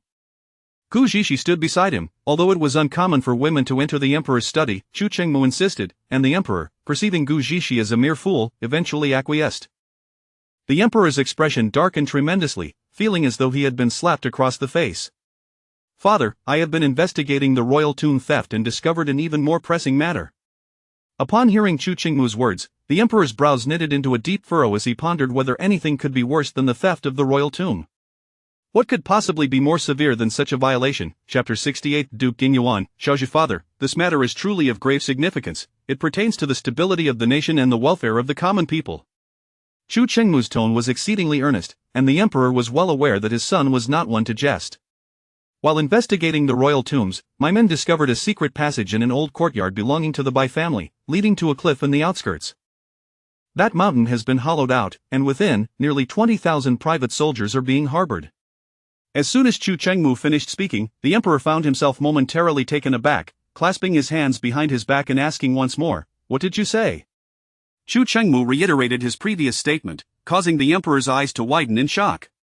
Realizing the gravity of the situation, he turned his gaze towards Gu Zhishi, conveying a sense of urgency that suggested they needed to discuss serious matters, and she should step out. Father, this information was also uncovered by the princess consort. Chu Chengmu's words subtly reminded the emperor that Gu Zhishi was no fool. Your princess consort? Father, please do not look at me as if I am foolish forever. While others may fear the emperor, Gu Zhishi harbors no such trepidation. The emperor hesitated, aware that now was not the time to debate Gu Zhishi's intelligence. Father, I have examined this secret passage with my men. They have even captured numerous children, intending to train them as covert guards. Their scheme is far from a hasty endeavor. Gu Zhishi interjected, emphasizing the urgency of the situation. The emperor's countenance had never appeared so grim. You claim this is in the Bai family's courtyard. Have you discovered who is training these private soldiers? Not yet, Father. The reason the princess consort and I sought you out regarding this matter is due to their plan being set to unfold on the day of the grand sacrificial ceremony. Indeed, Gu Zhishi added, they intend to raid the royal tombs to divert attention from the court, with the ultimate goal of executing their plan on the day of the sacrificial ceremony. Is it the Bai family behind this? The emperor clearly shared the same suspicion as Gu Zhishi and her companions. I have found evidence linking the tomb robbery to the Bai family. As for the private soldiers, I have only just begun my inquiries and do not yet know who is involved. This is outrageous. It seems I have been too lenient with them, allowing them to commit such treasonous acts. The emperor's voice brimmed with a murderous intent. No emperor could remain composed upon realizing that his realm was being coveted by outsiders. Seeing the emperor's ire, Gu Zhishi quickly intervened. Father, please remain calm. There are still over 20 days until the ceremony. We have ample time to act. The emperor and Chu Chengmu both fixed their gazes upon Gu Zhishi. Since they have already set the stage, Father, you are the main character. It would be remiss not to make your appearance. The emperor's expression turned peculiar. Are you suggesting that I feign ignorance? Chu Chengmu remained silent, recognizing Gu Zhishi's capabilities and eager to hear her thoughts. Currently, the enemy is concealed while we are exposed. If we act now, we will only capture scapegoats. It would be better to wait until the day of the ceremony when they reveal themselves, allowing us to seize them all at once.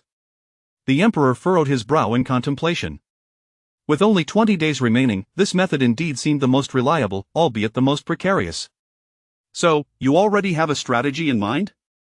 The emperor felt utterly perplexed by his daughter-in-law. Had she been feigning ignorance all along? My intention is to ensnare them within a trap, but I am curious about your thoughts, Father.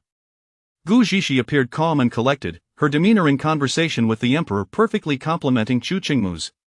Father, I too believe that the princess consort's approach is the most prudent at present.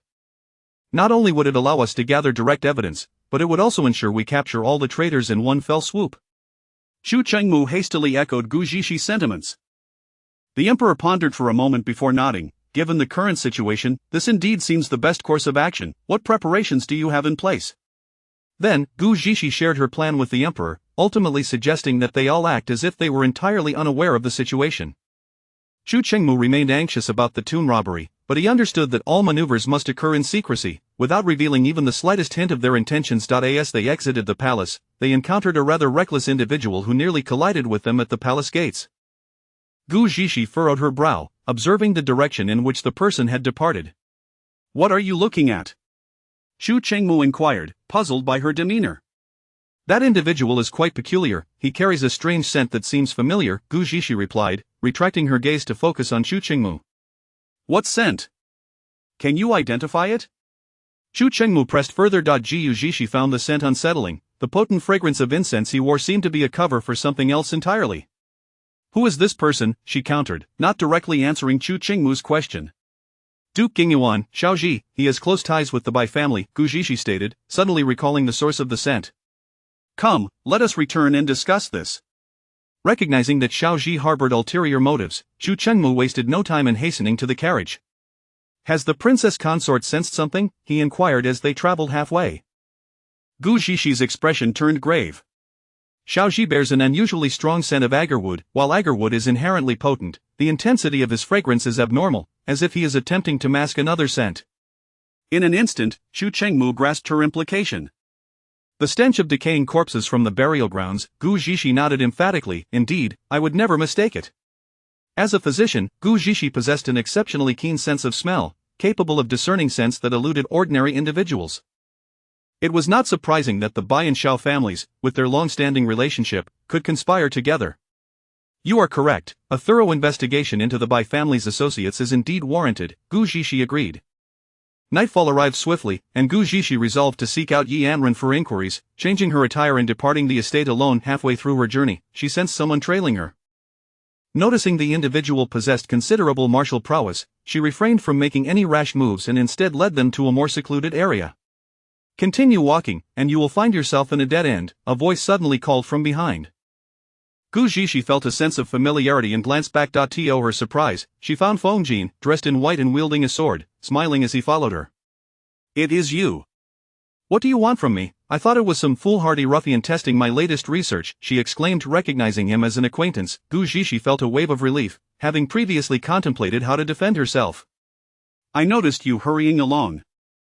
It is quite unsafe for a woman to be out alone at night. I thought it best to follow you for your protection, yet here you are. Feng Jin approached her, his expression still cheerful. I am merely on my way to see a friend. I initially feared encountering a wrongdoer, but it seems I misjudged your good intentions, Gu Zhishi replied, grateful for his concern. It is late, and you are alone, allow me to accompany you. Gu Zhishi declined. There is no need to trouble young Master Feng. It is not far, just a short distance. Since I cannot sleep, I might as well take a stroll, she added, hoping to persuade him. However, Feng Jin remained resolute, already walking ahead of her. Gu Zhishi found it difficult to refuse him now, yet the situation of a solitary man and woman felt somewhat inappropriate. Sensing her hesitation, Feng Jin suggested, if you are worried about misunderstandings, you may walk ahead, and I will follow behind. This way, there will be no cause for misinterpretation, and I can ensure your safety. Gu Zhishi found herself in a somewhat comical predicament but recognized that it would be impolite to dismiss his kindness.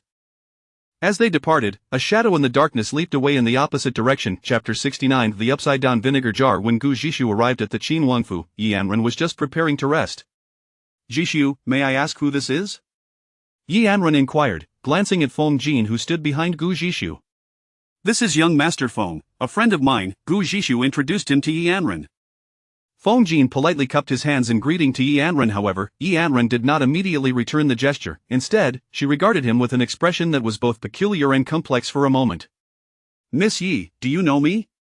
Feng Jin, sensing that Yi Anren's gaze lingered on him unusually, felt a twinge of curiosity.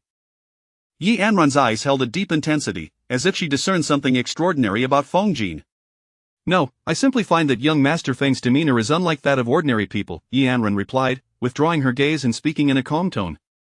Gu Zhishu sensed Yi Anren's unusual reaction. From her expression, it was evident that Feng Jin was no ordinary individual. However, she refrained from probing further, lowering her eyes discreetly. Since Feng Jin had also arrived, the group was conversing in the main hall.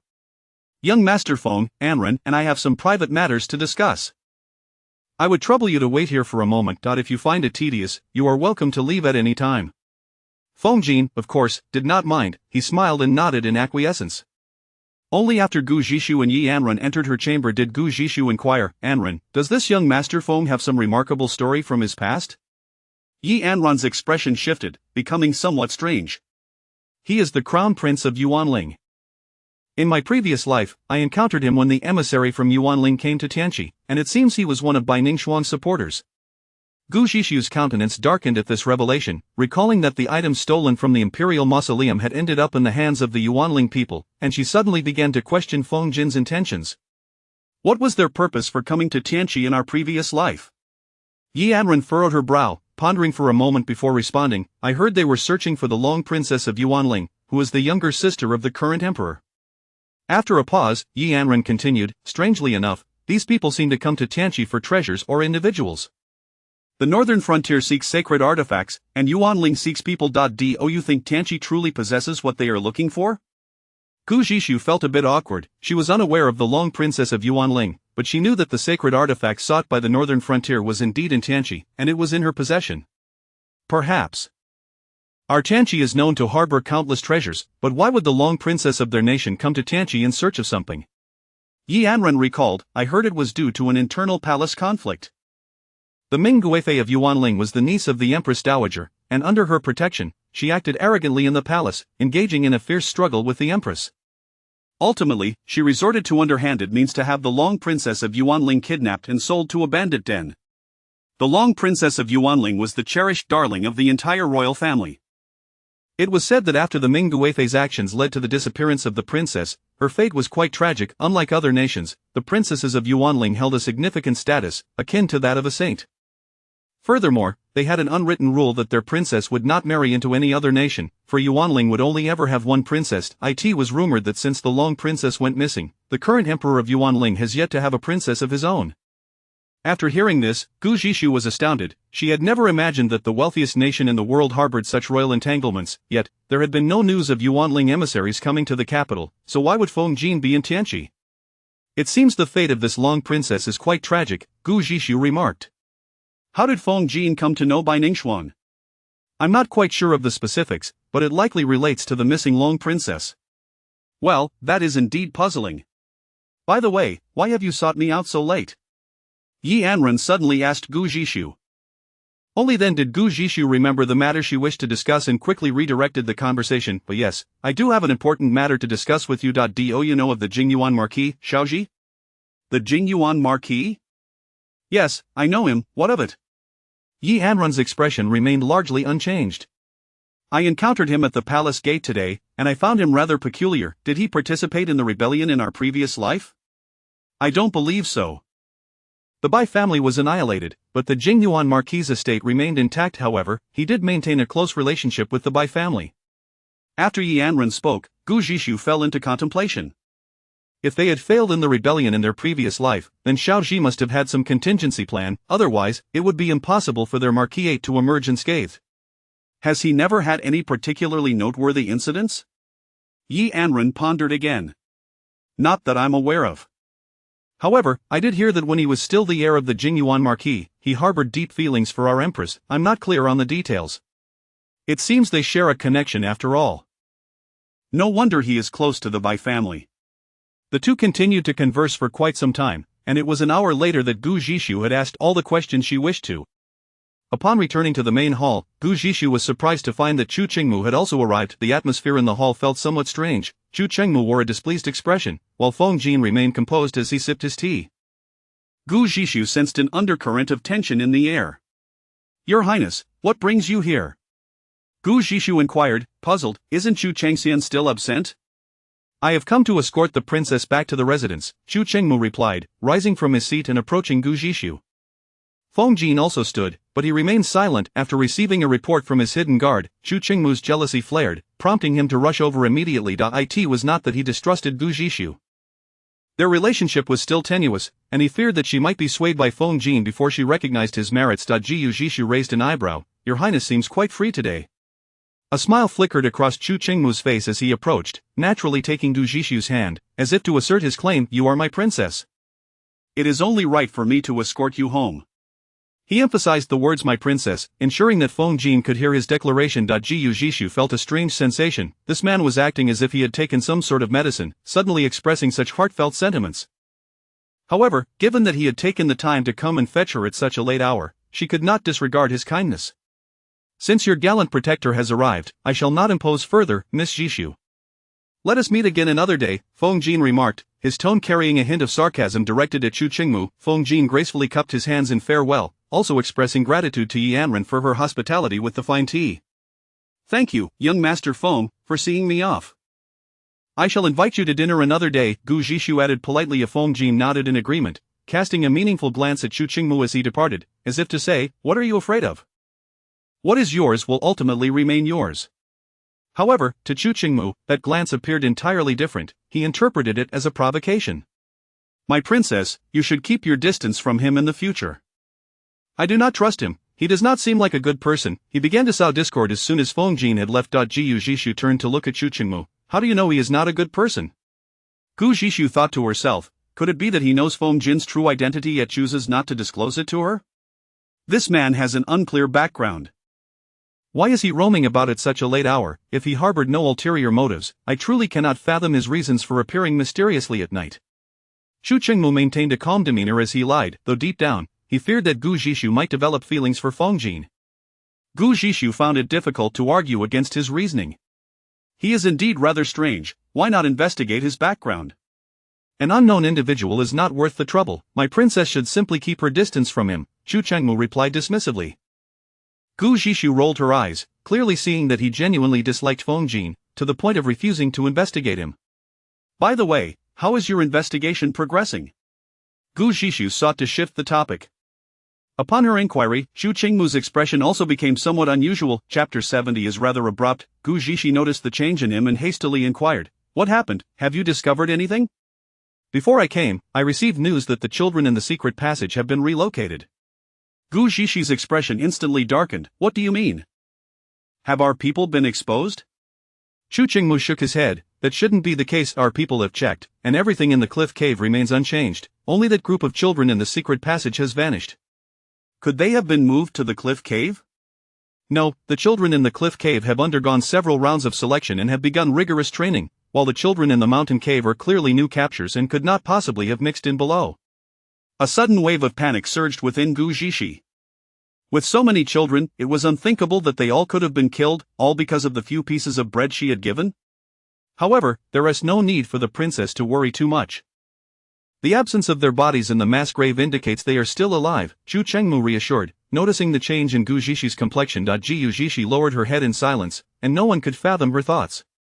After a considerable pause, she finally lifted her gaze to Chu Qingmu and asked, did the Empress and the Crown Prince get involved? Have any clues been uncovered? The clues point directly to the Bai family, and there is significant suspicion surrounding the Empress. However, no evidence has been found linking the Crown Prince to this case. Could it be a trap set by the Crown Prince? Gu Jishu questioned. Impossible, he lacks such cunning. Chu Qingmu dismissed the notion without a second thought. The Empress is involved, so the Crown Prince cannot be uninvolved. Surely, the Empress would not act solely for Bai Yinghong's sake? Chu Qingmu also found it peculiar. After this investigation, it seemed that neither the theft of the royal mausoleum nor the rebellion bore any connection to the Crown Prince. Gu Jishu then proposed another hypothesis. What if the Crown Prince indeed did not participate but was aware of the entire matter? That is plausible given the Empress's intellect. She would likely consider that once the scheme is exposed, none of them would survive. Perhaps her contingency plan was to extricate the Crown Prince in the event of the conspiracy's failure.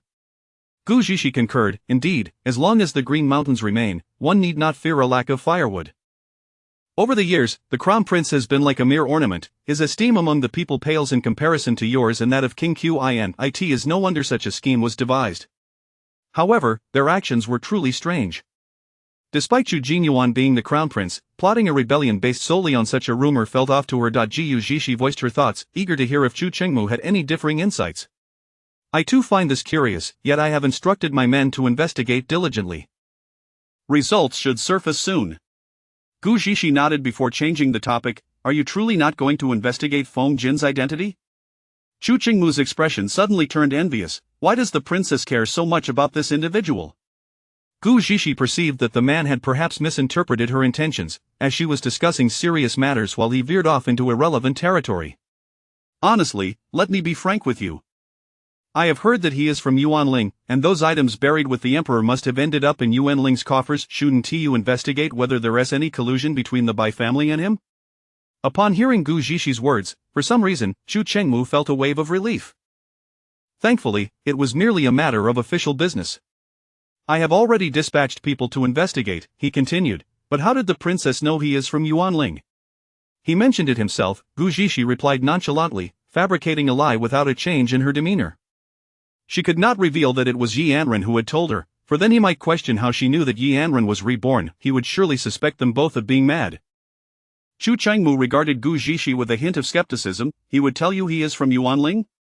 Why couldn't he? There are no laws in Tianchu forbidding people from Yuanling from coming here. and stating it is not a crime, Gu Zhishi replied, sensing something was amiss with Chu Qingmu. She continued, "You're not jealous, are you? Are you uncomfortable seeing me getting close to someone else?" Chu Qingmu's face darkened. How could he admit to feeling jealous? What nonsense are you spouting? I am merely concerned that he may approach you to steal the secrets of Tianqi. Oh, come now, as if I, a simpleton, could know any secrets. Can you please come up with a more convincing reason? Gu Zhishi pouted, pondering whether this man might truly be feeling jealous. As he stumbled over his words just as she was lost in her own thoughts, Chu Chengmu doused her with cold water. Gu Zhishi, you are my princess. I only hope you do not become too familiar with other men, for it would tarnish my reputation. Gu Zhishi felt an urge to leap up and slap the man, exclaiming, "Would it kill you to say something nice? What a trivial matter. Rest assured, as long as I remain your princess, I will never act inappropriately." You better not. Gu Zhishi patted her chest in assurance, yet Chu Chengmu felt an unsettling discomfort in his heart. Why did it seem that her words carried deeper implications? Did she imply that one day she might leave him to become someone else's woman? He felt a pang of regret. Earlier, he had not meant it that way, but his words had not aligned with his thoughts, and he was at a loss for how to explain.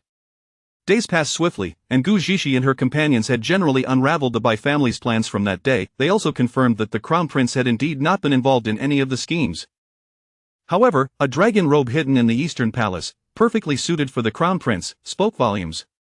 So, have Bai Ningxuang and Feng Jin still not met recently? Gu Zhishi inquired of Lin Feng standing before her. Now, Lin Feng and Bai Ying had become Gu Zhishi's personal guards. Replying to the princess, "No, my subordinate has been keeping a close watch on Master Feng and has indeed not seen him meet with the Bai family as young lady." Not even in the evenings? No. Lin Feng's response was resolute, leaving Gu Zhishi somewhat bewildered. According to Yanran, if Feng Jin were indeed Bai Ningxuang's ally, they should have already met. How could they possibly still be strangers? Could it be that her arrival had altered the original trajectory? In truth, Gu Zhishi was correct. Had she not been kidnapped that night, Feng Jin would not have followed, and naturally, he would have encountered Bai Ningxuang. He would have seen the unique purple gold chain adorning her wrist. This chain was exclusive to the princess of Yuanling, passed down through generations, one of a kind. Bai Ningxuang, upon seeing Feng Jin's attire, speculated that his identity was extraordinary. She fabricated a story, claiming the purple gold chain was a gift from a fated person, thus deducing that the owner of the chain was of significant standing. However, since Feng Jin had gone to rescue Gu Zhishi that night, the two had yet to intersect. At that moment, Cheng Feng arrived with explosive news. "Princess, news from the palace has just arrived. The Grand Prince of Beijiang has requested to marry the daughter of Minister Bai. It seems the Emperor is likely issuing a decree as we speak." Stunned, Gu Zhishi exclaimed, "This is rather sudden." "Indeed, Princess. It is said that he is grateful to the Bai young lady for saving the Princess of Beijiang last time, claiming that she is kind-hearted and thus has requested her hand in marriage." Is that truly the sole reason? Gu Zhishi clearly doubted this. "My subordinate is also uncertain." "The Lord is still in the palace, you can inquire with him when he returns." Gu Zhishi wore a skeptical expression but did not dwell on it with Cheng Feng. After Cheng Feng withdrew, she turned and returned to her chamber. Chu Chengmu must know the details. Once he returned, everything would be cleared. In her previous life, Bai Ningxuang seemed not to have married. As per Yanran's account, she had lingered in the Qinhuangfu, unable to move on. Moreover, with Bai Ningxuang harboring feelings for Chu Chengxian, how could she possibly marry the Grand Prince of Beijiang? Something significant must have transpired. Chapter 71. Bai Ningxuang's selfishness. When Chu Chengmu returned from the palace, Gu Zhishi had been waiting for him at the door. "Why are you standing here, my lady?" Chu Chengmu inquired, noticing the eager anticipation in her gaze, aware that she was undoubtedly awaiting his arrival. "Am I not clearly waiting for you?" Gu Zhishi retorted, suppressing the urge to roll her eyes at the man's pretentiousness. Raising an eyebrow, Chu Chengmu had expected her to utter something frivolous. "What is the matter? How could Bai Ningxuang possibly be entangled with the people of the northern frontier?" Gu Zhishi's curiosity was now insatiable. Chu Chengmu suspected that she was keenly waiting for news from him. Otherwise, why would she be loitering at the door for no apparent reason? As soon as he seated himself in the hall, he turned to find Gu Zhishi's inquisitive and fervent gaze fixed upon him. He chuckled lightly and began recounting the events of the court that day. Since the incident involving the northern frontier princess, they had surrendered territories, and the princess had been returned, leading to a period of relative calm. However, that very morning, the northern frontier's crown prince had suddenly requested an audience and, upon meeting the emperor, had directly expressed his desire to marry the daughter of Minister Bai. Initially, the Empress had opposed the proposal, but Bai Ningxuang soon stepped forward, declaring that she and the northern frontier prince were mutually enamored and that the matter of courtship had been agreed upon by both parties. This revelation left everyone perplexed. Had Bai Ningxuang not been enamored with Prince Qin, how had she suddenly become entangled with the northern frontier prince? Thus, how had they come to be involved with one another?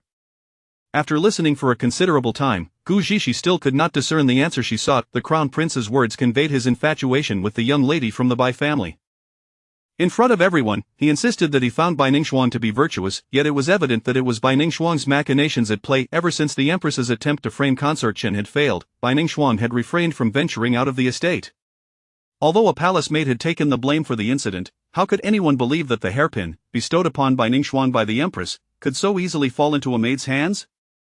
Thus, the public believed that Bai Ningxuang had acted out of revenge against the Empress. As for framing Consort Chen, that too must have been Bai Ningxuang's design. In truth, Bai Ningxuang felt profoundly wronged, for she had done nothing at all. She could not enter the palace, nor could she confront the Empress, and she feared that the Empress might genuinely misinterpret her intentions. One evening, several days later, she contemplated approaching her father to implore him to speak with the Empress on her behalf. However, just as she was about to knock on the door, she overheard voices in the study, seemingly engaged in a discussion with her father. Bai Ningxuang considered retreating for the time being, intending to return once the individuals inside had departed, but before she could take her leave, snippets of conversation reached her ears. "My lord, if this matter is not disclosed to the crown prince, will it jeopardize our plans?" Bai Ningxuang recognized her father's voice. "Not at all.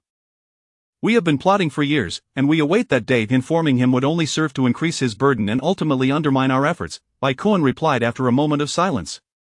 "Indeed, time is of the essence. We must ensure that everything within the capital is meticulously arranged. In recent days, the Qi King has discovered connections between the royal tomb and our family, and I fear that if he continues to investigate, he may uncover even more." At the mention of Chu Qingmu, Xiaoji's expression grew grave. "The Qi King possesses genuine abilities. We must keep a close watch on him. We cannot allow him to thwart our plans, for that would be an offense punishable by death, and a moment's negligence could lead to the annihilation of our clan. Rest assured, my lord, the emperor will die quietly at the sacrificial altar, and we merely need to assist the crown prince in managing the remaining affairs," Xiaoji replied, his satisfaction evident. Suddenly, a commotion outside startled the two men, prompting them to hasten toward the door. Meanwhile, Bai Ningxuang had already fled in a panic, frightened by the gravity of what she had overheard. In her haste, she stepped on a twig, the crack echoing in the stillness. Upon opening the door, the two men found no one outside, exchanging puzzled glances until a young maid entered, carrying refreshments. "My lords, this is a treat that the young master instructed me to deliver. Did you encounter anyone on your way here?" Xiaoji inquired, narrowing his eyes. The young maid, puzzled, shook her head. "I did not see anyone, I only noticed a wild cat darting away." "Are you certain?" Xiaoji's tone betrayed his skepticism. "I would not dare to lie." "I truly saw no one on my way here," she insisted, her demeanor sincere and calm, which ultimately eased their suspicions. At that moment, hidden behind a tree trunk, Bai Ningxuang's heart raced, the weight of the conversation still lingering in her mind. She had not yet recovered from the shock when a cat's meow jolted her back to reality, prompting her to stumble back to her chamber. Seated at her desk, her father's ominous words echoed in her mind. "Is my father plotting rebellion?" she pondered. "My cousin is already the crown prince. Why would he pursue such a course?" The thought sent chills down her spine as she realized the perilous precipice upon which her family stood. After considerable reflection, she contemplated the potential rewards of a successful rebellion. Her family would ascend to true royal status, her father becoming the empress's biological brother and the emperor's maternal uncle, while she herself would become a figure of considerable influence in the capital. Yet, if her cousin was already the crown prince, why would they risk everything? His position was secure, and succession was all but assured. Why should her father and Duke Jingyuan gamble on such treachery? Bai Ningxuang found herself in a labyrinth of confusion, unable to unravel the intricacies of the situation. Should the rebellion fail, the consequences would be catastrophic, leading to the obliteration of her entire family. Why were they so resolute in pursuing this perilous path? Now, with a calm demeanor, Bai Ningxuang regretted not eavesdropping longer. Lying in bed, she tossed and turned, unsure of her next steps. Earlier, she had glimpsed the expressions of Duke Jingyuan and Bai Kuan through the gaps in the leaves. If they were to discover her eavesdropping, retribution would surely follow. Thus, entangled in her own anxieties, Bai Ningxuang inadvertently drifted into slumber as the night wore on. That night, she was beset by a harrowing nightmare, one in which the plot of rebellion was unveiled, and her entire family found themselves bound to the execution platform, hundreds of them facing the guillotine, while Bai Koan was subjected to a gruesome death in front of the court officials. Startled awake by the terror of her dream, Bai Ningxuang sat up abruptly, beads of sweat forming on her forehead. Turning to the window, she realized that dawn had broken, sunlight streaming through the panes. I cannot allow this situation to unfold unchecked. It could spell doom for my entire family, she thought, recalling the look of unyielding defiance in her father's eyes before his demise in her dream. Determined to extricate herself from this precarious predicament, she recognized that stopping her family's plans was impossible. Her priority was to ensure her own survival. "My lady, why do you look so pale?" inquired her maid, who had replaced her previous handmaiden after the latter had been cast into the water by Chu Chengxian. "Nothing, merely a nightmare." "Bring me my soft silk gauze," Bai Ningxuang replied, shaking her head. Today, she would need the audacity to approach Prince Qin, for he might indeed be her salvation. After donning her garments and inspecting her reflection in the mirror, she nodded with satisfaction before departing with her maid. With the intention of avoiding drawing attention to herself, Bai Ningxuang decided to walk to the Prince Qin's residence, which was not far from Wen. As she hurried along, head bowed, she unexpectedly collided with someone halfway. Annoyed, she looked up only to find her irritation dissipating upon recognizing the individual before her. "Are you unhurt, my lady?" came the gentle voice of Chao Qingxi, the northern frontier's crown prince. Bai Ningxuang felt a wave of embarrassment wash over her, lowering her head once more and shaking it slowly. "Miss Bai, is it truly you?" Chao Qingxi seemed to have recognized her, his tone imbued with a hint of surprise. Chapter 72. The perverse county magistrate. The crown prince greeted with courtesy, and the timid young lady, Bai Ningxue, lowered her head shyly. "I have yet to express my gratitude for Miss Bai's assistance in saving my younger sister last time, and now I have accidentally bumped into you again. When the opportunity arises, I shall invite Miss Bai to dinner as an apology." Chao Qingxi appeared genuinely pressed for time. Despite recognizing Bai Ningxue, he exchanged no further pleasantries. "No trouble at all, Your Highness. Please attend to your matters, I, too, have affairs to address." Upon hearing this, Chao Qingxi offered a respectful gesture to Bai Ningxue and exchanged a few polite words before departing. Bai Ningxue watched his retreating figure, a daring notion blossoming in her heart. Subsequently, the two indeed shared a meal together, and Bai Ningxue maintained a demeanor of modesty and shyness in Chao Qingxi's presence. As days passed, Chao Qingxi began to harbor different sentiments towards Bai Ningxue. Under her subtle coaxing, he ultimately sought the emperor's permission to marry her. Jiu Ziqi, shifting expressions with every moment, listened to Chu Qingmu's account, finding it utterly preposterous. "You mustn't say she has a pig's brain. She still managed to secure a foreign prince as her safeguard. Even if her family were to be exterminated, she would have the north border to protect her. Yet, if she were truly clever, she would have chosen the unmarried third prince. The crown prince already has a legitimate wife, and should she proceed, she would only be a concubine." Although Gu Ziqi voiced such sentiments, she thought to herself that it was no wonder Yi Anren had not hastily dealt with Bai Ningxue. Indeed, she was not foolish, promptly seeking a protector for herself amidst such a significant affair. Thus, it implied that Bai Ningxue had only recently found her backing, while previously she had been an exceedingly easy target for elimination.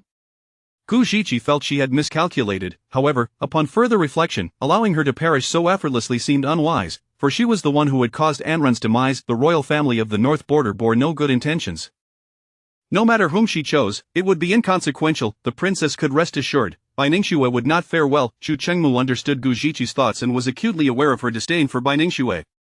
Gu Ziqi turned to him, pondering for a moment before inquiring, "How did you come to know about Bai Ningxue's situation?" Chu Chengmu paused, mistakenly assuming Gu Ziqi was jealous of his attention towards Bai Ningxue.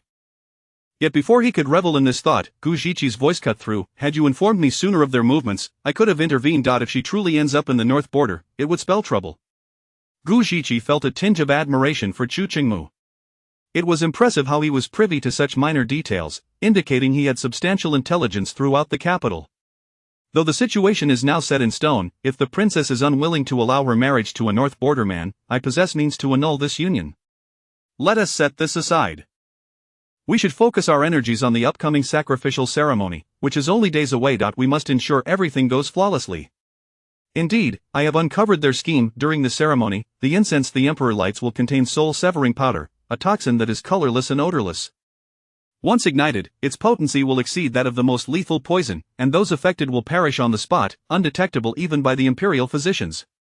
Gu Ziqi's eyes narrowed, taken aback by the cruelty of the plot.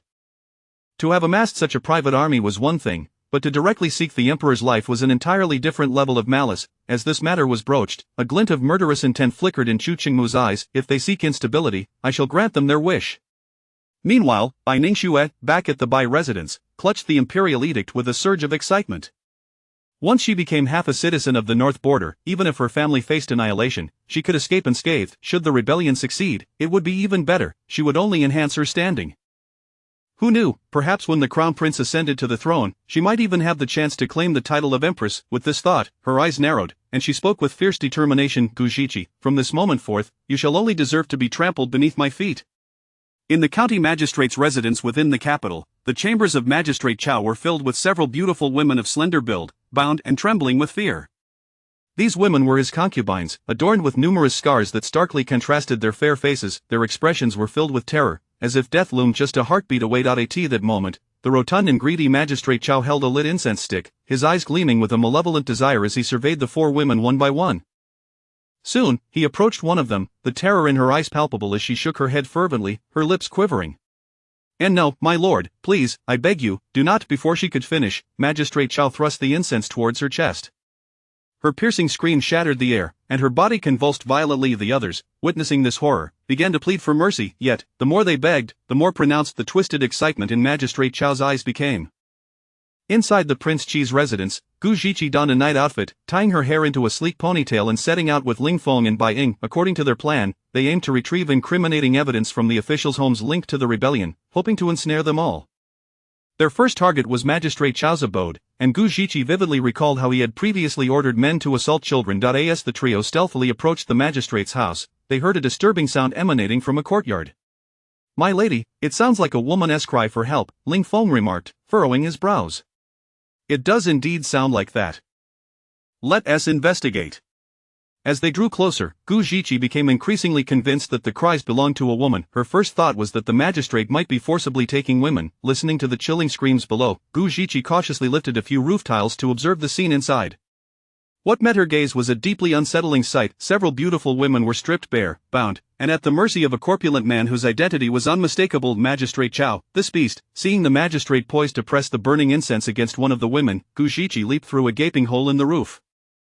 Upon landing, she swiftly kicked Magistrate Chao aside, then tore down the bed curtains to cover the women's exposed bodies. After being knocked down, Magistrate Chao accidentally burned his stomach on the incense.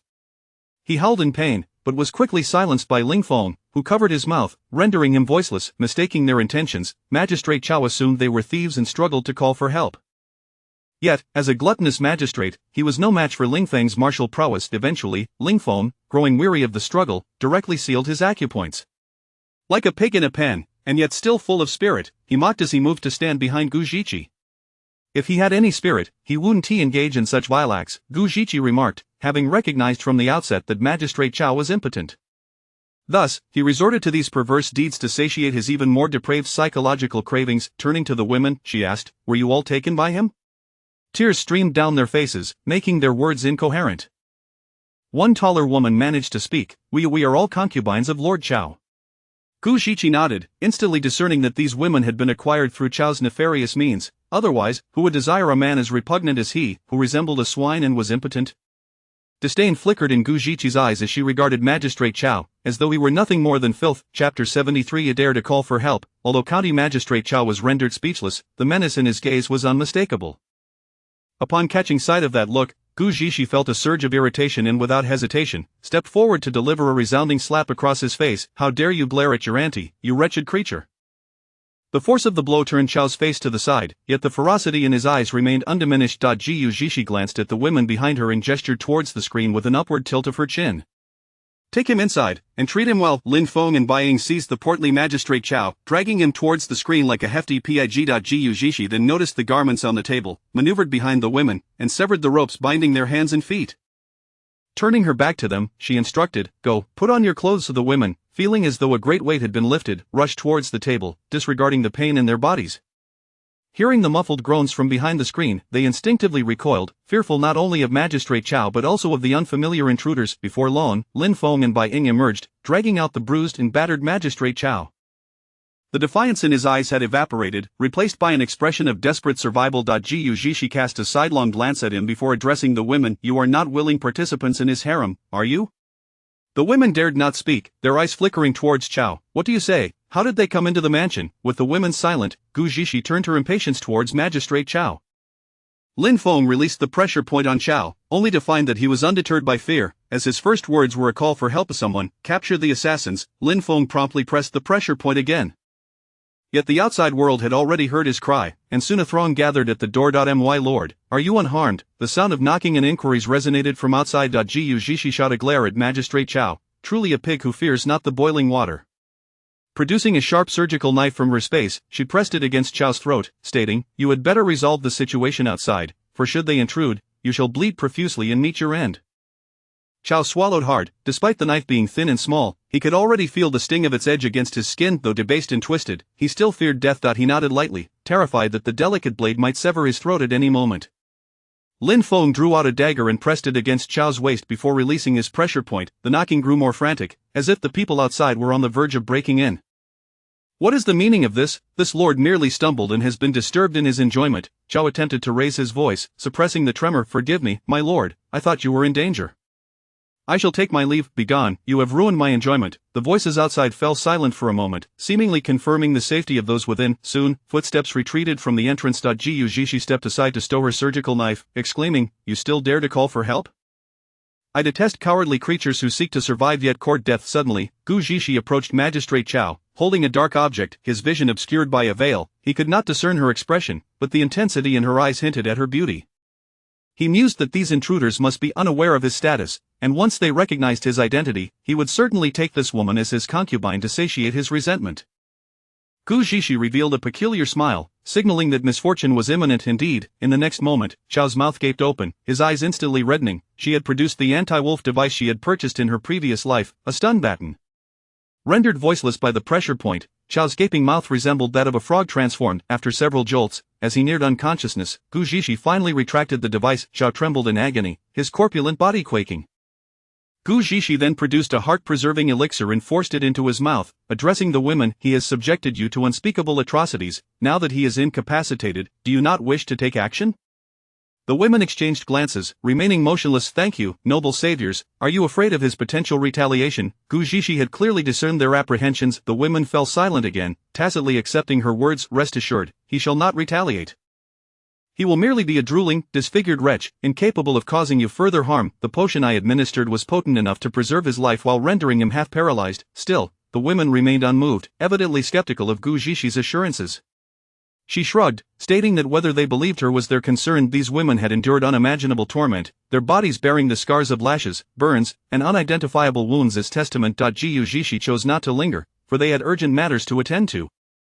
Accompanied by Lin Feng and Bai Ying, she prepared to depart. As they beheld Chao's contorted expression, helplessly immobilized, memories of his past humiliations and cruelties flooded their minds. Unable to contain themselves any longer, they seized the implements of torture that had been used against them and charged at him.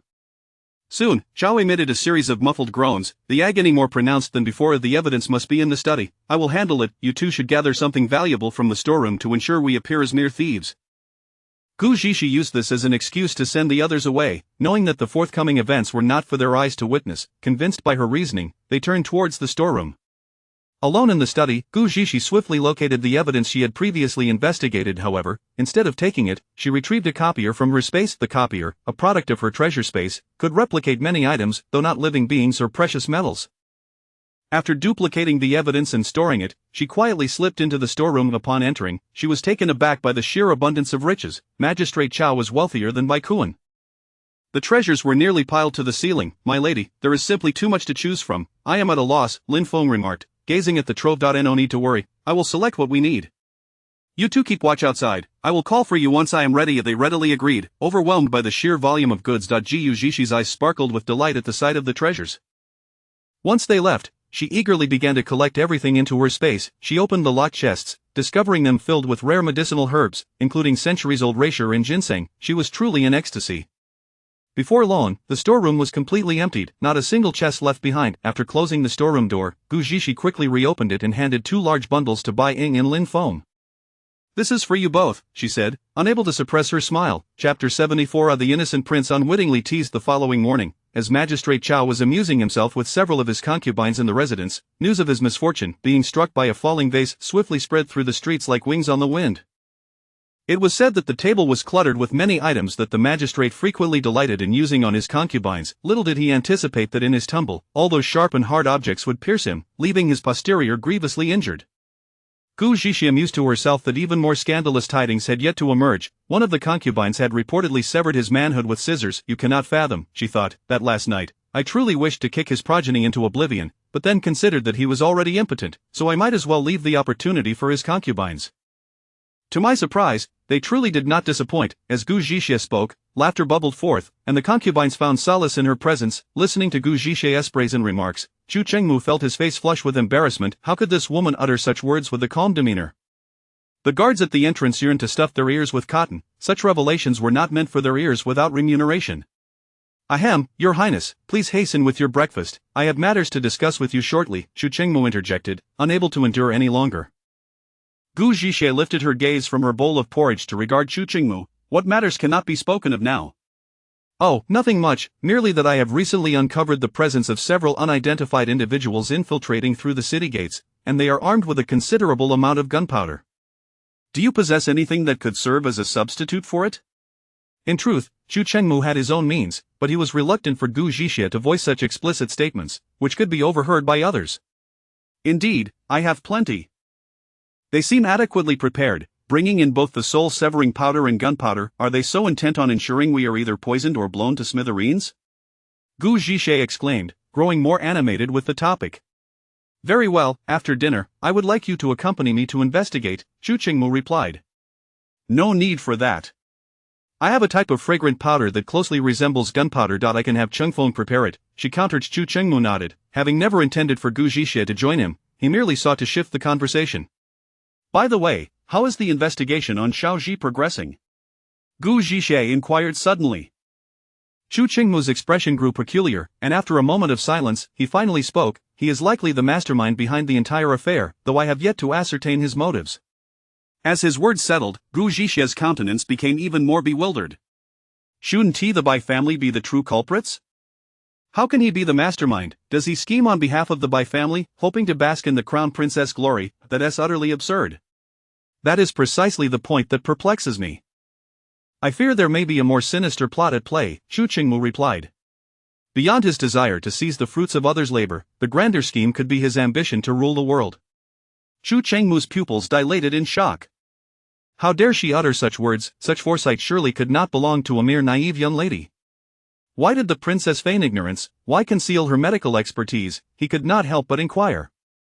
Gu Zixia picked up a handkerchief to wipe her mouth. I did not feign ignorance. I was genuinely foolish before, and as for my medical skills, I did not conceal them. If I had, would I have treated your mother? With an unflinching demeanor and sincere eyes, Gu Zixia spoke, leaving one to believe her words were entirely true. Your Highness, such a line of reasoning might deceive others, but I am not so easily misled, Chu Chengmu asserted, clearly unconvinced of her explanation. Suddenly, Gu Zixia stood up, leaning across the dining table to fix her gaze directly upon him. In that moment, the air around them seemed to still. Gu Zixia's unexpected proximity made Chu Chengmu acutely aware of his own heartbeat. It's nothing particularly special. Apart from being somewhat handsome, he possesses no more than others, he stammered. His mind momentarily blanked. Her words jolted his thoughts back to life. When he looked up again, Gu Zixia had returned to her seat, sipping her soup nonchalantly. Chu Chengmu felt the tips of his ears grow warm, his gaze nervously darting about. Your Highness, why are your ears so red? Gu Zixia remarked, having noticed his unusual reaction, pondering how a man in his 20s could still blush so easily. Is this man truly so innocent in matters of affection? It's rather amusing. Chu Chengmu feigned composure as he lifted his teacup to sip. Is that so? Perhaps someone is speaking ill of me behind my back.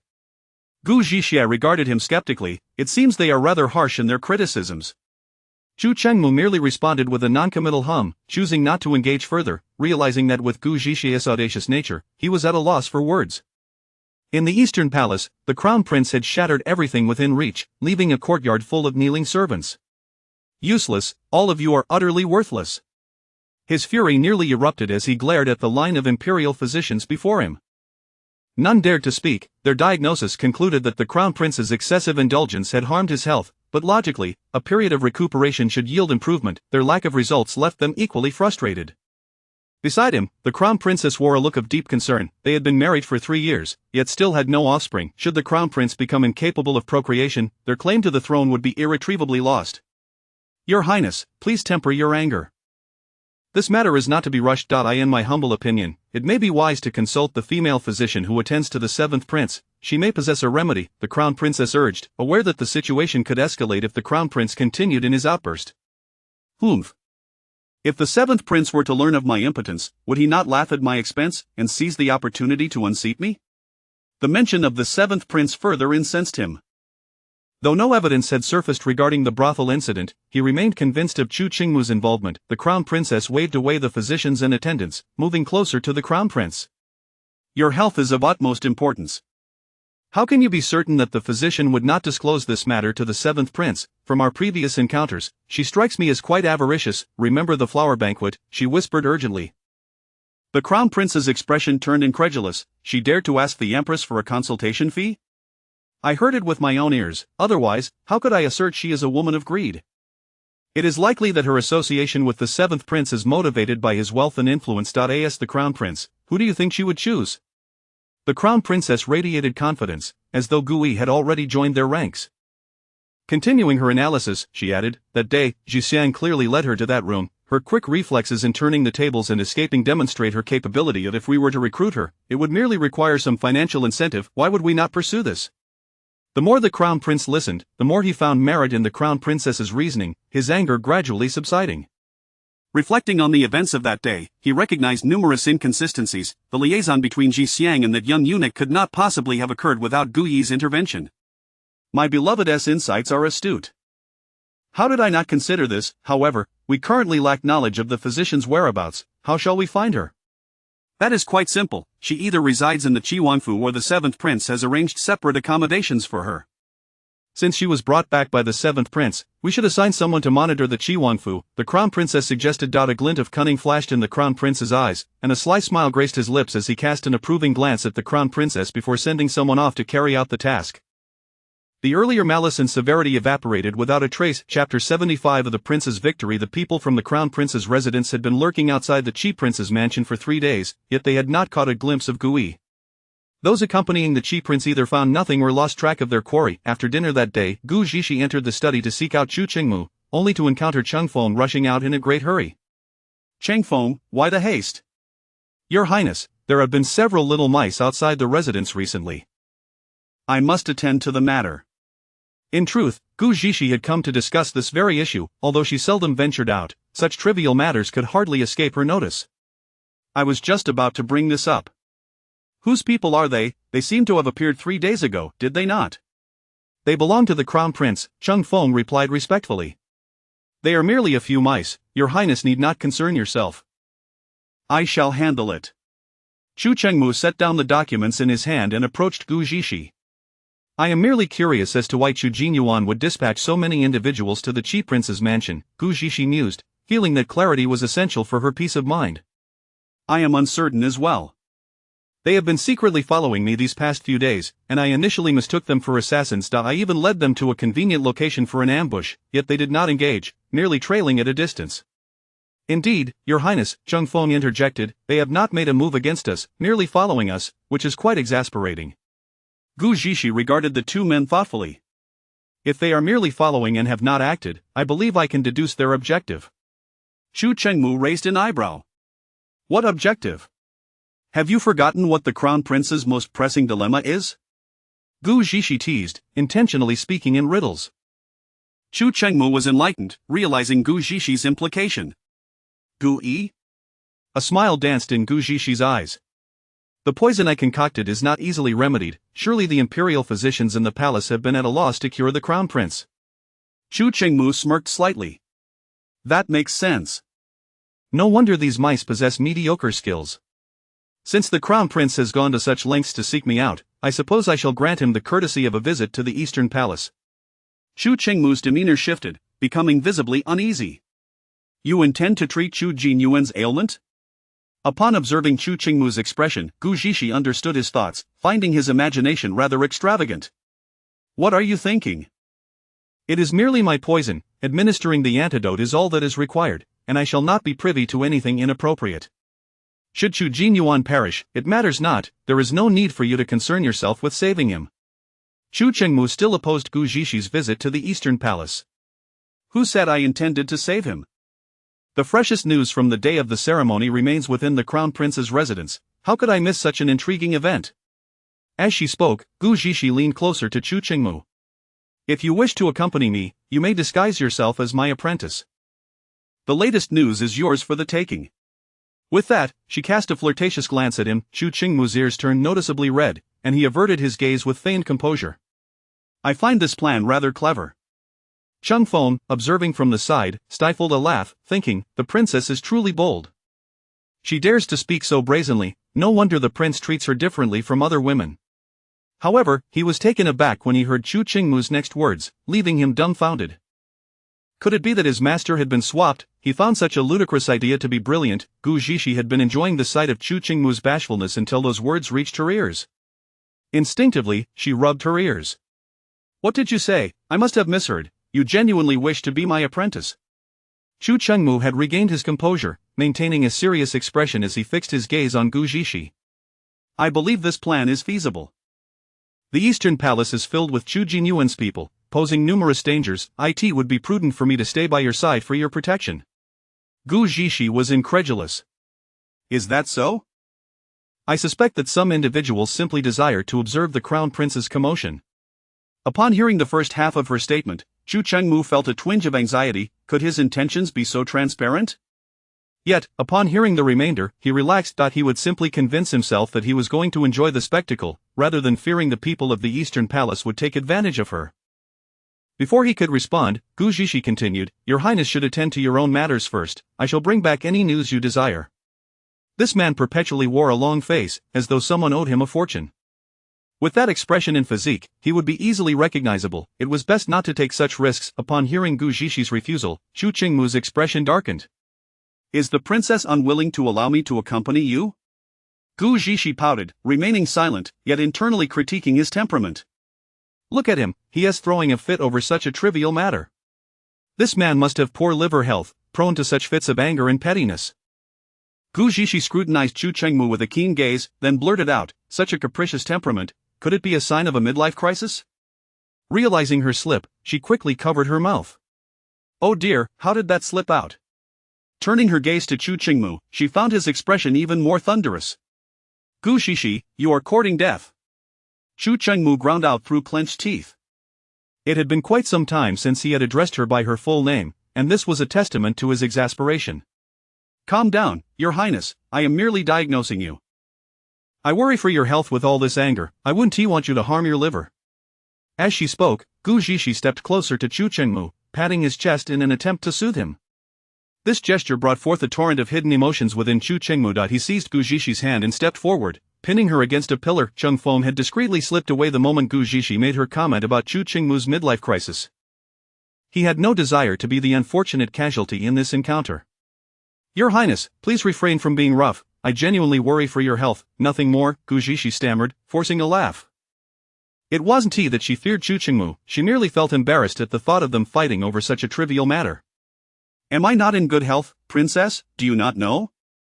Chu Chengmu's voice dripped with sarcasm as it echoed from above, causing Gu Zhishi to blush instantly. What was he implying? His health was none of her concern, nor could she possibly know. Clearly, she had misconstrued his words. Chu Chengmu meant that as a doctor, she should be well aware of the state of others' health. Noticing Gu Zhishi's flustered reaction, he found it amusing and couldn't help but smile. What is the princess pondering? I meant that as a physician, you should be well acquainted with the state of your patient's health. Why then, do you blush? Gu Zhishi felt a mix of embarrassment and indignation. Was this naive man truly implying that? How could she have imagined scenarios of wall-pressing and passionate kisses? What? No, I meant that. It was just your sudden closeness that startled me. As she stammered, Gu Zhishi found her words trailing off, laughing awkwardly. Cursed be her luck, she had fallen into the trap of this innocent man. Chu Chengmu fell silent, observing Gu Zhishi's flustered demeanor with a smirk. This woman, who usually spoke so boldly, was surprisingly bashful now. It was a rare sight indeed. If there is nothing else, I shall take my leave.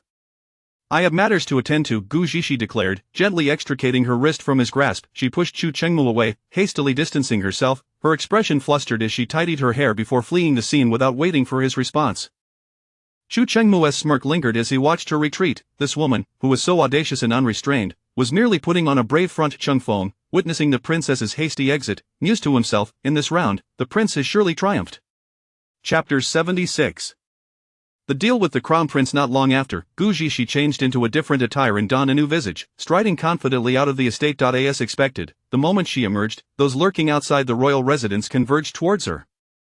Pretending to be oblivious, she deliberately led these individuals towards the bustling marketplace, only to veer off into a secluded alleyway. Eventually, after half an hour, she found herself cornered in a pitch-black passageway. Who are you? If you come any closer, I shall summon help. Gu Zixi feigned terror, brandishing a dagger as she threatened them. The group dismissed her intimidation with scorn, stating, "Dr. Gu instructed us to wait for you. Our brothers have tirelessly pursued you for 3 days. Not only is Dr. Gu an unparalleled healer, but he is also quite adept at evasion." Listening to their mocking remarks, Gu Zixi seemed even more frightened, carelessly swinging her dagger towards them. "I shall fight you," she cried. However, as her dagger merely grazed one of them, it was swiftly knocked from her grasp. Her face paled in fear as she sensed danger and attempted to flee, yet, just a few steps away, she was seized. "Come, Dr. Gu, you must accompany us for a moment." "Fear not, we mean you no harm," they declared. Without regard for her struggles, they bound her with ropes and proceeded towards the Eastern Palace. At the Eastern Palace, the crown prince finally laid eyes on the tightly bound Gu Zixi. "Dr. Gu, you are indeed a busy individual. I wish to request your services, which is why I sent for you. Surely, you do not mind." Clearly, the crown prince held little regard for her. Upon seeing the crown prince, Gu Zixi displayed a hint of surprise, followed by a countenance of dread, though she quickly composed herself to feign calmness. "Your Highness seeks my medical expertise?" "You could have simply informed Lord Qi, who would have conveyed it to me. There was no need for such underhanded tactics in the dead of night." The crown prince observed every alteration in her expression, noting her evident fear masked by an attempt at composure. He was convinced that she was merely a cowardly soul motivated by greed. He let out a hearty laugh before commanding his men to loosen her bonds. "I am left with no choice. Since Dr. Gu resides within the royal estate, you must be aware that my brother does not treat me kindly. Thus, it was necessary to employ certain measures to summon you." Once freed, Gu Zixi instinctively reached into her sleeve to grip her dagger tightly, as if to signal that she would strike should the crown prince dare to threaten her. Although that group had disarmed her, she possessed more than one dagger. The crown prince, however, remained unconcerned about her weaponry, viewing her merely as a physician, unthreatened by any intimidation. "During your time at the royal residence, how has my brother treated you?" he inquired. Gu Zixi pretended not to comprehend, casting a wary glance at the crown prince. "What do you mean?" With a sly grin, the crown prince replied, "Dr. Gu has been residing in Lord Qi's estate."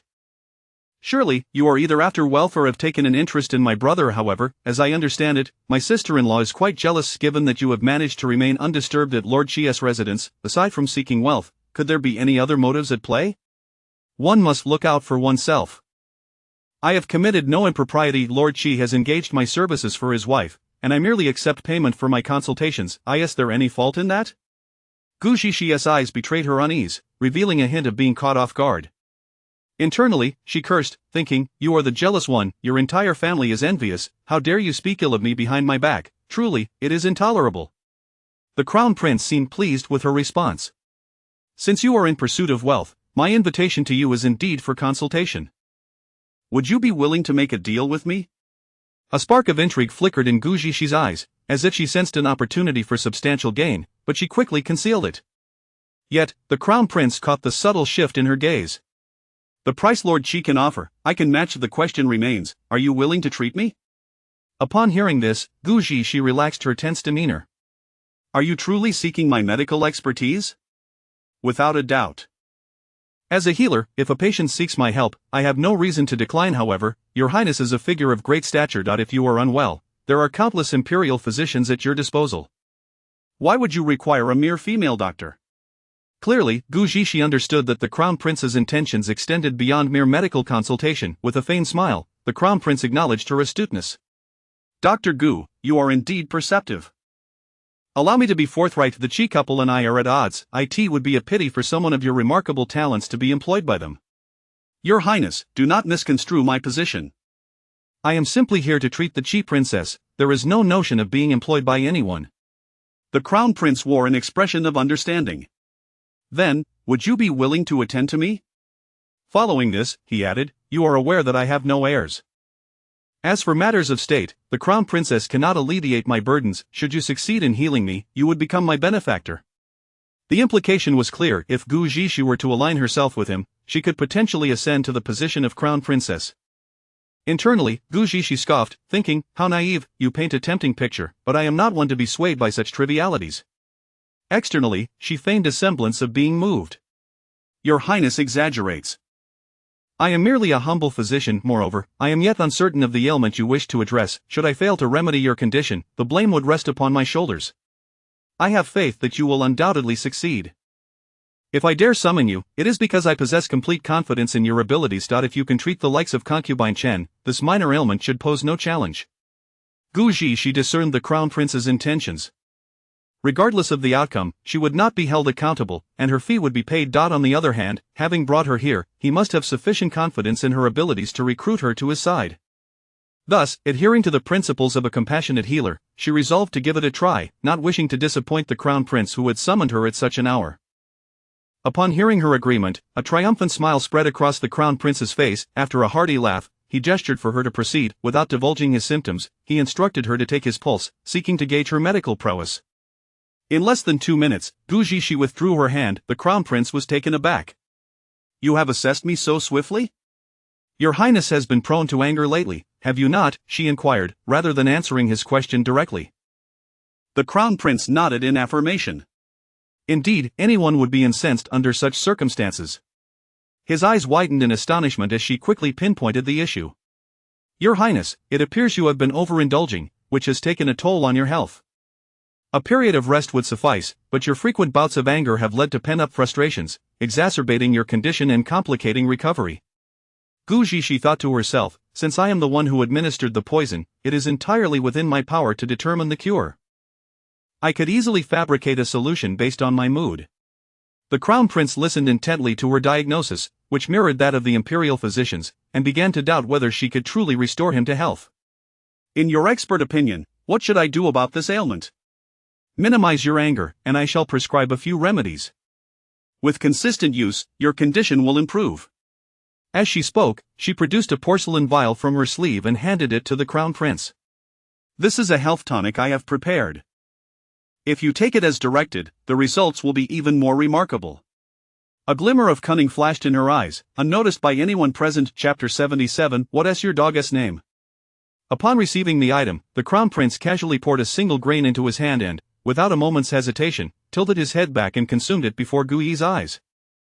Since His Highness the Crown Prince entrusted me with his diagnosis, I, Gu, shall certainly not disappoint him. To demonstrate his sincerity, the prince instructed Gu Yi to wait outside while he himself proceeded to the inner chamber. Gu Zixi immediately discerned that the prince must be going to procure a reward for her, and she was more than willing to comply, casually sauntering to a nearby table to take a seat. She even lifted the lid of the teapot to ascertain the type of tea, and upon discovering it was of fine quality, she poured herself a cup to savor. Before long, the crown prince emerged, instructing, Gushini, please wait a moment. I shall visit the storeroom. Gu Zixi nodded slightly, immediately sensing that the reward was not to be found within. After the prince departed, Gu Zixi turned to the young eunuch at the entrance and inquired, excuse me, do you have any food here? After all this commotion, I am quite famished. The young eunuch, bowing respectfully, replied, please wait, Gushini, I shall fetch something for you at once. This scene of the young eunuch bowing and speaking to Gu Zixi was fortuitously witnessed by Gu Yunwan, who assumed that Gu Zixi was merely a courtesan kept by the prince. Enraged, she stormed in, exclaiming, have you been seducing His Highness? Since Gu Yunwan's arrival at the East Palace, aside from the customary visit from the prince on her first day, he had not set foot in her courtyard again. This left her feeling deeply frustrated, especially as she had hoped to secure a child and elevate her status, yet the prince had not even touched her, leaving her with no opportunity. Though she had employed various schemes, the prince had barely spared her a glance. Initially, she believed that the crown princess was jealous and was preventing him from visiting the other concubines.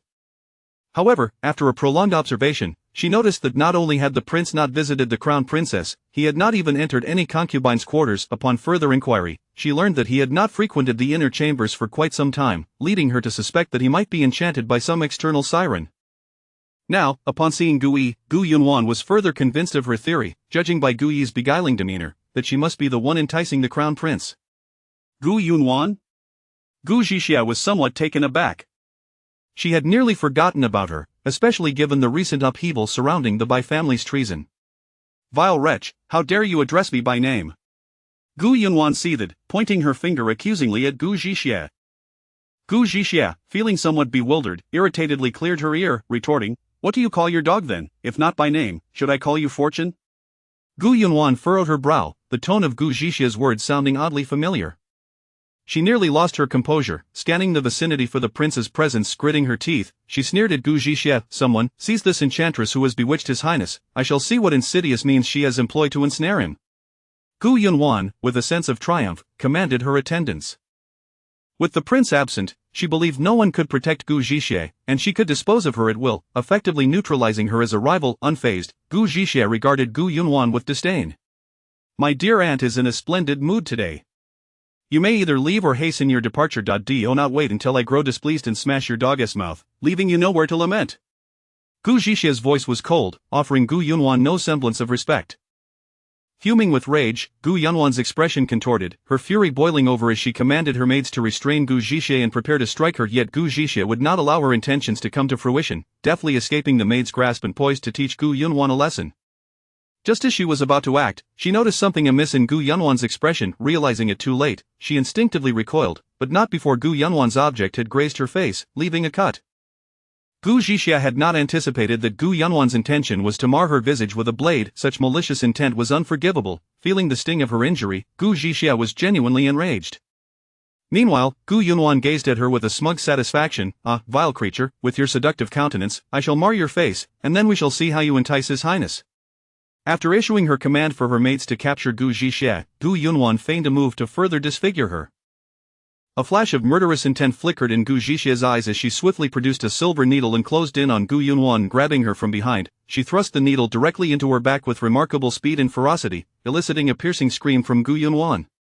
"Cease this, wretched one. I am the crown prince's concubine. Should you dare disrespect me today, his highness will not spare you." Gu Yunwan cried out repeatedly, yet she did not cease her threats. Gu Zhixie remained silent, delivering several more strikes before seizing Gu Yunwan by the collar and tossing her to the ground. Before Gu Yunwan could utter a word, Gu Zhixie retrieved a bottle of detergent from her belongings, pried open Gu Yunwan's mouth, and squeezed the contents inside. "Since you cannot close your foul pit, I shall assist you in cleansing it. Even from miles away, one can detect the stench of excrement emanating from your mouth." Gu Zhixie's swift actions left the surrounding individuals momentarily stunned, having completed her series of maneuvers before anyone could react. "What is occurring here?"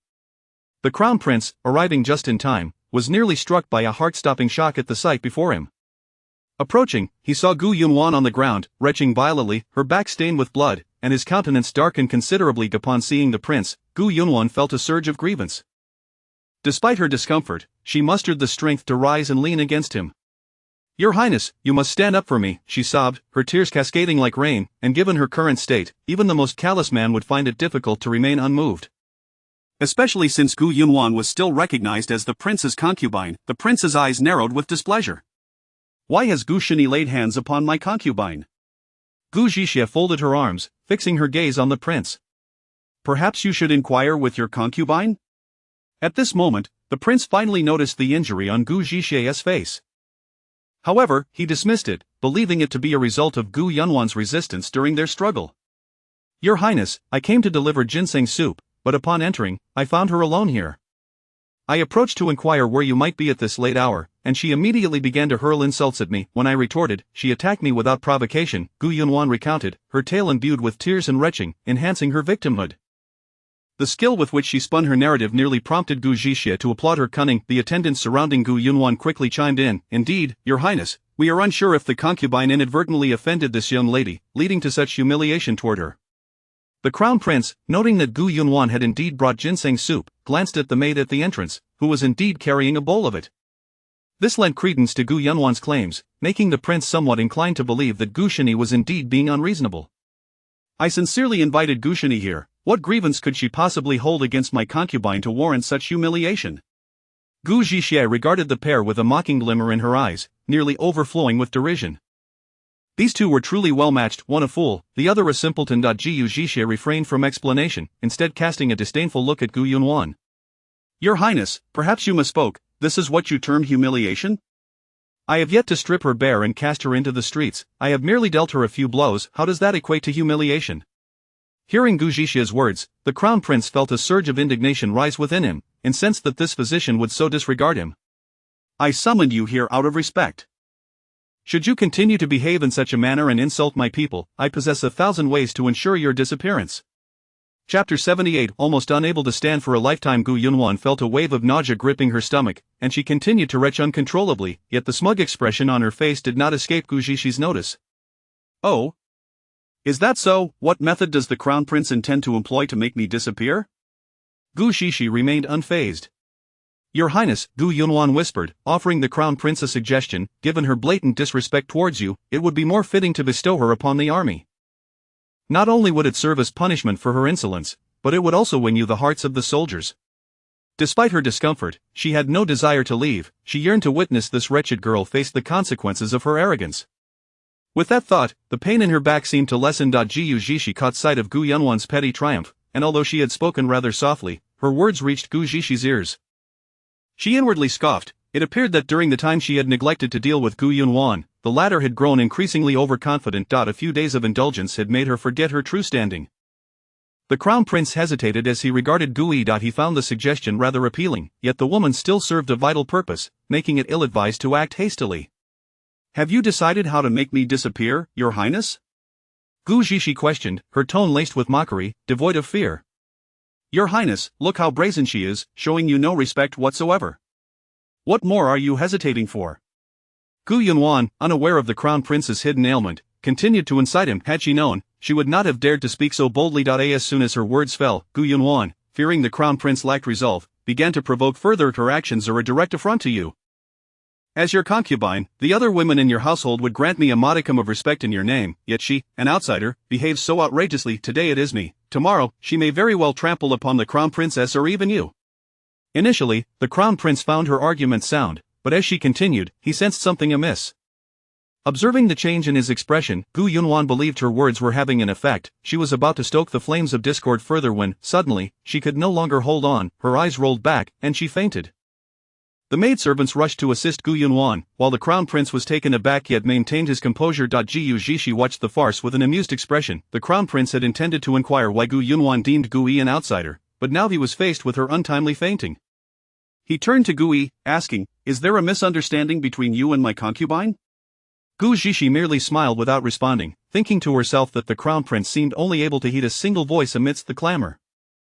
Clearly, Gu Yi was disinclined to engage him. With Gu Yunwan unconscious, the spectacle had lost its allure, yet Gu Zhishi had yet to collect her dues. The crown prince furrowed his brow, taking a deep breath as he helplessly sought clarification from the maidservants. Despite feeling the pressure of his authority, the maidservants remained tight-lipped. The crown prince, maintaining a stern facade, signaled, and suddenly, an individual appeared in the room. It was one of his shadow guards, and Gu Zhishi recognized this as the reason for her silence. The shadow guard relayed everything he had witnessed and heard to the crown prince. The latter's expression darkened significantly, the compassion he had felt for Gu Yunwan evaporating as he glared at the fainted woman. However, with her already unconscious, he found himself powerless to act. Should you wish to punish her, do ensure you first summon the imperial physician to save her life, otherwise, your highness may find yourself out of time, Gu Zhishi jested, her tone laced with mockery. The crown prince detected the sarcasm in her voice, yet he had no choice but to acquiesce. Gu Yi, I acted out of a moment of desperation. After all, she is my concubine. Witnessing her in such a state inevitably drives one to lose their composure. Surely, you will not hold this against me? Gu Zhishi smirked, feigning generosity. It is but a trifling matter. I have avenged my grievances. The rest is a family affair for the crown prince to manage. Her words clearly implied that she would not pursue the matter further, while simultaneously hinting that the crown prince should keep better control of his people. The crown prince could hardly miss the underlying message. Despite his anger, he had no choice but to swallow his pride, especially since he had nearly jeopardized relations with Gu Yunwan due to her folly. As he contemplated this, he shot another glare at the unconscious Gu Yunwan, before swiftly adopting a smile directed at Gu Yi. Yes, it was my oversight. Gu Yi, you are indeed magnanimous. I hold you in high esteem. Then, might I kindly request my consultation fee, Your Highness? Gu Zhishi's ultimate aim was clear. Her request for additional compensation was evident. The crown prince, fully aware of her intent, handed her several deep-sea pearls he had retrieved from the treasury, before dispatching someone to gather more treasures. Gu Zixi examined the exquisite valuables and stacks of silver notes within the box, nodding in satisfaction as she closed it. As she departed, she approached the crown prince and whispered, "Given your evident sincerity, allow me to offer you a few more words. There are numerous potent substances within that ginseng soup. If you wish to avoid being incapacitated for a lifetime, it would be wise to abstain from consuming it." With a final gesture towards the bowl of ginseng soup, she let out a light laugh before leaving. The crown prince, now seething with fury, immediately summoned the imperial physician to attend to Gu Yunwan, while also examining the contents of the ginseng soup. Upon discovering the presence of aphrodisiacs, his expression darkened further, resembling a storm cloud.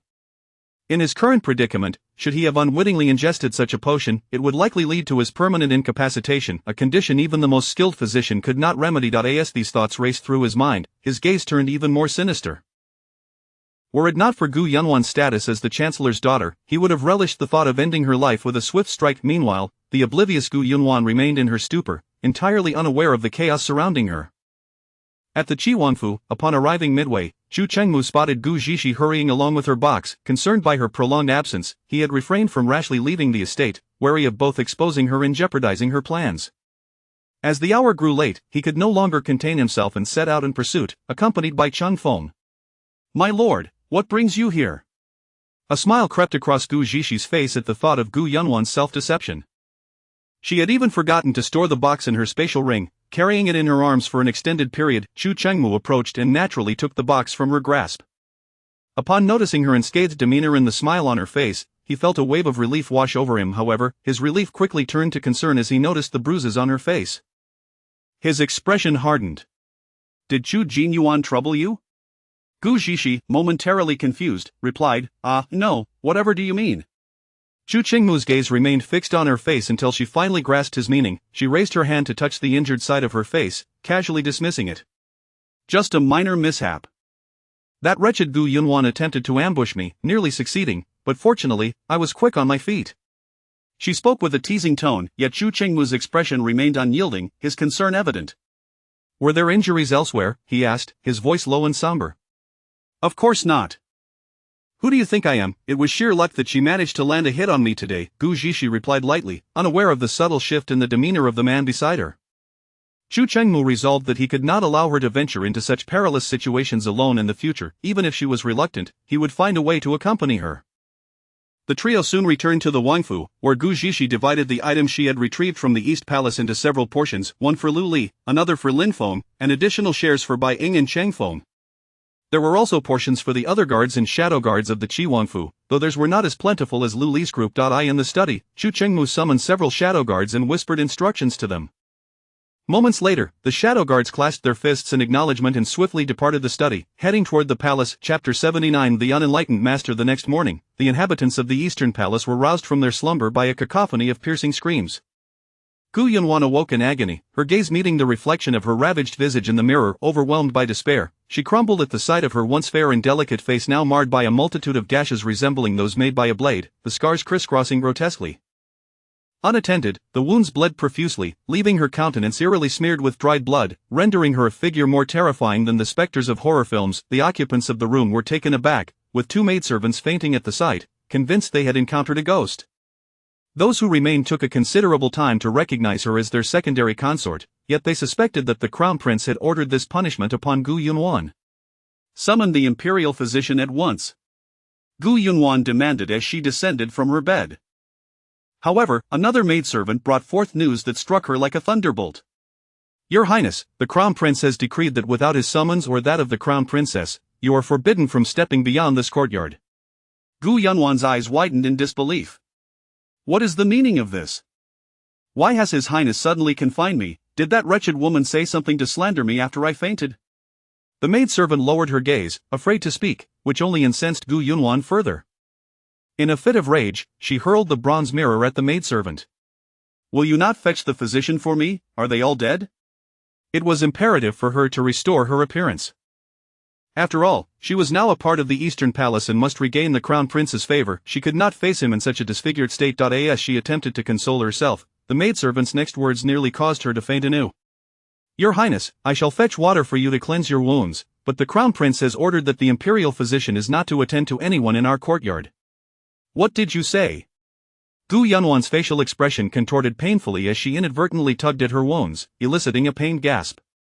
Could it be that her disfigurement was a command from the crown prince? Was this transformation of hers truly at his highness's behest? The maidservant, though verbally denying it, internally shared the same suspicion.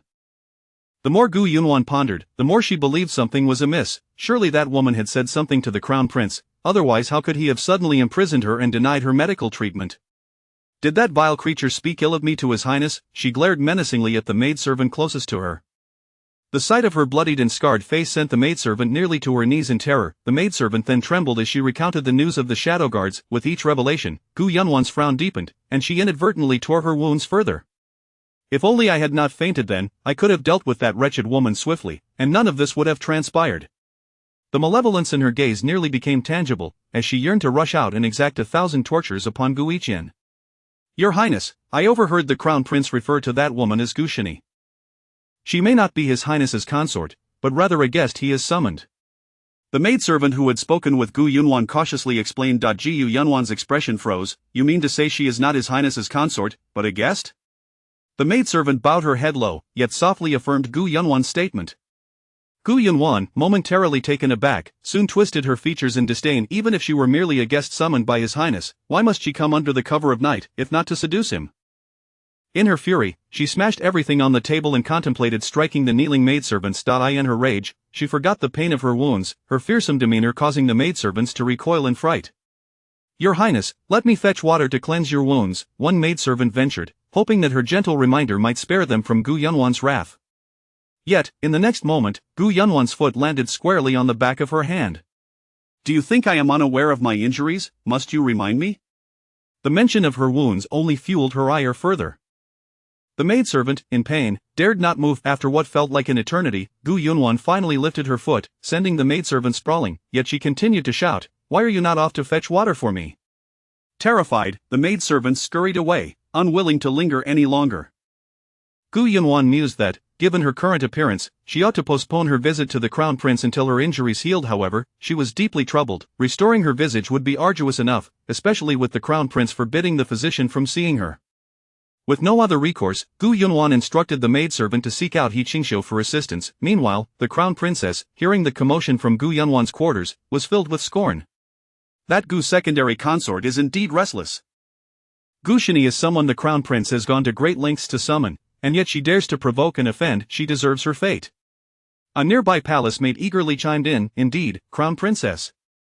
I heard she even wished for the crown prince to send Gushini to the military camp as a courtesan. How malicious. The crown princess scoffed, such a foolish creature. Had it not been for her underhanded tactics to win the crown prince's favor in the brothel, she would not even merit stepping foot in the eastern palace, much less risk disrupting the crown prince's affairs. In my view, her punishment is far too lenient. She regarded Gu Yunwan as a cunning little schemer, and the crown prince's casual handling of her punishment suggested he did not take her seriously. The crown princess nodded in satisfaction, contemplating how to teach her a lesson. Had there not been more pressing matters at hand? Upon hearing that Gu Yunwan intended to use such means to curry favor with the crown princess felt an overwhelming urge to see her suffer. A woman who had relied on such tactics to enter the eastern palace was beneath her contempt. In stark contrast to the turmoil surrounding Gu Yunwan, the atmosphere at the Chiwangfu was remarkably pleasant. Today, Xu Zhaozhao had also come to the Chiwangfu, as Gu Zhishi held a fondness for the 12th princess and had prepared a feast of her finest dishes for her enjoyment. Of course, she had also summoned Yi Anren to join them. Since Gu Zhishi had declared her intention to cook herself, even though Lu Li and Yi Anren wished to assist, she adamantly refused, allowing only Lu Li to wash vegetables and pass her ingredients. Yi Anren and the others sat nearby, engaging in light conversation with Gu Zhishi as they observed her culinary prowess, the atmosphere brimming with harmony. I never knew you possessed such skills. Those who mock you as a fool truly have no eyes, Yi Anren remarked, witnessing Gu Zhishi's deft movements. Immediately discerning her culinary talent, Xu Zhaozhao appeared slightly bashful but concurred with Yi Anren. Indeed, seventh sister-in-law, those outside truly lack discernment. Gu Zhishi smiled, what do their opinions matter? As long as they do not provoke me, it is but a trifling matter.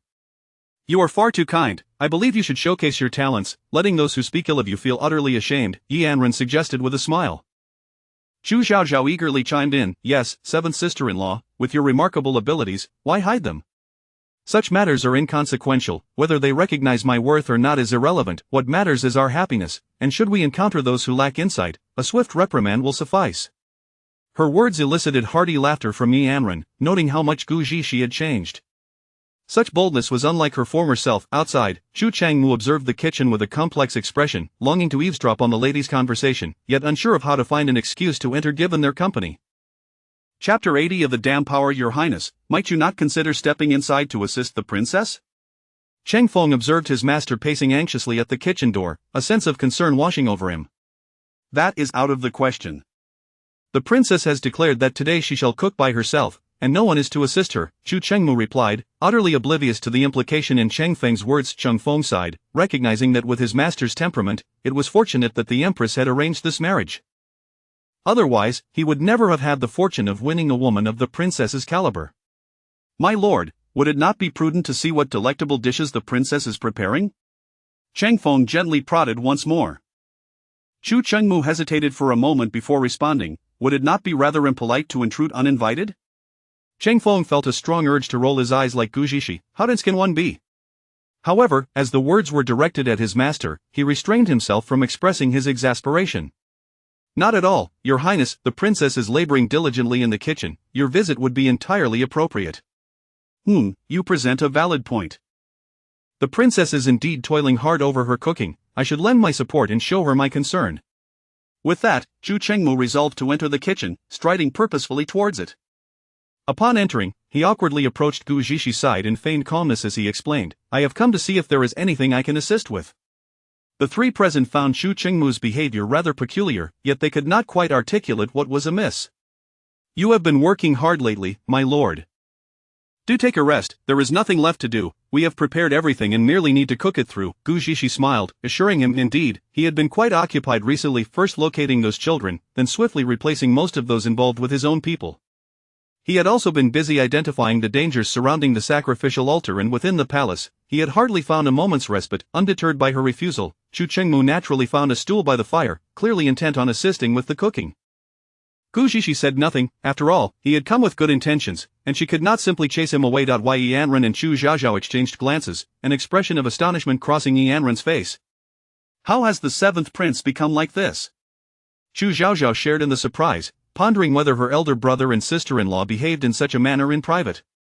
Seventh brother, you can tend to the fire, she could not help but inquire.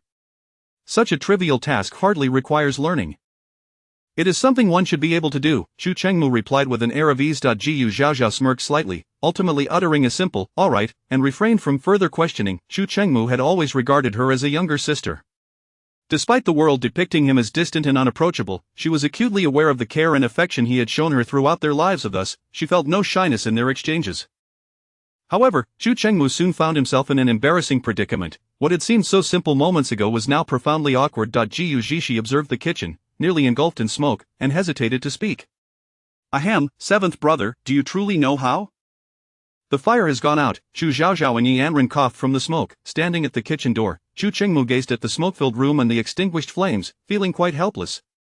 He had never encountered a situation where he found himself unable to accomplish a task, and now he was, indeed, at a loss. Perhaps we ought to dine outside instead, he suggested softly. What are you thinking? My dishes are nearly ready. Just because the fire has gone out and smoke has filled the air does not mean we cannot eat. Gu Zixi rolled her eyes, lamenting the folly of power that rendered a capable individual incapable of even tending a fire. Chu Chengmu was at a loss for words. As the smoke dissipated, he prepared to re-enter and rekindle the flames. Gu Xiaoxiao quickly interjected, Seventh brother, you should rest. Sister-in-law is right, after working so hard, you may as well sit and await the meal. Xiaoxiao is correct.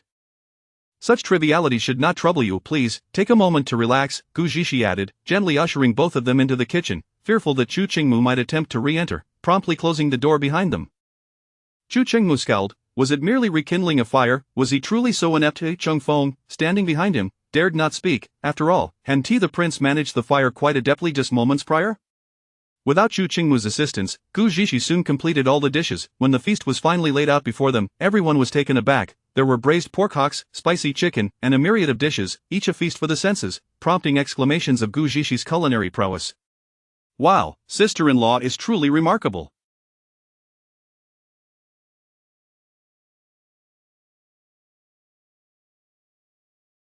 This looks even better than what the palace chefs prepare, Chu Xiaoxiao exclaimed, her praise flowing freely as she admired the lavish spread. Yi Yanren, eager to partake, found herself restrained, for they were in the prince's residence, and she could not begin until the prince had taken his first bite. Once they were all seated, Gu Zhishi finally beckoned everyone to begin dining. She served Chu Chengmu an abundance of dishes, genuinely feeling that he had worked hard of late. As he gazed at the overflowing bowl before him, warmth filled his heart. Eagerly, he took a bite, his astonishment evident. These dishes surpassed anything the palace chefs had crafted. Chu Xiaoxiao continued to lavish praise upon Gu Zhishi, declaring this to be the best meal she had ever experienced. The atmosphere at the table was jovial, and Gu Zhishi's culinary skills had thoroughly won over everyone present. I wondered why a delightful aroma wafted in. The cuisine at the prince's residence is indeed commendable. They turned to see Feng Jin squatting atop the wall of the prince's residence, flanked by guards. Unable to enter through the main gate, he had cleverly approached from the kitchen side, which conveniently bordered the roadside. Even more fortuitously, Gu Zhishi and the others had chosen to dine in the kitchen courtyard for convenience. Gu Zhishi and Chu Chengmu exchanged curious glances. What brings young Master Feng here, and why not enter through the proper gate? I half feared there was a thief in the palace. Chu Chengmu's tone was decidedly unfriendly. No sooner had he spoken than dark guards moved to evict Feng Jin. Observing this, Gu Zhishi intervened. Wait, since young Master Feng is here, he should join us for a meal. You saved my life last time, and I promised to treat you to dinner in gratitude. Hearing her words, Chu Chengmu's expression softened slightly. If this was indeed a gesture of gratitude, it would be fitting to share a meal and conclude matters swiftly. The dark guards released Feng Jin upon hearing Gu Zhishi's words. He leaped gracefully into the courtyard, adjusting his attire before approaching the table. Thank you, Miss Zhishi, it is with great respect that I accept your invitation, he said, ready to pick up his chopsticks. Upon hearing Feng Jin's address, Chu Chengmu's expression darkened. Who are you? My sister-in-law has been wed to me for quite some time. Why do you still refer to her by her name? You ought to call her Princess Qi. Gu Xiaoxiao, unbothered by Feng Jin's status, chimed in, seventh brother is right, you should refer to her as Princess Qi from now on. Feng Jin, who had just lifted a piece of braised pork, paused, glancing between Gu Zhishi and Chu Xiaoxiao. Miss Zhishi and I are friends. Surely there is no harm in my addressing her as such? He cast a glance at Gu Zhishi, who remained silent, merely watching the exchange with amusement. Despite being the crown prince of Yuanling and her savior, she could not extend favoritism to Feng Jin. Zhao Zhao speaks wisely. Young Master Feng, you should henceforth address me as Princess Qi, Gu Zhishi affirmed. At this, Chu Chengmu felt a sense of relief wash over him and cast an approving glance at Chu Xiaoxiao, thinking to himself that all those years of caring for his sister had not been in vain. Feng Jin, displaying no embarrassment, readily acquiesced. Since Miss Zhishi has spoken, I shall adhere to her wishes.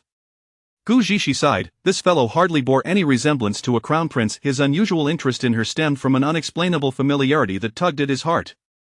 In his eyes, she resembled a sister, and he was unable to resist the urge to check on her well-being. Chapter 81. The eve of the sacrifice time swiftly approached. The day before the grand sacrifice.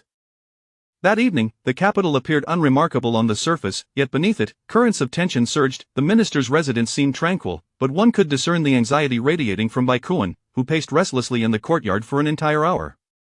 To the unknowing observer, it might seem he awaited someone of great importance. Meanwhile, Gu Zhishi and Chu Chengmu entered the palace under the guise of discussing the ceremony's arrangements, but in reality, they were confirming the details with the emperor. Little did she expect that not only was he astute, but he possessed such a sharp intellect. Indeed, the emperor had underestimated her initially. After Gu Zhishi clearly articulated the circumstances of the upcoming event, the emperor's gaze reflected admiration. With a playful smile, Gu Zhishi waved her hand. Your Majesty, you flatter me. I am merely not foolish anymore. In times past, I was indeed quite foolish, much to my own dismay. How could one not feel disdain? The original owner had even had an eye for someone as unworthy as Lin Zhe. While her words bordered on impropriety, the emperor, far from being offended, chuckled. So you are suggesting that the 100 taels of gold from the northern frontier and those cities were your counsel? Your Majesty, you honor me excessively. Such achievements are merely compensations and costs imposed upon them for underestimating Tianqi. Though she spoke thus, the emperor was well aware that without this daughter-in-law's intervention, capturing those cities would have required considerable military effort. Chu Chengmu remained silent. He was not a pedantic individual. Had another man seen his wife outperforming him, he would have sought to suppress her. Yet, Chu Chengmu not only refrained from interrupting but also seemed to encourage Gu Zhishi to showcase her capabilities. Gu Zhishi produced a vial from her sleeve and handed it to Chu Chengmu, who then naturally passed it to the emperor. Father, this is an antidote pill given by divine physician Gu. You need only take one before the ceremony begins tomorrow. The emperor accepted it with a smile and nodded, his gaze penetrating as he fixated on the coiling dragon pillar. Indeed, tomorrow it is time to clear the court. If I do not assert my authority, they may forget how I ascended to this throne. A glimmer of bloodlust danced in the emperor's eyes. Though he was a benevolent ruler, he was also a formidable sovereign. Over the years, he had refrained from extensive bloodshed, yet they may have forgotten how, upon his ascension, he had executed officials aligned with the ineffectual Wang faction without a moment's hesitation.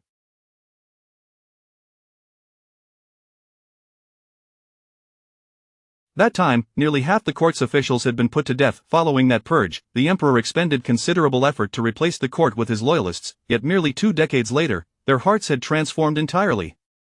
With other preparations to attend to, the pair soon departed from the Palace Dai and the Eastern Palace. The crown prince was equally troubled by the events of the following day. As the moment drew closer, he found himself entangled in conflicting emotions. Despite the empress believing she had concealed the truth well, the crown prince had learned of it through various means. Initially, he was conflicted, but ultimately, the crown princess urged him that without action, the position of crown prince might very well be usurped. After much contemplation, he resolved to continue feigning ignorance, yet the thought of using the soul-severing powder the next day weighed heavily on his conscience. After all, that was his father.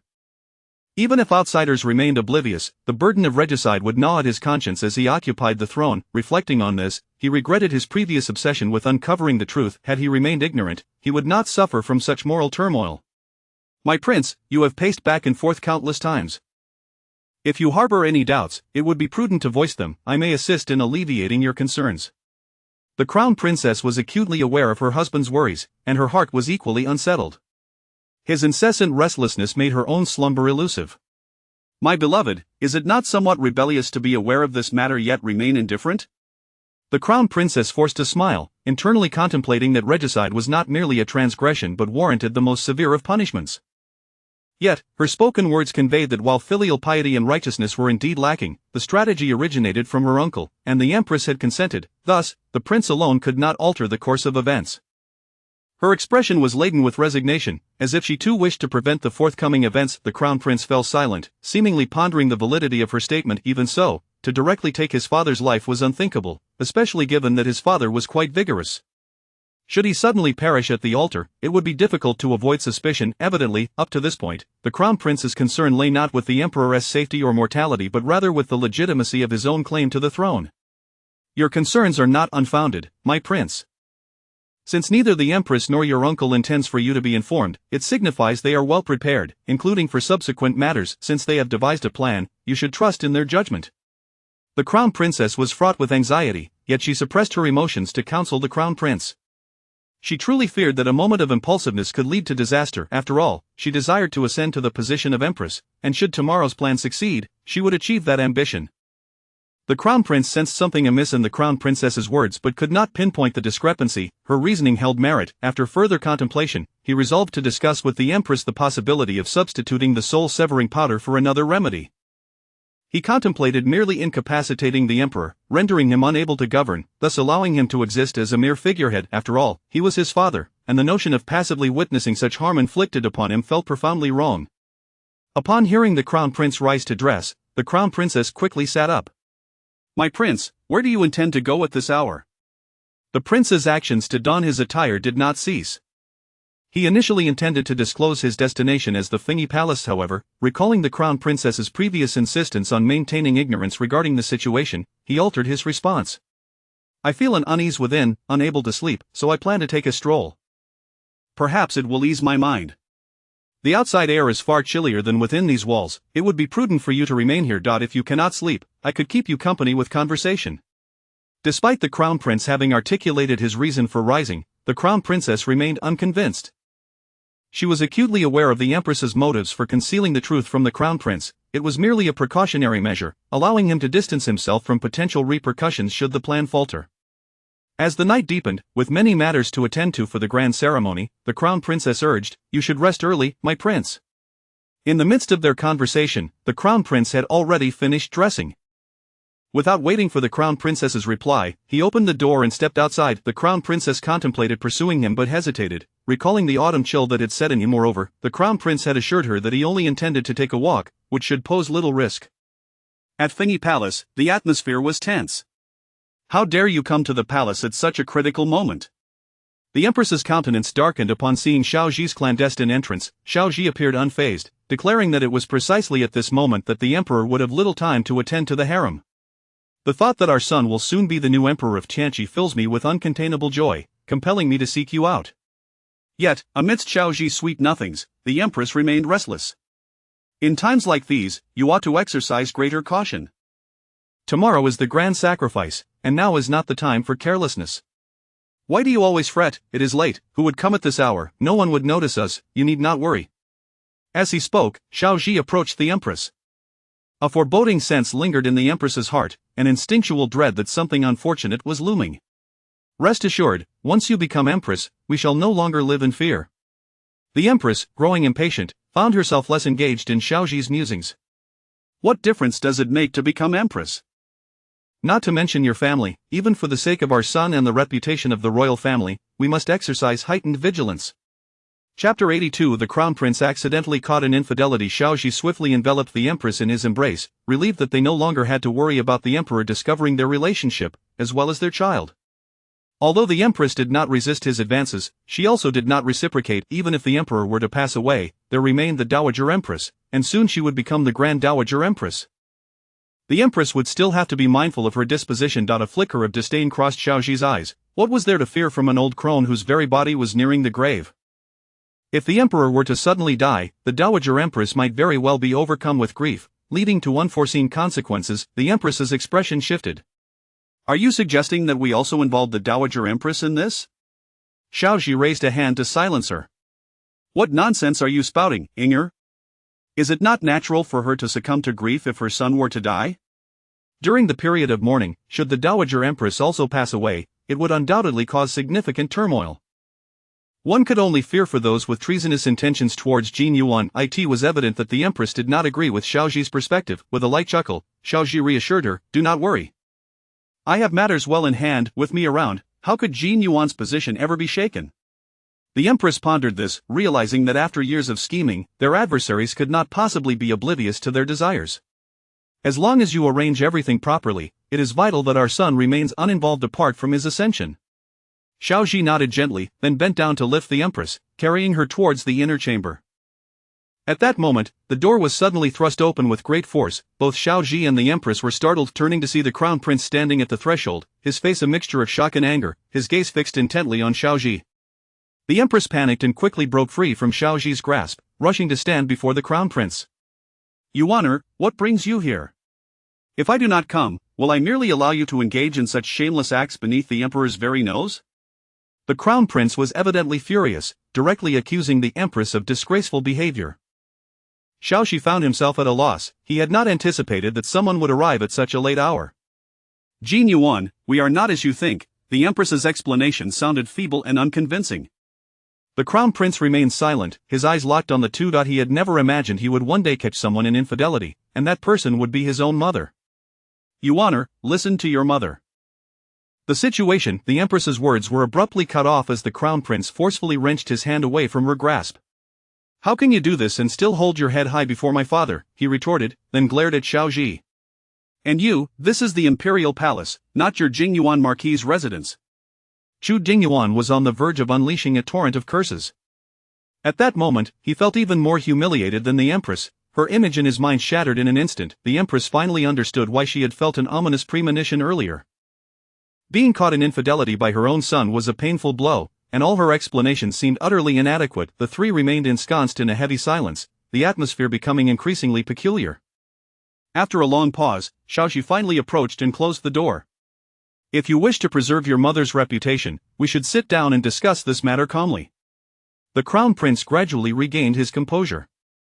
Moments ago, he had nearly shouted in anger, but realizing that the exposure of this affair could cast doubt on his own identity, he swallowed his fury. What is there to discuss? Are you worried that I might inform my father of this? The Crown Prince's expression darkened. He had never anticipated that his usually dignified mother would engage in such conduct. Xiao Zhi, however, was not concerned about that. He was unsure how long the Crown Prince had been present, nor did he know how much he had overheard. Thus, he ventured to inquire, given that you have barged in at this moment, I presume you must have heard my conversation with Inger? If I had not come in now, would I have waited until you were engaged in that kind of disgraceful act? The crown prince retorted sharply, hurling scathing words at the empress. For a moment, even the empress found herself momentarily stunned. Was this truly the child she had raised? Even so, she was still his mother. How could he speak of her in such a manner? Regardless of the circumstances, Inger is still your mother. How could you speak of her so? Xiaoji voiced the empress's thoughts. The crown prince cast a scornful glance at Xiaoji. Who do you think you are to lecture me? The empress paused, then with a complex expression, addressed the crown prince. Jin Yuan, you must not be disrespectful. The empress chose to say no more. Returning to the matter at hand, you must have heard the conversation between myself and Lord Marquis. You should comprehend what is truly at stake here. From the crown prince's previous remarks, it was apparent he had not heard the earlier parts of their discussion, and thus remained unaware of his true identity.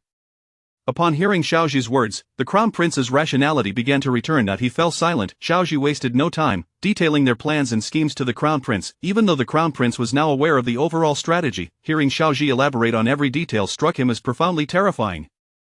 This plan was nearly foolproof. Even the private troops had been meticulously arranged to gather outside the capital. The crown prince felt a deep sense of shock. He could hardly believe that such elaborate machinations were solely to secure his ascension. All of this, merely for my ascendance to the throne? The crown prince finally voiced his lingering doubts. Indeed, Xiaoji affirmed confidently, his tone devoid of any deceit. The crown prince sought to read something from his expression, yet Xiaoji's demeanor bore no semblance of a liar. Why assist me so readily? Simply because you are the child of my beloved, the marquis nearly blurted out, almost revealing too much. The empress quickly turned her gaze towards the marquis, relieved he had caught himself in time. The crown prince was well aware of whom the marquis referred to. He had heard whispers about the past between the empress and the marquis during their youth. However, he had not anticipated that they still had entanglements at this age. For the marquis to have devoted so much effort to planning for over a decade was indeed purely due to his connection as the empress's child. He was aware that this was a grave crime that could lead to the annihilation of entire clans. A single misstep could lead to irreparable consequences. He regarded the marquis with hesitant eyes. I will not disclose your matters, but I hope you will know your limits. This is the imperial palace, not a brothel. The crown prince's words were indeed hurtful. The esteemed empress was his own mother, yet he compared her to those found in a brothel. How can you speak of your mother in such a manner? What kind of teaching did you receive from the emperor that you lack even the most basic respect? Upon hearing the crown prince's words regarding the empress, Xiaoji was visibly displeased. My affairs require no guidance from you. How would you know that I am not speaking of you? The crown prince spared neither parent in his ire. Xiaoji's eyes widened in indignation. Was this how the crown prince usually behaved? Even for the marquis, he should not speak so harshly. After all, he was. The empress immediately tugged at Xiaoji's sleeve, prompting him to suppress his anger. Everything I do with your mother is for your sake. You must not speak to her in such a manner. The crown prince took a deep breath and ultimately chose silence. He still needed the marquis's assistance to secure his throne the next day. It was unwise to offend him now. Thus, the crown prince softened his stance. I have said what needs to be said. Even if you act for my benefit, it is inappropriate to conduct yourselves in such a manner within the palace. Xiaoji noted the crown prince's noticeably more conciliatory tone, realizing he must have been extremely angry moments ago. What the crown prince needed to focus on now was the matters following his ascension. The current situation paled in comparison to the throne. The crown prince understood the implication of Xiaoji's words. However, the thought of his mother with another man made him sigh heavily. Very well, mother, this is your own affair. I was just impulsively angry earlier. Please do not hold it against your son. Chapter 83.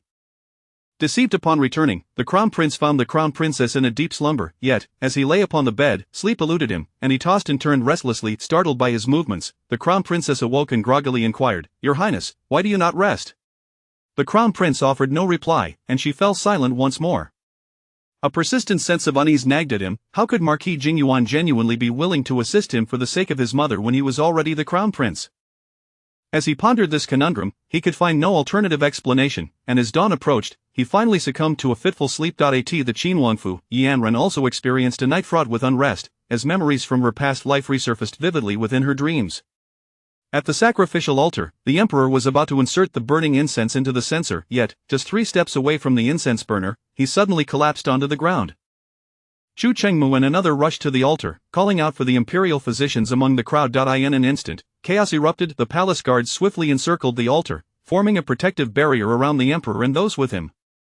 After examining the emperor's pulse, the physician whispered something into the ears of Chu Qingmu and his companion. Their faces darkened like the bottom of a cauldron, lips taut, and a storm brewed in their eyes. At that moment, a sharp voice pierced through the throng. Arrest those treacherous Qin Wang and Shi Wang, who conspire against His Majesty. As soon as the command was uttered, soldiers armed with bows and arrows advanced, taking aim at the two. The head of the Han Academy will focus solely on saving the emperor. The rest shall be handled by this prince. Chu Qingmu declared coldly, rising to his feet with swords drawn towards the emperor. The soldiers demanded, "What are your intentions?" Chu Qingmu blared icily at them. Faced with this sudden onslaught, the two brothers understood the gravity of the situation. "Crown Prince, our swords are directed at the traitors, not the emperor." Bai Shangshu stepped forth from the crowd, his gaze dripping with disdain. Bai Shangshu then commanded the soldiers behind him, "Seize these two traitors and rescue His Majesty." At that moment, Chu Qingmu discerned that the armor worn by these soldiers did not belong to the palace guards. "Which army do you hail from?" he questioned, his gaze icy. "These are His Majesty's soldiers, here to ensure his safety," Bai Shangshu boasted arrogantly. Just then, a young eunuch rushed over to inform them that Consort Chen was missing. In unison, the brothers cast furious glances at Bai Shangshu, whose expression was one of smug satisfaction, clearly reveling in his machinations. "Chengfeng," Chu Qingmu said tersely, and Chengfeng understood his intent without further words. "Stop him." Bai Shangshu waved a hand, commanding the soldiers to intercept Chengfeng. Chu Qingmu and Chu Changxian regarded Bai Shangshu with eyes that seemed to pierce through flesh. "Should anything happen to our mother, I shall spare no effort to ensure your house is brought to ruin." Chu Qingmu's voice was frigid, and his words left no room for doubt. Bai Shangshu hesitated. He could indeed apprehend Chu Qingmu, but the latter's influence was too vast for him to dare act upon. Bai Shangshu's lips trembled with fury. The Qi Wang's audacity to threaten him would not go unpunished once he had dealt with the Qi Wang's power. Ultimately, Bai Shangshu relented, gesturing for the soldiers to stand down. Chu Qingmu glanced back at the emperor, who was still being fervently treated by the head of the Han Academy, his face pale and devoid of color. To buy more time, Chu Qingmu stood his ground against Bai Shangshu. "I have yet to question how you summoned the guards. It appears you were the first to emerge." His words were pointed. In truth, this should have shaken the resolve of the soldiers, yet, to his surprise, their aim remained unwavering against the two brothers. Bai Shangshu sneered, drawing closer to Chu Qingmu. "You would do well not to resist. Let me make this clear, these men are mine. Would they assist me, or you?" With that, he erupted into laughter. As his laughter echoed, Yi Anren's dream was engulfed in a crimson haze. Suddenly, she awoke, drenched in sweat. Since her rebirth, her memories of her past life had been hazy, the clearest being those of her final moments. This dream, however, had rekindled many details in her mind. She also recalled matters they had overlooked in recent days, namely Consort Chen and those mercenaries who had not remained outside the city but had stealthily infiltrated it. Without a moment to spare, Yi Anren donned her outer robe and hurried to the Chiwangfu. However, upon stepping outside, she realized a grave issue. Dawn was fast approaching. Today was the day of the sacrificial ceremony, and Chu Changxian had entered the palace the previous day and had not returned. She instructed her servants to summon a carriage and hasten to the Chiwangfu, yet, upon arrival, she learned that the Qi Wangfei had already entered the palace. She then tasked the servants with finding an agile guard to inform Gu Zhishi of the situation before returning to the Qinwangfu. After a hurried wash and change, she made her way to the palace. Once inside, she worried that the guards had failed to convey her message, and she sought the figures of Gu Zhishi and Chu Qingmu. However, the throngs within the palace made it impossible to locate them. With time slipping away, she sent her maid to continue the search while she proceeded directly to Consort Chen's palace, believing that keeping a watchful eye would be prudent. Breathless, she arrived at the entrance of Consort Chen's palace, only to be informed by a palace maid that Consort Chen had already departed. In that moment, Yi Anren felt as though fate were playing a cruel joke upon her. Although the rebels from her past life had ultimately been apprehended, it had taken considerable effort from Chu Changxian and Chu Qingmu, along with Chengfeng bringing in reinforcements from the city guards, to turn the tide. Gu Zhishi had recalled that the poison affecting the emperor was not the soul-severing powder, but rather another non-lethal toxin that could nonetheless severely deplete one's vitality. Was it possible that all of this was about to unfold once more? Before long, the sacrificial ceremony commenced, and the very same scene from her past life played out again. Yi Anren's mind went blank, and she mechanically repeated the actions she had performed before. In this life, she, too, felt utterly helpless, unable to effect any change. 2 hours later, the emperor, holding 3 sticks of incense, approached the censer. Just 3 steps away, he collapsed. This time, Yi Anren recognized the ruse. She scanned the surroundings but found no trace of Consort Chen. Soon after, Chu Changxian and Chu Qingmu rushed to the altar, and this time, Gu Zhishi followed suit. As the scene replayed, Bai Shangshu emerged from the crowd. Yi Anren knew precisely what he was about to proclaim, and she desperately wished to rush forward, yet her body remained unresponsive. "Arrest the traitors who seek to harm His Majesty." In that moment, all fell silent. The speaker was none other than Gu Zhishi, who had just charged onto the sacrificial platform alongside Chu Qingmu. Chu Chengxian and Chu Chengmu supported the emperor, who remained unconscious after Gu Zhishi's command. Except for the palace guards, no one heeded her words. Bai Shangshu surveyed the surroundings. His forces had encircled the area.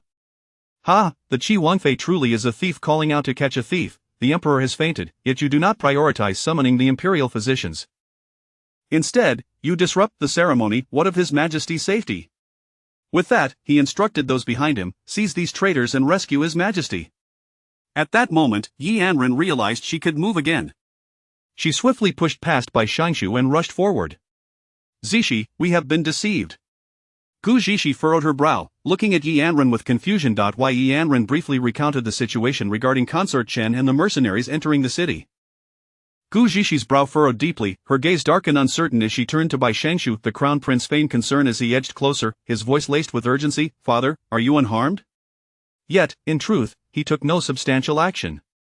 Chapter 84. The conclusion. By Kuan, "What exactly do you intend to do?" Chu Qingxian's tone was anything but courteous. "Your Highness, the words you speak leave this old minister quite perplexed. Are you suggesting that I, an old minister, should stand idly by while you conspire against the emperor?" Gu Zhishi narrowed her eyes at Bai Kuan, stating, "I remain unaware of the extent of your authority, Sir Bai, to issue commands so brazenly before the emperor." Yi Anren pressed her lips tightly together. She had just seen Cheng Feng sneak out from behind them. She knew he was undoubtedly seeking reinforcements. In the next moment, countless arrows were aimed in their direction. Yi Anren felt a surge of panic. In her previous life, archers had not been so swift. These arrows would not have appeared for another quarter of an hour. There is no need for further discussion. The emperor has already been harmed. "Minister Bai, it is imperative that you swiftly command the capture of these traitors." From the crowd emerged another individual who was closely acquainted with Minister Bai. "Bai Kuan, are you plotting rebellion?" Chu Qingmu's eyes were icy as he glared at the minister, coldly uttering these words, "It is you who are conspiring against the throne." Bai Kuan's arrogance was palpable, as if he were certain that the others had no chance of resistance. Gu Zhishi addressed the soldiers clad in armor, questioning, "You are not from the Imperial Guard. What brings you to the Imperial City?" Facing imminent danger, the Qi princess still dared to utter such superfluous words.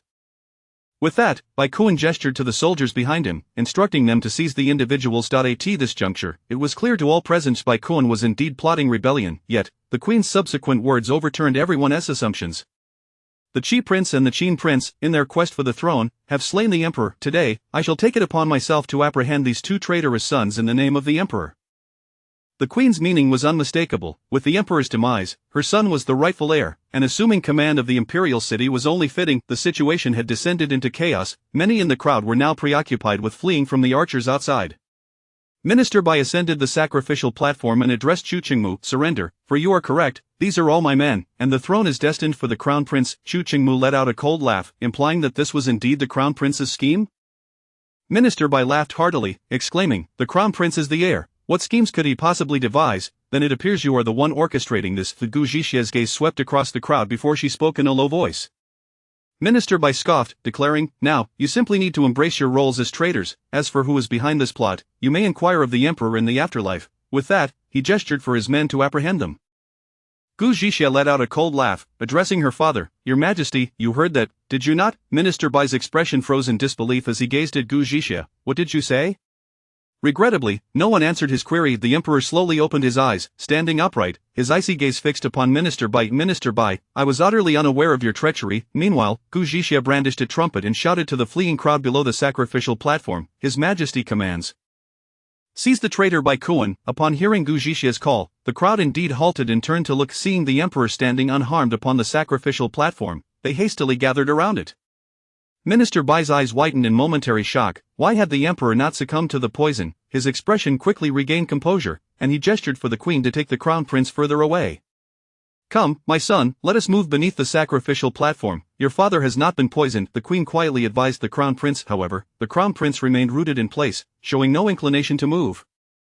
The queen furrowed her brow, calling to him, "My son." Only when the crown prince regained his senses did he follow the queen beneath the sacrificial platform, casting a complex glance at the 3 incense sticks the emperor had previously held.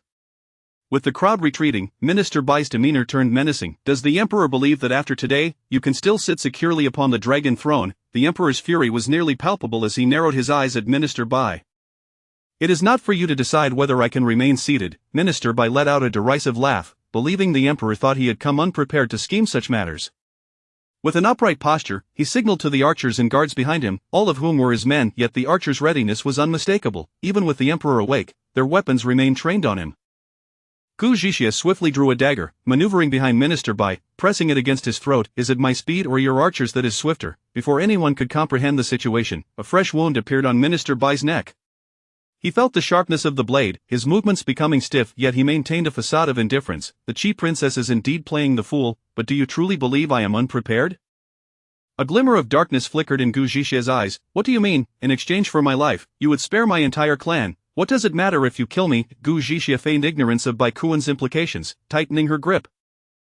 What have you done? Bai Kuan, though proclaiming his fearlessness, was inwardly terrified. What have I done? I have ensured the survival of my entire clan. To his surprise, the emperor did not display concern or fear.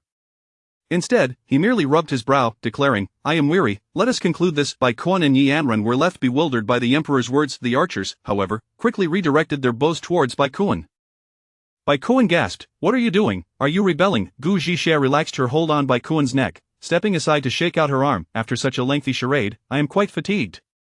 Surely, you did not believe your private army could enter the capital? Bai Kuan's pupils contracted in disbelief as he stared at Gu Zhixia. What do you mean? Gu Zhixia shrugged. Is it not obvious? Meanwhile, within a cave across from Shizling, Bai Ying and Ling Feng observed the soldiers incapacitated by the drug. Feeling quite bored, the two were so disinterested that they began counting the number of soldiers with their fingers.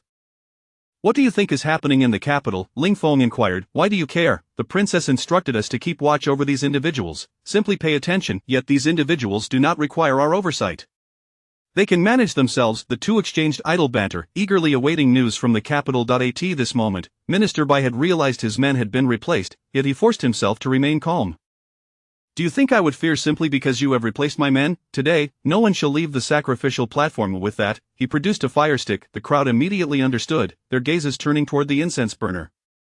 Bai Kuan laughed heartily. So you are not foolish. You realize there is explosives within. Gu Zhixia surveyed the area, noticing everyone had kept a safe distance from the burner, allowing her to breathe easy.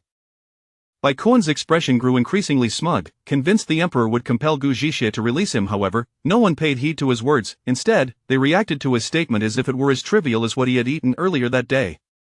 He inhaled deeply, closed his eyes, and resolutely tossed the fire stick into the incense burner, then leaped down from the sacrificial platform as swiftly as possible. Before long, the explosives within the incense burner ignited.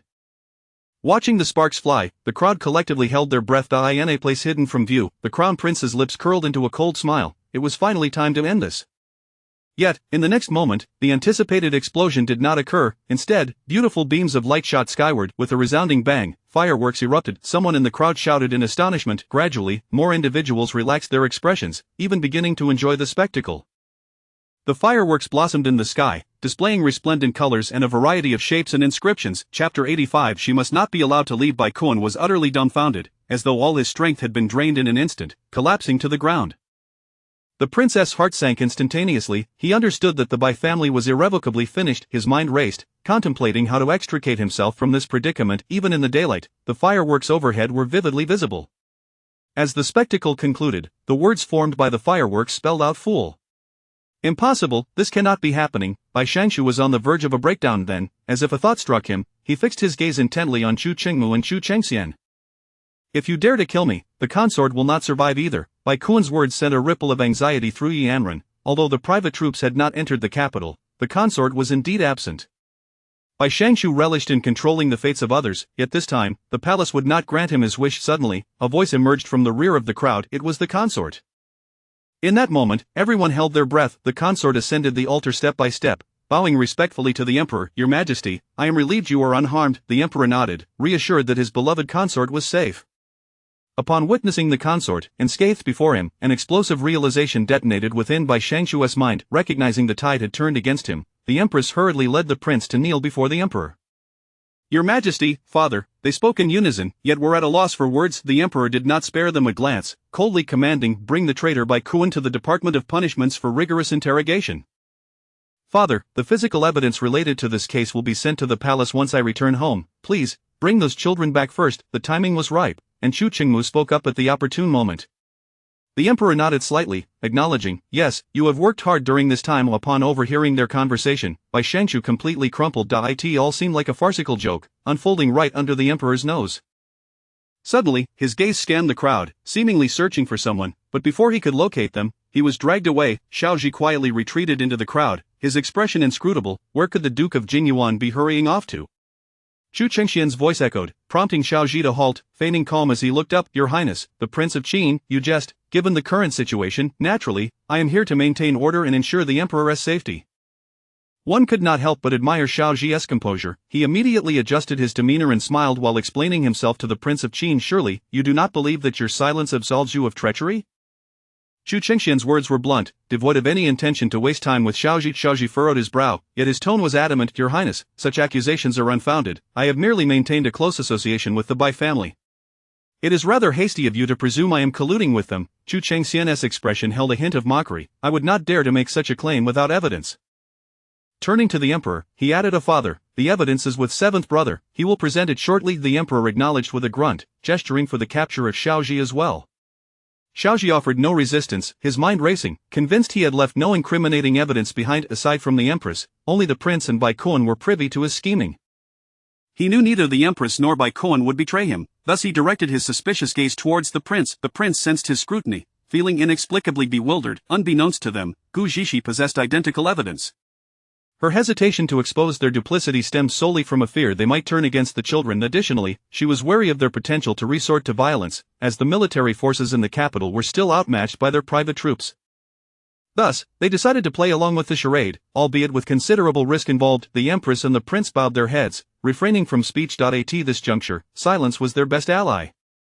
Feigning ignorance would surely preserve their lives. The emperor's countenance remained dark, yet he said nothing, instructing Chu Qingmu and Chu Chengxian to manage the aftermath, and with a huff, he departed with a swish of his sleeve. Gu Zixi promptly took her leave to rescue the children. In the ensuing days, they were all exceedingly busy, with nearly a quarter of the court involved in the matter. This left the emperor in distress. Did it mean another bloodbath in the court was imminent? Since that day, Yi Anren had inexplicably fallen ill, and Gu Zixi could not ascertain the cause. It was evident she was affected by the remnants of a past life, thus Gu Zixi prescribed her a few calming remedies. Half a month later, the verdict was rendered. The Bai family was charged with treason, grave robbery of the imperial tomb, and the execution of 9 clans. The Xiao family faced the same fate, along with numerous officials involved, some executed, some exiled, and others subjected to confiscation of property.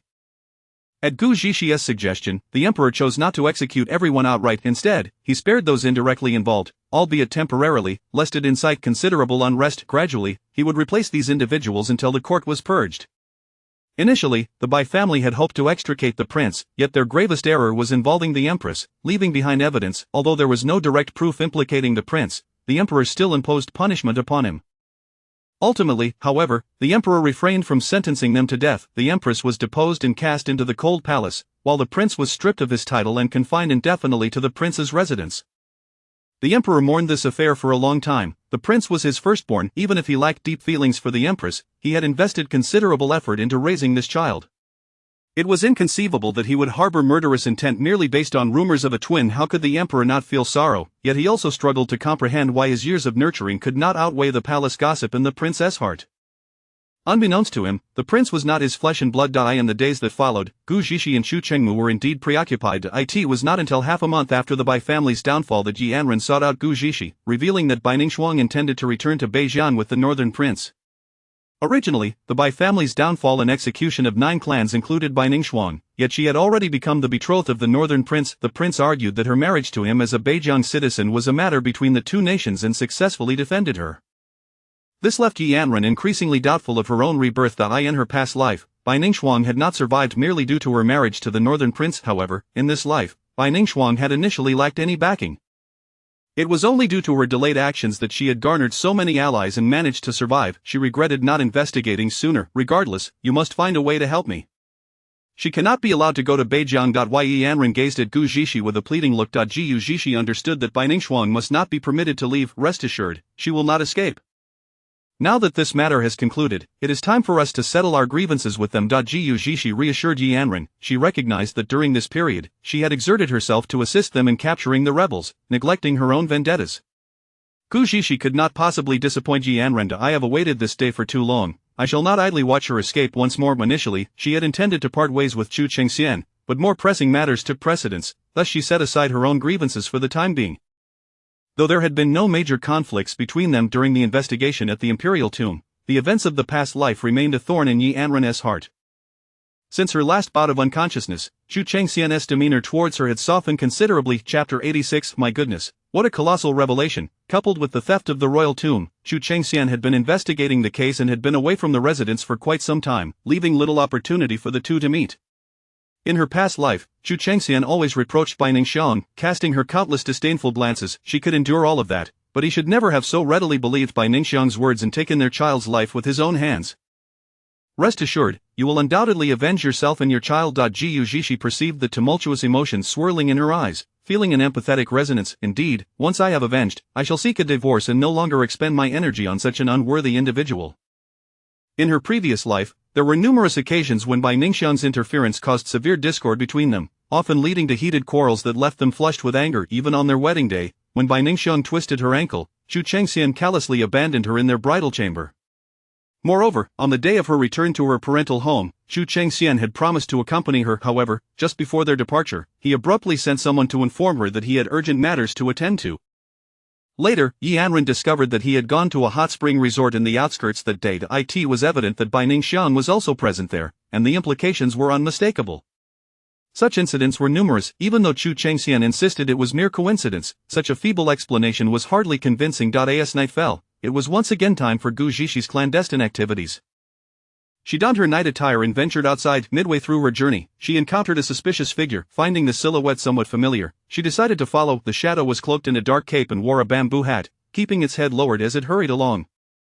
A brief glance revealed that the individual was indeed headed toward the direction of the palace. Following closely, the figure successfully entered the palace through the southeastern corner. Gu Zhishi hurried after them. The person seemed to sense someone trailing them and paused to glance back. Gu Zhishi quickly concealed herself behind a tree, bathed in moonlight. The mole at the man's left brow was strikingly prominent. Just as Gu Zhishi prepared to pursue again, her wrist was suddenly grasped by someone. Startled, she instinctively moved to defend herself when a familiar, magnetic voice reached her ears. It's me. Gu Zhishi withdrew her hand. Your Highness, what brings you here? Chu Chengmu pointed in the direction the shadow had departed, softly uttering, Xiao Ji. At his words, Gu Zhishi's eyes widened, her brows furrowing. No wonder she felt such familiarity moments ago. He is still alive. Chu Chengmu nodded gently. Instantly, Gu Zhishi understood that the beheaded Xiao Ji was an impostor. With the truth unveiled, the two no longer hesitated and hastily followed. They soon noted that Xiao Ji was headed toward the cold palace. Gu Zhishi felt increasingly perplexed, but a bold conjecture began to take shape in her mind. Chu Chengmu remained silent as Xiao Ji paused to survey his surroundings before entering. Once he had gone inside, the two quickly followed. The cold palace at night exuded an air of desolation and chill. Gu Zhishi involuntarily felt goosebumps rise on her arms, not from the cold, but from an innate sense of dread regarding the place. They witnessed Xiao Ji enter a dilapidated room, prompting them to stealthily climb onto the roof for a better view. At that moment, the former empress bore none of her former grace and elegance. Rather, she appeared utterly disheveled, clad in coarse garments, her hair in disarray. Her eyes were vacant, the humiliation of her confinement in the cold palace far more agonizing than death itself. Yet, she remained undeterred, clinging to the hope of witnessing the crown prince's resurgence. She lay there in a stupor, eyes closed, though not truly a sleeper. Upon hearing footsteps, she assumed it was one of the deranged concubines from the cold palace and paid little heed, keeping her eyes shut. Inger. The familiar voice broke through, and she opened her eyes abruptly. Turning her head, she beheld Xiao Ji, clad in black, standing by her bedside. The former empress was momentarily dazed, convinced she was dreaming, and stared at Xiao Ji for an extended period, as if fearing that he might vanish with a blink. Inger, I have come to take you away. Xiao Ji spoke again. The former empress rose and grasped Xiao Ji's hand tightly. You are alive. It was only upon touching him that she realized this was no mere dream. She embraced Xiao Ji, tears streaming down her face like pearls on a broken string. You are alive, you have not died, you truly have not died. The former empress repeatedly uttered these words. Xiao Ji gently returned her embrace, reassuring her, yes, I am alive. Gu Zhishi's eyes widened in astonishment, as if witnessing something extraordinary. Fearing she might exclaim in surprise, she hastily covered her mouth. My goodness, what a sensational scandal! The emperor's discarded empress entangled with another man, and not just any man, but her first love. This revelation was truly monumental. Gu Zhishi shot a glance at Chu Qingmu, her eyes sparkling with gossip, thinking this outing was indeed worthwhile. Chu Chengmu gestured for her to continue watching, and after nodding in agreement, Gu Zhishi returned to her clandestine observations of below. The two were already sharing their innermost thoughts. The situation is dire. If you recklessly enter the palace and are discovered to be alive, what will happen? You would have no chance of escape. Fear not, I would not have come today if I feared discovery. As he spoke, Xiaozhi produced an object from his sleeve. This is a false death potion. Take this, and I will seek Jin Yuan to request the emperor to arrange for your remains to be collected. Then, we can escape as a family of 3. Once settled, we shall find a way to return for revenge. Upon hearing the phrase family of 3, Gu Zhishi was momentarily frozen in disbelief, utterly overwhelmed by this revelation. Chu Qingmu's expression faltered, clearly taken aback as well. This news struck them like a thunderclap, reverberating in their minds. No wonder he risked the annihilation of his clan to orchestrate all of this. No wonder Chu Jinyuan was already the crown prince, yet they still plotted rebellion. The true reason was that Chu Jinyuan was not the emperor's bloodline, unworthy of inheriting the throne. They had thought that the Marquis of Jinyuan was driven mad by love, never suspecting that Chu Jinyuan was not the emperor's son. With the truth laid bare, all the previously incomprehensible elements suddenly found their explanations. Before they could fully process this revelation, the former empress had already accepted the potion. If she escaped this time, what if she never had another opportunity to return? That would mean Chu Jinyuan would truly lose his chance. At such a moment, her fixation on the throne only highlighted her audacity. Gu Zhishi felt an overwhelming urge to spit at her. Xiaozhi, with a serious demeanor, asserted, our survival thus far is due to my careful planning over the years. Otherwise, even Jin Yuan would have already faced execution. As it stands, Jin Yuan has been deposed. Though confined within the crown prince's residence, countless individuals seek his life, especially the Qinhuang brothers. Previously, Jin Yuan was their greatest threat, and now that he is powerless, the emperor would hardly protest should they kill him. If we do not leave now, we may never have another chance. Upon hearing this, the former empress hesitated. Xiaozhi had risked damnation to rescue her. Missing this opportunity would truly seal their fate, but where could they escape to? The soldiers had already been conscripted by the Grand General, leaving them without leverage. What does it matter? If we lack soldiers, we still have our assassins and secret guards. If not for them, I would never have been able to navigate this perilous situation, let alone enter the palace. Clearly, Xiaozhi had already devised plans for their future, which was why he had come to the cold palace to find the former empress after all these days. The two on the roof overheard their conversation in its entirety. As their exchange turned to tender confessions, Gu Zhishi found little of interest and, along with Chu Qingmu, decided to make their way to the emperor's study. Chapter 87. You insist on seeking your own demise. The following morning, news of the deposed empress's death spread from the cold palace. Before long, Chu Jinyuan from the crown prince's residence clamored to see the emperor, claiming he wished to collect the remains of the deposed empress. Chu Chengmu and Gu Zhishu had already relayed the matter to the emperor, including the revelation that the crown prince was not a legitimate prince. The emperor, in a fit of rage, immediately intended to send someone to the cold palace to execute the perpetrator. After much persuasion, the two managed to temper the emperor's fury somewhat. Ultimately, the emperor consented without hesitation to allow the crown prince to retrieve the body from the cold palace. However, as the three were exiting the city gates, they were apprehended by individuals arranged by Chu Qingmu. Consequently, Xiaozhi and the empress truly met their demise, and Chu Jinyuan executed them in secret. Yet, to maintain appearances, the emperor refrained from revealing Chu Jinyuan's identity, stating publicly that the crown prince had fallen ill due to the distress caused by the death of the deposed empress. In the hall of the Qin Wangfu, Bai Ningxuang's eyes brimmed with tears as she looked longingly at Chu Chengxian and brother Chengxian. I must leave. I am to accompany the eldest prince back to the northern frontier. Tianqi no longer holds a place for me. Her appearance was pitiable, punctuated by soft sniffles. Just as Chu Chengxian was about to respond, he noticed Yi Anren walking past from outside the hall. Frowning, he pursued her, leaving Bai Ningxuang standing alone. Wangfei, the situation is not as you perceive, Chu Chengxian fervently explained, oblivious to Yi Anren's look of disdain. Why Yi Anren forcefully shook off his hand. What do you think you are doing, Wang Ye? Taken aback, Chu Chengxian found himself empty-handed, yet he continued to insist, Miss Bai merely came to bid farewell. It was mere coincidence that you stepped out. We truly are not as you imagined. He expected Yi Anren to react as she had in the past, arguing over such matters. To his surprise, she displayed an air of indifference, which only intensified his belief that she was indeed upset. This is a matter for Wang Yi alone. there is no need for explanations to anyone. If there is nothing further, I shall take my leave, Yi Anren stated, turning to depart once more, but Chu Chengxian grasped her arm again. Wang Fei, are you sulking? I have already assured you there is nothing between me and Miss Bai. Why do you persist in your disbelief? Yi Anren's expression grew increasingly impatient. Wanya is overthinking. I trust you completely and am not sulking in the least.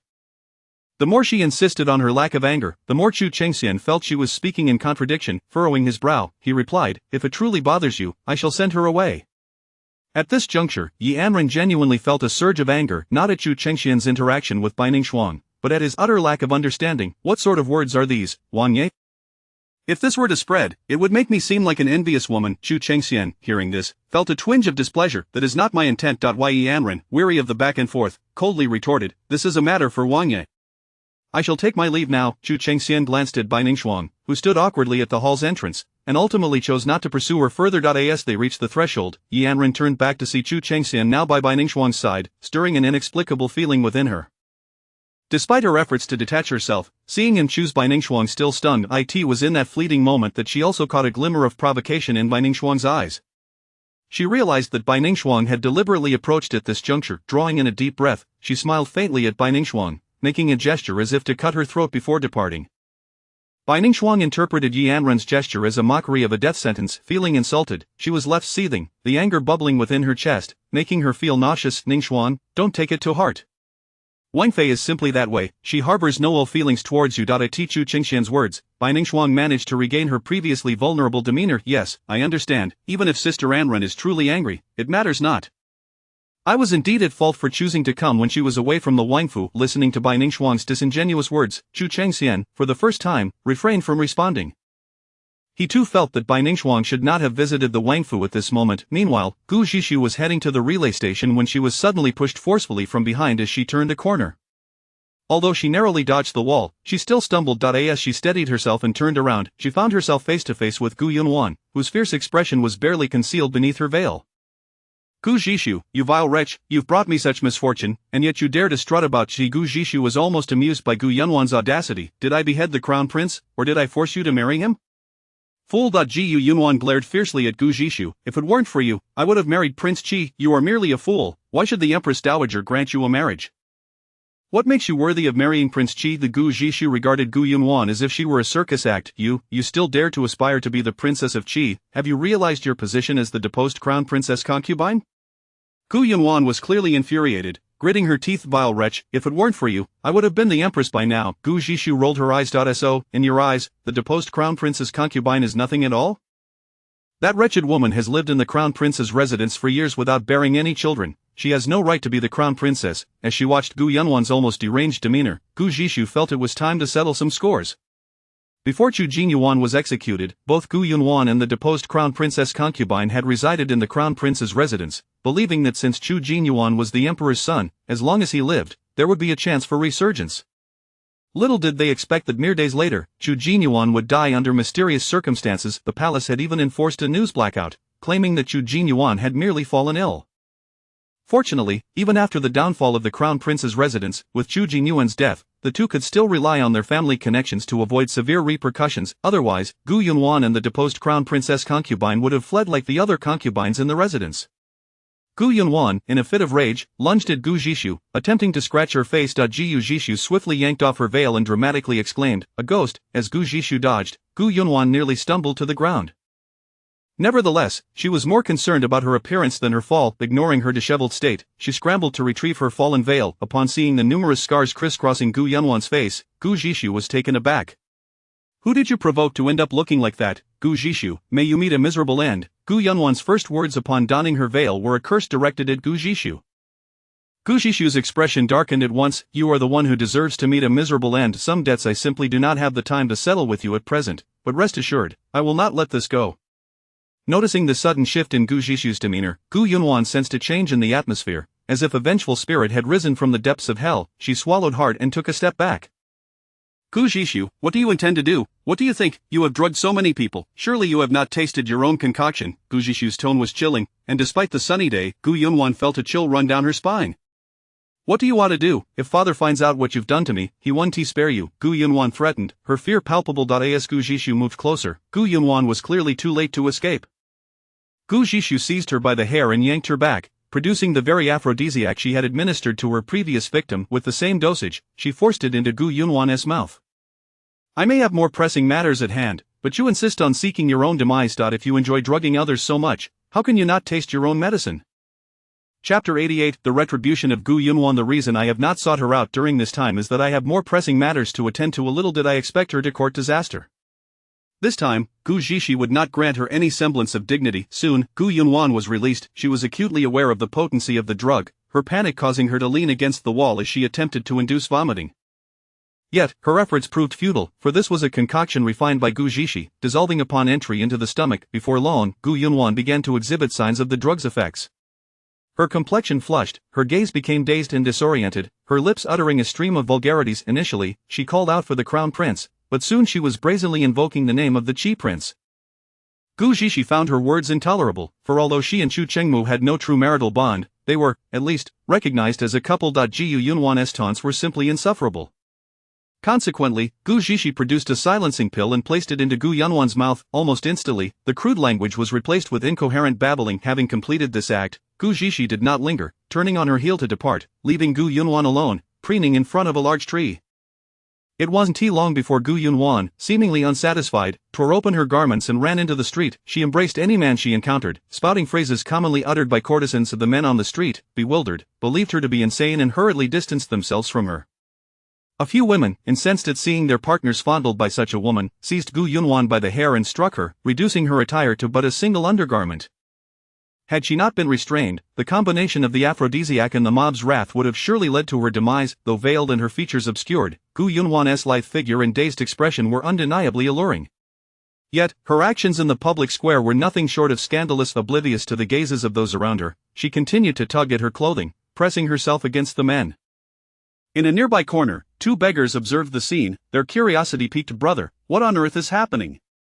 Inquired the shorter beggar of his taller companion. She appears to be a madwoman, utterly deranged, the tall beggar replied. The shorter one licked his lips, desire gleaming in his eyes. I reckon this lady is longing for a man. Shall we lend her a hand? The tall beggar, taken by Gu Yunwan's graceful figure, felt an irresistible urge. Let us assist her, he declared, rising to his feet, with the shorter beggar quickly following suit. Approaching Gu Yunwan, the shorter beggar leered, My dear lady, why not come with my brother and me to rest? Sensing the approach of men, Gu Yunwan felt an intensifying heat coursing through her body. Without regard for their identities, she instinctively wrapped her arms around the shorter beggar's neck. The shorter beggar, grinning with delight, had never touched a woman before. In no time, the two men whisked Gu Yunwan away. Meanwhile, Gu Zhishi had located the residence of Bai Ningfang and the northern border prince, Zhaoqingxi. She rummaged about, scattering a handful of white powder across the bed. Then, retrieving a humidifier from her space, she directed it towards the powder. Within moments, the substance vanished entirely. After tidying up, she clapped her hands, satisfied that her task had rendered them immobile. The dead ode to Anran would have to wait. With that, she swiftly disappeared from the inn. All of this was clearly witnessed by Feng Jin from across the way. He had seen Gu Zhishi strike Gu Yunwan, or more accurately, he had observed Gu Yunwan hurl insults at Gu Zhishi. He had anticipated that she would struggle, but to his surprise, she proved more ruthless than he had imagined. In light of this, it seemed that her previous punishment of the Bai family was, indeed, too lenient. Unbeknownst to him, Gu Zhishi was merely returning the favor in kind. As Feng Jin pondered, a guard entered, bowing respectfully. Your Highness, we have received word from Yuanling, the reports have been confirmed.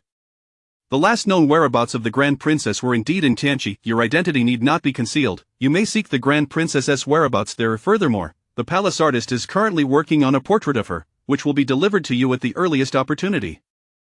Feng Jin shed his frivolous demeanor, his expression now grave and earnest. His aura regained its former chill, embodying one capable of bearing significant responsibilities. Indeed, my aunt is in Tianqi. Once the portrait arrives, I shall commence my search. For now, I must disclose my identity to the Emperor of Tianqi to avert any unnecessary complications. After a brief pause, Feng Jin continued, Did my father have any additional instructions? The guard replied, No specific directives, only that once you locate the Grand Princess, you are to escort her back to Yuanling without delay. Feng Jin nodded. Very well, you may leave.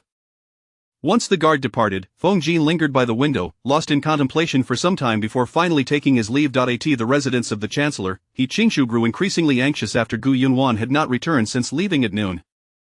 Following the news of Chu Jinyuan's grave illness from the palace, He Qingshu feared that Gu Yunwan might suffer at the Crown Princess residence. Thus, she implored Gu Mingfeng to petition the emperor for Gu Yunwan's return. This request was exceedingly irregular, however, since the former crown princess had been received back by the grand preceptoress household. Gu Mingfeng, unable to withstand He Qingshu's relentless pleas, reluctantly approached the emperor. The emperor, while initially hesitant, ultimately acquiesced, recalling that the arrangement for Gu Yunwan's marriage to Chu Jinyuan had been decreed by himself. Did the second miss mention that she would not return tonight? He Qingshu's unease grew. As she had checked the door several times. A maidservant respectfully replied, she did not mention it. Perhaps she is with another young lady and simply lost track of time. He Qingshu felt an ominous stirring in her heart, sensing that something unfortunate was about to transpire. Send someone to look for her. It is quite late. Could she have encountered some trouble? The maidservant complied and set off to arrange a search, returning shortly to comfort He Qingshu. And madam, do not fret, Mrs. Blessed and will surely be safe. He Qingshu sighed, refraining from further comment. She had believed that Gu Yunwan's marriage to the crown prince heralded their rise to prominence. Little did she imagine such a calamity would befall them. The mere fact that the crown princess household had not been entirely annihilated was sheer luck. Had there been evidence of the crown princess complicity in the matter, it was likely that the crown princess residence would have already fallen into ruin. Of course, she was unaware that the crown princess household had indeed been destroyed.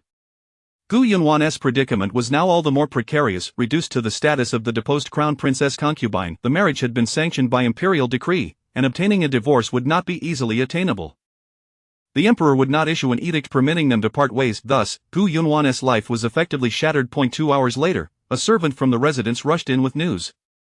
We found Gu Yunwan at a dilapidated temple outside the city. Upon hearing the words dilapidated temple, He Qingshu felt a wave of dread wash over her, springing to her feet in a state of alarm. What happened? The servant hesitated, his expression a mixture of emotions. Before long, Gu Yunwan was brought in by the servants. Indeed, she was being carried. He Qingshu nearly fainted at the sight. Gu Yunwan's body was shrouded in a large piece of cloth, her veil completely gone, revealing a multitude of gruesome wounds. From her exposed shoulder, He Qingshu deduced that she was most likely unclothed beneath the fabric. After dismissing the servants, He Qingshu, trembling, lifted the cloth covering Gu Yunwan. The sight that met her eyes left her breathless. Gu Yunwan's body was marred with bruises, and numerous scratch marks and signs of strangulation marred her skin. Gu Yunwan, conscious, wept at the sight of He Qingshu.